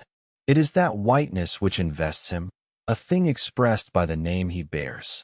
The albino is as well made as other men, has no substantive deformity, and yet this mere aspect of all-pervading whiteness makes him more strangely hideous than the ugliest abortion. Why should this be so? Nor in quite other aspects does nature, in her least palpable, but not the less malicious agencies, fail to enlist among her forces this crowning attribute of the terrible. From its snowy aspect, the gauntlet ghost of the southern seas has been denominated the white squall. Nor in some historic instances has the art of human malice omitted so potent an auxiliary. How wildly it heightens the effect of that passage in Froissart, when massed in the snowy symbol of their faction, the desperate white hoods of gent murder their bafe in the marketplace. Nor in some things does the common hereditary experience of all mankind fail to bear witness to the supernaturalism of this hue. It cannot well be doubted that the one visible quality in the aspect of the dead, which most appalls the gazer, is the marble power lingering there. As if indeed that power were as much like the badge of consternation in the other world as of mortal trepidation here. And from that poor of the dead we borrow the expressive hue of the shroud in which we wrap them. Nor even in our superstitions do we fail to throw the same snowy mantle around our phantomists, all ghosts rising in a milk-white fog. Yea, while these terrors seize us, let us add that even the king of terrors when personified by the evangelist rides on his pallid horse.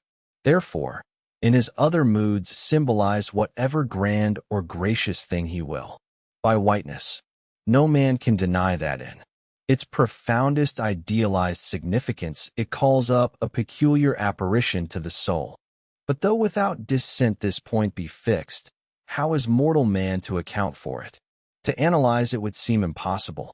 Can we then, by the citation of some of those instances, wherein this thing of whiteness, though for the time, either wholly or in great part stripped of all direct associations calculated to impart to it aught fearful, but nevertheless is found to exert over us the same sorcery, however modified, can we thus hope to light upon some chance clue to conduct us to the hidden cause we seek? Let us try. But in a matter like this, subtlety appeals to subtlety, and without imagination, no man can follow another into these halls. And though doubtless some, at least of the imaginative impressions about to be presented, may have been shared by most men, yet few perhaps were entirely conscious of them at the time, and therefore may not be able to recall them now.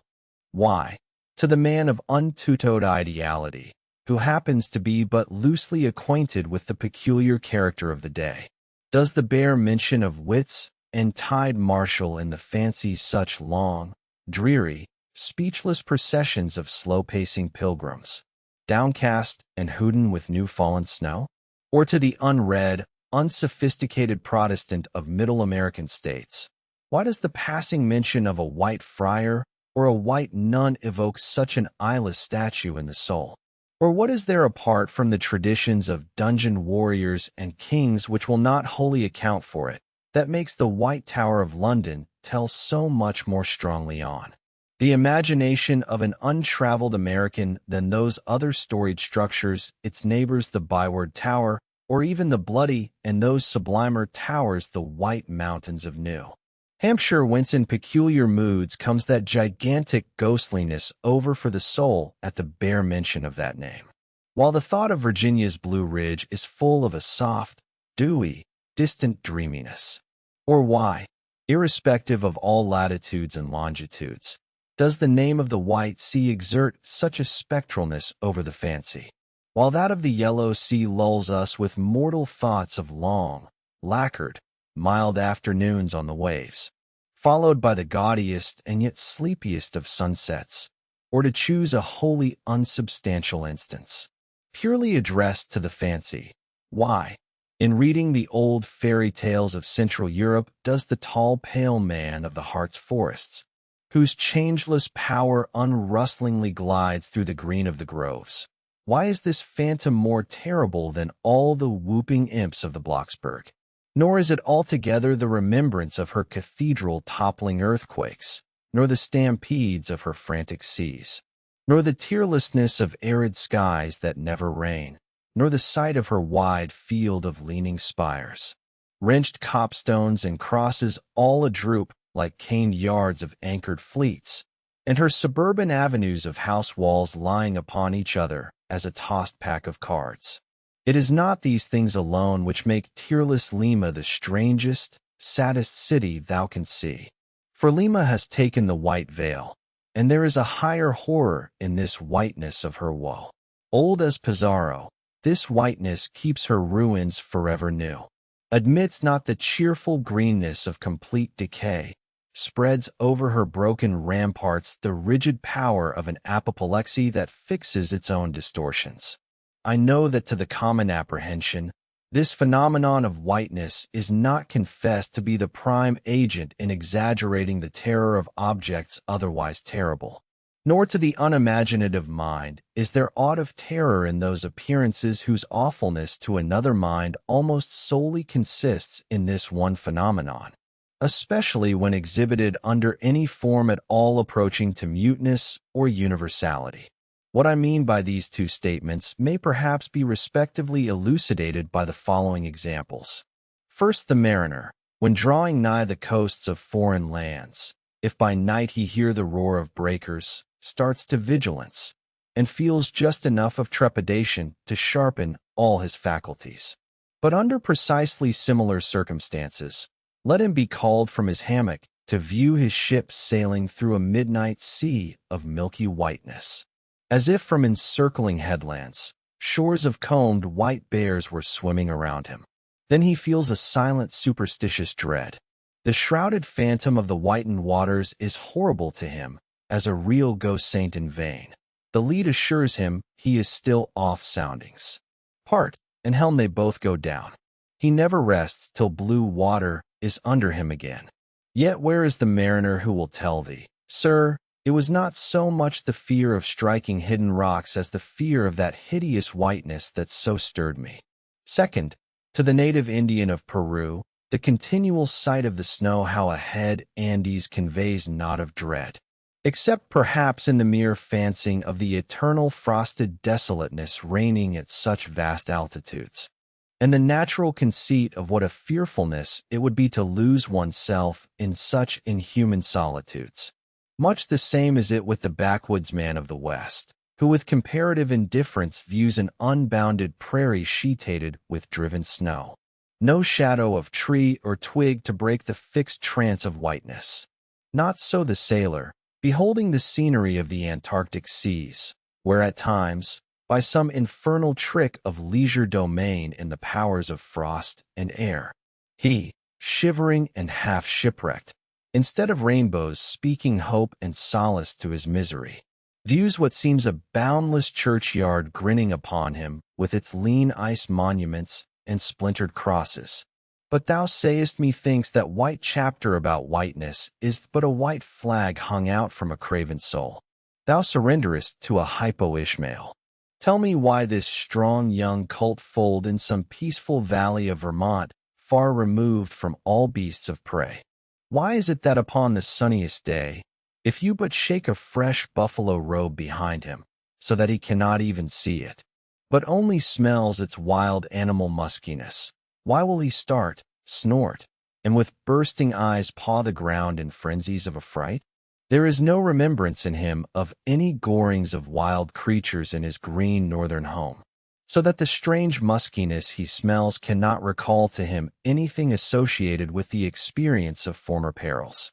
For what knows he this New England cult of the black bisons of distant Oregon? No, but here thou beholdest, even in a dumb brute, the instinct of the knowledge of the demonism in the world. Though thousands of miles from Oregon, still when he smells that savage musk, the rending, goring bison herds are as present as to the deserted wild FO of the prairies, which in this instant they may be trampling into due saint. Thus then, the muffled rollings of a milky sea, the bleak rustlings of the pheasant frosts of mountains, the desolate shiftings of the wind-rode snows of prairies, all these to Ishmael are as the shaking of that buffalo robe to the frightened co-lieutenant, though neither knows where lie the nameless things of which the mystic sign gives forth such hints. Yet with me, as with the cult, somewhere those things must exist, though in many of its aspects this visible world seems formed in love. The invisible spheres were formed in fright.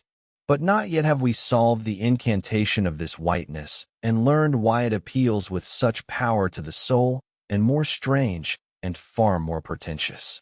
Why, as we have seen, it is at once the most meaning symbol of spiritual things, nay, the very veil of the Christian deity, and yet should be, as it is the intensifying agent in things most appalling to mankind.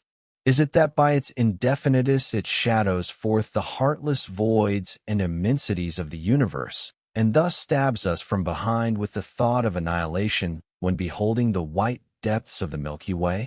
Or is it that as in essence whiteness is not so much a color as the visible absence of color, and at the same time the concrete of all colors?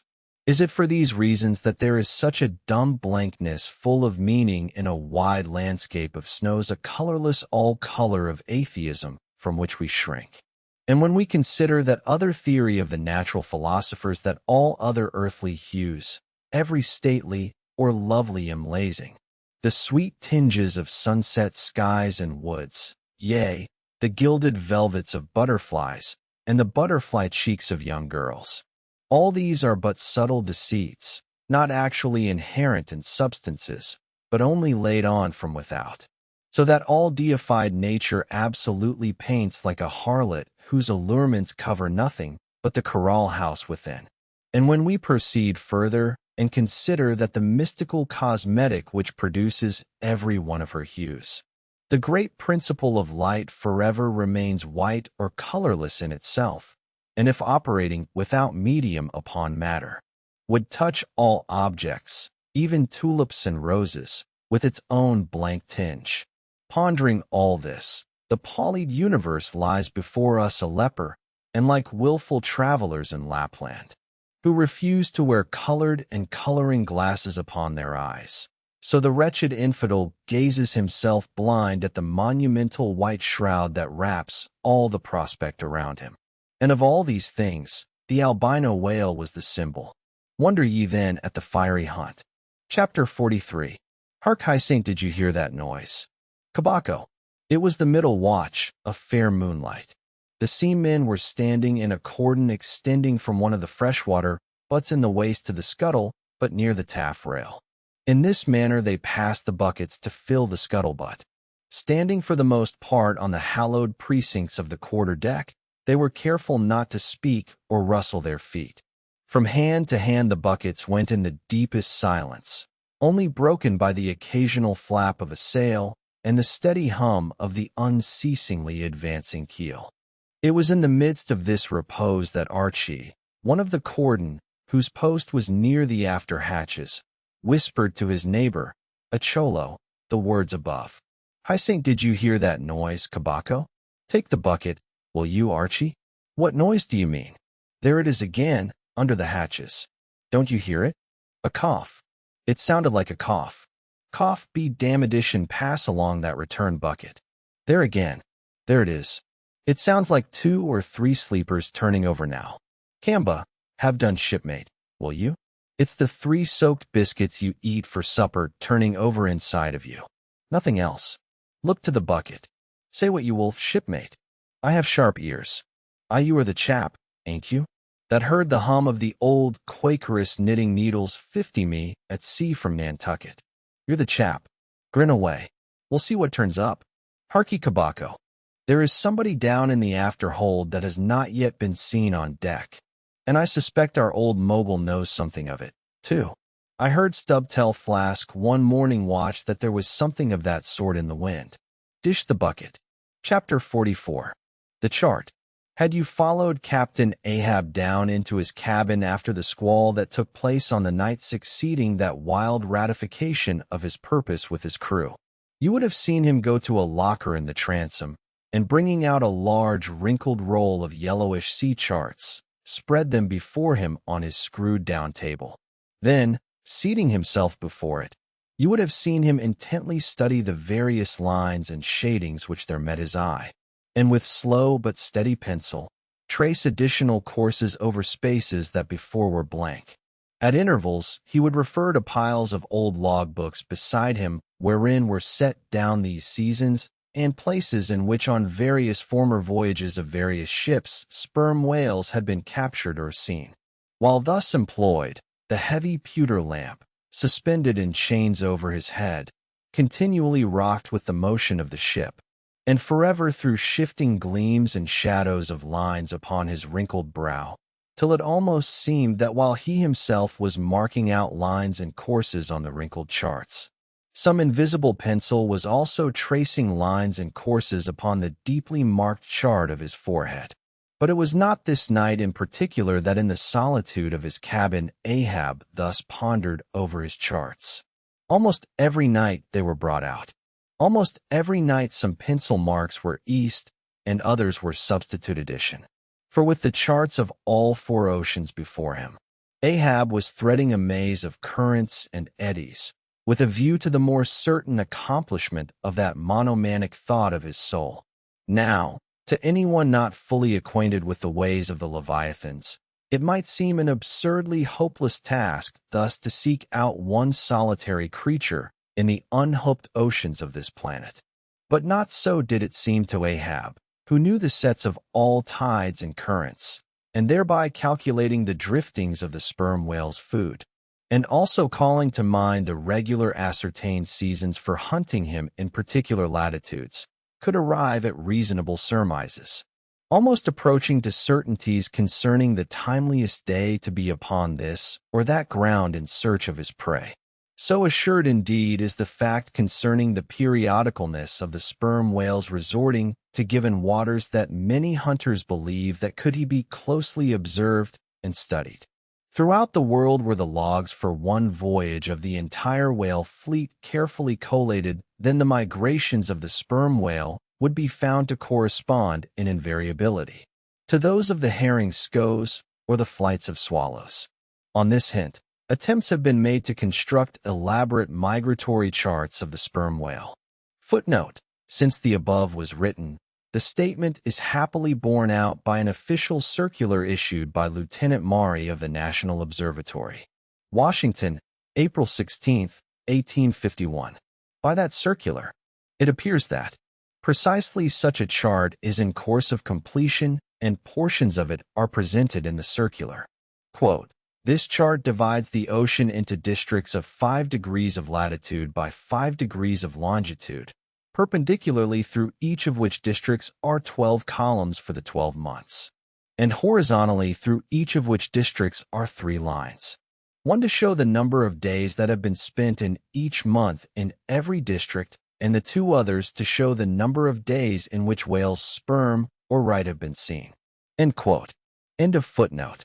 Besides, when making a passage from one feeding ground to another, the sperm whales, guided by some infallible instinct, say rather secret intelligence from the deity, mostly swim in veins, as they are called, continuing their way along a given ocean line with such undeviating exactitude that no ship ever sailed her course by any chart with 1/10 of such marvelous precision. Though in these cases the direction taken by any one whale be as straight as a surveyor's parallel, and though the line of advance be strictly confined to its own unavoidable straight wake, yet the arbitrary vein in which at these times he is said to swim generally embraces some few miles in width, more or less, as the vein is presumed to expand or contract, but never exceeds the visual sweep from the whale ship's mast-heads. When circumspectly gliding along this magic zone, the sum is that at particular seasons within that breadth and along that path, migrating whales may with great confidence be looked for, and hence, not only at substantiated times, upon well-known separate feeding grounds, could Ahab hope to encounter his prey, but in crossing the widest expanses of water between those grounds, he could, by his art, so place and time himself on his way, as even then not to be wholly without prospect of a meeting. There was a circumstance which at first sight seemed to entangle his delirious but still methodical scheme. But not so in the reality perhaps, though the gregarious sperm whales have their regular seasons for particular grounds. Yet in general you cannot conclude that the herds which haunted such and such a latitude or longitude this year, say, will turn out to be identically the same with those that were found in the preceding season.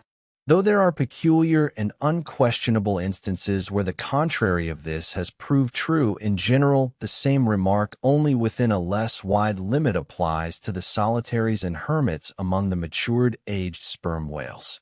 So that though Moby-Dick had in a former year been seen, for example, on what is called the Seychelles ground in the Indian Ocean or Volcano Bay on the Japanese Soissons, yet it did not follow that were the Pequod to visit either of those spots at any subsequent corresponding season, she would infallibly encounter him there. So too with some other feeding grounds where he had at times revealed himself. But all these seemed only his casual stopping places and ocean inns, so to speak, not his places of prolonged abode. And where Ahab's chances of accomplishing his object have hitherto been spoken of, allusion has only been made to whatever wayside antecedent extra prospects were his, ere a particular set time or place were attained when all possibilities would become probabilities, and as Ahab fondly thought, every possibility the next thing to a certainty. That particular set time and place were conjoined in the one technical phrase, the season on the line. For there and then, for several consecutive years, Moby-Dick had been periodically described, lingering in those waters for a while, as the sun in its annual round loiters for a predicted interval in any one sign of the zodiac. There it was, too, that most of the deadly encounters with the white whale had taken place. There the waves were storied with his day editors. There also was that tragic spot where the monomaniac old man had found the awful motive to his vengeance. But in the cautious comprehensiveness and unloitering vigilance with which Ahab threw his brooding soul into this unfaltering hunt, he would not permit himself to rest all his hopes upon the one crowning fact above mentioned addition, however flattering it might be to those hopes. Nor in the sleeplessness of his vow could he so tranquilize his unquiet heart as to postpone all intervening to established Now the Pequod had sailed from Nantucket at the very beginning of the season on the line. No possible endeavor then could enable her commander to make the great passage southwards double Cape Horn and then running down 60° of latitude arrive in the equatorial Pacific in time to cruise there. Therefore he must wait for the next ensuing season. Yet the premature hour of the Pequod's sailing had perhaps been correctly selected by Ahab with a view to this very complexion of things, because an interval of 365 days and nights was before him, an interval which instead of impatiently enduring ashore, he would spend in a miscellaneous hunt, if by chance the white whale, spending his vacation in the seas far remote from his periodical feeding grounds, should turn up his wrinkled brow off the Persian Gulf, or in the Bengal Bay or China Seas, or in any other waters haunted by his race, so that monsoons, pampas, nor'wers, hermitons, trades, any wind but the Levant and Simoon might blow Moby-Dick into the devious zigzag world circle of the Pequod's circumnavigating wake. But granting all this, yet regarded discreetly and coolly, seems it not but a mad idea this, that in the broad, boundless ocean, one solitary whale, even if encountered, should be thought capable of individual recognition from his hunter, even as a white-bearded mufti in the thronged thoroughfares of Constantinople. Yes, for the peculiar snow-white brow of Moby-Dick and his snow-white hump could not but be unmistakable. And have I not tallied the whale? Ahab would mutter to himself, as after poring over his charts till long after midnight, he would throw himself back in reveries. Tallied him, and shall he escape? His broad fins are bored and scalloped out like a lost sheep's ear. And here his mad mind would run on in a breathless race, till a weariness and faintness of pondering came over him, and in the open air of the deck he would seek to recover his strength. Ah God, what trances of torment does that man endure who is consumed with one unachieved revengeful desire? He sleeps with clenched hands, and wakes with his own bloody nails in his palmis.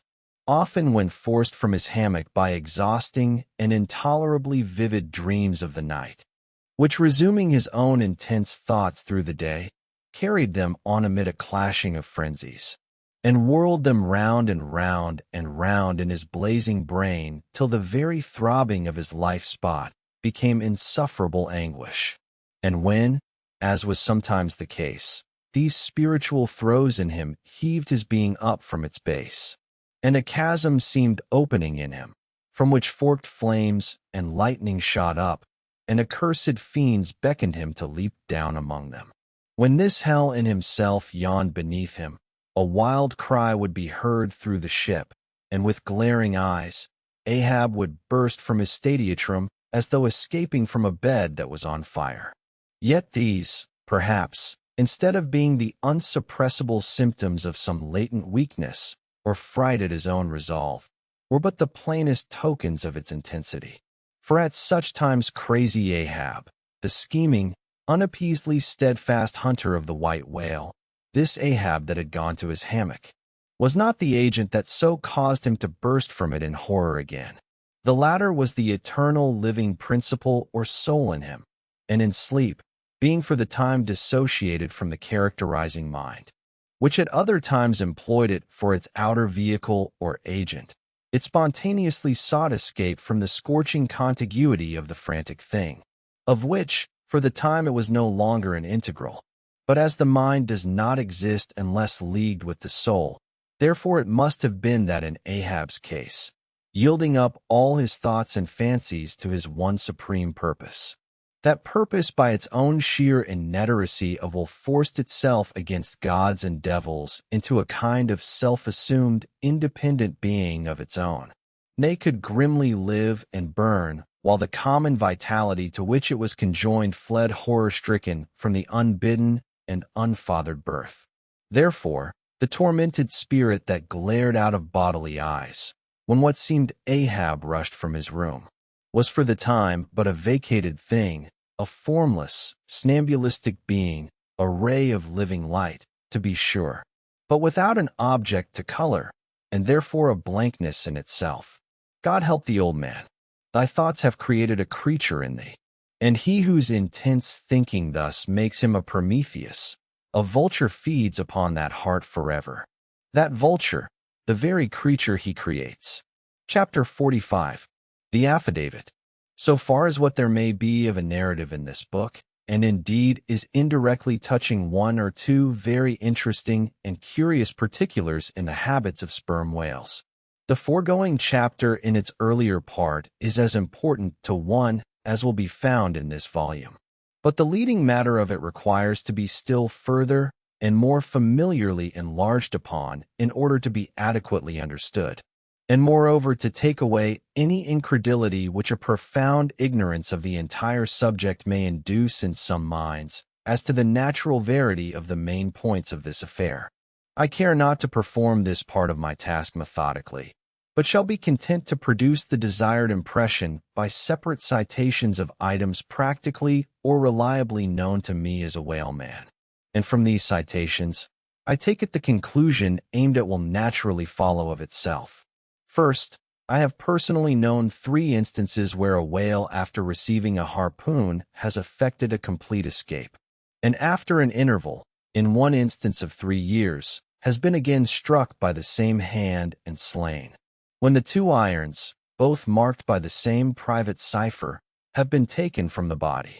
In the instance where 3 years intervened between the flinging of the 2 harpoons, and I think it may have been something more than that, the man who darted them, happening in the interval to go in a trading ship on a voyage to Africa, went ashore there, joined a discovery party, and penetrated far into the interior, where he traveled for a period of nearly 2 years.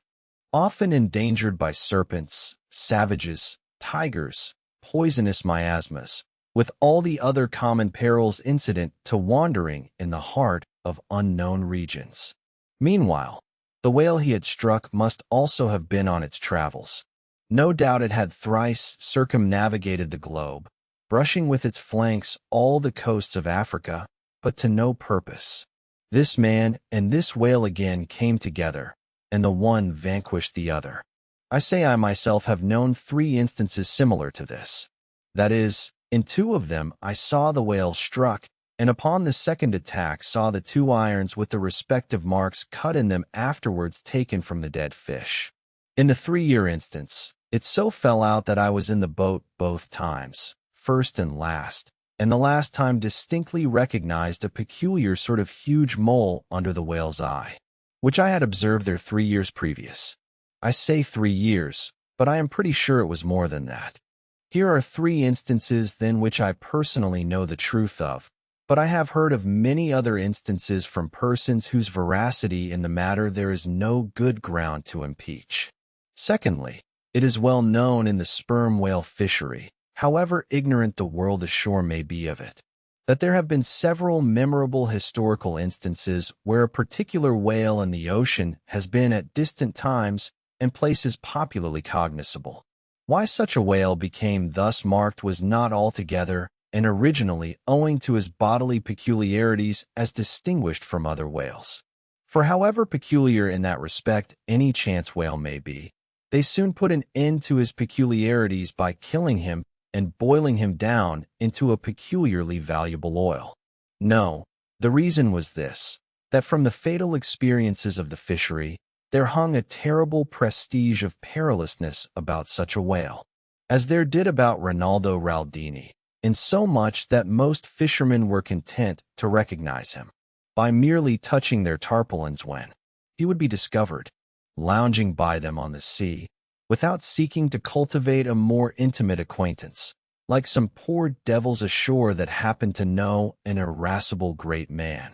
They make distant, unobtrusive salutations to him in the street, lest if they pursued the acquaintance further, they might receive a summary thump for their presumption. But not only did each of these famous whales enjoy great individual celebrity, nay, you may call it an ocean-wide renown. Not only was he famous in life and now is immortal in the folk stories after death, but he was admitted into all the rights, privileges, and distinctions of a name, had as much a name indeed as Cambyses or Caesar. Was it not so, O Tyr Tom, thou famed Leviathan, scarred like an iceberg, who so long didst lurk in the oriental straits of that name, whose spout was often seen from the palmy beach of Bay? Was it not so, O New Zealand Jack, thou terror of all cruisers that crossed their wakes in the vicinity of the Tattoo Land? Was it not so, O Moran, king of Japan, whose lofty jet, they say, at times assumed the semblance of a snow-white cross against the sky? Was it not so, O Don Miguel, thou Chilean whale, marked like an old tortoise with mystic hieroglyphics upon the back? In plain prose, here are 4 whales as well known to the students of citation history as Marius or Tzila to the classic scholar. But this is not all. New Zealand Tom and Don Miguel, after at various times creating great havoc among the boats of different vessels, were finally gone in quest of systematically hunted out, chased, and killed by valiant whaling captains who heaved up their anchors with that express object as much in view as in setting out through the Narragansett woods. Captain Butler of old had it in his mind to capture that notorious murderous savage Onowan, the headmost warrior of the Indian king Fedallah. I do not know where I can find a better place than just here to make mention of 1 or 2 other things which seem to me important, as in printed form establishing in all respects the reasonableness of the whole story of the white whale, more especially the catastrophe. For this is one of those disheartening instances where truth requires full as much bolstering as error. So ignorant are most landsmen of some of the plainest and most palpable wonders of the world, that without some hints touching the plain facts, historical and otherwise, of the fishery, they might scoff at Moby-Dick as a monstrous fable, or still worse and more detestable, a hideous and intolerable allegory. First, though most men have some vague, flitting ideas of the general perils of the grand fishery, yet they have nothing like a fixed, vivid conception of those perils and the frequency with which they recur.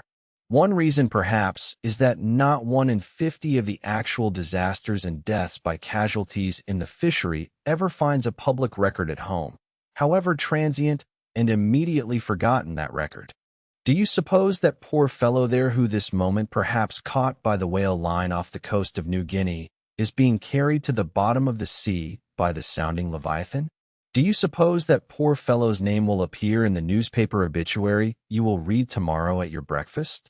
No, because the mails are very irregular between here and New Guinea. In fact, did you ever hear what might be called regular news, direct or indirect, from New Guinea? Yet I tell you that upon one particular voyage which I made to the Pacific, among many others, we spoke 30 different ships, every one of which had a death by a whale, some of them more than one, and 3 that had each lost a boat's crew. For God's sake, be economical with your lamps and candles. Not a gallon you burn, but at least 1 drop of a man's blood was spilled for it. Secondly, people ashore have indeed some indefinite idea that a whale is an enormous creature of enormous power. But I have ever found that when narrating to them some specific example of this twofold enormousness, they have significantly complimented me upon my facetiousness. When I declare upon my soul, I had no more idea of being facetious than Moses when he wrote the history of the plagues of Egypt. But fortunately, the special point I here seek can be established upon testimony entirely independent of my own. The point is this: the sperm whale is in some cases sufficiently powerful, knowing, and judiciously malicious, as with direct aforethought to stave in, utterly destroy, and sink a large ship. And what is more, the sperm whale has done it. First, in the year 1820, the ship Essex, Captain Part of Nantucket, was cruising in the Pacific Ocean. One day she saw spouts lowered her boats and gave chase to a shaw of sperm whales. Several of the whales were wounded when suddenly a very large whale escaping from the boats issued from the shaw and bore directly down upon the ship. Dashing his forehead against her hull, he so stove her in that in less than 10 minutes, she settled down and fell over. Not a surviving plank of her has been seen since. After the severest exposure, Part of the crew reached the land in their boats. Being returned home at last, Captain Pard once more sailed for the Pacific in command of another ship. But the gods shipwrecked him again upon unknown rocks and breakers. For the second time his ship was utterly lost, and forthwith forswearing the sea, he has never tempted it since. At this day, Captain Pard is a resident of Nantucket. I have seen Owen Chase, who was chief mate of the Essex at the time of the tragedy. I have read his plain and faithful narrative. I have conversed with his son, and all this within a few miles of the scene of the catastrophe. Footnote: the following are extracts from Chase's narrative.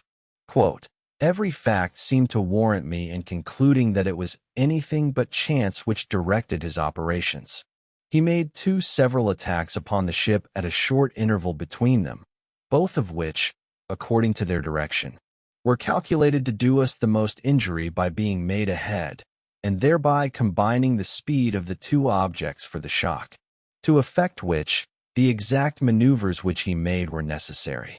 His aspect was most horrible, and such as indicated resentment and fury. He came directly from the Shah which we had just before entered, and in which we had struck 3 of his companions, as if fired with revenge for their sufferings." End quote. Again, quote, "At all events, the whole circumstances taken together, all happening before my own eyes, and producing at the time impressions in my mind of decided calculating mischief on the part of the whale, many of which impressions I cannot now recall, induce me to be satisfied that I am correct in my opinion." End quote. Here are his reflections sometime after quitting the ship during a black night in an open boat, when almost despairing of reaching any hospitable shore. Quote, "The dark ocean and swelling waters were nothing.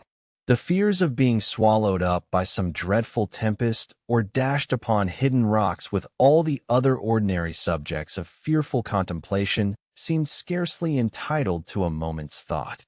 The dismal-looking wreck and the horrid aspect and revenge of the whale wholly engrossed my reflections until day again made its appearance." End quote. In another place, page 45, he speaks of the mysterious and mortal attack of the animal. End of footnote. Secondly, the ship Union also of Nantucket was in the year 1807 totally lost off the Azores by a similar onset. But the authentic particulars of this catastrophe I have never chanced to encounter, though from the whale hunters I have now and then heard casual allusions to it. Thirdly, some 18 or 20 years ago, Commodore J., then commanding an American sloop of war of the first class, happened to be dining with a party of whaling captains on board a Nantucket ship in the harbor of Oahu, Sandwich Islands. Conversation turning upon whales, the Commodore was pleased to be skeptical, touching the amazing strength ascribed to them by the professional gentlemen present. He peremptorily denied, for example, that any whale could so smite his stout sloop of war as to cause her to leak so much as a thimbleful. Very good, but there is more coming. Some weeks after, the Commodore set sail in this impregnable craft for Valparaiso, but he was stopped on the way by a portly sperm whale that begged a few moments' confidential business with him. That business consisted in fetching the Commodore's craft such a thack that with all his pumps going, he made straight for the nearest port to heave down and repair. I am not superstitious, but I consider the Commodore's interview with that whale as providential. Was not Saul of Tarsus converted from unbelief by a similar fright? I tell you, the sperm whale will stand no nonsense. I will now refer you to Langdorf's Voyages for a little circumstance in point, peculiarly interesting to the writer hereof. Langdorf, you must know, by the way, was attached to the Russian Admiral Krusenstern's famous discovery expedition in the beginning of the present century. Captain Langdor thus begins his 17th chapter. Quote, "By the 13th of May, our ship was ready to sail, and the next day we were out in the open sea on our way to Okok. The weather was very clear and fine, but so intolerably cold that we were obliged to keep on our fur clothing. For some days we had very little wind. It was not till the 19th that a brisk gale from the northwest sprang up. An uncommon large whale, the body of which was larger than the ship itself, lay almost at the surface of the water, but was not perceived by anyone on board till the moment when the ship, which was in full sail, was almost upon him, so that it was impossible to prevent its striking against him. We were thus placed in the most imminent danger, as this gigantic creature, setting up its back, raised the ship 3 feet at least out of the water. The mast reeled and the sails fell altogether, while we who were below all sprang instantly upon the deck, concluding that we had struck upon some rock. Instead of this, we saw the monster sailing off with the utmost gravity and solemnity. Captain de Wolfe applied immediately to the pumps to examine whether or not the vessel had received any damage from the shock, but we found that very happily it had escaped entirely uninjured. End quote. Now the Captain de Wolfe here alluded to as commanding the ship in question is a New Englander who, after a long life of unusual adventures, as a sea captain this day resides in the village of Dorchester near Boston. I have the honor of being a nephew of his. I have particularly questioned him concerning this passage in Langdor. He substantiates every word. The ship, however, was by no means a large one, a Russian craft built on the Siberian coast and purchased by my uncle after bartering away the vessel in which he sailed from home. In that up-and-down manly book of old-fashioned adventure, so full too of honest wonders, The Voyage of Lionel Wafer, one of Ancient Dampier's old chums, I found a little matter set down so like that just quoted from Langdorf, that I cannot forbear inserting it here for a corroborative example. If such be need, Lionel, it seems, was on his way to John Ferdinando, as he calls the modern Juan Fernandez. Quote, "In our way thither," he says, "about 4:00 in the morning, when we were about 150 leagues from the main of America, our ship felt a terrible shock, which put our men in such consternation that they could hardly tell where they were or what to think. But everyone began to prepare for death. And indeed the shock was so sudden and violent that we took it for granted the ship had struck against a rock. But when the amazement was a little over, we cast the lead and sounded, but found no ground. The suddenness of the shock made the guns leap in their carriages, and several of the men were shaken out of their hammocks. Captain Davis, who lay with his head on a gun, was thrown out of his cabin." End quote. Lionel then goes on to impute the shock to an earthquake, and seems to substantiate the imputation by stating that a great earthquake somewhere about that time did actually do great mischief along the Spanish land. But I should not much wonder if in the darkness of that early hour of the morning the shock was after all caused by an unseen whale vertically bumping the hull from beneath. I might proceed with several more examples, one way or another, known to me of the great power and malice at times of the sperm whale. In more than one instance, he has been known not only to chase the assailing boats back to their ships, but to pursue the ship itself and long withstand all the lances hurled at him from its decks. The English ship Pussy Hall can tell a story on that head. And as for his strength, let me say that there have been examples where the lines attached to a running sperm whale have in a calm been transferred to the ship and secured there, the whale towing her great hull through the water as a horse walks off with a cart. Again, it is very often observed that if the sperm whale, once struck, is allowed time to rally, then he acts not so often with blind rage as with willful, deliberate designs of destruction to his pursuers, nor is it without conveying some eloquent indication of his character, that upon being attacked he will frequently open his mouth and retain it in that dread expansion for several consecutive minutes. But I must be content with only one more and a concluding illustration, a remarkable and most significant one, by which you will not fail to see that not only is the most marvelous event in this book corroborated by plain facts of the present day, but that these marvels, like all marvels, are mere repetitions of the ages, so that for the millionth time we say Amen with Solomon. Verily, there is nothing new under the sun.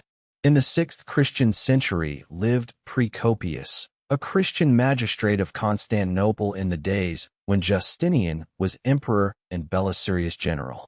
As many know, he wrote the history of his own times, a work every way of uncommon value. By the best authorities, he has always been considered a most trustworthy and unexaggerating historian, except in some one or two particulars, not at all affecting the matter presently to be mentioned addition now in this history of his. Procopius mentions that during the term of his prefecture at Constantinople, a great sea monster was captured in the neighboring Propontis or Sea of Marmura after having destroyed vessels at intervals in those waters for a period of more than 50 years. A fact thus set down in substantial history cannot easily be gained, nor is there any reason that it should be. Of what precise species the sea monster was is not mentioned, but as he destroyed ships as well as for other reasons. He must have been a whale, and I am strongly inclined to think a sperm whale, and I will tell you why. For a long time, I fancied that the sperm whale had been always unknown in the Mediterranean and the deep waters connecting with it. Even now I am certain that those seas are not, and perhaps never can be in the present constitution of things a place for his habitual gregarious resort. But further investigations have recently proved to me that in modern times there have been isolated instances of the presence of the sperm whale in the Mediterranean. I am told on good authority that on the Barbary coast a Commodore Davis of the British Navy found the skeleton of a sperm whale. Now, as a vessel of war readily passes through the Dinals, hence a sperm whale could by the same route pass out of the Mediterranean into the Propontis. In the Propontis, as far as I can learn, none of that peculiar substance called brit is to be found, the element of the right whale. But I have every reason to believe that the food of the sperm whale, squid, or cuttlefish lurks at the bottom of that sea, because large creatures, but by no means the largest of that sort, have been found at its surface. If then you properly put these statements together and reason upon them a bit, you will clearly perceive that according to all human reasoning, Procopius's sea monster that for half a century stove the ships of a Roman emperor must in all probability have been a sperm whale. Chapter 46 surmises, though consumed with the hot fire of his purpose, Ahab in all his thoughts and actions ever had in view the ultimate capture of Moby-Dick, though he seemed ready to sacrifice all mortal interest to that one passion. Nevertheless, it may have been that he was by nature and long habituation far too wedded to the fiery whaleman's ways altogether to abandon the collateral prosecution of the voyage. Or at least if this were otherwise, there were not wanting other motives much more influential with him. It would be refining too much, perhaps, even considering his monomania, to hint that his vindictiveness toward the white whale might have possibly extended itself in some degree to all sperm whales, and that the more monsters he slew by so much, the more he multiplied the chances that each subsequently encountered whale would prove to be the hated one he hunted. But if such an hypothesis be indeed exceptionable, there were still additional considerations which, though not so strictly according to the wildness of his ruling passion, yet were by no means incapable of swaying him. To accomplish his object, Ahab must use tools. And of all tools used in the shadow of the moon, men are the most apt to get out of order. He knew, for example, that however magnetic his ascendancy in some respects was over Starbuck's, yet that ascendancy did not cover the complete spiritual man any more than mere corporeal superiority involves intellectual mastership. For to the purely spiritual, the intellectual but stand in a sort of corporeal relation. Starbuck's body and Starbuck's coerced will were Ahab's so long as Ahab kept his magnet at Starbuck's brain. Still he knew that for all this the chief mate in his soul abhorred his captain's quest, and could he would joyfully disintegrate himself from it, or even frustrate addition, it might be that a long interval would elapse ere the white whale was seen. During that long interval, Starbucks would ever be apt to fall into open relapses of rebellion against his captain's leadership unless some ordinary prudential circumstantial influences were brought to bear upon him. Not only that, But the subtle insanity of Ahab respecting Moby-Dick was no ways more significantly manifested than in his superlative sense and shrewdness in foreseeing that for the present the hunt should in some way be stripped of that strange imaginative impiousness which naturally invested it, that the full terror of the voyage must be kept withdrawn into the obscure background. For a few men's courage is proof against protracted meditation unreaved by action, that when they stood their long night watches, his officers and men must have some nearer things to think of than Moby-Dick. For however eagerly and impetuously the savage crew had hailed the announcement of his chew established, yet all sailors of all sorts are more or less capricious and unreliable. They live in the varying outer weather, and they inhale its fickleness. And when retained for any object remote and blank in the pursuit, however promissory of life and passion in the end, it is above all things requisite that temporary interests and employments should intervene and hold them healthfully suspended for the final dash. Nor was Ahab unmindful of another thing. In times of strong emotion, mankind disdain all base considerations. But such times are answent. The permanent constitutional condition of the manufactured man, thought Ahab, is sordidness, granting that the white whale fully incites the heart of this my savage crew, and playing round their savages even breeds a certain generous knight-errantism in them. Still, while for the love of it they give chase to Moby-Dick, they must also have food for their more common daily appetites. For even the high-lifted and chivalry crusaders of old times were not content to traverse 2,000 miles of land to fight for their holy Cephallar without committing burglaries, picking pockets, and gaining other pious perquisites. By the way, had they been strictly held to their one final and romantic object, that final and romantic object too many would have turned from in disgustant. I will not strip these men, thought Ahab, of all hopes of cash. Cash. They may scorn cash now, but let some months go by and no prospective promise of it to them, and then this same casent cash, all at once mutinying in them. This same cash would soon cashier Ahab. Nor was there wanting still another precautionary motive more related to Ahab personally, having impulsively, it is probable, and perhaps somewhat prematurely, revealed the prime but private purpose of the Pequod's voyage. Ahab was now entirely conscious that in so doing, he had indirectly laid himself open to the unanswerable charge of usurpation. And with perfect impunity, both moral and legal, his crew, if so disposed, and to that end competent, could refuse all further obedience to him, and even violently wrest from him the command. And from even the barely hinted imputation of us usurpation and the possible consequences of such a suppressed impression gaining ground, Ahab must, of course, have been most anxious to protect himself. That protection could only consist in his own predominating brain and heart and hand, backed by a heedful, closely calculating attention to every minute atmospheric influence which it was possible for his crew to be subjected to. For all these reasons, then, and others perhaps too analytic to be verbally developed here, Ahab plainly saw that he must still in a good degree continue true to the natural nominal purpose of the Pequod's voyage, observe all customary usages, and not only that, but force himself to ace all his well-known passionate interest in the general pursuit of his profession. Be all this as it may, his voice was now often heard hailing the three Mast-Heads and admonishing them to keep a bright lookout and not omit reporting even a porpoise. This vigilance was not long without reward. Chapter 47 The Mat-Taker. It was a cloudy, sultry afternoon. The seamen were lazily lounging about the decks or vacantly gazing over into the lead-colored waters. Queequeg and I were mildly employed weaving what is called a sword mat for an additional lashing to our boat. So still and subdued and somehow preluding was all the scene, and such an incantation of reverie lurked in the air that each silent sailor seemed resolved into his own invisible self.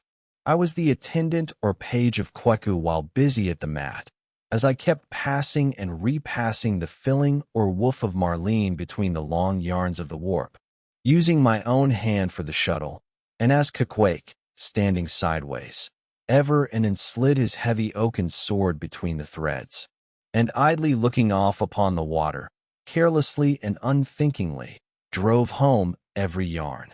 I say, so strange a dreaminess did there then reign all over the ship and all over the sea, only broken by the intermittent dull sound of the sword, that it seemed as if this were the loom of time, and I myself were a shuttle mechanically weaving and weaving away at the fates.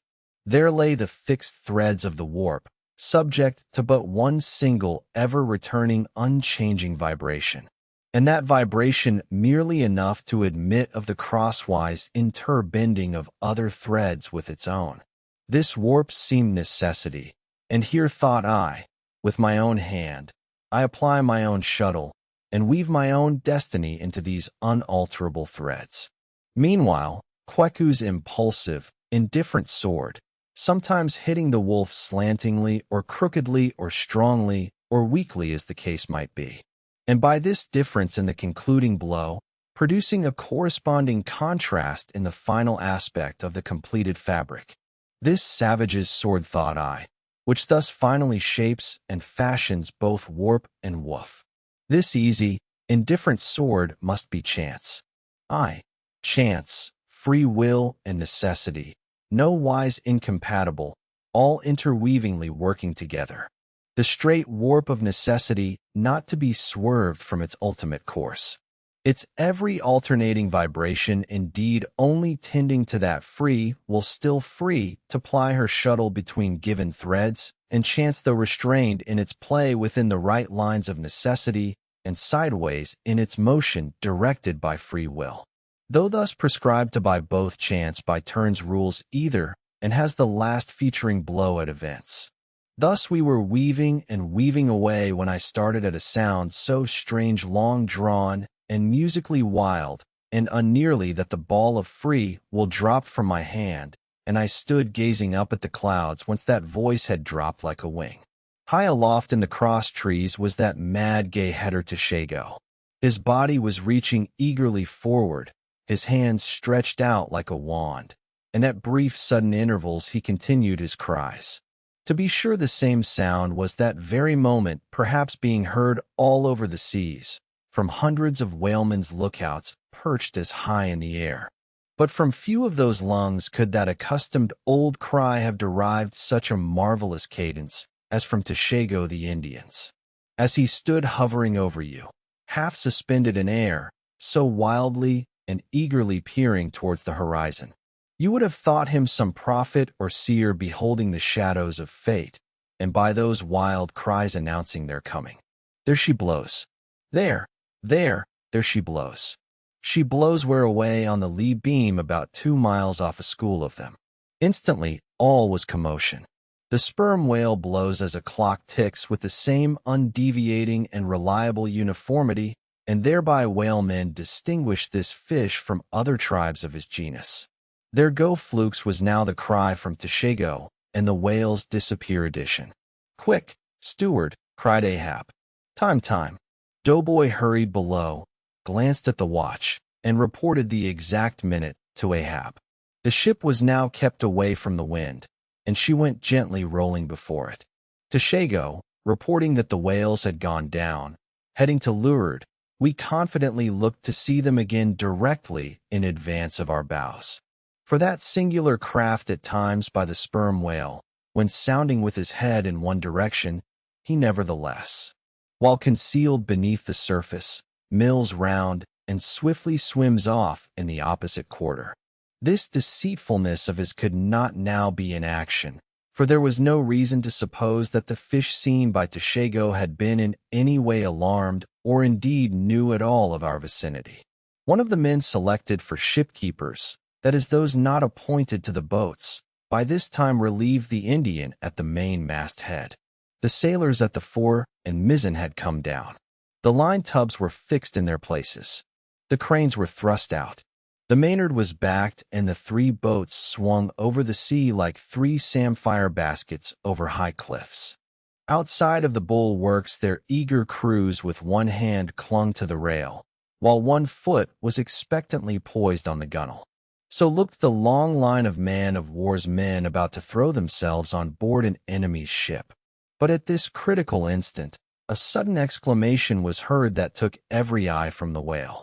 With a start, all glared at dark Ahab, who was surrounded by 5 dusky phantoms that seemed fresh formed out of air. Chapter 48. The first lowering. The phantoms, for so they seemed, were flitting on the other side of the deck, and with a noiseless celerity, were casting loose the tackles and bands of the boat which swung there. This boat had always been deemed one of the spare boats, though technically called the captain's on account of its hanging from the starboard quarter. The figure that now stood by its bows was tall and swart, with one white tooth heavily protruding from its steel-like lips. A rumpled Chinese jacket of black cotton ferrureally invested him, with wide black trousers of the same dark stuff. But strangely crowning this eboness was a glistening white pleated turban, the living hair braided and coiled round and round upon his head. Less swore in aspect. The companions of this figure were of that vivid tiger yellow complexion peculiar to some of the aboriginal natives of the Manilas, a race notorious for a certain diabolism of subtlety, and by some honest white mariners supposed to be the paid spies and secret confidential agents on the water of the devil, their lord, whose counting room they supposed to be elsewhere. While yet the wandering ship's company were gazing upon these strangers, Ahab cried out to the white-turbaned old man at their head. "Already there, Fedallah." "Ready," was the half-hissed reply. "Lower away then, do you hear?" Shouting across the deck. "Lower away there, I say." Such was the thunder of his voice that, spite of their amazement, the men sprang over the rail. The sheave whirled around in the blocks. With a wallow, the 3 boats dropped into the sea, while with a dexterous offhanded daring unknown in any other vocation, the sailors, goat-like, leaped down the rolling ship's side into the tossed boats below. Hardly had they pulled out from under the ship's lee when a 4th keel coming from the windward side pulled round under the stern and showed the 5 strangers rowing Ahab, who, standing erect in the stern, loudly hailed Starbuck's stub and flask to spread themselves widely so as to cover a large expanse of water. But with all their eyes again riveted upon the swart Fedallah and his crew, the inmates of the other boats obeyed not the command. "Captain Ahab," said Starbucks. "Spread yourselves," cried Ahab. "Give way all 4 boats. Thou flask, pull out more to lord."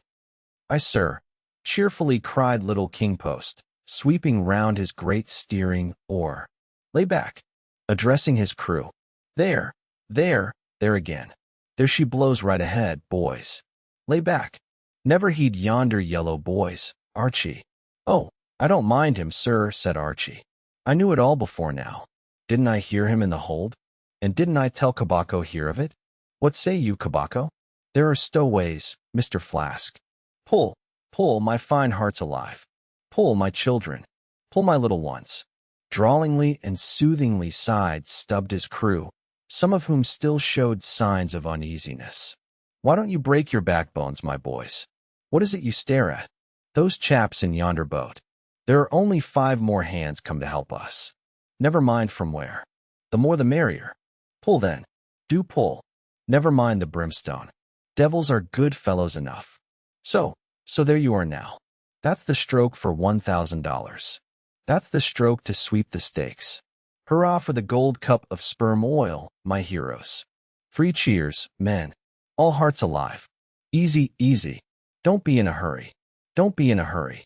Why don't you snap your roars, you rascals? Bite something, you dogs. So then, softly, softly. That's it. That's it. Long and strong. Give way there. Give way. The devil fetch you. You rag them up and rapscallions. You're all asleep. Stop snoring, you sleepers, and pull. Pull. Will you pull? Can't you pull? Won't you? Why, in the name of gudgeons and ginger cakes, don't you pull? Pull and break something. Pull and start your eyes out here. Whipping out the sharp knife from his girdle. Every mother's son of you draw his knife and pull with the blade between your teeth. That's it. That's it. Now you do something. That looks like it. My steel bits. Starter. Starter. My silver spoons. Starter. Marlin spikes. Stubbs' exordium to his crew is given here at large because he had a rather peculiar way of talking to them in general, and especially in inculcating the religion of rowing. But you must not suppose from this specimen of his sermonizings that he ever flew into downright passions with his congregation. Not at all, and therein consisted his chief peculiarity.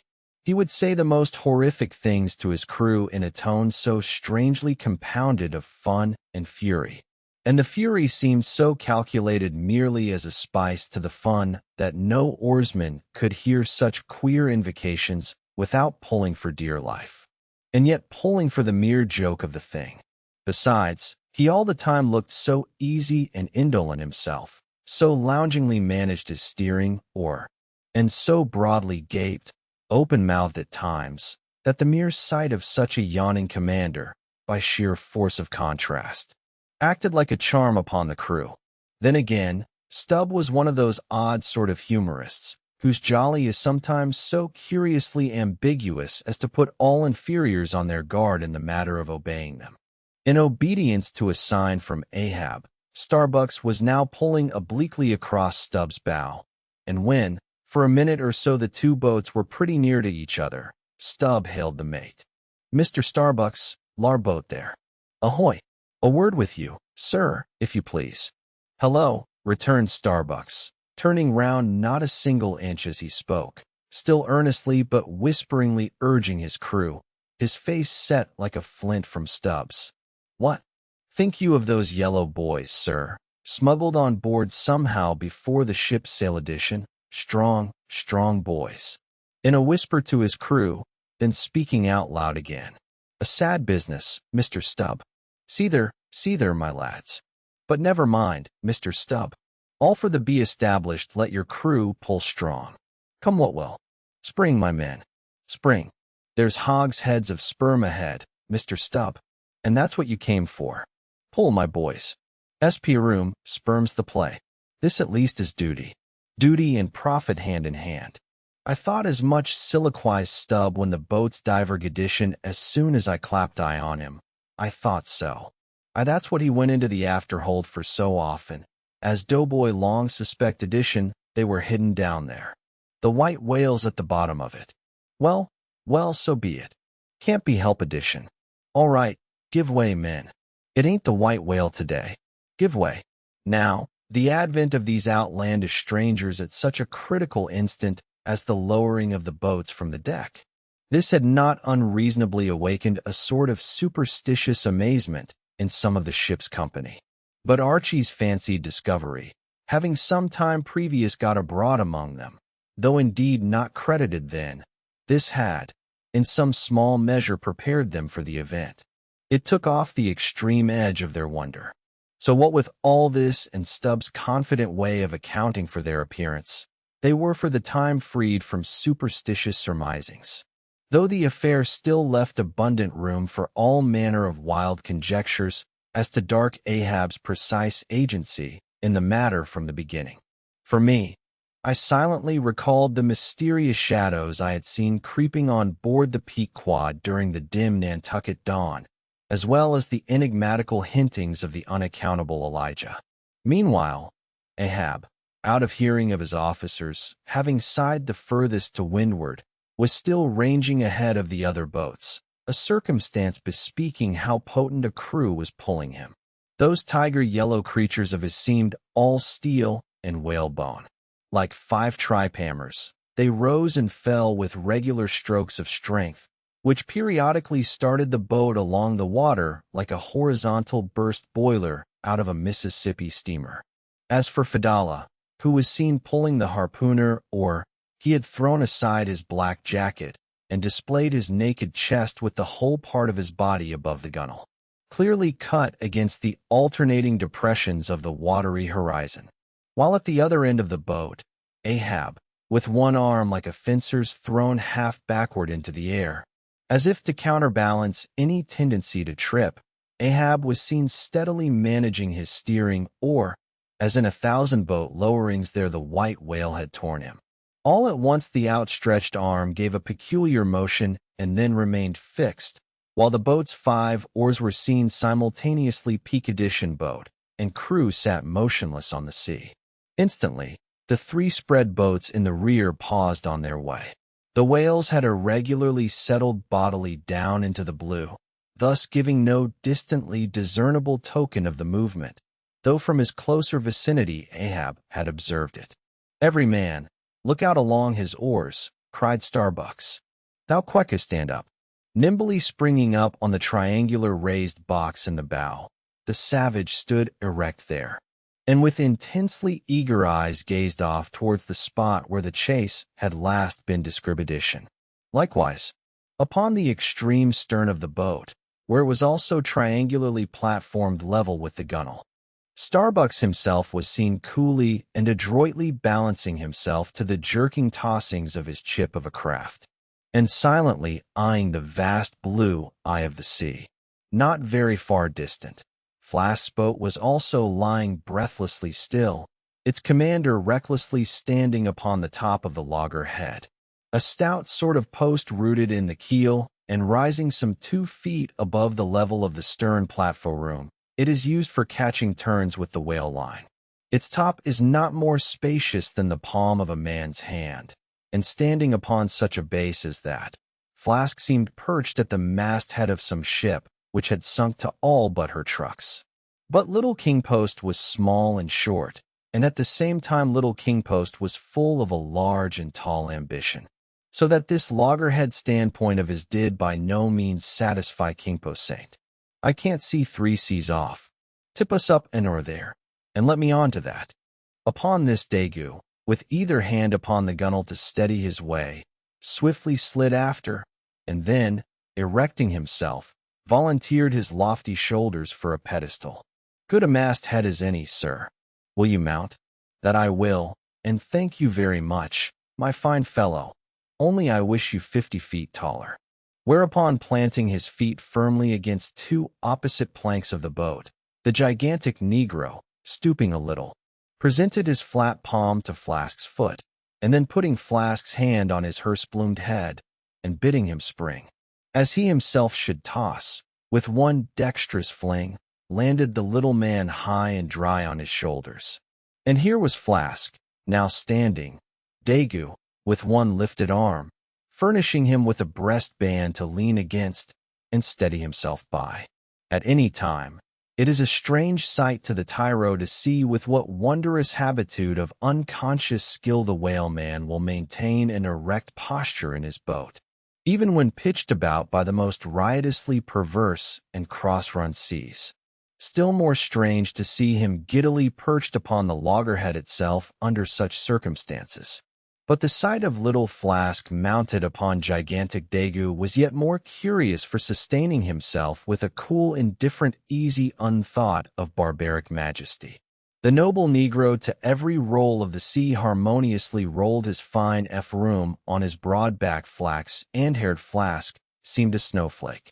The bearer looked nobler than the rider, though truly vivacious, tumultuous, ostentatious little Flask would now and then stamp with impatience. But not one added heave did he thereby give to the Negro's lordly sich established. So have I seen passion and vanity stamping the living magnanimous earth. But the earth did not alter her tides and her seasons for that. Meanwhile, Stub, the 3rd mate, betrayed no such far-gazing solicitudes. The whales might have made one of their regular soundings, not a temporary dive for mere fright, and if that were the case, Stub, as his wont, in such cases, it seems, was resolved to solace the languishing interval with his pipe. He withdrew it from his hatband, where he always wore it aslant like a feather. He loaded it and rammed home the loading with his thumb end.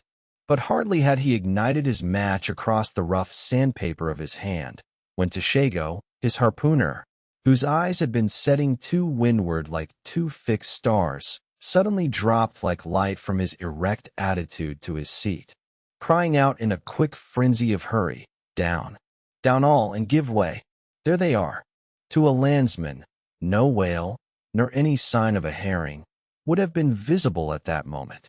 Nothing but a troubled bit of greenish-white water and thin, scattered puffs of vapor hovering over it, and suffusingly blowing off to leeward like the confused scud from white rolling billows. The air around suddenly vibrated and tingled, as it were, like the air over intensely heated plates of iron. Beneath this atmospheric waving and curling, and partially beneath a thin layer of water, also the whales were swimming. Seen in advance of all the other indications, the puffs of vapor they spouted seemed their forerunning couriers and detached flying outridders. All 4 boats were now in keen pursuit of that one spot of troubled water and air, but it bade fair to outstrip them. It flew on and on as a mass of interblending bubbles borne down a rapid stream from the hills. "Pull, pull, my good boys," said Starbucks in the lowest possible but intensest concentrated whisper to his men, while the sharp fixed glance from his eyes darted straight ahead of the bow almost seemed as 2 visible needles in 2 unerring binnacle compasses. He did not say much to his crew, though, nor did his crew say anything to him. Only the silence of the boat was at intervals startlingly pierced by one of his peculiar whispers, now harsh with command, now soft with entreaty. How different the loud little Kingpo saint. "Sing out and say something, my hearties. Roar and pull, my thunderbolts. Beach me on their black backs, boys. Only do that for me, and I'll sign over to you my Martha's Vineyard plantation, boys, including wife and children, boys. Lay me on. Oh Lord, Lord, but I shall go stark staring mad. See that white water." And so, shouting, he pulled his hat from his head and stamped up and down on it. Then, picking it up, flirted it far off upon the sea, and finally fell to rearing and plunging in the boat's stern like a crazed colt from the prairie. "Look at that chap now," philosophically drawled Stub, who, with his unlighted short pipe, mechanically retained between his teeth at a short distance, followed after. "He's got fits. That flask has fits. Yes, give him fits. That's the very word. Pitch fits into them. Merrily, hearts alive. Pudding for supper. You know, merry's the word. Pull, babes. Pull, sucklings. Pull all. But what the devil are you hurrying about? Softly, and steadily, my men. Only pull and keep pulling. Nothing more. Crack all your backbones and bite your knives in 2. That's all. Take it easy. Why don't you take it easy, I say? And burst all your livers and lungs." But what it was that inscrutable Ahab said to that tiger-yellow crew of his, these were words best omitted here. For you live under the blessed light of the evangelical land. Only the infidel sharks in the audacious seas may give ear to such words. When, with tornado brow and eyes of red murder and foam-glued lips, Ahab leaped after his prey. Meanwhile, all the boats tore on, the repeated specific allusions of Flask to that whale, as he called the fictitious monster which he declared to be incessantly tantalizing his boat's bow with its tail. These allusions of his were at times so vivid and lifelike that they would cause some 1 or 2 of his men to snatch a fearful look over the shoulder. But this was against all rule, for the oarsmen must put out their eyes and ram a skewer through their necks. Usage pronouncing that they must have no organs but ears and no limbs but arms in these critical moments. It was a sight full of quick wonder and awe. The vast swells of the omnipotent sea, the surging hollow roar they made as they rolled along the 8 gunnels like gigantic bulls in a boundless bowling green. The brief, suspended agony of the boat as it would tip for an instant on the knife-like edge of the sharper waves that almost seemed threatening to cut it in 2. The sudden profound dip into the watery glens and hollows, the keen spurrings and goadings to gain the top of the opposite hill, the headlong sled-like slide down its other side. All these, with the cries of the headsmen and harpooners, and the shuddering gasps of the oarsmen, with the wondrous sight of the ivory Pequod bearing down upon her boats with outstretched sails, like a wild hen after her screaming brood. All this was thrilling. Not the raw recruit marching from the bosom of his wife into the fever heat of his first battle. Not the dead man's ghost encountering the first unknown phantom in the other world. Neither of these can feel stranger and stronger emotions than that man does who for the first time finds himself pulling into the charm-churned circle of the hunted sperm whale. The dancing white water made by the chase was now becoming more and more visible, owing to the increasing darkness of the dun cloud shadows flung upon the sea. The jets of vapor no longer blended, but tilted everywhere to right, and athwart the whales seemed separating their wakes. The boats were pulled more apart, Starbucks giving chase to 3 whales running dead till addition our sail was now set, and with the still rising wind, we rushed along. The boat going with such madness through the water that the lee oars could scarcely be worked rapidly enough to escape being torn from the rowlocks. Soon we were running through a suffusing wide veil of mist, neither ship nor boat to be seen. "Give way, men," whispered Starbucks, drawing still further aft the sheet of his sail. "There is time to kill a fish yet before the squall comes. There's white water again, close to spring." Soon after, 2 cries in quick succession on each side of us denoted that the other boats had got fast. But hardly were they overheard when, with a lightning-like hurtling whisper, Starbucks said, "Stand up," and Queequeg, harpoon in hand, sprang to his feet.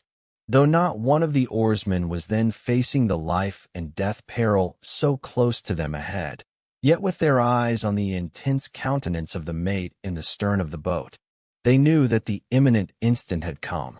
They heard, to an enormous wallowing sound, as of 50 elephants stirring in their litter. Meanwhile, the boat was still booming through the mist, the waves curling and hissing around us like the erected crests of enraged serpents. "That's his hump there. There. Give it to him," whispered Starbucks. A short rushing sound leaped out of the boat. It was the darted iron of Queequeg. Then, all in one welded commotion came an invisible push from astern, while forward the boat seemed striking on a ledge. The sail collapsed and exploded. A gush of scalding vapor shot up nearby. Something rolled and tumbled like an earthquake beneath us. The whole crew were half suffocated as they were tossed helter-skelter into the white curdling cream of the squall. Squall, whale, and harpoon had all blended together, and the whale, merely grazed by the iron, escaped, though completely swamped. The boat was nearly unharmed, swimming round it. We picked up the floating OES, and lashing them across the gunwale, tumbled back to our places. There we sat up to our knees in the sea, the water covering every rib and plank, so that to our downward-gazing eyes the suspended craft seemed a coral boat grown up to us from the bottom of the ocean. The wind increased to a howl. The waves dashed their bucklers together.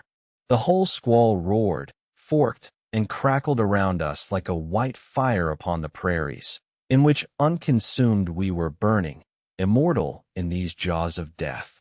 In vain we hailed the other boats.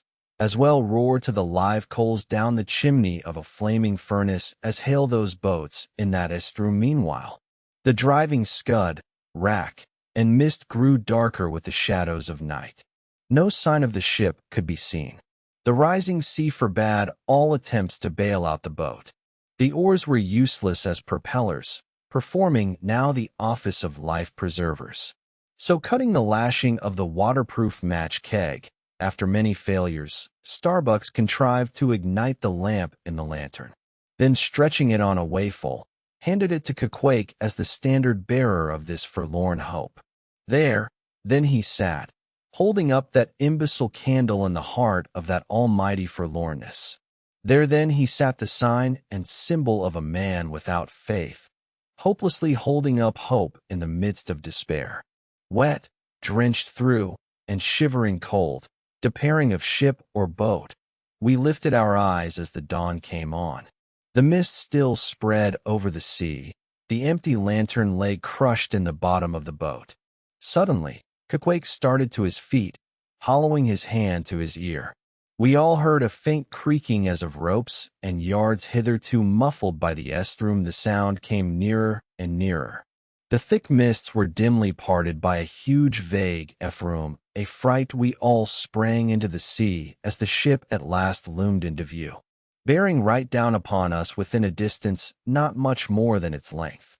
Floating on the waves, we saw the abandoned boat, as for one instant it tossed and gaped beneath the ship's bows like a chip at the base of a cataract, and then the vast hull rolled over it, and it was seen no more till it came up weltering astern. Again we swam for it, were dashed against it by the seas, and were at last taken up and safely landed on board. Ere the squall came close, 2 of the other boats had cut loose from their fish and returned to the ship in good time. The ship had given us up, but was still cruising, if happily it might light upon some token of our perishing, an oar or a lance pole. Chapter 49. The Hyena. There are certain queer times and occasions in this strange mixed affair we call life, when a man takes this whole universe for a vast practical joke, though the wit thereof he but dimly discerns, and more than suspects that the joke is at nobody's expense but his own. However, nothing dispirits and nothing seems worthwhile disputing. He bolts down all events, all creeds and beliefs and persuasions, all hard things visible and invisible. Never mind how Nobby be, as an ostrich of potent digestion, gobbles down bullets and gun flints. And as for small difficulties and worryings, prospects of sudden disaster, peril of life and limb, all these, and death itself seem to him only sly, good-natured hits, and jolly punches in the side bestowed by the unseen and unaccountable old joker. That odd sort of woolward mood I am speaking of comes over a man only in some time of extreme tribulation. It comes in the very midst of his earnestness, so that what just before might have seemed to him a thing most momentous now seems but a part of the general joke. There is nothing like the perils of whaling to breed this free and easy sort of genial desperado philosophy. And with it I now regarded this whole voyage of the Peak Quad, and the great white whale its object.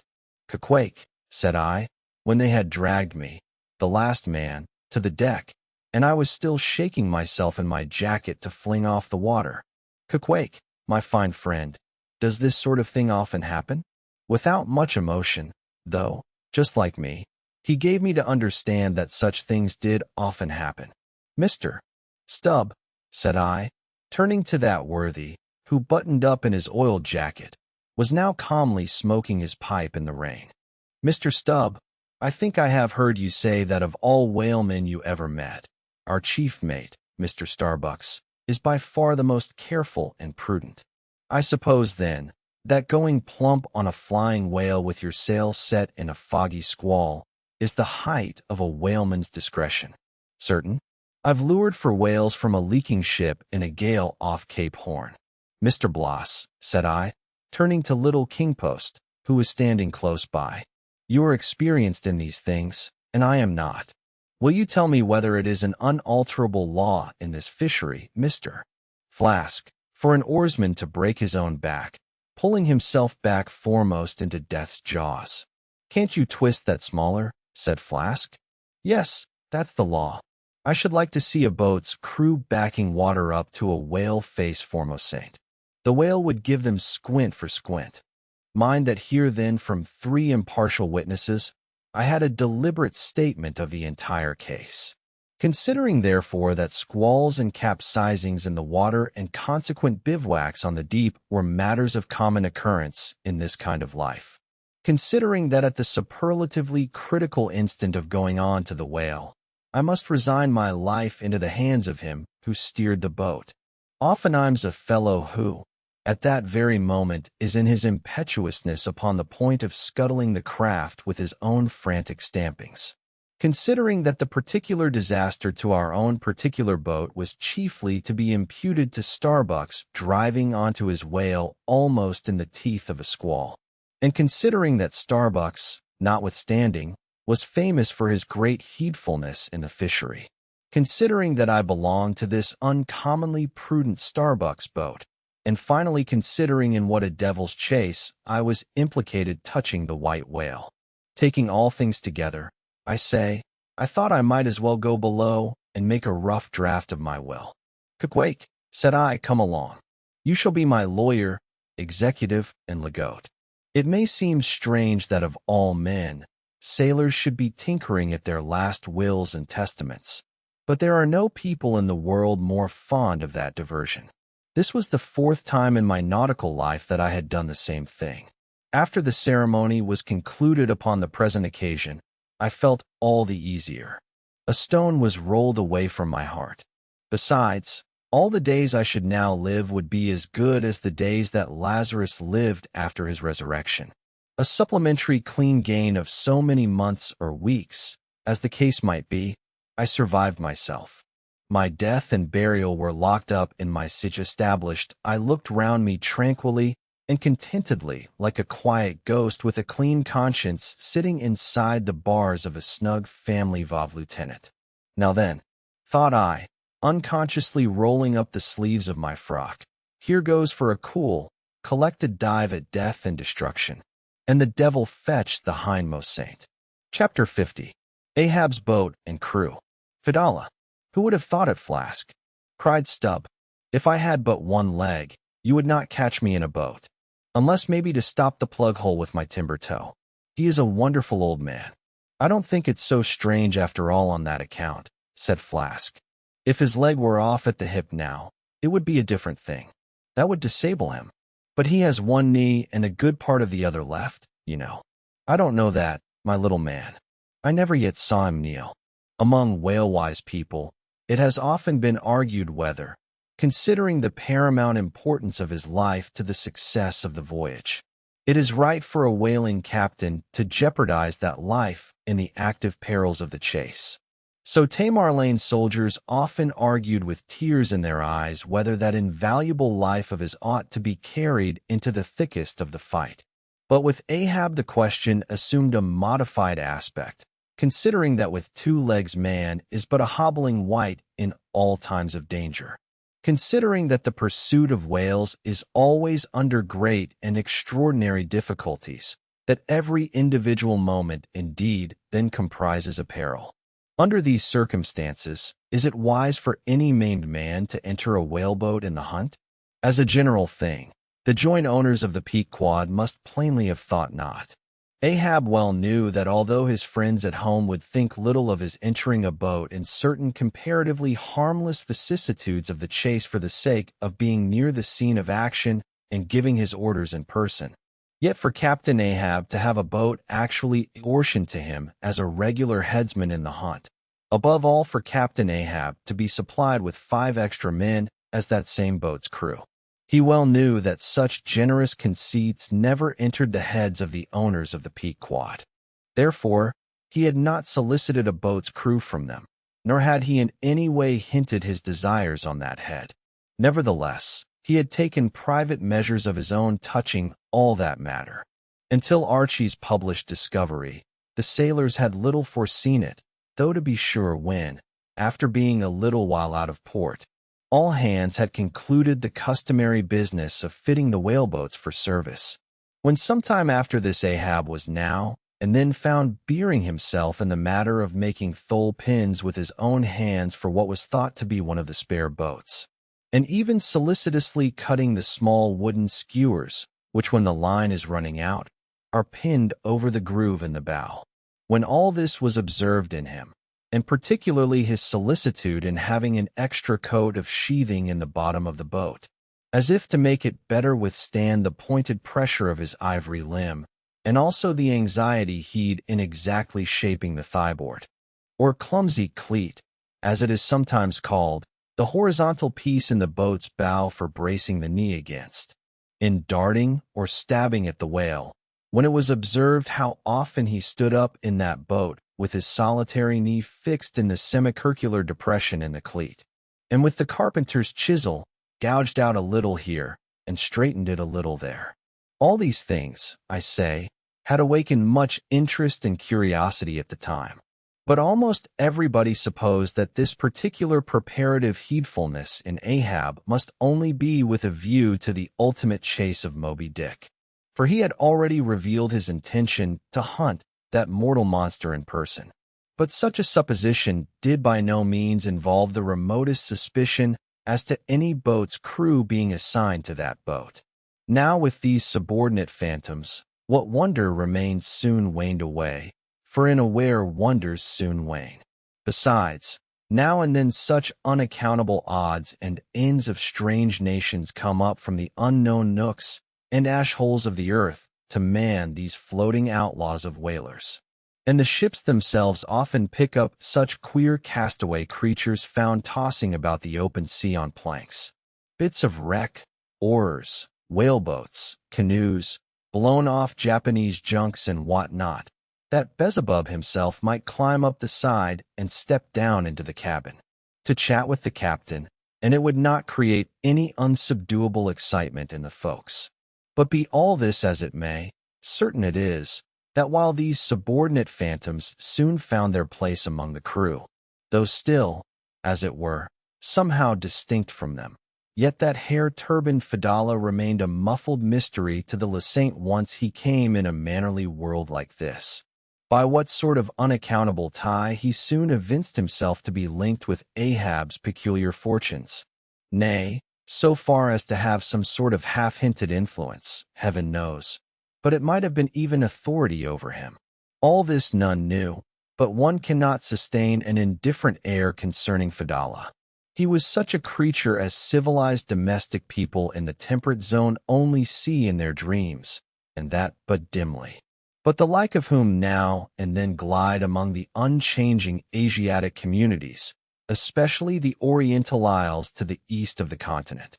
Those insulated, immemorial, unalterable countries, which even in these modern days still preserve much of the ghostly aboriginess of the earth's primal generations. When the memory of the first man was a distinct recollection, and all men his descendants, unknowing whence he came, eyed each other as real phantoms, and asked of the sun and the moon why they were created, and to what end. When, though, according to Genesis, the angels indeed consorted with the daughters of men, the devils also, add the unconical rabbins, indulged in mundane amours.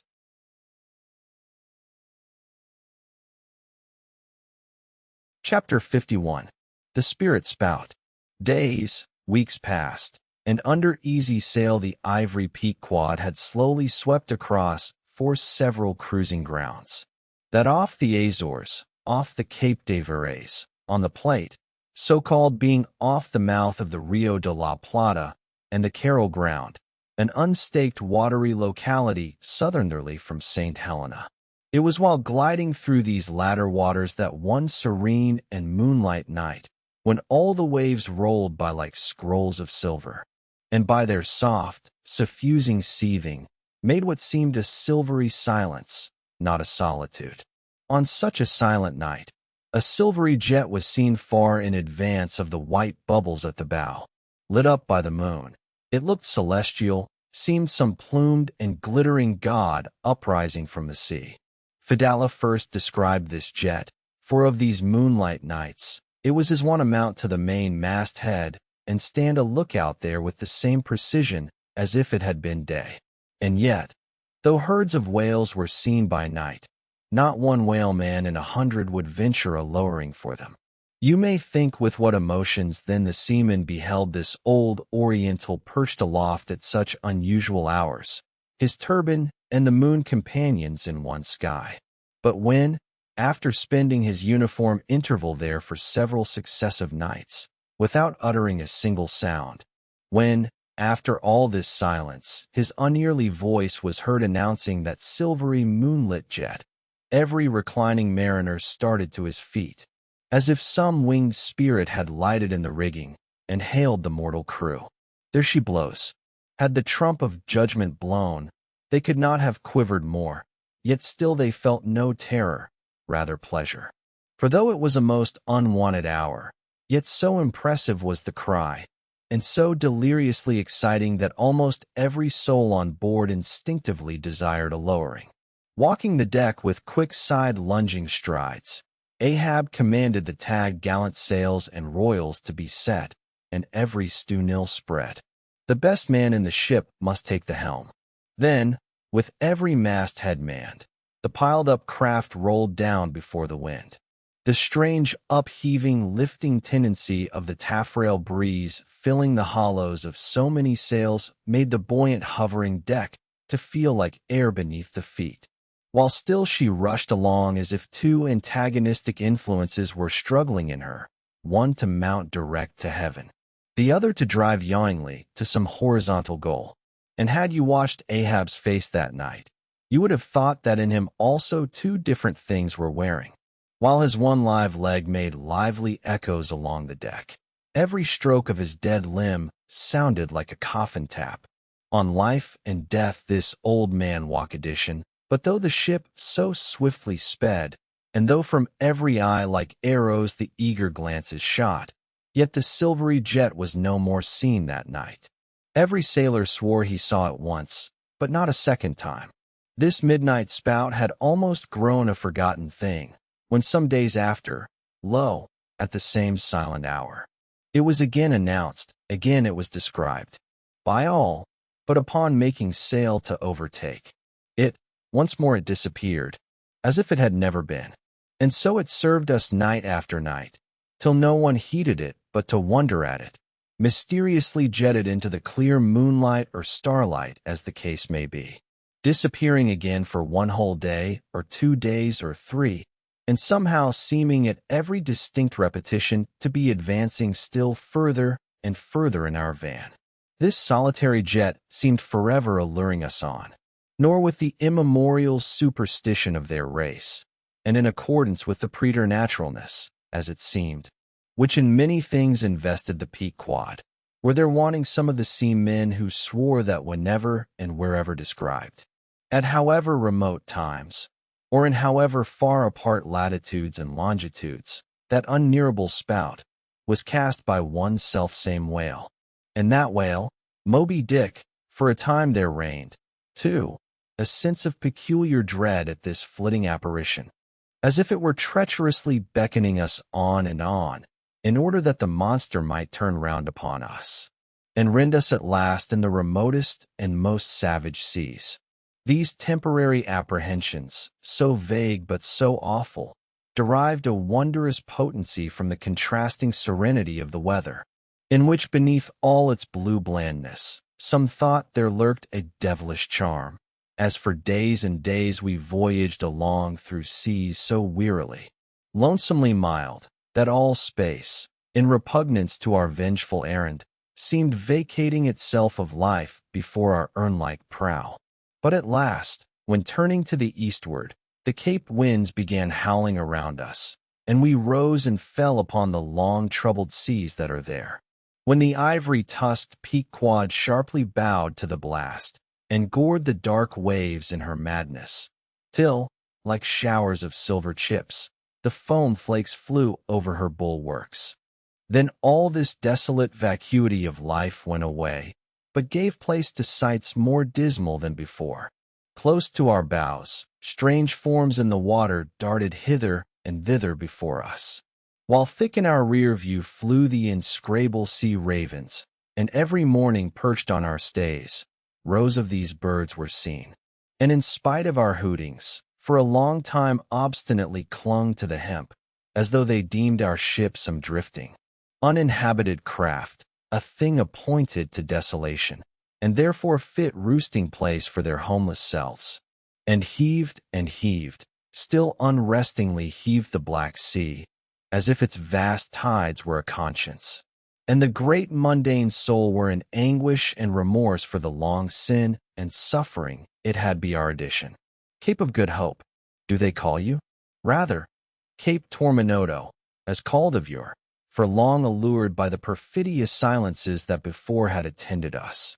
We found ourselves launched into this tormented sea, where guilty beings transformed into those fowls and these fish, seemed condemned to swim on everlastingly, without any haven in store, or beat that black air without any horizon.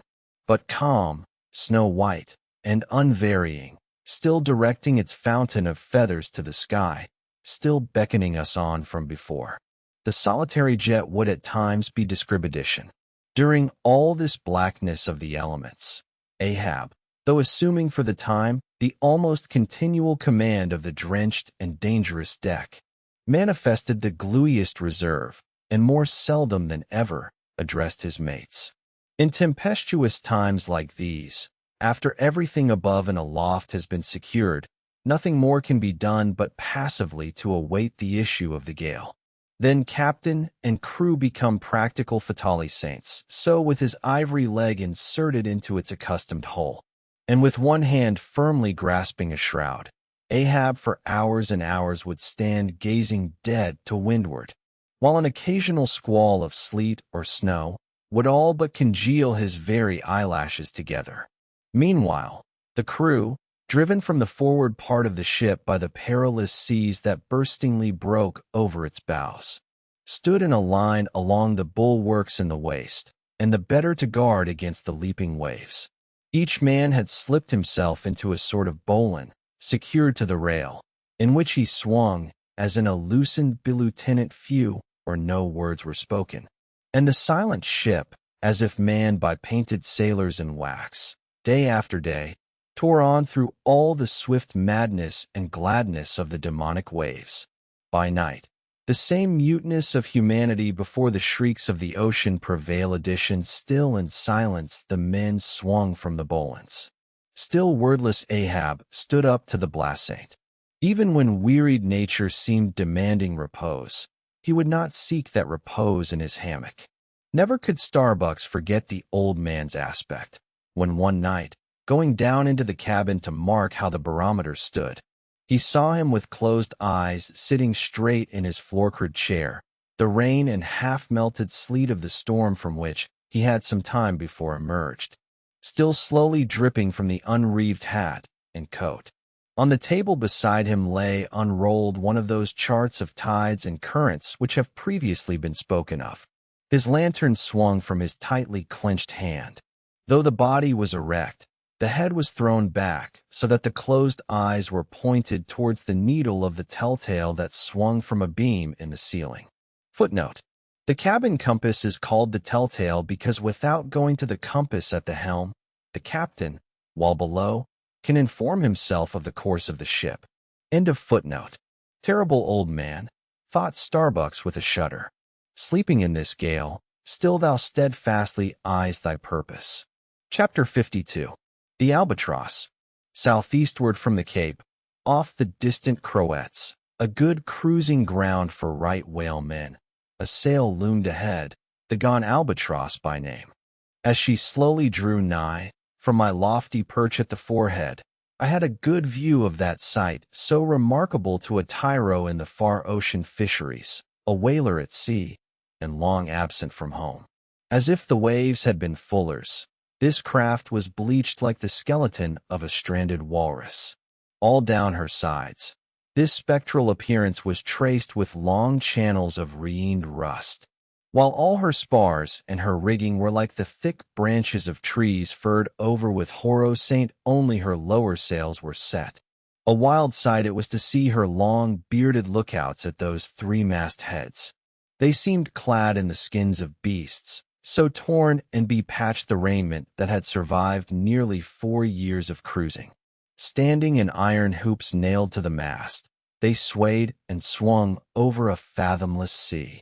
And though, when the ship slowly glided close under our stern, we 6 men in the air came so nigh to each other that we might almost have leaped from the mast-heads of one ship to those of the other.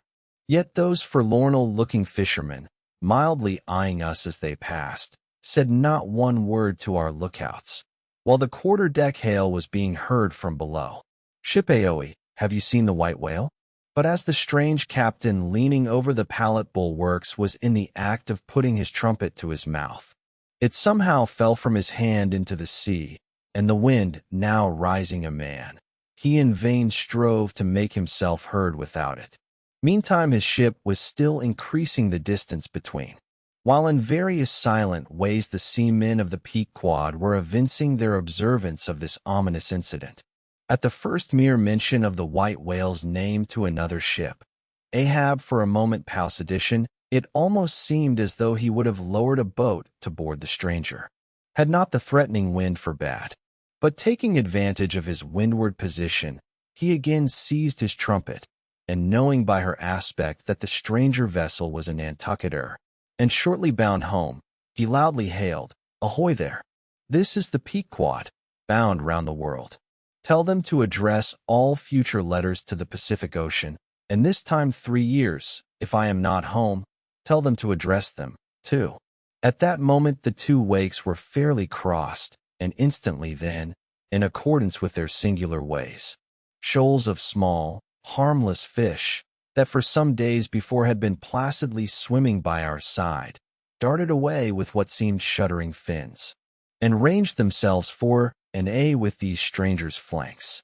Though in the course of his continual voyagings, Ahab must often before have noticed a similar sight, yet to any monomaniac man, the various trifles capriciously carry meanings. "Swim away from me, do you?" murmured Ahab, gazing over into the water.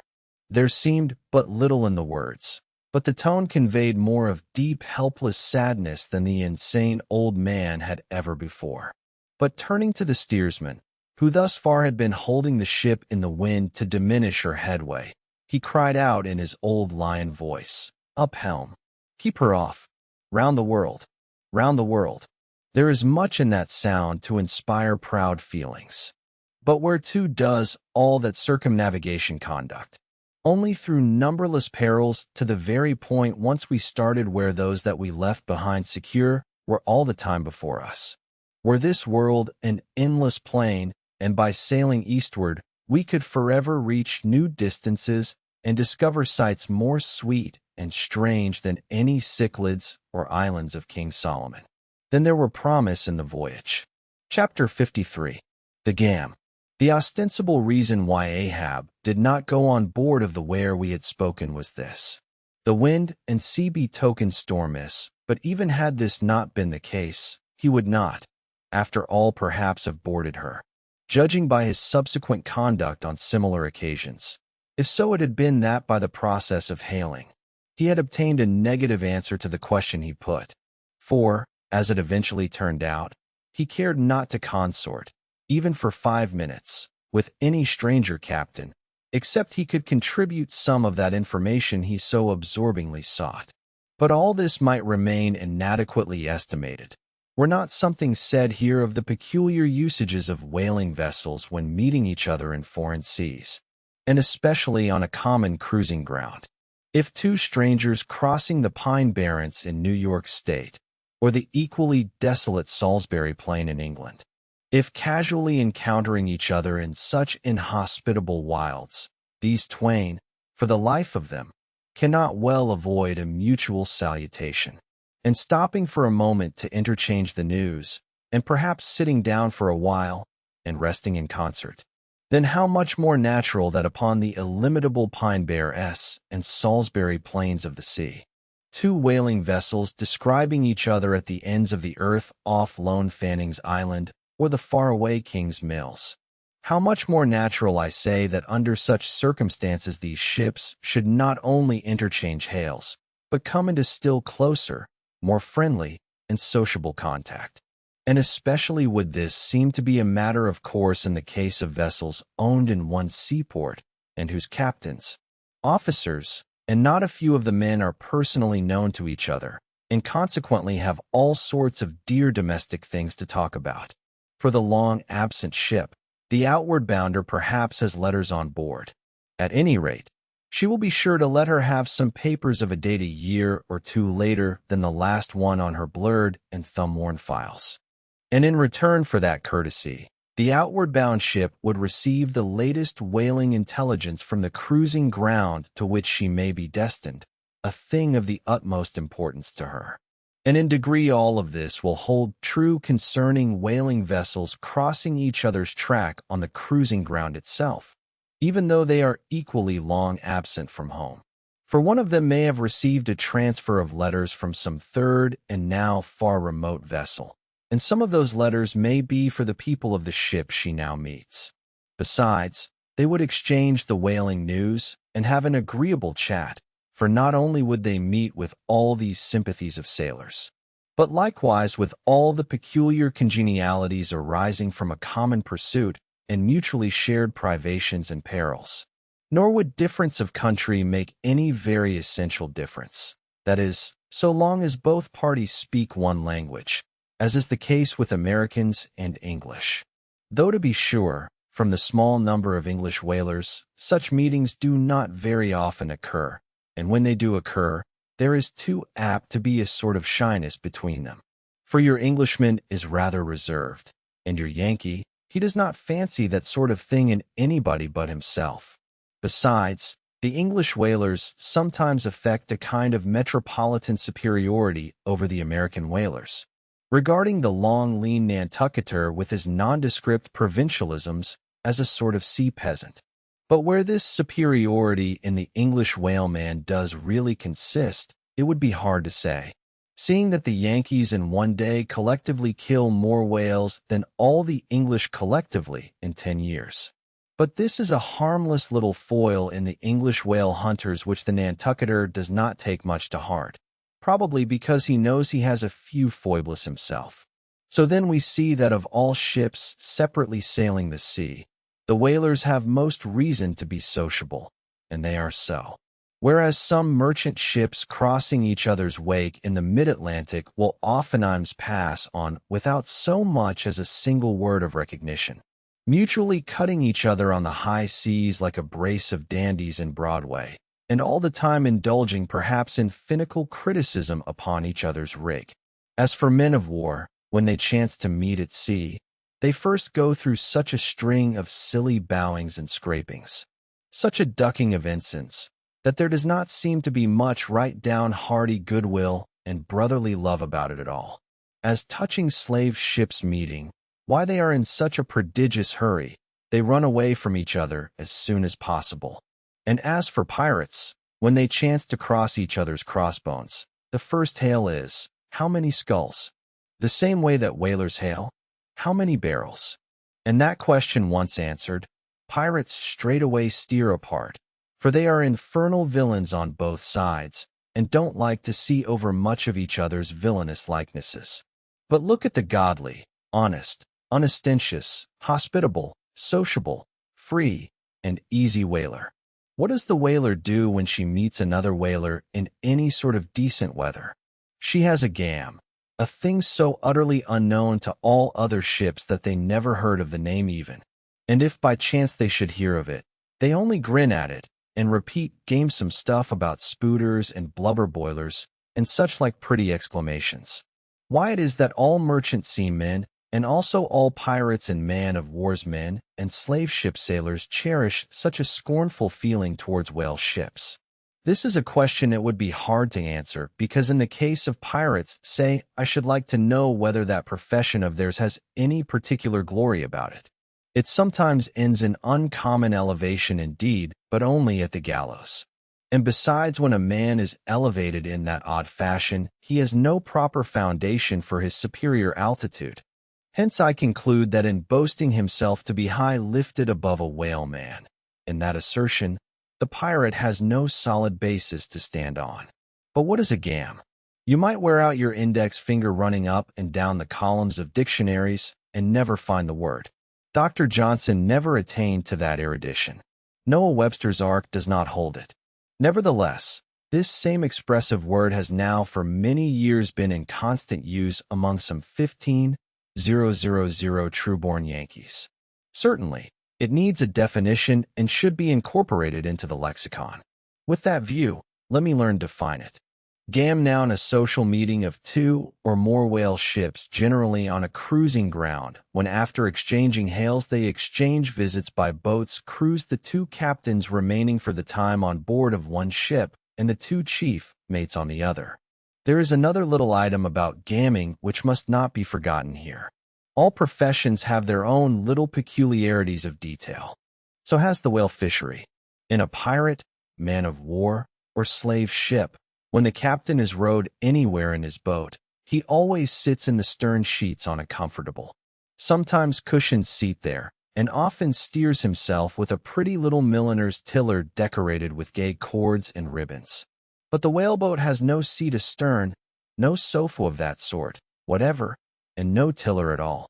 High times indeed, if whaling captains were wheeled about the water on casters like gouty old aldermen in patent chairs. And as for the tiller, the whaleboat never admits of any such effeminacy, and therefore, as in gamming, a complete boat's crew must leave the ship, and hence, as the boat steerer or harpooner is of that number, that subordinate is the steersman upon the occasion, and the captain, having no place to sit in, is pulled off to his visit, all standing like a pine tree. And often you will notice that being conscious of the eyes of the whole visible world resting on him from the sides of the two ships, this standing captain is all alive to the importance of sustaining his dignity by maintaining his legs. Nor is this any very easy matter, for in his rear is the immense projecting steering or hitting him now, and then in the small of his back, the after reciprocating by wrapping his knees in front. He is thus completely wedged before and behind, and can only expand himself sideways by settling down on his stretched legs. But a sudden, violent pitch of the boat will often go far to topple him, because length of foundation is nothing without corresponding breadth. Merely make a spread angle of 2 poles, and you cannot stand them up. Then again, it would never do in plain sight of the world's riveted eyes. It would never do, I say, for this straddling captain to be seen steadying himself the slightest particle by catching hold of anything with his hands. Indeed, as token of his entire buoyant self-command, he generally carries his hands in his trousers pockets. But perhaps being generally very large, heavy hands, he carries them there for ballast nevertheless. There have occurred instances, well-authenticated ones too, where the captain has been known for an uncommonly critical moment or two in a sudden squall, say, to seize hold of the nearest oarsman's hair and hold on there like grim death. Chapter 54. The Town Ho's Story, as told at the Golden Inn. The Cape of Good Hope and all the watery region about out there is much like some noted 4 corners of a great highway, where you meet more travelers than in any other part. It was not very long after speaking the goon that another homeward-bound whaleman, the Town Ho, was in counter addition. She was manned almost wholly by Polynesians. In the short gam that ensued, she gave us strong news of Moby-Dick. To some, the general interest in the white whale was now wildly heightened by a circumstance of the Town Ho story, which seemed obscurely to involve with the whale a certain wondrous inverted visitation of one of those so-called judgments of God, which are at times said to overtake some men. This latter circumstance, with its own particular accompaniment, forming what may be called the secret part of the tragedy about to be narrated, never reached the ears of Captain Ahab or his mates, for that secret part of the story was unknown to the captain of the Town Ho himself. It was the private property of 3 Confederate white seamen of that ship, one of whom, it seems, communicated it to Tashago with roguish injunctions of secrecy. But the following night Tashago rambled in his sleep, and revealed so much of it in that way that when he was wakened, he could not well withhold the established. Nevertheless, so potent an influence did this thing have on those seamen in the Pequod who came to the full knowledge of it, and by such a strange delicacy, to call it so, were they governed in this matter, that they kept the secret among themselves, so that it never transpired abaft the Pequod's main Mast-Head, interweaving in its proper place this darker thread with the story as publicly narrated on the ship. The whole of this strange affair I now proceed to put on lasting record. Footnote: Town Ho, the ancient whale cry upon first sighting a whale from the Mast-Head, still used by whalemen in hunting the famous Galapagos terrapin. End of footnote. For my humor's sake, I shall preserve the style in which I once narrated it at Lima to a lounging circle of my Spanish friends. One Saint's Eve, smoking upon the thick, gilt-tiled piazza of the Golden Inn. Of those fine cavaliers, the young Donzes Pedro and Sebastian were on closer terms with me, and hence the interluding questions they occasionally put, and which are duly answered at the time. Quote, some 2 years prior to my first learning the events which I am about rehearsing to you, gentlemen, the town ho, sperm whaler of Nantucket, was cruising in your Pacific here, not very many days' sail eastward from the eaves of this good Golden Inn. She was somewhere to the northward of the line. One morning, upon handling the pumps, according to daily usage, it was observed that she made more water in her hold than common. They supposed it a swordfish had stabbed her gentleman, but the captain, having some unusual reason for believing that rare good luck awaited him in those latitudes, and therefore being very averse to quit them, and the leak not being then considered at all dangerous, though indeed they could not find it after searching the hold as low down as was possible in rather heavy weather, the ship still continued her cruisings, the mariners working at the pumps at wide tide, in easy intervals. But no good luck came. More days went by, and not only was the leak yet undiscovered, but it sensibly increased, so much so that, now taking some alarm, the captain, making all sail, stood away for the nearest harbor among the islands, there to have his hull hoe out and repair addition. Though no small passage was before her, yet if the communist chance favored, he did not at all fear that his ship would found her by the way, because his pumps were of the best, and being periodically relieved at them, those 36 men of his could easily keep the ship free. Never mind if the leak should double on her. In truth, while nigh the whole of this passage, being attended by very prosperous breezes, the town hall had all but certainly arrived in perfect safety at her port, without the occurrence of the least fatality, had it not been for the brutal overbearing of Radney, the mate, a vineyard, and the bitterly provoked vengeance of Steelkilt, a lakeman and desperado from Buffalo. Lakeman, Buffalo, pray. What is a lakeman? And where is Buffalo? Said Don Sebastian, rising in his swinging mat of grass. On the eastern shore of our Lake Erie, Don, but I crave your courtesy. Maybe you shall soon hear further of all that. Now, gentlemen, in square-sail brigs and three-masted ships, well, nigh as large and stout as any that ever sailed out of your old Cayo to far Manila. This lakeman, in the landlocked heart of our America, had yet been nurtured by all those agrarian free-booting impressions popularly connected with the open ocean. For in their interflowing aggregate, those grand freshwater seas of ours, Erie in Ontario, and Huron and Superior in Michigan, possess an ocean-like expansiveness with many of the ocean's noblest traits, with many of its rimmed varieties of races and of silliness. They contain round archipelagos of romantic isles, even as the Polynesian waters do, in large part are shored by two great contrasting nations, as the Atlantic is. They furnish long maritime approaches to our numerous territorial colonies from the east, dotted all round their banks. Here and there are frowned upon by batteries, and by the goat-like craggy guns of lofty Mackinaw. They have heard the fleet thunderings of naval victories. At intervals they yield their beaches to wild barbarians whose red-painted faces flash from out their paltry wigwams for leagues and leagues are flanked by ancient and unentered forests where the gaunt pines stand like serried lines of kings and Gothic genealogies. Those same woods harboring wild africs of prey and silken creatures whose exported furs give robes to Tartar emperors. They mirror the paved capitals of Buffalo and Cleveland as well as Nebago villages. They float alike the full-rigged merchant ship, the armed cruiser of the state, the steamer, and the beach canoe. They are swept by Baran and dismasting blasts as direful as any that lash the salted W Avenue. They know what shipwrecks are, for out of sight of land, However, inland they have drowned full many a midnight ship with all its shrieking crew.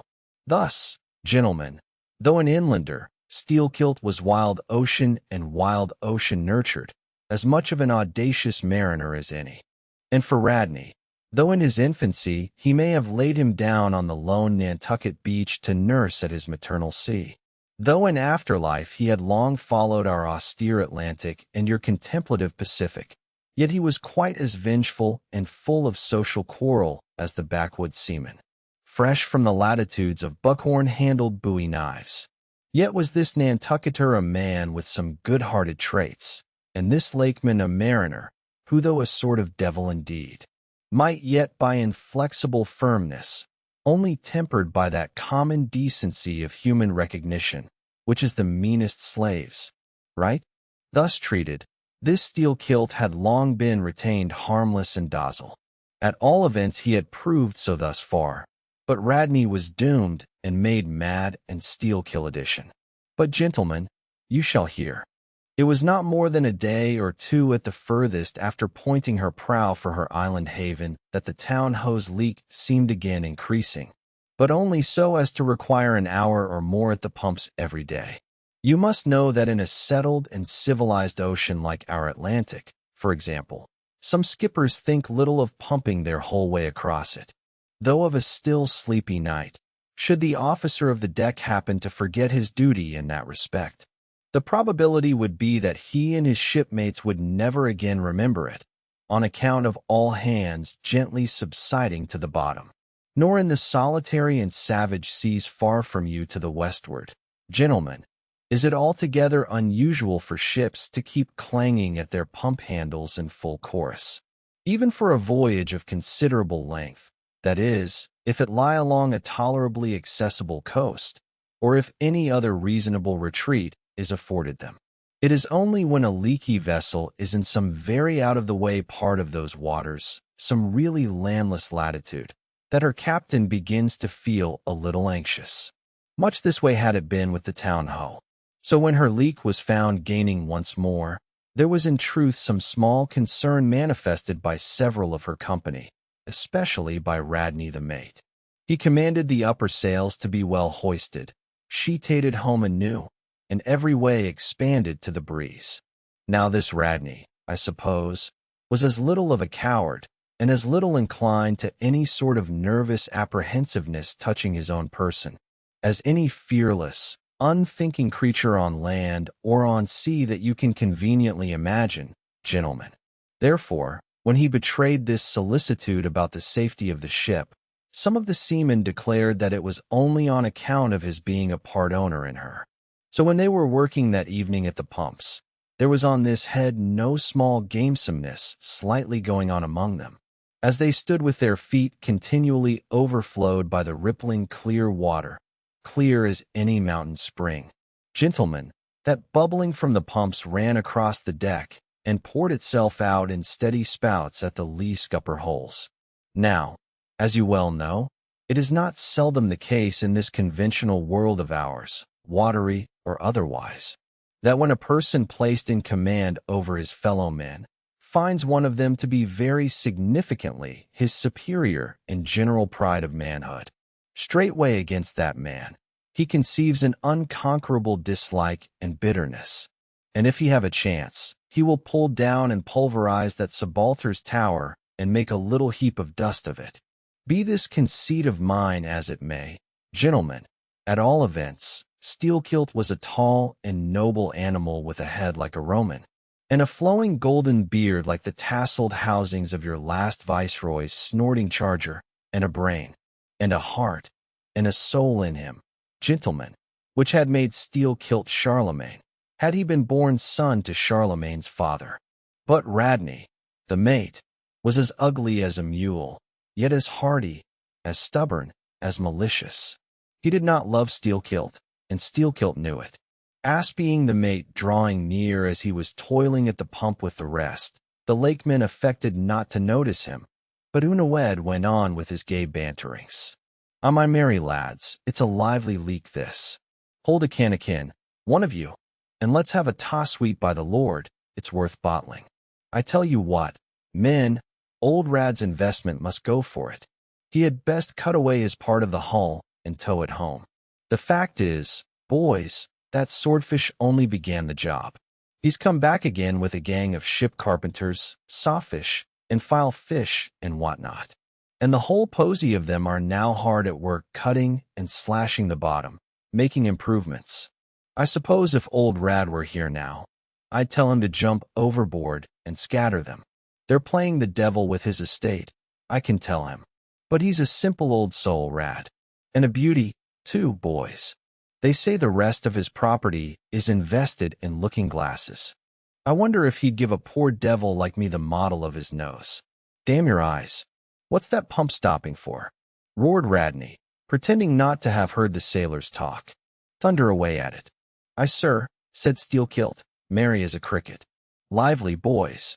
Lively now. And with that the pump clanged like 50 fire engines. The men tossed their hats off to it, and erong that peculiar gasping of the lungs was heard which denotes the fullest tensions of life's utmost energies. Quitting the pump at last with the rest of his band, the lakeman went forward, all panting, and sat himself down on the windlass. His face fiery red, his eyes bloodshot, and wiping the profuse sweat from his brow. Now what cuseening fiend it was, gentlemen, that possessed Radney to meddle with such a man in that corporeally exasperated state, I know not. But so it happened addition intolerably striding along the deck. The mate commanded him to get a broom and sweep down the planks, and also a shovel, and remove some offensive matters consequent upon allowing a pig to run at large. Now, gentlemen, sweeping a ship's deck at sea is a piece of household work which in all times but raging gales is regularly attended to every evening. It has been known to be done in the case of ships actually foundering at the time. Such, gentlemen, is the inflexibility of sea usages and the instinctive love of neatness in seamen, some of whom would not willingly drown without first washing their faces. But in all vessels this broom business is the prescriptive province of the boys, if boys there be aboard. Besides, it was the stronger men in the town ho that had been divided into gangs, taking turns at the pumps. And being the most athletic seaman of them all, Steelkilt had been regularly assigned captain of one of the gangs.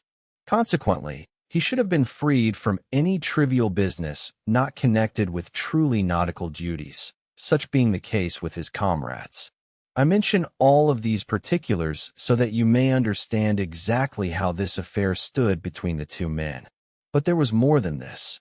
The order about the shovel was almost as plainly meant to sting and insult Steelkilt as though Radney had spat in his face. Any man who has gone sailor in a whale ship will understand this. And all this, and doubtless much more, the lakeman fully comprehended when the mate uttered his command. But as he sat still for a moment, and as he steadfastly looked into the mate's malignant eye, and perceived the stacks of powder casks heaped up in him, and the slow match silently burning along towards them, as he instinctively saw all this, that strange forbearance and unwillingness to stir up the deeper passionateness in any already full being, a repugnance most felt, when felt at all, by really valiant men, even when aggrieved, this nameless phantom feeling gentleman stole over Steelkilt's. Therefore, in his ordinary tone, only a little broken by the bodily exhaustion he was temporarily in, he answered him, saying that sweeping the deck was not his business, and he would not do it. And then, without it alluding to the shovel, he pointed to 3 lads as the customary sweepers, who, not being billeted at the pumps, had done little or nothing all day. To this, Radney replied with an oath, in a most domineering and outrageous manner, unconditionally reiterating his command. Meanwhile advancing upon the still-seated lakemen, with an uplifted cooper's club hammer, which he had snatched from a cask nearby. Heated and irritated as he was by his spasmodic toil at the pumps, for all his first nameless feeling of forbearance, the sweating Steelkilt could but ill brook this bearing in the mate. But somehow still smothering the conflagration within him, without speaking, he remained doggedly rooted to his seat. till at last the incensed Radney shook the hammer within a few inches of his face, furiously commanding him to do his bidding. Steelkilt rose, and slowly retreating round the windlass, steadily followed by the mate with his menacing hammer, deliberately repeated his intention not to obey. Seeing, however, that his forbearance had not the slightest effect, by an awful and unspeakable intimation with his twisted hand, he warned off the foolish and infatuated man. But it was to no purpose, and in this way the two went once slowly round the windlass, when resolved at last no longer to retreat. Bethinking him that he had now forborne as much as comported with his humor, the lakeman paused on the hatches, and thus spoke to the officer. "Mr. Radney, I will not obey you. Take that hammer away, or look to yourself." But the predestinated mate, coming still closer to him, where the lakeman stood fixed, now shook the heavy hammer within an inch of his teeth, meanwhile repeating a string of insufferable maledictions, retreating not the 1,000th part of an inch. Stabbing him in the eye with the unflinching punard of his glance, Steelkilt, clenching his right hand behind him, and creepingly drawing it back, told his persecutor that if the hammer but grazed his cheek, he Steelkilt would murder him. But, gentlemen, the fool had been branded for the slaughter by the gods. Immediately the hammer touched his cheek. The next instant the lower jaw of the mate was stove in his head. He fell on the hatch, spouting blood like a whale. Ere the cry could go, a Steelkilt was shaking one of the backstays leading far along to where two of his comrades were standing their mast-heads. They were both canaliers. "Canaliers?" cried Don Pedro. "We have seen many whale ships in our harbors, but never heard of your canaliers." "Pardon? Who and what are they?" "Canaliers? Don, are the boatmen belonging to our Grand Erie Canal? You must have heard of it." "Nay, Signor, hereabouts in this dull, warm, most lazy, and hereditary land, we know but little of your vigorous north." "Ah well, then, Don, refill my cup. Your chicha very fine, and ere proceeding further, I will tell you what our canaliers are, for such information may throw sid light upon my story. For 360 me, gentlemen, through the entire breadth of the state of New York, through numerous populous cities and most thriving villages, through long, dismal, uninhabited swamps and affluent cultivated fields unrivaled for fertility, by billiard room and bar room, through the holy of holies of great forests, on Roman arches over Indian rivers, through sun and shade, by happy hearts are broken, through all the wide contrasting scenery of those noble Mohawk counties, and especially by rows of snow-white chapels, whose spires stand almost like milestones, flows one continual stream of Venetianly corrupt and often lawless life. There is your true Ashanti, gentlemen. There howl your pagans, where you ever find them, next door to you, under the long-flung shadow and the snug, patronizing lee of churches. For by some curious fatality, as it is often noted of your metropolitan freebooters that they ever encamp around the halls of justice, so sinners, gentlemen, most abound in holiest vicinities. "Is that a friar passing?"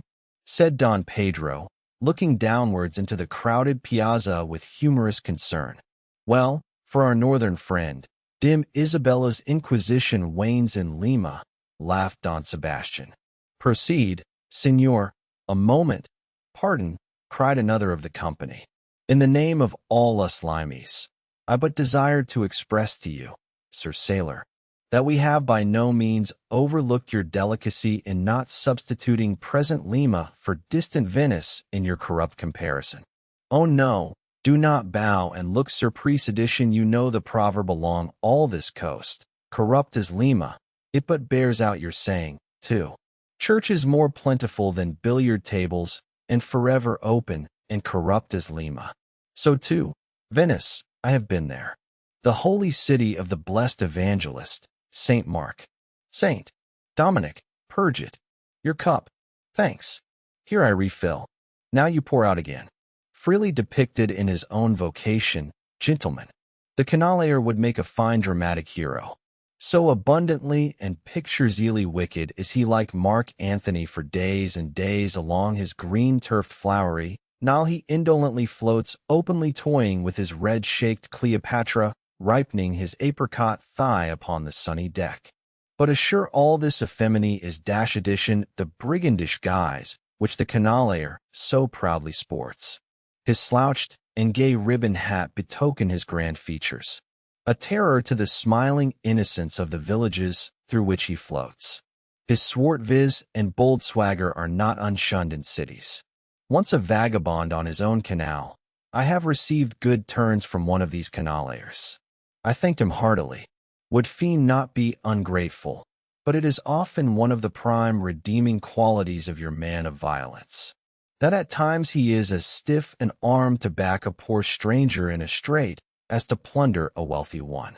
In some gentlemen, what the wildness of this canal life is emphatically evinced by this, that our wild whale fishery contains so many of its most finished graduates, and that scarce any race of mankind except Sydney men are so much distrusted by our whaling captains. Nor does it at all diminish the curiousness of this matter that to many thousands of our rural boys and young men born along its line, the probationary life of the Grand Canal furnishes the sole transition between quietly reaping in a Christian cornfield and recklessly plowing the waters of the most barbaric seas. I see, impetuously exclaimed Don Pedro, spilling his chicha upon his silvery ruffles. No need to travel. The world's one lemur. I had thought now that at your temperate north, the generations were cold and holy as the hills. But the story I left off, gentlemen, where the lakeman shook the backstay, hardly had he done so, when he was surrounded by the 3 junior mates and the 4 harpooners, who all crowded him to the deck, but sliding down the ropes like baleful comets. The 2 canaliers rushed into the uproar, and sought to drag their man out of it toward the folks.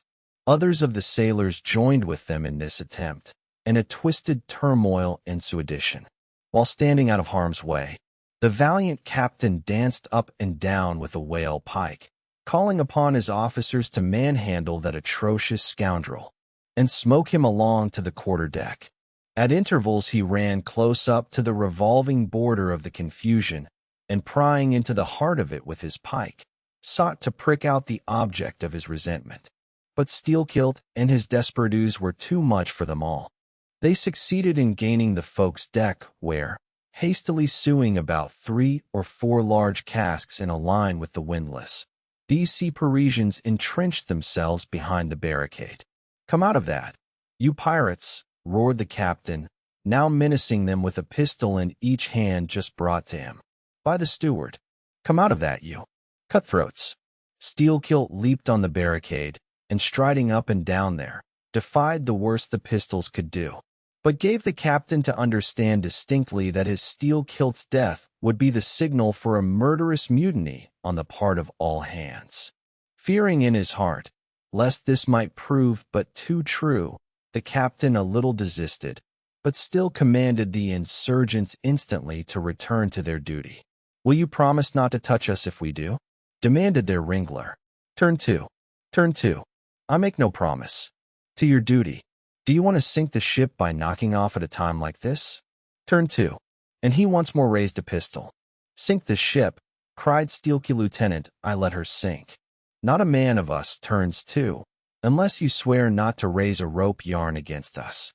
What say you, men?" Turning to his comrades, a fierce cheer was their response. The lakeman now patrolled the barricade, all the while keeping his eye on the captain and jerking out such sentences as these. "It's not our FAU, Lieutenant, we didn't want it. I told him to take his hammer away. It was boy's business. He might have known me before this. I told him not to prick the buffalo. I believe I have broken a finger here against his cursed jaw. Ain't those mincing knives down the sill there, men? Look to those hand spikes, my hearties. Captain, by God, look to yourself. Say the word and don't be a fool. Forget it all. We are ready to turn to treat us decently, and we're your men, but we won't be floggedition. Turn. I make no promises. Turn 2, I say. Look you now," cried the lakeman, flinging out his arms towards him. "There are a few of us here, and I am one of them, who have shipped for the cruise, do you see? Now, as you well know, sir, we can claim our discharge as soon as the anchor is down. So we don't want to row. It's not our inter-established, we want to be peaceable. We're ready to work, but we won't be flogadition." "Turn to," roared the captain. Steelkilt glanced round him a moment, and then said, "I tell you what it is now, Captain. Rather than kill you and be hung for such a shabby rascal, we won't lift a hand against you unless you attack us. But till you say the word about not flogging us, we don't do a hand's turn. Down into the folks, then down with you. I'll keep you there till you're sick of it. Down you go. Shall we?" cried the ring leader to his men. Most of them were against it, but at length, in obedience to Steelkill, they preceded him down into their dark den, growlingly disappearing like bears into a sea avenue, as the lakeman's bare head was just level with the planks. The captain and his posy leaped the barricade, and rapidly drawing over the slide of the scuttle, planted their group of hands upon it, and loudly called for the steward to bring the heavy brass padlock belonging to the companionway. Then opening the slide a little, the captain whispered something down the crack, closed it, and turned the key upon them. 10 in number, leaving on deck some 20 or more, who thus far had remained neutral. All night a wide-awake watch was kept by all the officers forward and aft, especially about the folk's scuttle and for hatchway, at which last place was feared the insurgents might emerge after breaking through the bulkhead below. But the hours of darkness passed in peace. The men who still remained at their duty toiling hard at the pumps, whose clinking and clanking at intervals through the dreary night dismally resounded through the ship. At sunrise the captain went forward, and knocking on the deck, summoned the prisoners to work, but with a yell they reefus addition. Water was then lowered down to them, and a couple of handfuls of biscuit were tossed after it, when again turning the key upon them and pocketing it, the captain returned to the quarter-deck. Twice every day for 3 days this was repeat addition, but on the 4th morning a confused wrangling, and then a scuffling was heard as the customary summons was delivered, and suddenly 4 men burst up from the fowl, saying they were ready to turn to. The fated closeness of the air and a famishing diet, united perhaps to some fears of ultimate retribution, had constrained them to surrender at discretion. Emboldened by this, the captain reiterated his demand to the rest, but Steelkilt shouted to him a terrific hint to stop his babbling and betake himself where he belonged. Addition on the 5th morning, 3 others of the mutineers bolted up into the air from the desperate arms below that sought to restrain them. Only 3 were Lefort. "Better turn to now," said the captain with a heartless jeer. "Shut us up again, will you?" cried Steelkill Lieutenant. "Oh, certainly," the captain and the key click addition.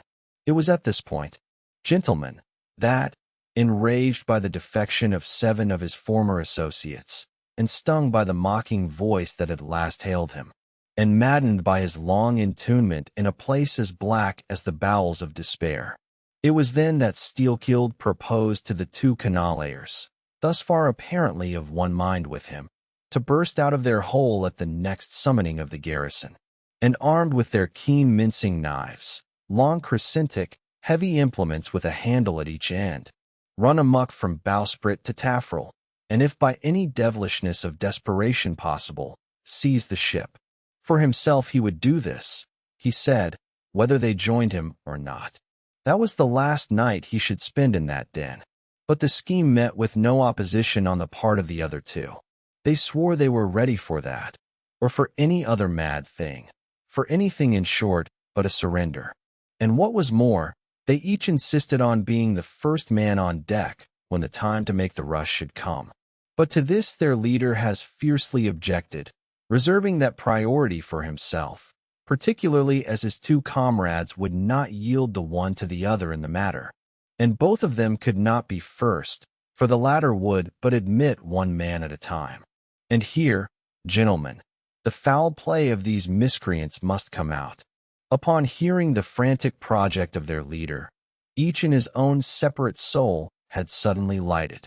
It would seem, upon the same piece of treachery, namely to be foremost in breaking out in order to be the first of the three, though the last of the 10, to surrender, and thereby secure whatever small chance of pardon such conduct might merit. But when Steelkilt made known his determination still to lead them to the last, they in some way, by some subtle chemistry of villain, mixed their before secret treacheries together, and when their leader fell into a doze, verbally opened their souls to each other in 3 sentences, and bound the sleeper with cords, and gagged him with cords, and shrieked out for the captain at midnight. Thinking murder at hand, and smelling in the dark for the blood, he and all his armed mates and harpooners rushed for the folks. In a few minutes the scuttle was opened, and bound hand and foot, the still struggling wrangler was shoved up into the air by his perfidious allies, who at once claimed the honor of securing a man who had been fully ripe for murder. But all these were collared and dragged along the deck like dead cattle, and side by side were seized up into the mizzen rigging like 3/4 of meat. And there they hung till morning. "Damn ye!" cried the captain, pacing to and fro before them. "The vultures would not touch you, you villains." At sunrise he summoned all hands, and separating those who had rebelled from those who had taken no part in the mutiny, he told the former that he had a good mind to fog them all round. Thought upon the whole he would do so. He ought to. Justice demanded it. But for the present, considering their timely surrender, he would let them go with a reprimand, which he accordingly administered in the vernacular. "But as for you, you carrying rogues," turning to the 3 men in the rigging, "for you, I mean to mince you up for the tripods." And seizing a rope, he applied it with all his might to the backs of the 2 traitors, till they yelled no more, but lifelessly hung their heads sideways as the 2 crucified thieves are drawn. "My wrist is sprained with you," he cried at Lasaint, "but there is still rope enough left for you, my fine bantam, that wouldn't give up. Take that gag from his mouth, and let us hear what he can say for himself." For a moment the exhausted mutineer made a tremulous motion of his cramped jaws, then painfully twisting round his head, said in a sort of hiss, "What I say is this, and mind it well. If you fog me, I murder you. Say you so? See then how you frighten me." And the captain drew off with the rope to strike. "Best not," hissed the lakeman. "But I must," and the rope was once more drawn back for the stroke. Steelkilt here hissed out something inaudible to all, but the captain, who to the amazement of all hands started back, paced the deck rapidly 2 or 3 times, and then suddenly, throwing down his rope, said, "I won't do it, let him go, cut him down, do you hear?" As the junior mates were hurrying to execute the order, a pale man with a bandaged head arrested them. Radney, the chief mate. Ever since the blow he had lain in his berth, but that morning, hearing the tumult on the deck, he had crept out, and thus far had watched the whole scene.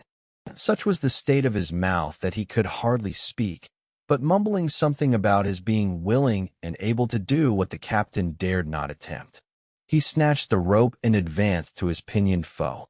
"You are a coward," hissed the lakeman. "So I am, but take that." The mate was in the very act of striking when another hiss stayed his uplifted earroom. He paused, and then, pausing no more, made good his words, spite of Steelkilt's threat, whatever that might have been. The 3 men were then cut down. All hands were turned to, and sullenly worked by the moody seamen. The iron pumps clanged as before. Just after dark that day, when one watch had retired below, a clamor was heard in the folks, and the 2 trembling traitors running up besieged the cabin door, saying they dst not consort with the crew, entreaties, cuffs, and kicks could not drive them back. So at their own instance they were put down in the ship's run for salvation. Still, no sign of mutiny reappeared among the established. On the contrary, it seemed that mainly at Steelkilt's instigation they had resolved to maintain the strictest peacefulness, obey all orders to the last, and when the ship reached port, desert her in a body. But in order to ensure the speediest end to the voyage, they all agreed to another thing, namely not to sing out for whales in case any should be discovered, for in spite of her leak, in spite of all her other perils. The town host still maintained her mastheads, and her captain was just as willing to lower for a fish at that moment as on the day his craft first struck the cruising ground. And Radney the mate was quite as ready to change his berth for a boat, and with his bandaged mouth, seek to gag in death the vital jaw of the whale. But though the lakemen had induced the seamen to adopt this sort of passiveness in their conduct, he kept his own counsel, at least till all was over, concerning his own proper and private revenge upon the man who had stung him in the ventricles of his heart. He was in Radney, the chief mate's watch, and as if the infatuated man sought to run more than halfway to meet his doom. After the scene at the rigging, he insisted, against the express counsel of the captain, upon resuming the head of his watch at night. Upon this, and one or two other circumstances, Steelkilt systematically built the plan of his revenge. During the night, Radney had an unseamanlike way of sitting on the bulwarks of the quarter-deck and leaning his arm upon the gunwale of the boat, which was hoisted up there, a little above the ship's side. In this attitude, it was well known, he sometimes does an addition. There was a considerable vacancy between the boat and the ship, and down between this was the sea. Steelkilt calculated his time, and found that his next trick at the helm would come round at 20 in the morning of the third day from that in which he had been betrayed at. His leisure he employed the interval in braiding something very carefully in his watches below. "What are you making there?" said his shipmate. "What do you think? What does it look like?" "Like a lanyard for your bag, but it's an odd one, seems to me." "Yes, rather oddish," said the lakeman, holding it at arm's length before him. "But I think it will answer." "Shipmate, I haven't enough twine." "Have you any?" But there was none in the folks, "and I must get some from old Rad." And he rose to go. "You don't mean to go a-begging to him," said a sailor. "Why not? Do you think he won't do me a turn when it's to help himself in the end, shipmate?" And going to the mate, he looked at him quietly and asked him for some twine to mend his hammock. It was given him. Neither twine nor lanyard were seen again. But the next night an iron ball, closely netted, partly rolled from the pocket of the lakeman's monkey jacket, as he was tucking the coat into his hammock for a pillow. 24 hours after his trick at the silent helm, night of the man who was apt to doze over the grave, always ready dug to the seaman's hand. That fatal hour was then to come, and in the foredaining soul of Steelkilt, the mate was already stark and stretched as a corpse, with his forehead crushed in. But, gentlemen, a fool saved the would-be murderer from the bloody deed he had planned addition, yet complete revenge he had, and without being the avenger, for, by a mysterious fatality, heaven itself seemed to step in and take out of his hands into its own the damning thing he would have done. It was just between daybreak and sunrise of the morning of the second day, when they were washing down the decks, that a stupid tenor man drawing water in the main chains all at once shouted out, "There she rolls! There she rolls! Geez, you! What a whale!" It was Moby-Dick. "Moby-Dick!" cried Don Sebastian. "Saint Dominic, Sir Sailor, but do whales have christenings? Whom call you Moby-Dick?" "A very white and famous and most deadly immortal monster, Don. But that would be too long a story." "How? How?" cried all the young Spaniards crowding. "Nay, Dons, nay, I cannot rehearse that now. Let me get more into the air, sirs. The chicha, cried Don Pedro, our vigorous friend, looks faint. Fill up his empty glass, no need. Gentlemen, one moment, and I proceed now, gentlemen." So suddenly perceiving the snowy whale within 50 yards of the ship, forgetful of the compact among the crew too. In the excitement of the moment, the Tenerife man had instinctively and involuntarily lifted his voice for the monster, though for some little time past it had been plainly beheld from the 3 sullen mast-heads. All was now a frenzy. "The white whale! The white whale!" was the cry from the captain, mates, and harpooners, who, undeterred by fearful rumors, were all anxious to capture so famous and precious a fish, while the dogged crew eyed askance, and with curses the appalling beauty of the vast milky mass that lit up by a horizontal spangling sun shifted and glistened like a living opal in the blue morning sea. Gentlemen, a strange fatality pervades the whole career of these events. As if verily mapped out before the world itself was chart edition, the mutineer was the bowsman of the mate. And when fast to the fish, it was his duty to sit next to him, while Radney stood up with his lance in the prow, and haul in or slacken the line at the word of command. Moreover, when the 4 boats were lowered, the mates got the start, and none howled more fiercely with delight than did Steel-Kilt, as he strained at his oar. After a stiff pull, their harpooner got fast, and spear in hand, Radney sprang to the bow. He was always a furious man, it seems, in a boat, and now his bandaged cry was to beat him on the whale's topmost back.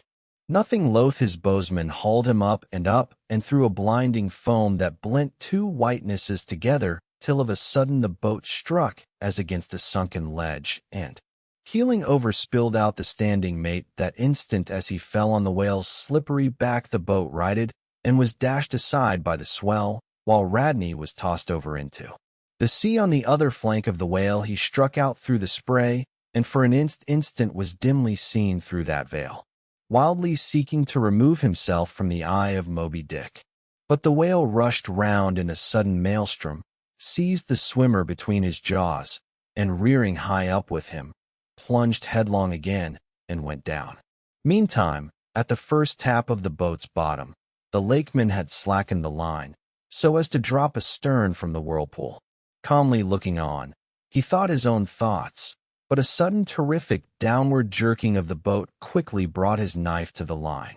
He cut it, and the whale was free. But at some distance, Moby-Dick rose again, and with some tatters of Radney's red woolen shirt caught in the teeth that had destroyed him. All 4 boats gave chase again, but the whale eluded them and finally wholly disappeared. In good time the town-ho reached her port, a savage solitary place where no civilized creature resided. There, headed by the lakemen, all but 5 or 6 of the forearms men deliberately deserted among the palms, and eventually, as it turned out, seizing a large double-war canoe of the savages, and setting sail for some other harbor. The ship's company being reduced to but a handful, the captain called upon the islanders to assist him in the laborious business of heaving down the ship to stop the leak. But to such unresting vigilance over their dangerous allies was this small band of whites necessitated both by day and by night. And so extreme was the hard work they underwent that upon the vessel being ready again for the sea, they were in such a weakened condition that the captain durst not put off with them in so heavy a vessel.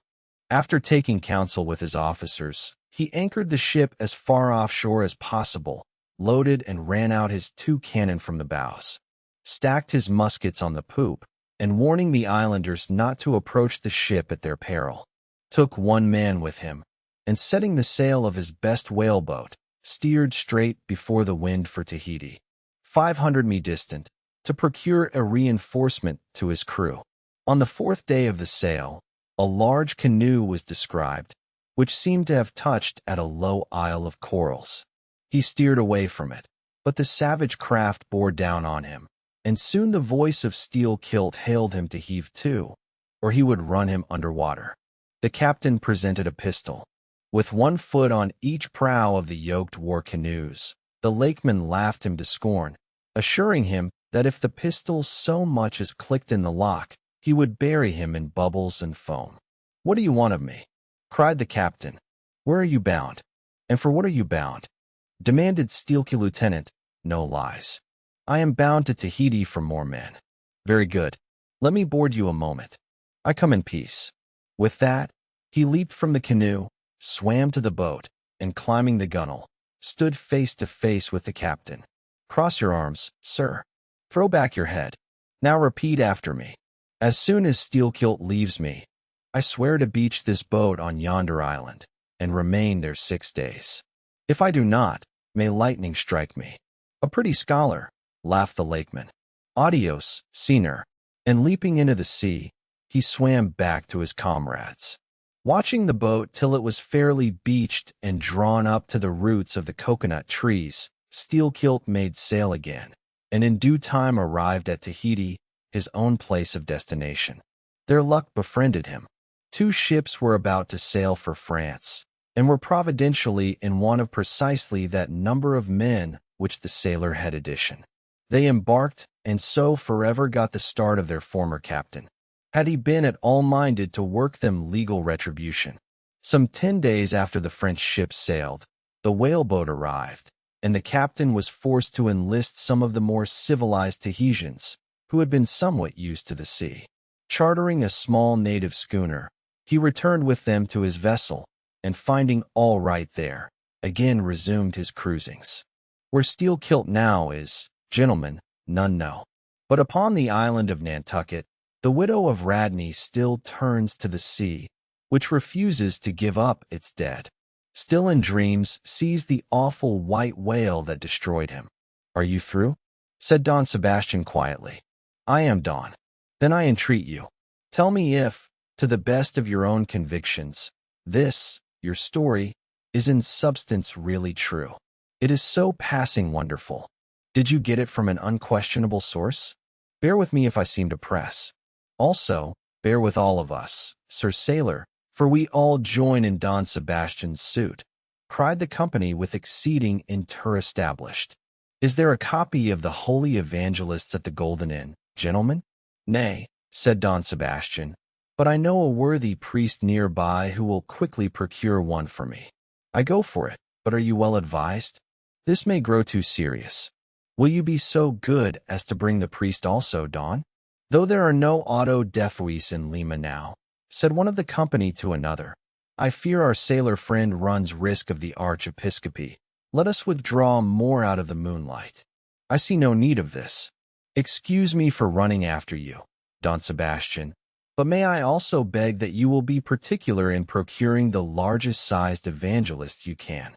"This is the priest, and he brings you the evangelist," said Don Sebastian, gravely, returning with a tall and solemn figure. "Let me remove my hat. Now, venerable priest, further into the light, and hold the holy book before me, that I may touch it. So help me, heaven, and on my honor, the story I have told you, gentlemen, is in substance and its great items true. I know it to be true. It happened on this ball. I trod the ship. I knew the crew. I have seen and talked with Steelkilt since the death of Radney." Chapter 55. Of the monstrous pictures of whales. I shall ere long paint to you, as well as one can without canvas, something like the true form of the whale, as he actually appears to the eye of the whaleman when in his own absolute body the whale is moored alongside the whale ship, so that he can be fairly stepped upon there. It may be worthwhile, therefore, previously to advert to those curious imaginary portraits of him, which even down to the present day confidently challenge the faith of the landsmen. It is time to set the world right in this matter by proving such pictures of the whale all wrong. It may be that the primal source of all those pictorial delusions will be found among the oldest Hindu, Egyptian, and Grecian sculptures forever since those inventive but unscrupulous times when on the marble panelings of temples, the pedestals of statues, and on shields, medallions, cups, and coins, the dolphin was drawn in scales of chain armor like Saladin's and a helmeted head like St. George's. Ever since then has something of the same sort of license prevailed not only in most popular pictures of the whale, but in many scientific presentations of him. Now by all odds the most ancient extant portrait anyways purporting to be the whale's is to be found in the famous cavern pagod of elephant in India. The Brahmins maintain that in the almost endless sculptures of that immemorial pagod all the trades and pursuits, every conceivable avocation of man, were prefigured ages before any of them actually came into being. No wonder then that in some sort our noble profession of whaling should have been there shadowed forth. The Hindu whale referred to occurs in a separate department of the wall depicting the incarnation of Vishnu in the form of Leviathan, learnedly known as the Madi Avatar. But though this sculpture is half man and half whale, so as only to give the tale of the latter, yet that small section of him is all wrong. It looks more like the tapering tail of an anaconda than the broad palms of the true whale's majestic flukes. But go to the old galleries and look now at a great Christian painter's portrait of this fish, for he succeeds no better than the antediluvian Hindu. It is Guido's picture of Perseus rescuing Andromeda from the sea monster or whale. Where did Guido get the model of such a strange creature as that? Nor does Hogarth, in painting the same scene in his own hers, descending make out one whit better. The huge corpulence of that Hogarthian monster undulates on the surface, scarcely drawing 1 inch of water. It has a sort of hawa on its back, and its distended tusked mouth into which the billows are rolling might be taken for the Trader's Gate leading from the Thames by water into the Tower. Then there are the Pedroi's whales of Old Scotch, Sibbald, and Jonah's whale as depicted in the prints of old Bibles in the cuts of old primers. What shall be said of these? As for the bookbinder's whale, winding like a vine-talk round the stock of a descending anchor, as stamped and gilded on the backs and title pages of many books, both old and new, that is a very picturesque but purely fabulous creature imitated, I take it, from like figures on antique vases. Though universally denominated a dolphin, I nevertheless call this bookbinder's fish an attempt at a whale because it was so intended when the device was first introduced. It was introduced by an old Italian publisher, somewhere about the 15th century during the revival of learning, and in those days, and even down to a comparatively late period, dolphins were popularly supposed to be a species of the Leviathan. In the vignettes and other embellishments of some ancient books, you will at times meet with very curious touches at the whale, where all manner of spouts, jets, dough, hot springs and cold, Saratoga, and Bowden come bubbling up from his unexhausted brain. In the title page of the original edition of The Advancement of Learning, you will find some curious whales. But quitting all these unprofessional attempts, let us glance at those pictures of Leviathan purporting to be sober scientific delineations by those who know. In old Harris's collection of voyages, there are some plates of whales extracted from a Dutch book of voyages AD 1671 entitled A Whaling Voyage to Spitzbergen in the ship Jonas, and the whale Peter Peterson of Friesland Master. In one of those plates, the whales, like great rafts of logs, are represented lying among ice isles with white bears running over their living backs. In another play, the prodigious blunder is made of representing the whale with perpendicular flukes. Then again, there is an imposing quarto written by one Captain Colnett, a post-captain in the English Navy, entitled A Voyage Round Capehorn into the South Seas for the purpose of extending the spermaceti whale fisheries. In this book is an outline purporting to be a quote picture of a visitor or spermaceti whale drawn by scale from one killed on the coast of Mexico, August 1793, and hoisted on deck. I doubt not the captain had this voracious picture taken for the benefit of his marines. To mention but one thing about it, let me say that it has an eye which, applied according to the accompanying scale to a full-grown sperm whale, would make the eye of that whale a bow window some 5 feet long. Ah, my gallant captain, why did you not give us Jonah looking out of that eye? Nor are the most conscientious compilations of natural history for the benefit of the young and tender free from the same heinousness of mistake. Look at that popular work, Goldsmith's Animated Nature. In the abridged London edition of 1807, there are plates of an alleged whale and a narwhal. I do not wish to seem inelegant, but this unsightly whale looks much like an amputated essay. And as for the narwhal, one glimpse at it is enough to amaze one that in this 19th century such a hippogriff could be palmed for genuine upon any intelligent public of schoolboys. Then again in 1825, Bernard German, Count d'Egypte, a great naturalist, published a scientific systematized whale book, wherein are several pictures of the different species of the Leviathan. All these are not only incorrect, but the picture of the Mysticetus or Greenland whale, that is to say the right whale. Even Scoresby, a long-experienced man as touching that species, declares not to have its counterpart in nature. But placing of the cap sheath to all this blundering business was reserved for the scientific Frederick Cuvier, brother to the famous Baron. In 1836, he published a natural history of whales in which he gives what he calls a picture of the sperm whale. Before showing that picture to any Nantucketer, you would best provide for your summary retreat from Nantucket. In a word, Frederick Cuvier's sperm whale is not a sperm whale, but a squash. Of course, he never had the benefit of a whaling voyage. Such men seldom Avenue, but once he derived that picture, who can tell? Perhaps he got it as his scientific predecessor in the same field. Deere got one of his authentic abortions, that is from a Chinese drawing. And what sort of lively lads with the pencil those Chinese are, many queer cups and saucers inform us. As for these sign painters' whales seen in the streets hanging over the shops of oil dealers, what shall be said of them? They are generally Richard III whales with dromedary humps and very savage, breakfasting on 3 or 4 sailor tarts. That is, whaleboats full of mariners, their deformities floundering in seas of blood and blue paint. But these manifold mistakes in depicting the whale are not so very surprising after all. Consider most of these scientific drawings have been taken from the stranded fish.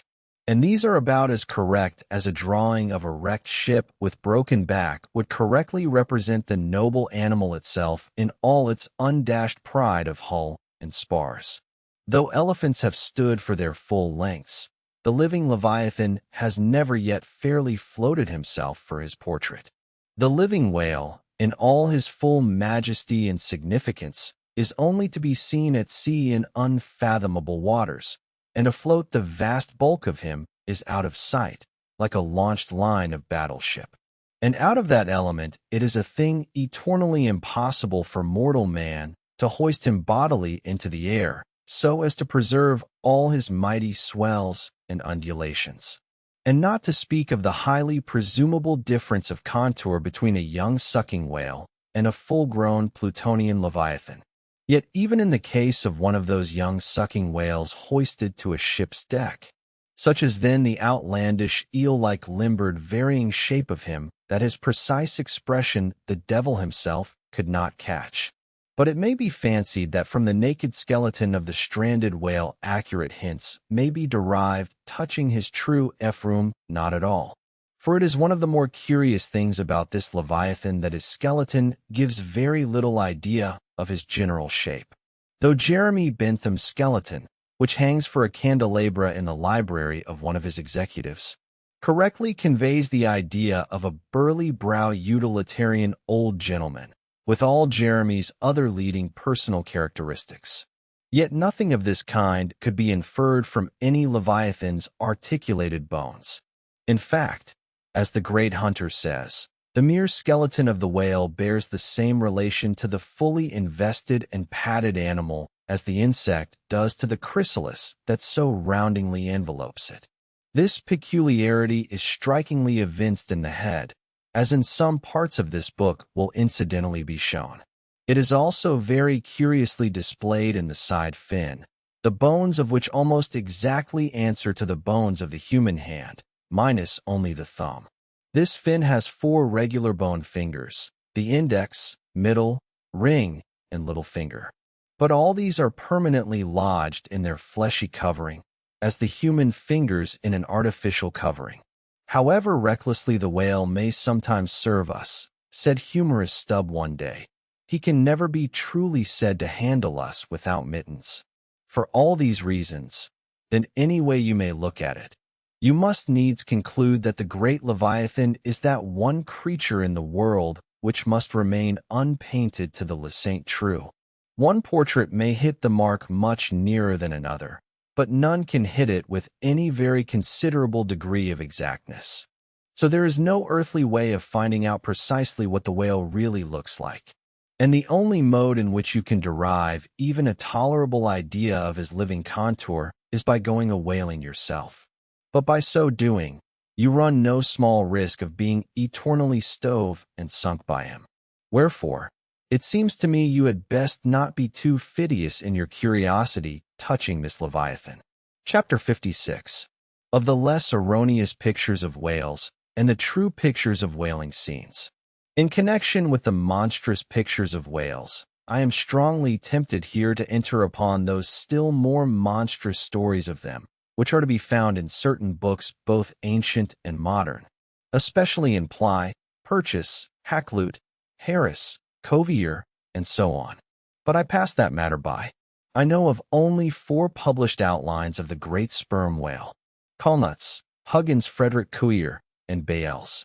In the previous chapter, Colnet and Cuvier have been referred to. Huggins is far better than theirs, but by great odds. Bayles is the established. All Beale's drawings of this whale are good, excepting the middle figure in the picture of 3 whales in various attitudes, capping his second chapter. His frontiest piece, boats attacking sperm whales, though no doubt calculated to excite the civil skepticism of some parlor men, is admirably correct and lifelike in its general effect. Some of these sperm whale drawings in J. Ross Brown are pretty correct in contour, but they are wretchedly in gravidition. This is not his fault, though. Of the right whale, the best outline pictures are in Scoresby, but they are drawn on too small a scale to convey a desirable impression. He has but one picture of whaling scenes, and this is a sad deficiency, because it is by such pictures only, when at all well done, that you can derive anything like a truthful idea of the living whale, as seen by his living hunters. But taken for all in all, by far the finest, though in some details not the most correct. Presentations of whales and whaling scenes to be anywhere found are 2 large French engravings well executed and taken from paintings by one Garnery respectively. They represent attacks on the sperm and right whale.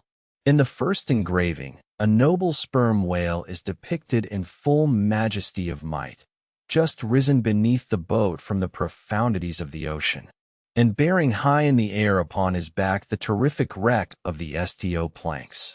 The prow of the boat is partially unbroken, and is drawn just balancing upon the monster's spine.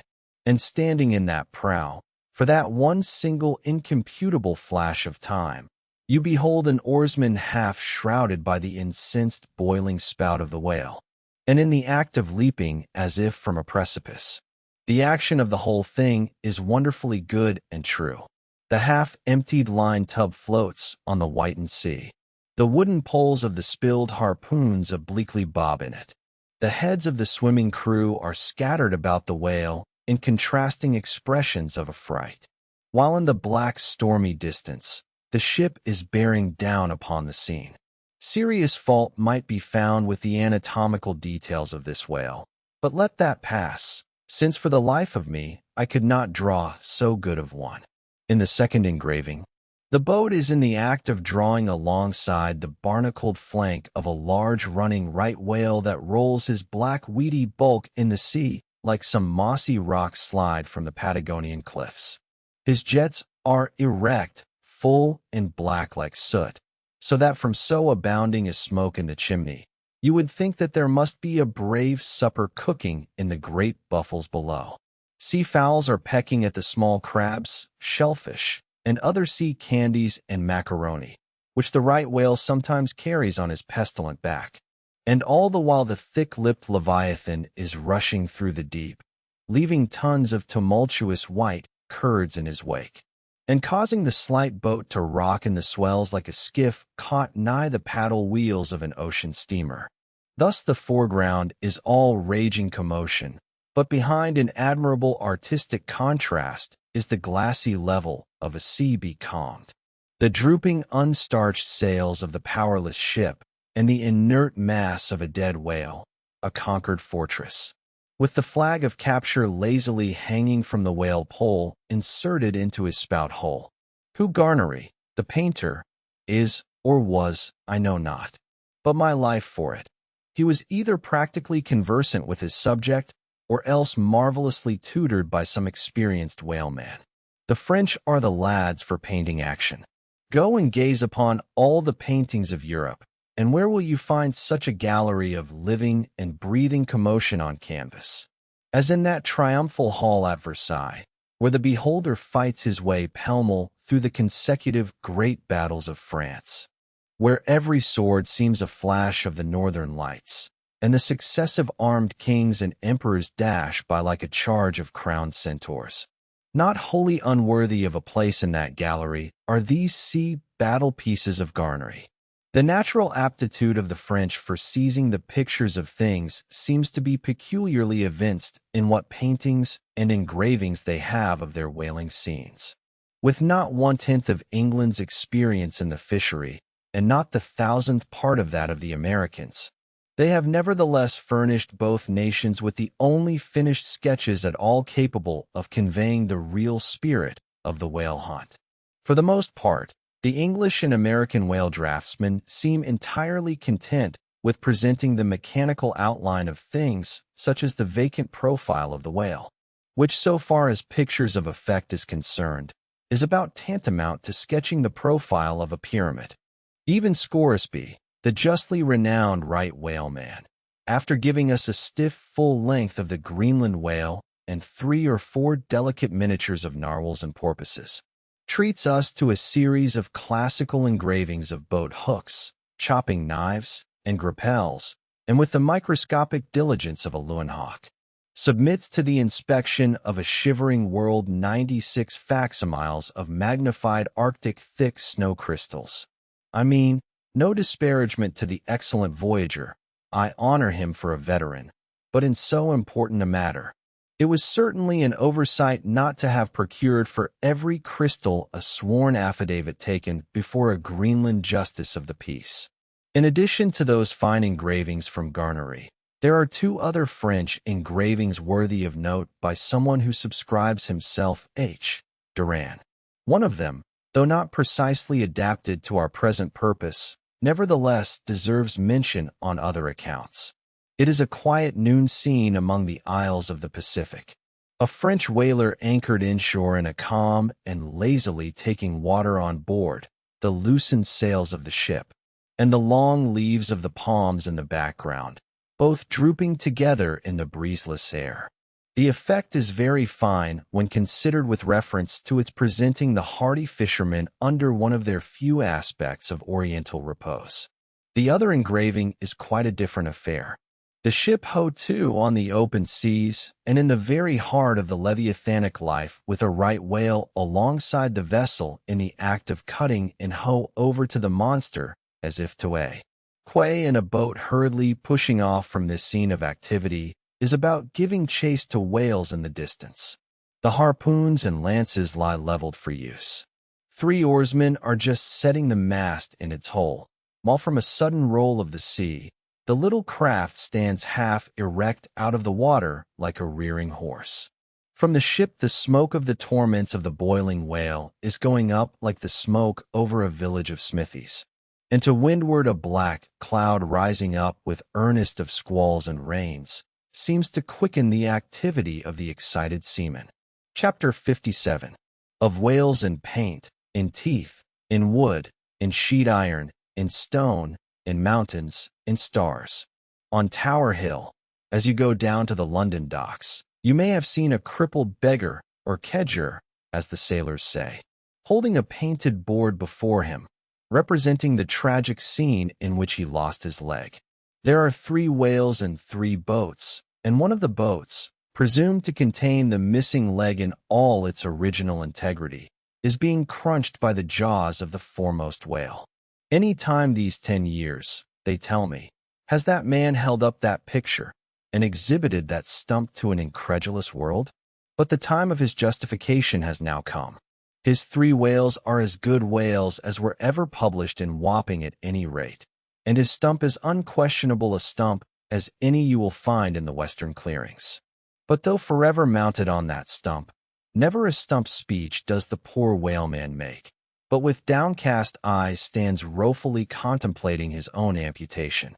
Throughout the Pacific, and also in Nantucket and New Bedford and Sag Harbor, you will come across lively sketches of whales and whaling scenes graven by the fishermen themselves on sperm whale teeth or ladies' busks wrought out of the right whale bone or other, like scrimshander articles, as the whalemen call the numerous little ingenious contrivances they elaborately carve out of the rough material in their hours of ocean leisure. Some of them have little boxes of dentistical-looking implements specially intended for the scrimshandering business. But in general, they toil with their jackknives alone, and with that almost omnipotent tool of the sailor. They will turn you out anything you please in the way of a mariner's fancy. Long exile from Christendom and civilization inevitably restores a man to that condition in which God placed him. That is what is called savagery. Your true whale hunter is as much a savage as an Iroquois. I myself am a savage, owing no allegiance but to the king of the cannibals, and ready at any moment to rebel against him. Now, one of the peculiar characteristics of the savage in his domestic hours is his wonderful patience of industry. An ancient Hawaiian war club or spear paddle in its full multiplicity and elaboration of carving is as great a trophy of human perseverance as a Latin lexicon. For with but a bit of broken seashell or a shark's tooth, that miraculous intricacy of wooden network has been achieved, and it has cost steady years of steady application. As with the Hawaiian savage, so with the whale sailor savage, with the same marvelous patience, and with the same single shark's tooth of his one poor jackknife. He will carve you a bit of bone sculpture, not quite as workmanlike, but as close-packed in its maziness of design as the Greek savage Achilles' shield, and full of barbaric spirit and suggestiveness as the prints of that fine old Dutch savage Albert Dürer. Wooden whales, or whales cut in profile out of the small dark slabs of the noble South Sea warwood, are frequently met with in the folks of American whalers. Some of them are done with much accuracy. At some old gable-roofed country houses you will see brass whales hung by the tail for knockers to the roadside door. When the porter is sleepy, the anvil-headed whale would be established, but these knocking whales are seldom remarkable as faithful essays.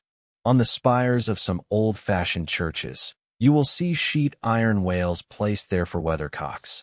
But they are so elevated, and besides that are to all intents and purposes so labeled with hands off, you cannot examine them closely enough to decide upon their merit. In bony ribby regions of the earth where at the base of high broken cliffs masses of rock lie strewn in fantastic groupings upon the plain, you will often discover images as of the petrified forms of the Leviathan partly merged in grass, which of a windy day breaks against them in a surf of green surges.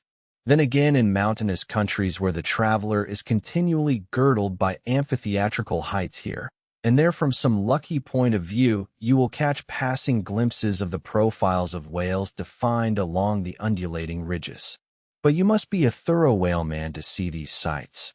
And not only that, but if you wish to return to such a sight again, you must be sure and take the exact intersecting latitude and longitude of your first standpoint. Else so chance-like are such observations of the hills, that your precise previous standpoint would require a laborious rediscovery.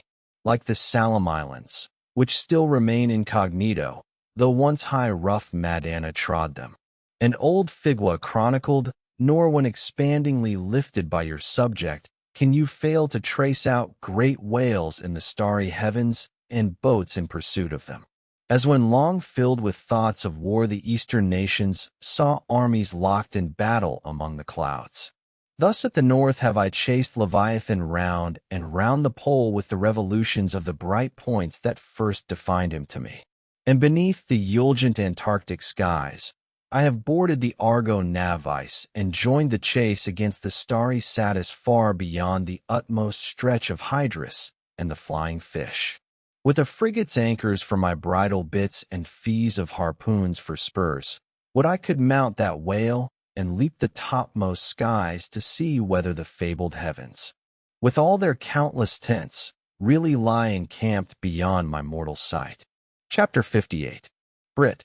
Steering northeastward from the Croats, we fell in with vast meadows of brit, the minute yellow substance upon which the right whale largely feeds. For leagues and leagues had undulated round us, so that we seemed to be sailing through boundless fields of ripe and golden wheat. On the second day, numbers of right whales were seen, who, secure from the attack of a sperm whaler like the Pequod. With open jaws sluggishly swam through the Brit, which adhering to the fringing fibers of that wondrous Venetian blind in their mouths, was in that manner separated from the water that escaped at the lip. As morning mowers who side by side slowly and seethingly advanced their sides through the long wet grass of marshy mess. Even so these monsters swam, making a strange grassy cutting sound, and leaving behind them endless swaths of blue upon the yellow sea. Footnote: that part of the sea known among whalemen as the Brazil Banks does not bear that name as the banks of Newfoundland do because of there being shallows and soundings there, but because of this remarkable meadow-like appearance caused by the vast drifts of Brit continually floating in those latitudes where the right whale is often chasedition. End of footnote. But it was only the sound they made as they parted the Brit, which at all reminded one of mowers seen from the mastheads, especially when they paused and were stationary for a while.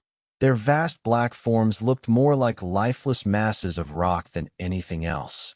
And as in the great hunting countries of India, the stranger at a distance will sometimes pass on the plains recumbent elephants without knowing them to be such, taking them for bare blackened elevations of the soil, even so often for him who for the first time beholds this species of leviathans on the sea. And even when recognized at last, their immense magnitude renders it very hard really to believe that such bulky masses of overgrowth can possibly be instinct in all parts with the same sort of life that lives in a dog or a horse. Indeed, in other respects, you can hardly regard any creatures of the deep with the same feelings that you do of those of the shore. For though some old naturalists have maintained that all creatures of the land are of their kind in the sea, and though taking a broad general view of the thing, this may very well be, yet coming to specialties, where, for example, does the ocean furnish any fish that in disposition answers to the sagacious kindness of the dog? The ourest shark alone can in any generic respect be said to bear comparative analogy to him. But though to landsmen in general the native inhabitants of the seas have ever been regarded with emotions unspeakably unsocial and repelling, though we know the sea to be an everlasting terror incognita, so that Columbus sailed over numberless unknown worlds to discover his one superficial western one, though, by vast odds, the most horrific of all, mortal disasters have immemorially and indiscriminately befallen tens and hundreds of thousands of those who have gone upon the waters. Though but a moment's consideration will teach that however baby man may brag of his science and skill, and however much in a flattering future that science and skill may augment, yet forever and forever to the crack of doom the sea will insult and murder him and pulverize the stoddiest, stiffest frigate he can make. Nevertheless, by the continual repetition of these very impressions, man has lost that sense of the full awfulness of the sea which aboriginally belongs to it. The first boat we read of floated on an ocean that with Portuguese vengeance had whelmed a whole world without leaving so much as a widow. That same ocean rolls now. That same ocean destroyed the wrecked ships of last year. Yea, foolish mortals, Noah's flood is not, yet subsidedition 2/3 of the fair world it yet covers. Wherein differ the sea and the land that a miracle upon one is not a miracle upon the other. Preternatural terrors rested upon the Hebrews, when under the feet of Korah and his company the live ground opened and swallowed them up forever. Yet not a modern sun ever sets, but in precisely the same manner, the live sea swallows up ships and crews. But not only is the sea such a foe to man who is an alien to it, but it is also a fiend to its own offspring, worse than the Persian host who murdered his own guests, sparing not the creatures which itself hath spawned addition, like a savage tigress that tossing in the jungle overlays her own cubs. So the sea dashes even the mightiest whales against the rocks and leaves them there side by side with the split wrecks of ships. No mercy, no power, but its own controls it. Panting and snorting like a mad battle steed that has lost its rider, the masterless ocean overruns the globe. Consider the subtleness of the sea, how its most dreaded creatures glide underwater, unapparent for the most part, and treacherously hidden beneath the loveliest tints of azure. Consider also the devilish brilliance and beauty of many of its most remorseless tribes, as the dainty, embellished shape of many species of sharks. Consider once more the universal cannibalism of the sea, all whose creatures prey upon each other, carrying on eternal war since the world began. Consider all this, and then turn to this green, gentle, and most docile earth. Consider them both, the sea and the land. And do you not find a strange analogy to something in yourself? For as this appalling ocean surrounds the verdant land, so in the soul of man, there lies one insular Tahiti full of peace and joy, but encompassed by all the horrors of the half-known life. God keep thee. Push not off from that isle. Thou canst never return. Chapter 59. Squid. Slowly wading through the meadows of Brit, the Pequod still held on her way northeastward towards the island of Java, a gentle air impelling her keel, so that in the surrounding serenity, her three tall, tapering masts mildly waved to that languid breeze as three mild palms on a plain. And still at wide intervals in the silvery night the lonely, alluring jet would be seen. But one transparent blue morning when a stillness almost preternatural spread over the sea, however unattended with any stagnant calm. When the long burnished sunlight on the waters seemed a golden finger laid across them enjoining some secrecy. When these slippered waves whispered together as they softly ran on, in this profound hush of the visible sphere, a strange specter was seen by Daegu from the main Mast-Head. In the distance a great white mass lazily rose, and rising higher and disentangling itself from the azure, at last gleamed before our prow, like a snow's slide new slid from the hills, thus glistening for a moment as slowly it subsided and sank. Then once more arose and silently gleam addition, it seemed not a whale. And yet is this Moby-Dick? Thought do again. The phantom went down, but on reappearing once more with a stiletto-like cry that startled every man from his nod, the negro yelled out, there again. There she breaches. Right ahead. The white whale. The white whale. Upon this the seamen rushed to the yard arms. As in swarming times the bees rushed to the bows. Bareheaded in the sultry sun, Ahab stood on the bowsprit, and with one hand pushed far behind in readiness to wave his orders to the helmsman, cast his eager glance in the direction indicated aloft by the outstretched, motionless arm of Daegu. Whether the flitting attendants of one still and solitary jet had gradually worked upon Ahab, so that he was now prepared to connect the ideas of mildness and repose with the first sight of the particular whale he pursued, however this was, or whether his eagerness betrayed him. Whichever way it might have been, no sooner did he distinctly perceive the white mass, than with a quick intensity he instantly gave orders for lowering. The 4 boats were soon on the water, Ahab's in advance, and all swiftly pulling towards their prey. Soon it went down, and while, with oars suspended, we were awaiting its reappearance, lo, in the same spot where it sank. Once more it slowly rose, almost forgetting for a moment all thoughts of Moby-Dick. We gazed at the most wondrous phenomenon which the secret seas have hitherto revealed to mankind. A vast pulpy mass furlongs in length and breadth of a glancing cream color lay floating on the water, innumerable long arms radiating from its center and curling and twisting like a nest of anacondas, as if blindly to clutch at any hapless object within reach. No perceptible face or front did it have, no conceivable token of either sensation or instinct, but undulated there on the billows, an unnearly, formless, chance-like apparition of life. As with a low sucking sound, it slowly disappeared again. Starbucks, still gazing at the agitated waters where it had sunk, with a wild voice, exclaimed, Almost rather had I seen Moby-Dick and fought him, than to have seen thee, thou white ghost saint. What was it, sir? Said Flask. The great live squid, which they say few whale ships ever beheld, and returned to their ports to tell that. But Ahab said nothing. Turning his boat, he sailed back to the vessel, the rest as silently following.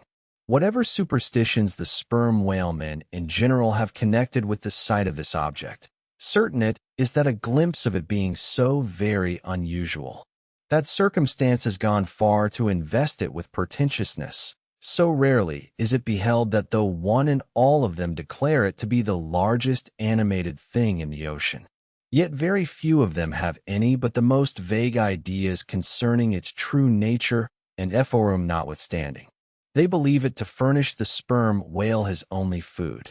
For though other species of whales find their food above water, and may be seen by man in the act of feeding, the spermaceti whale obtains his whole food in unknown zones below the surface.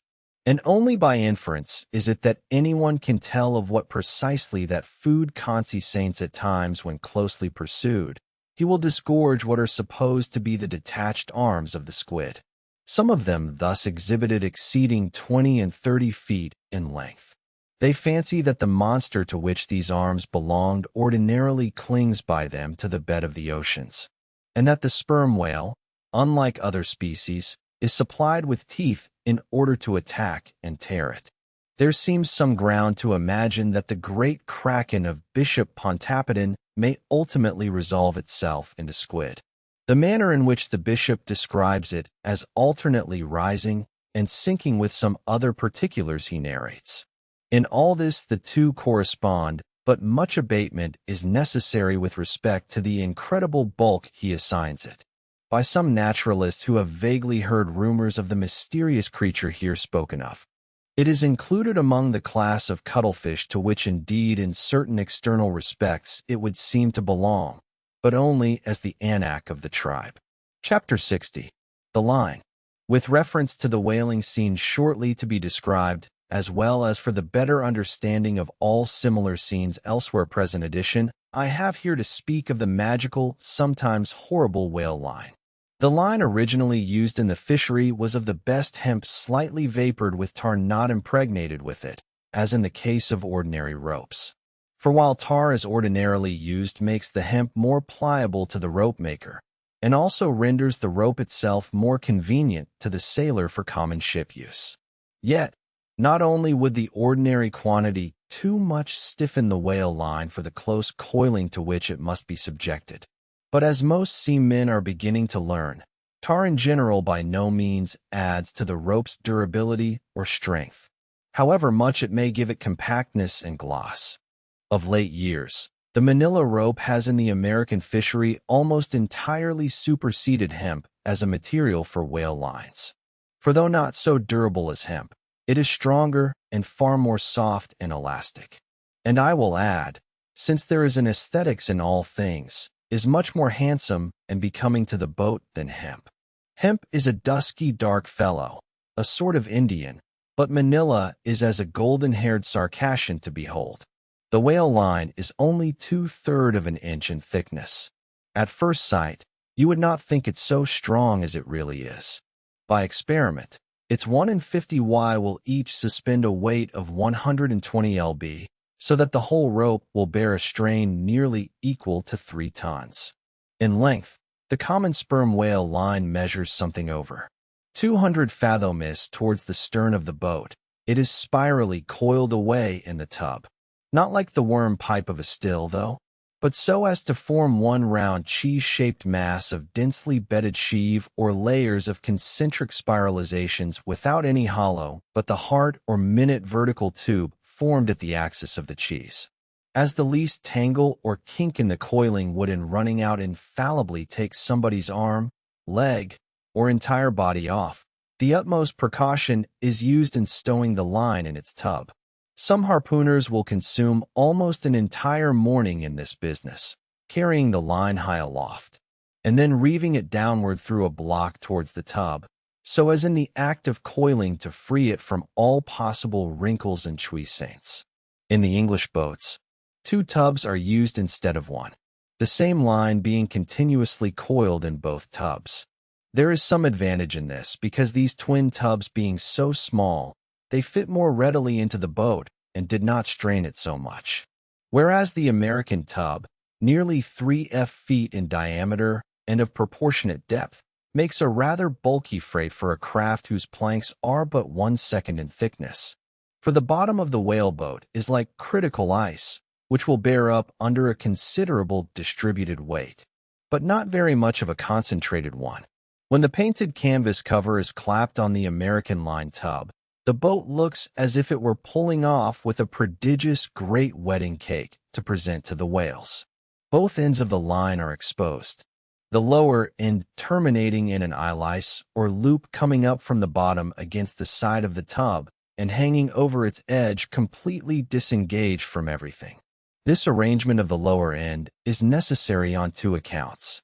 First, in order to facilitate the fastening to it of an additional line from a neighboring boat, in case the stricken whale should sound so deep as to threaten to carry off the entire line originally attached to the harpoon. In these instances, the whale, of course, is shifted like a mug of ale, as it were, from one boat to the other, though the first boat always hovers at hand to assist its consort. Second, this arrangement is indispensable for common safety's sake, for were the lower end of the line in any way attached to the boat, and were the whale then to run the line out to the end almost in a single smoking minute, as he sometimes does, he would not stop there, for the doomed boat would infallibly be dragged down after him into the profundity of the sea, and in that case no town crier would ever find her again. Before lowering the boat for the chase, the upper end of the line is taken aft from the tub, and passing round the loggerhead there is again carried forward the entire length of the boat, resting crosswise upon the loom or handle of every man's oar, so that it jogs against his wrist in rowing, and also passing between the men as they alternately sit at the opposite gunwales to the leaded shocks or grooves in the extreme pointed prow of the boat, where a wooden pin or skewer the size of a common quill prevents it from slipping out. From the chocks it hangs in a slight fawn over the bows, and is then passed inside the boat again, and some 10 or 20 fathoms called box line being coiled upon the box in the bows. It continues its way to the gunwale, still a little further aft, and is then attached to the short warp, the rope which is immediately connected with the harpoon. But previous to that connection, the short warp goes through sundry mystifications too tedious to detail. Thus the whale line folds the whole boat in its complicated coils, twisting and writhing around it in almost every direction. All the oarsmen are involved in its perilous contortions, so that to the timid eye of the landsmen they seem as Indian jugglers, with the deadliest snakes sportively festoning their limbs. Nor can any son of mortal woman for the first time seat himself amid those hempen intricacies, and while straining his utmost at the oar, think him that at any unknown instant the harpoon may be darted, and all these horrible contortions be put into play like ringed lightnings. He cannot be thus circumstanced without a shudder that makes the very marrow in his bones to quiver in him like a shaken jelly.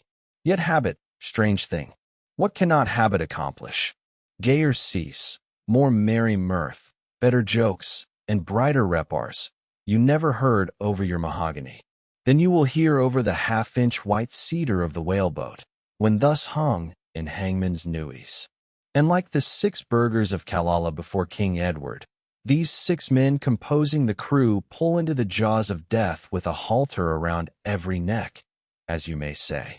Perhaps a very little thought will now enable you to account for those repeated whaling disasters, some few of which are casually chronicled, of this man or that man being taken out of the boat by the line and low saint for when the line is darting out. To be seated then in the boat is like being seated in the midst of the manifold whizzings of a steam engine in full play, when every flying beam and shaft and wheel is grazing you.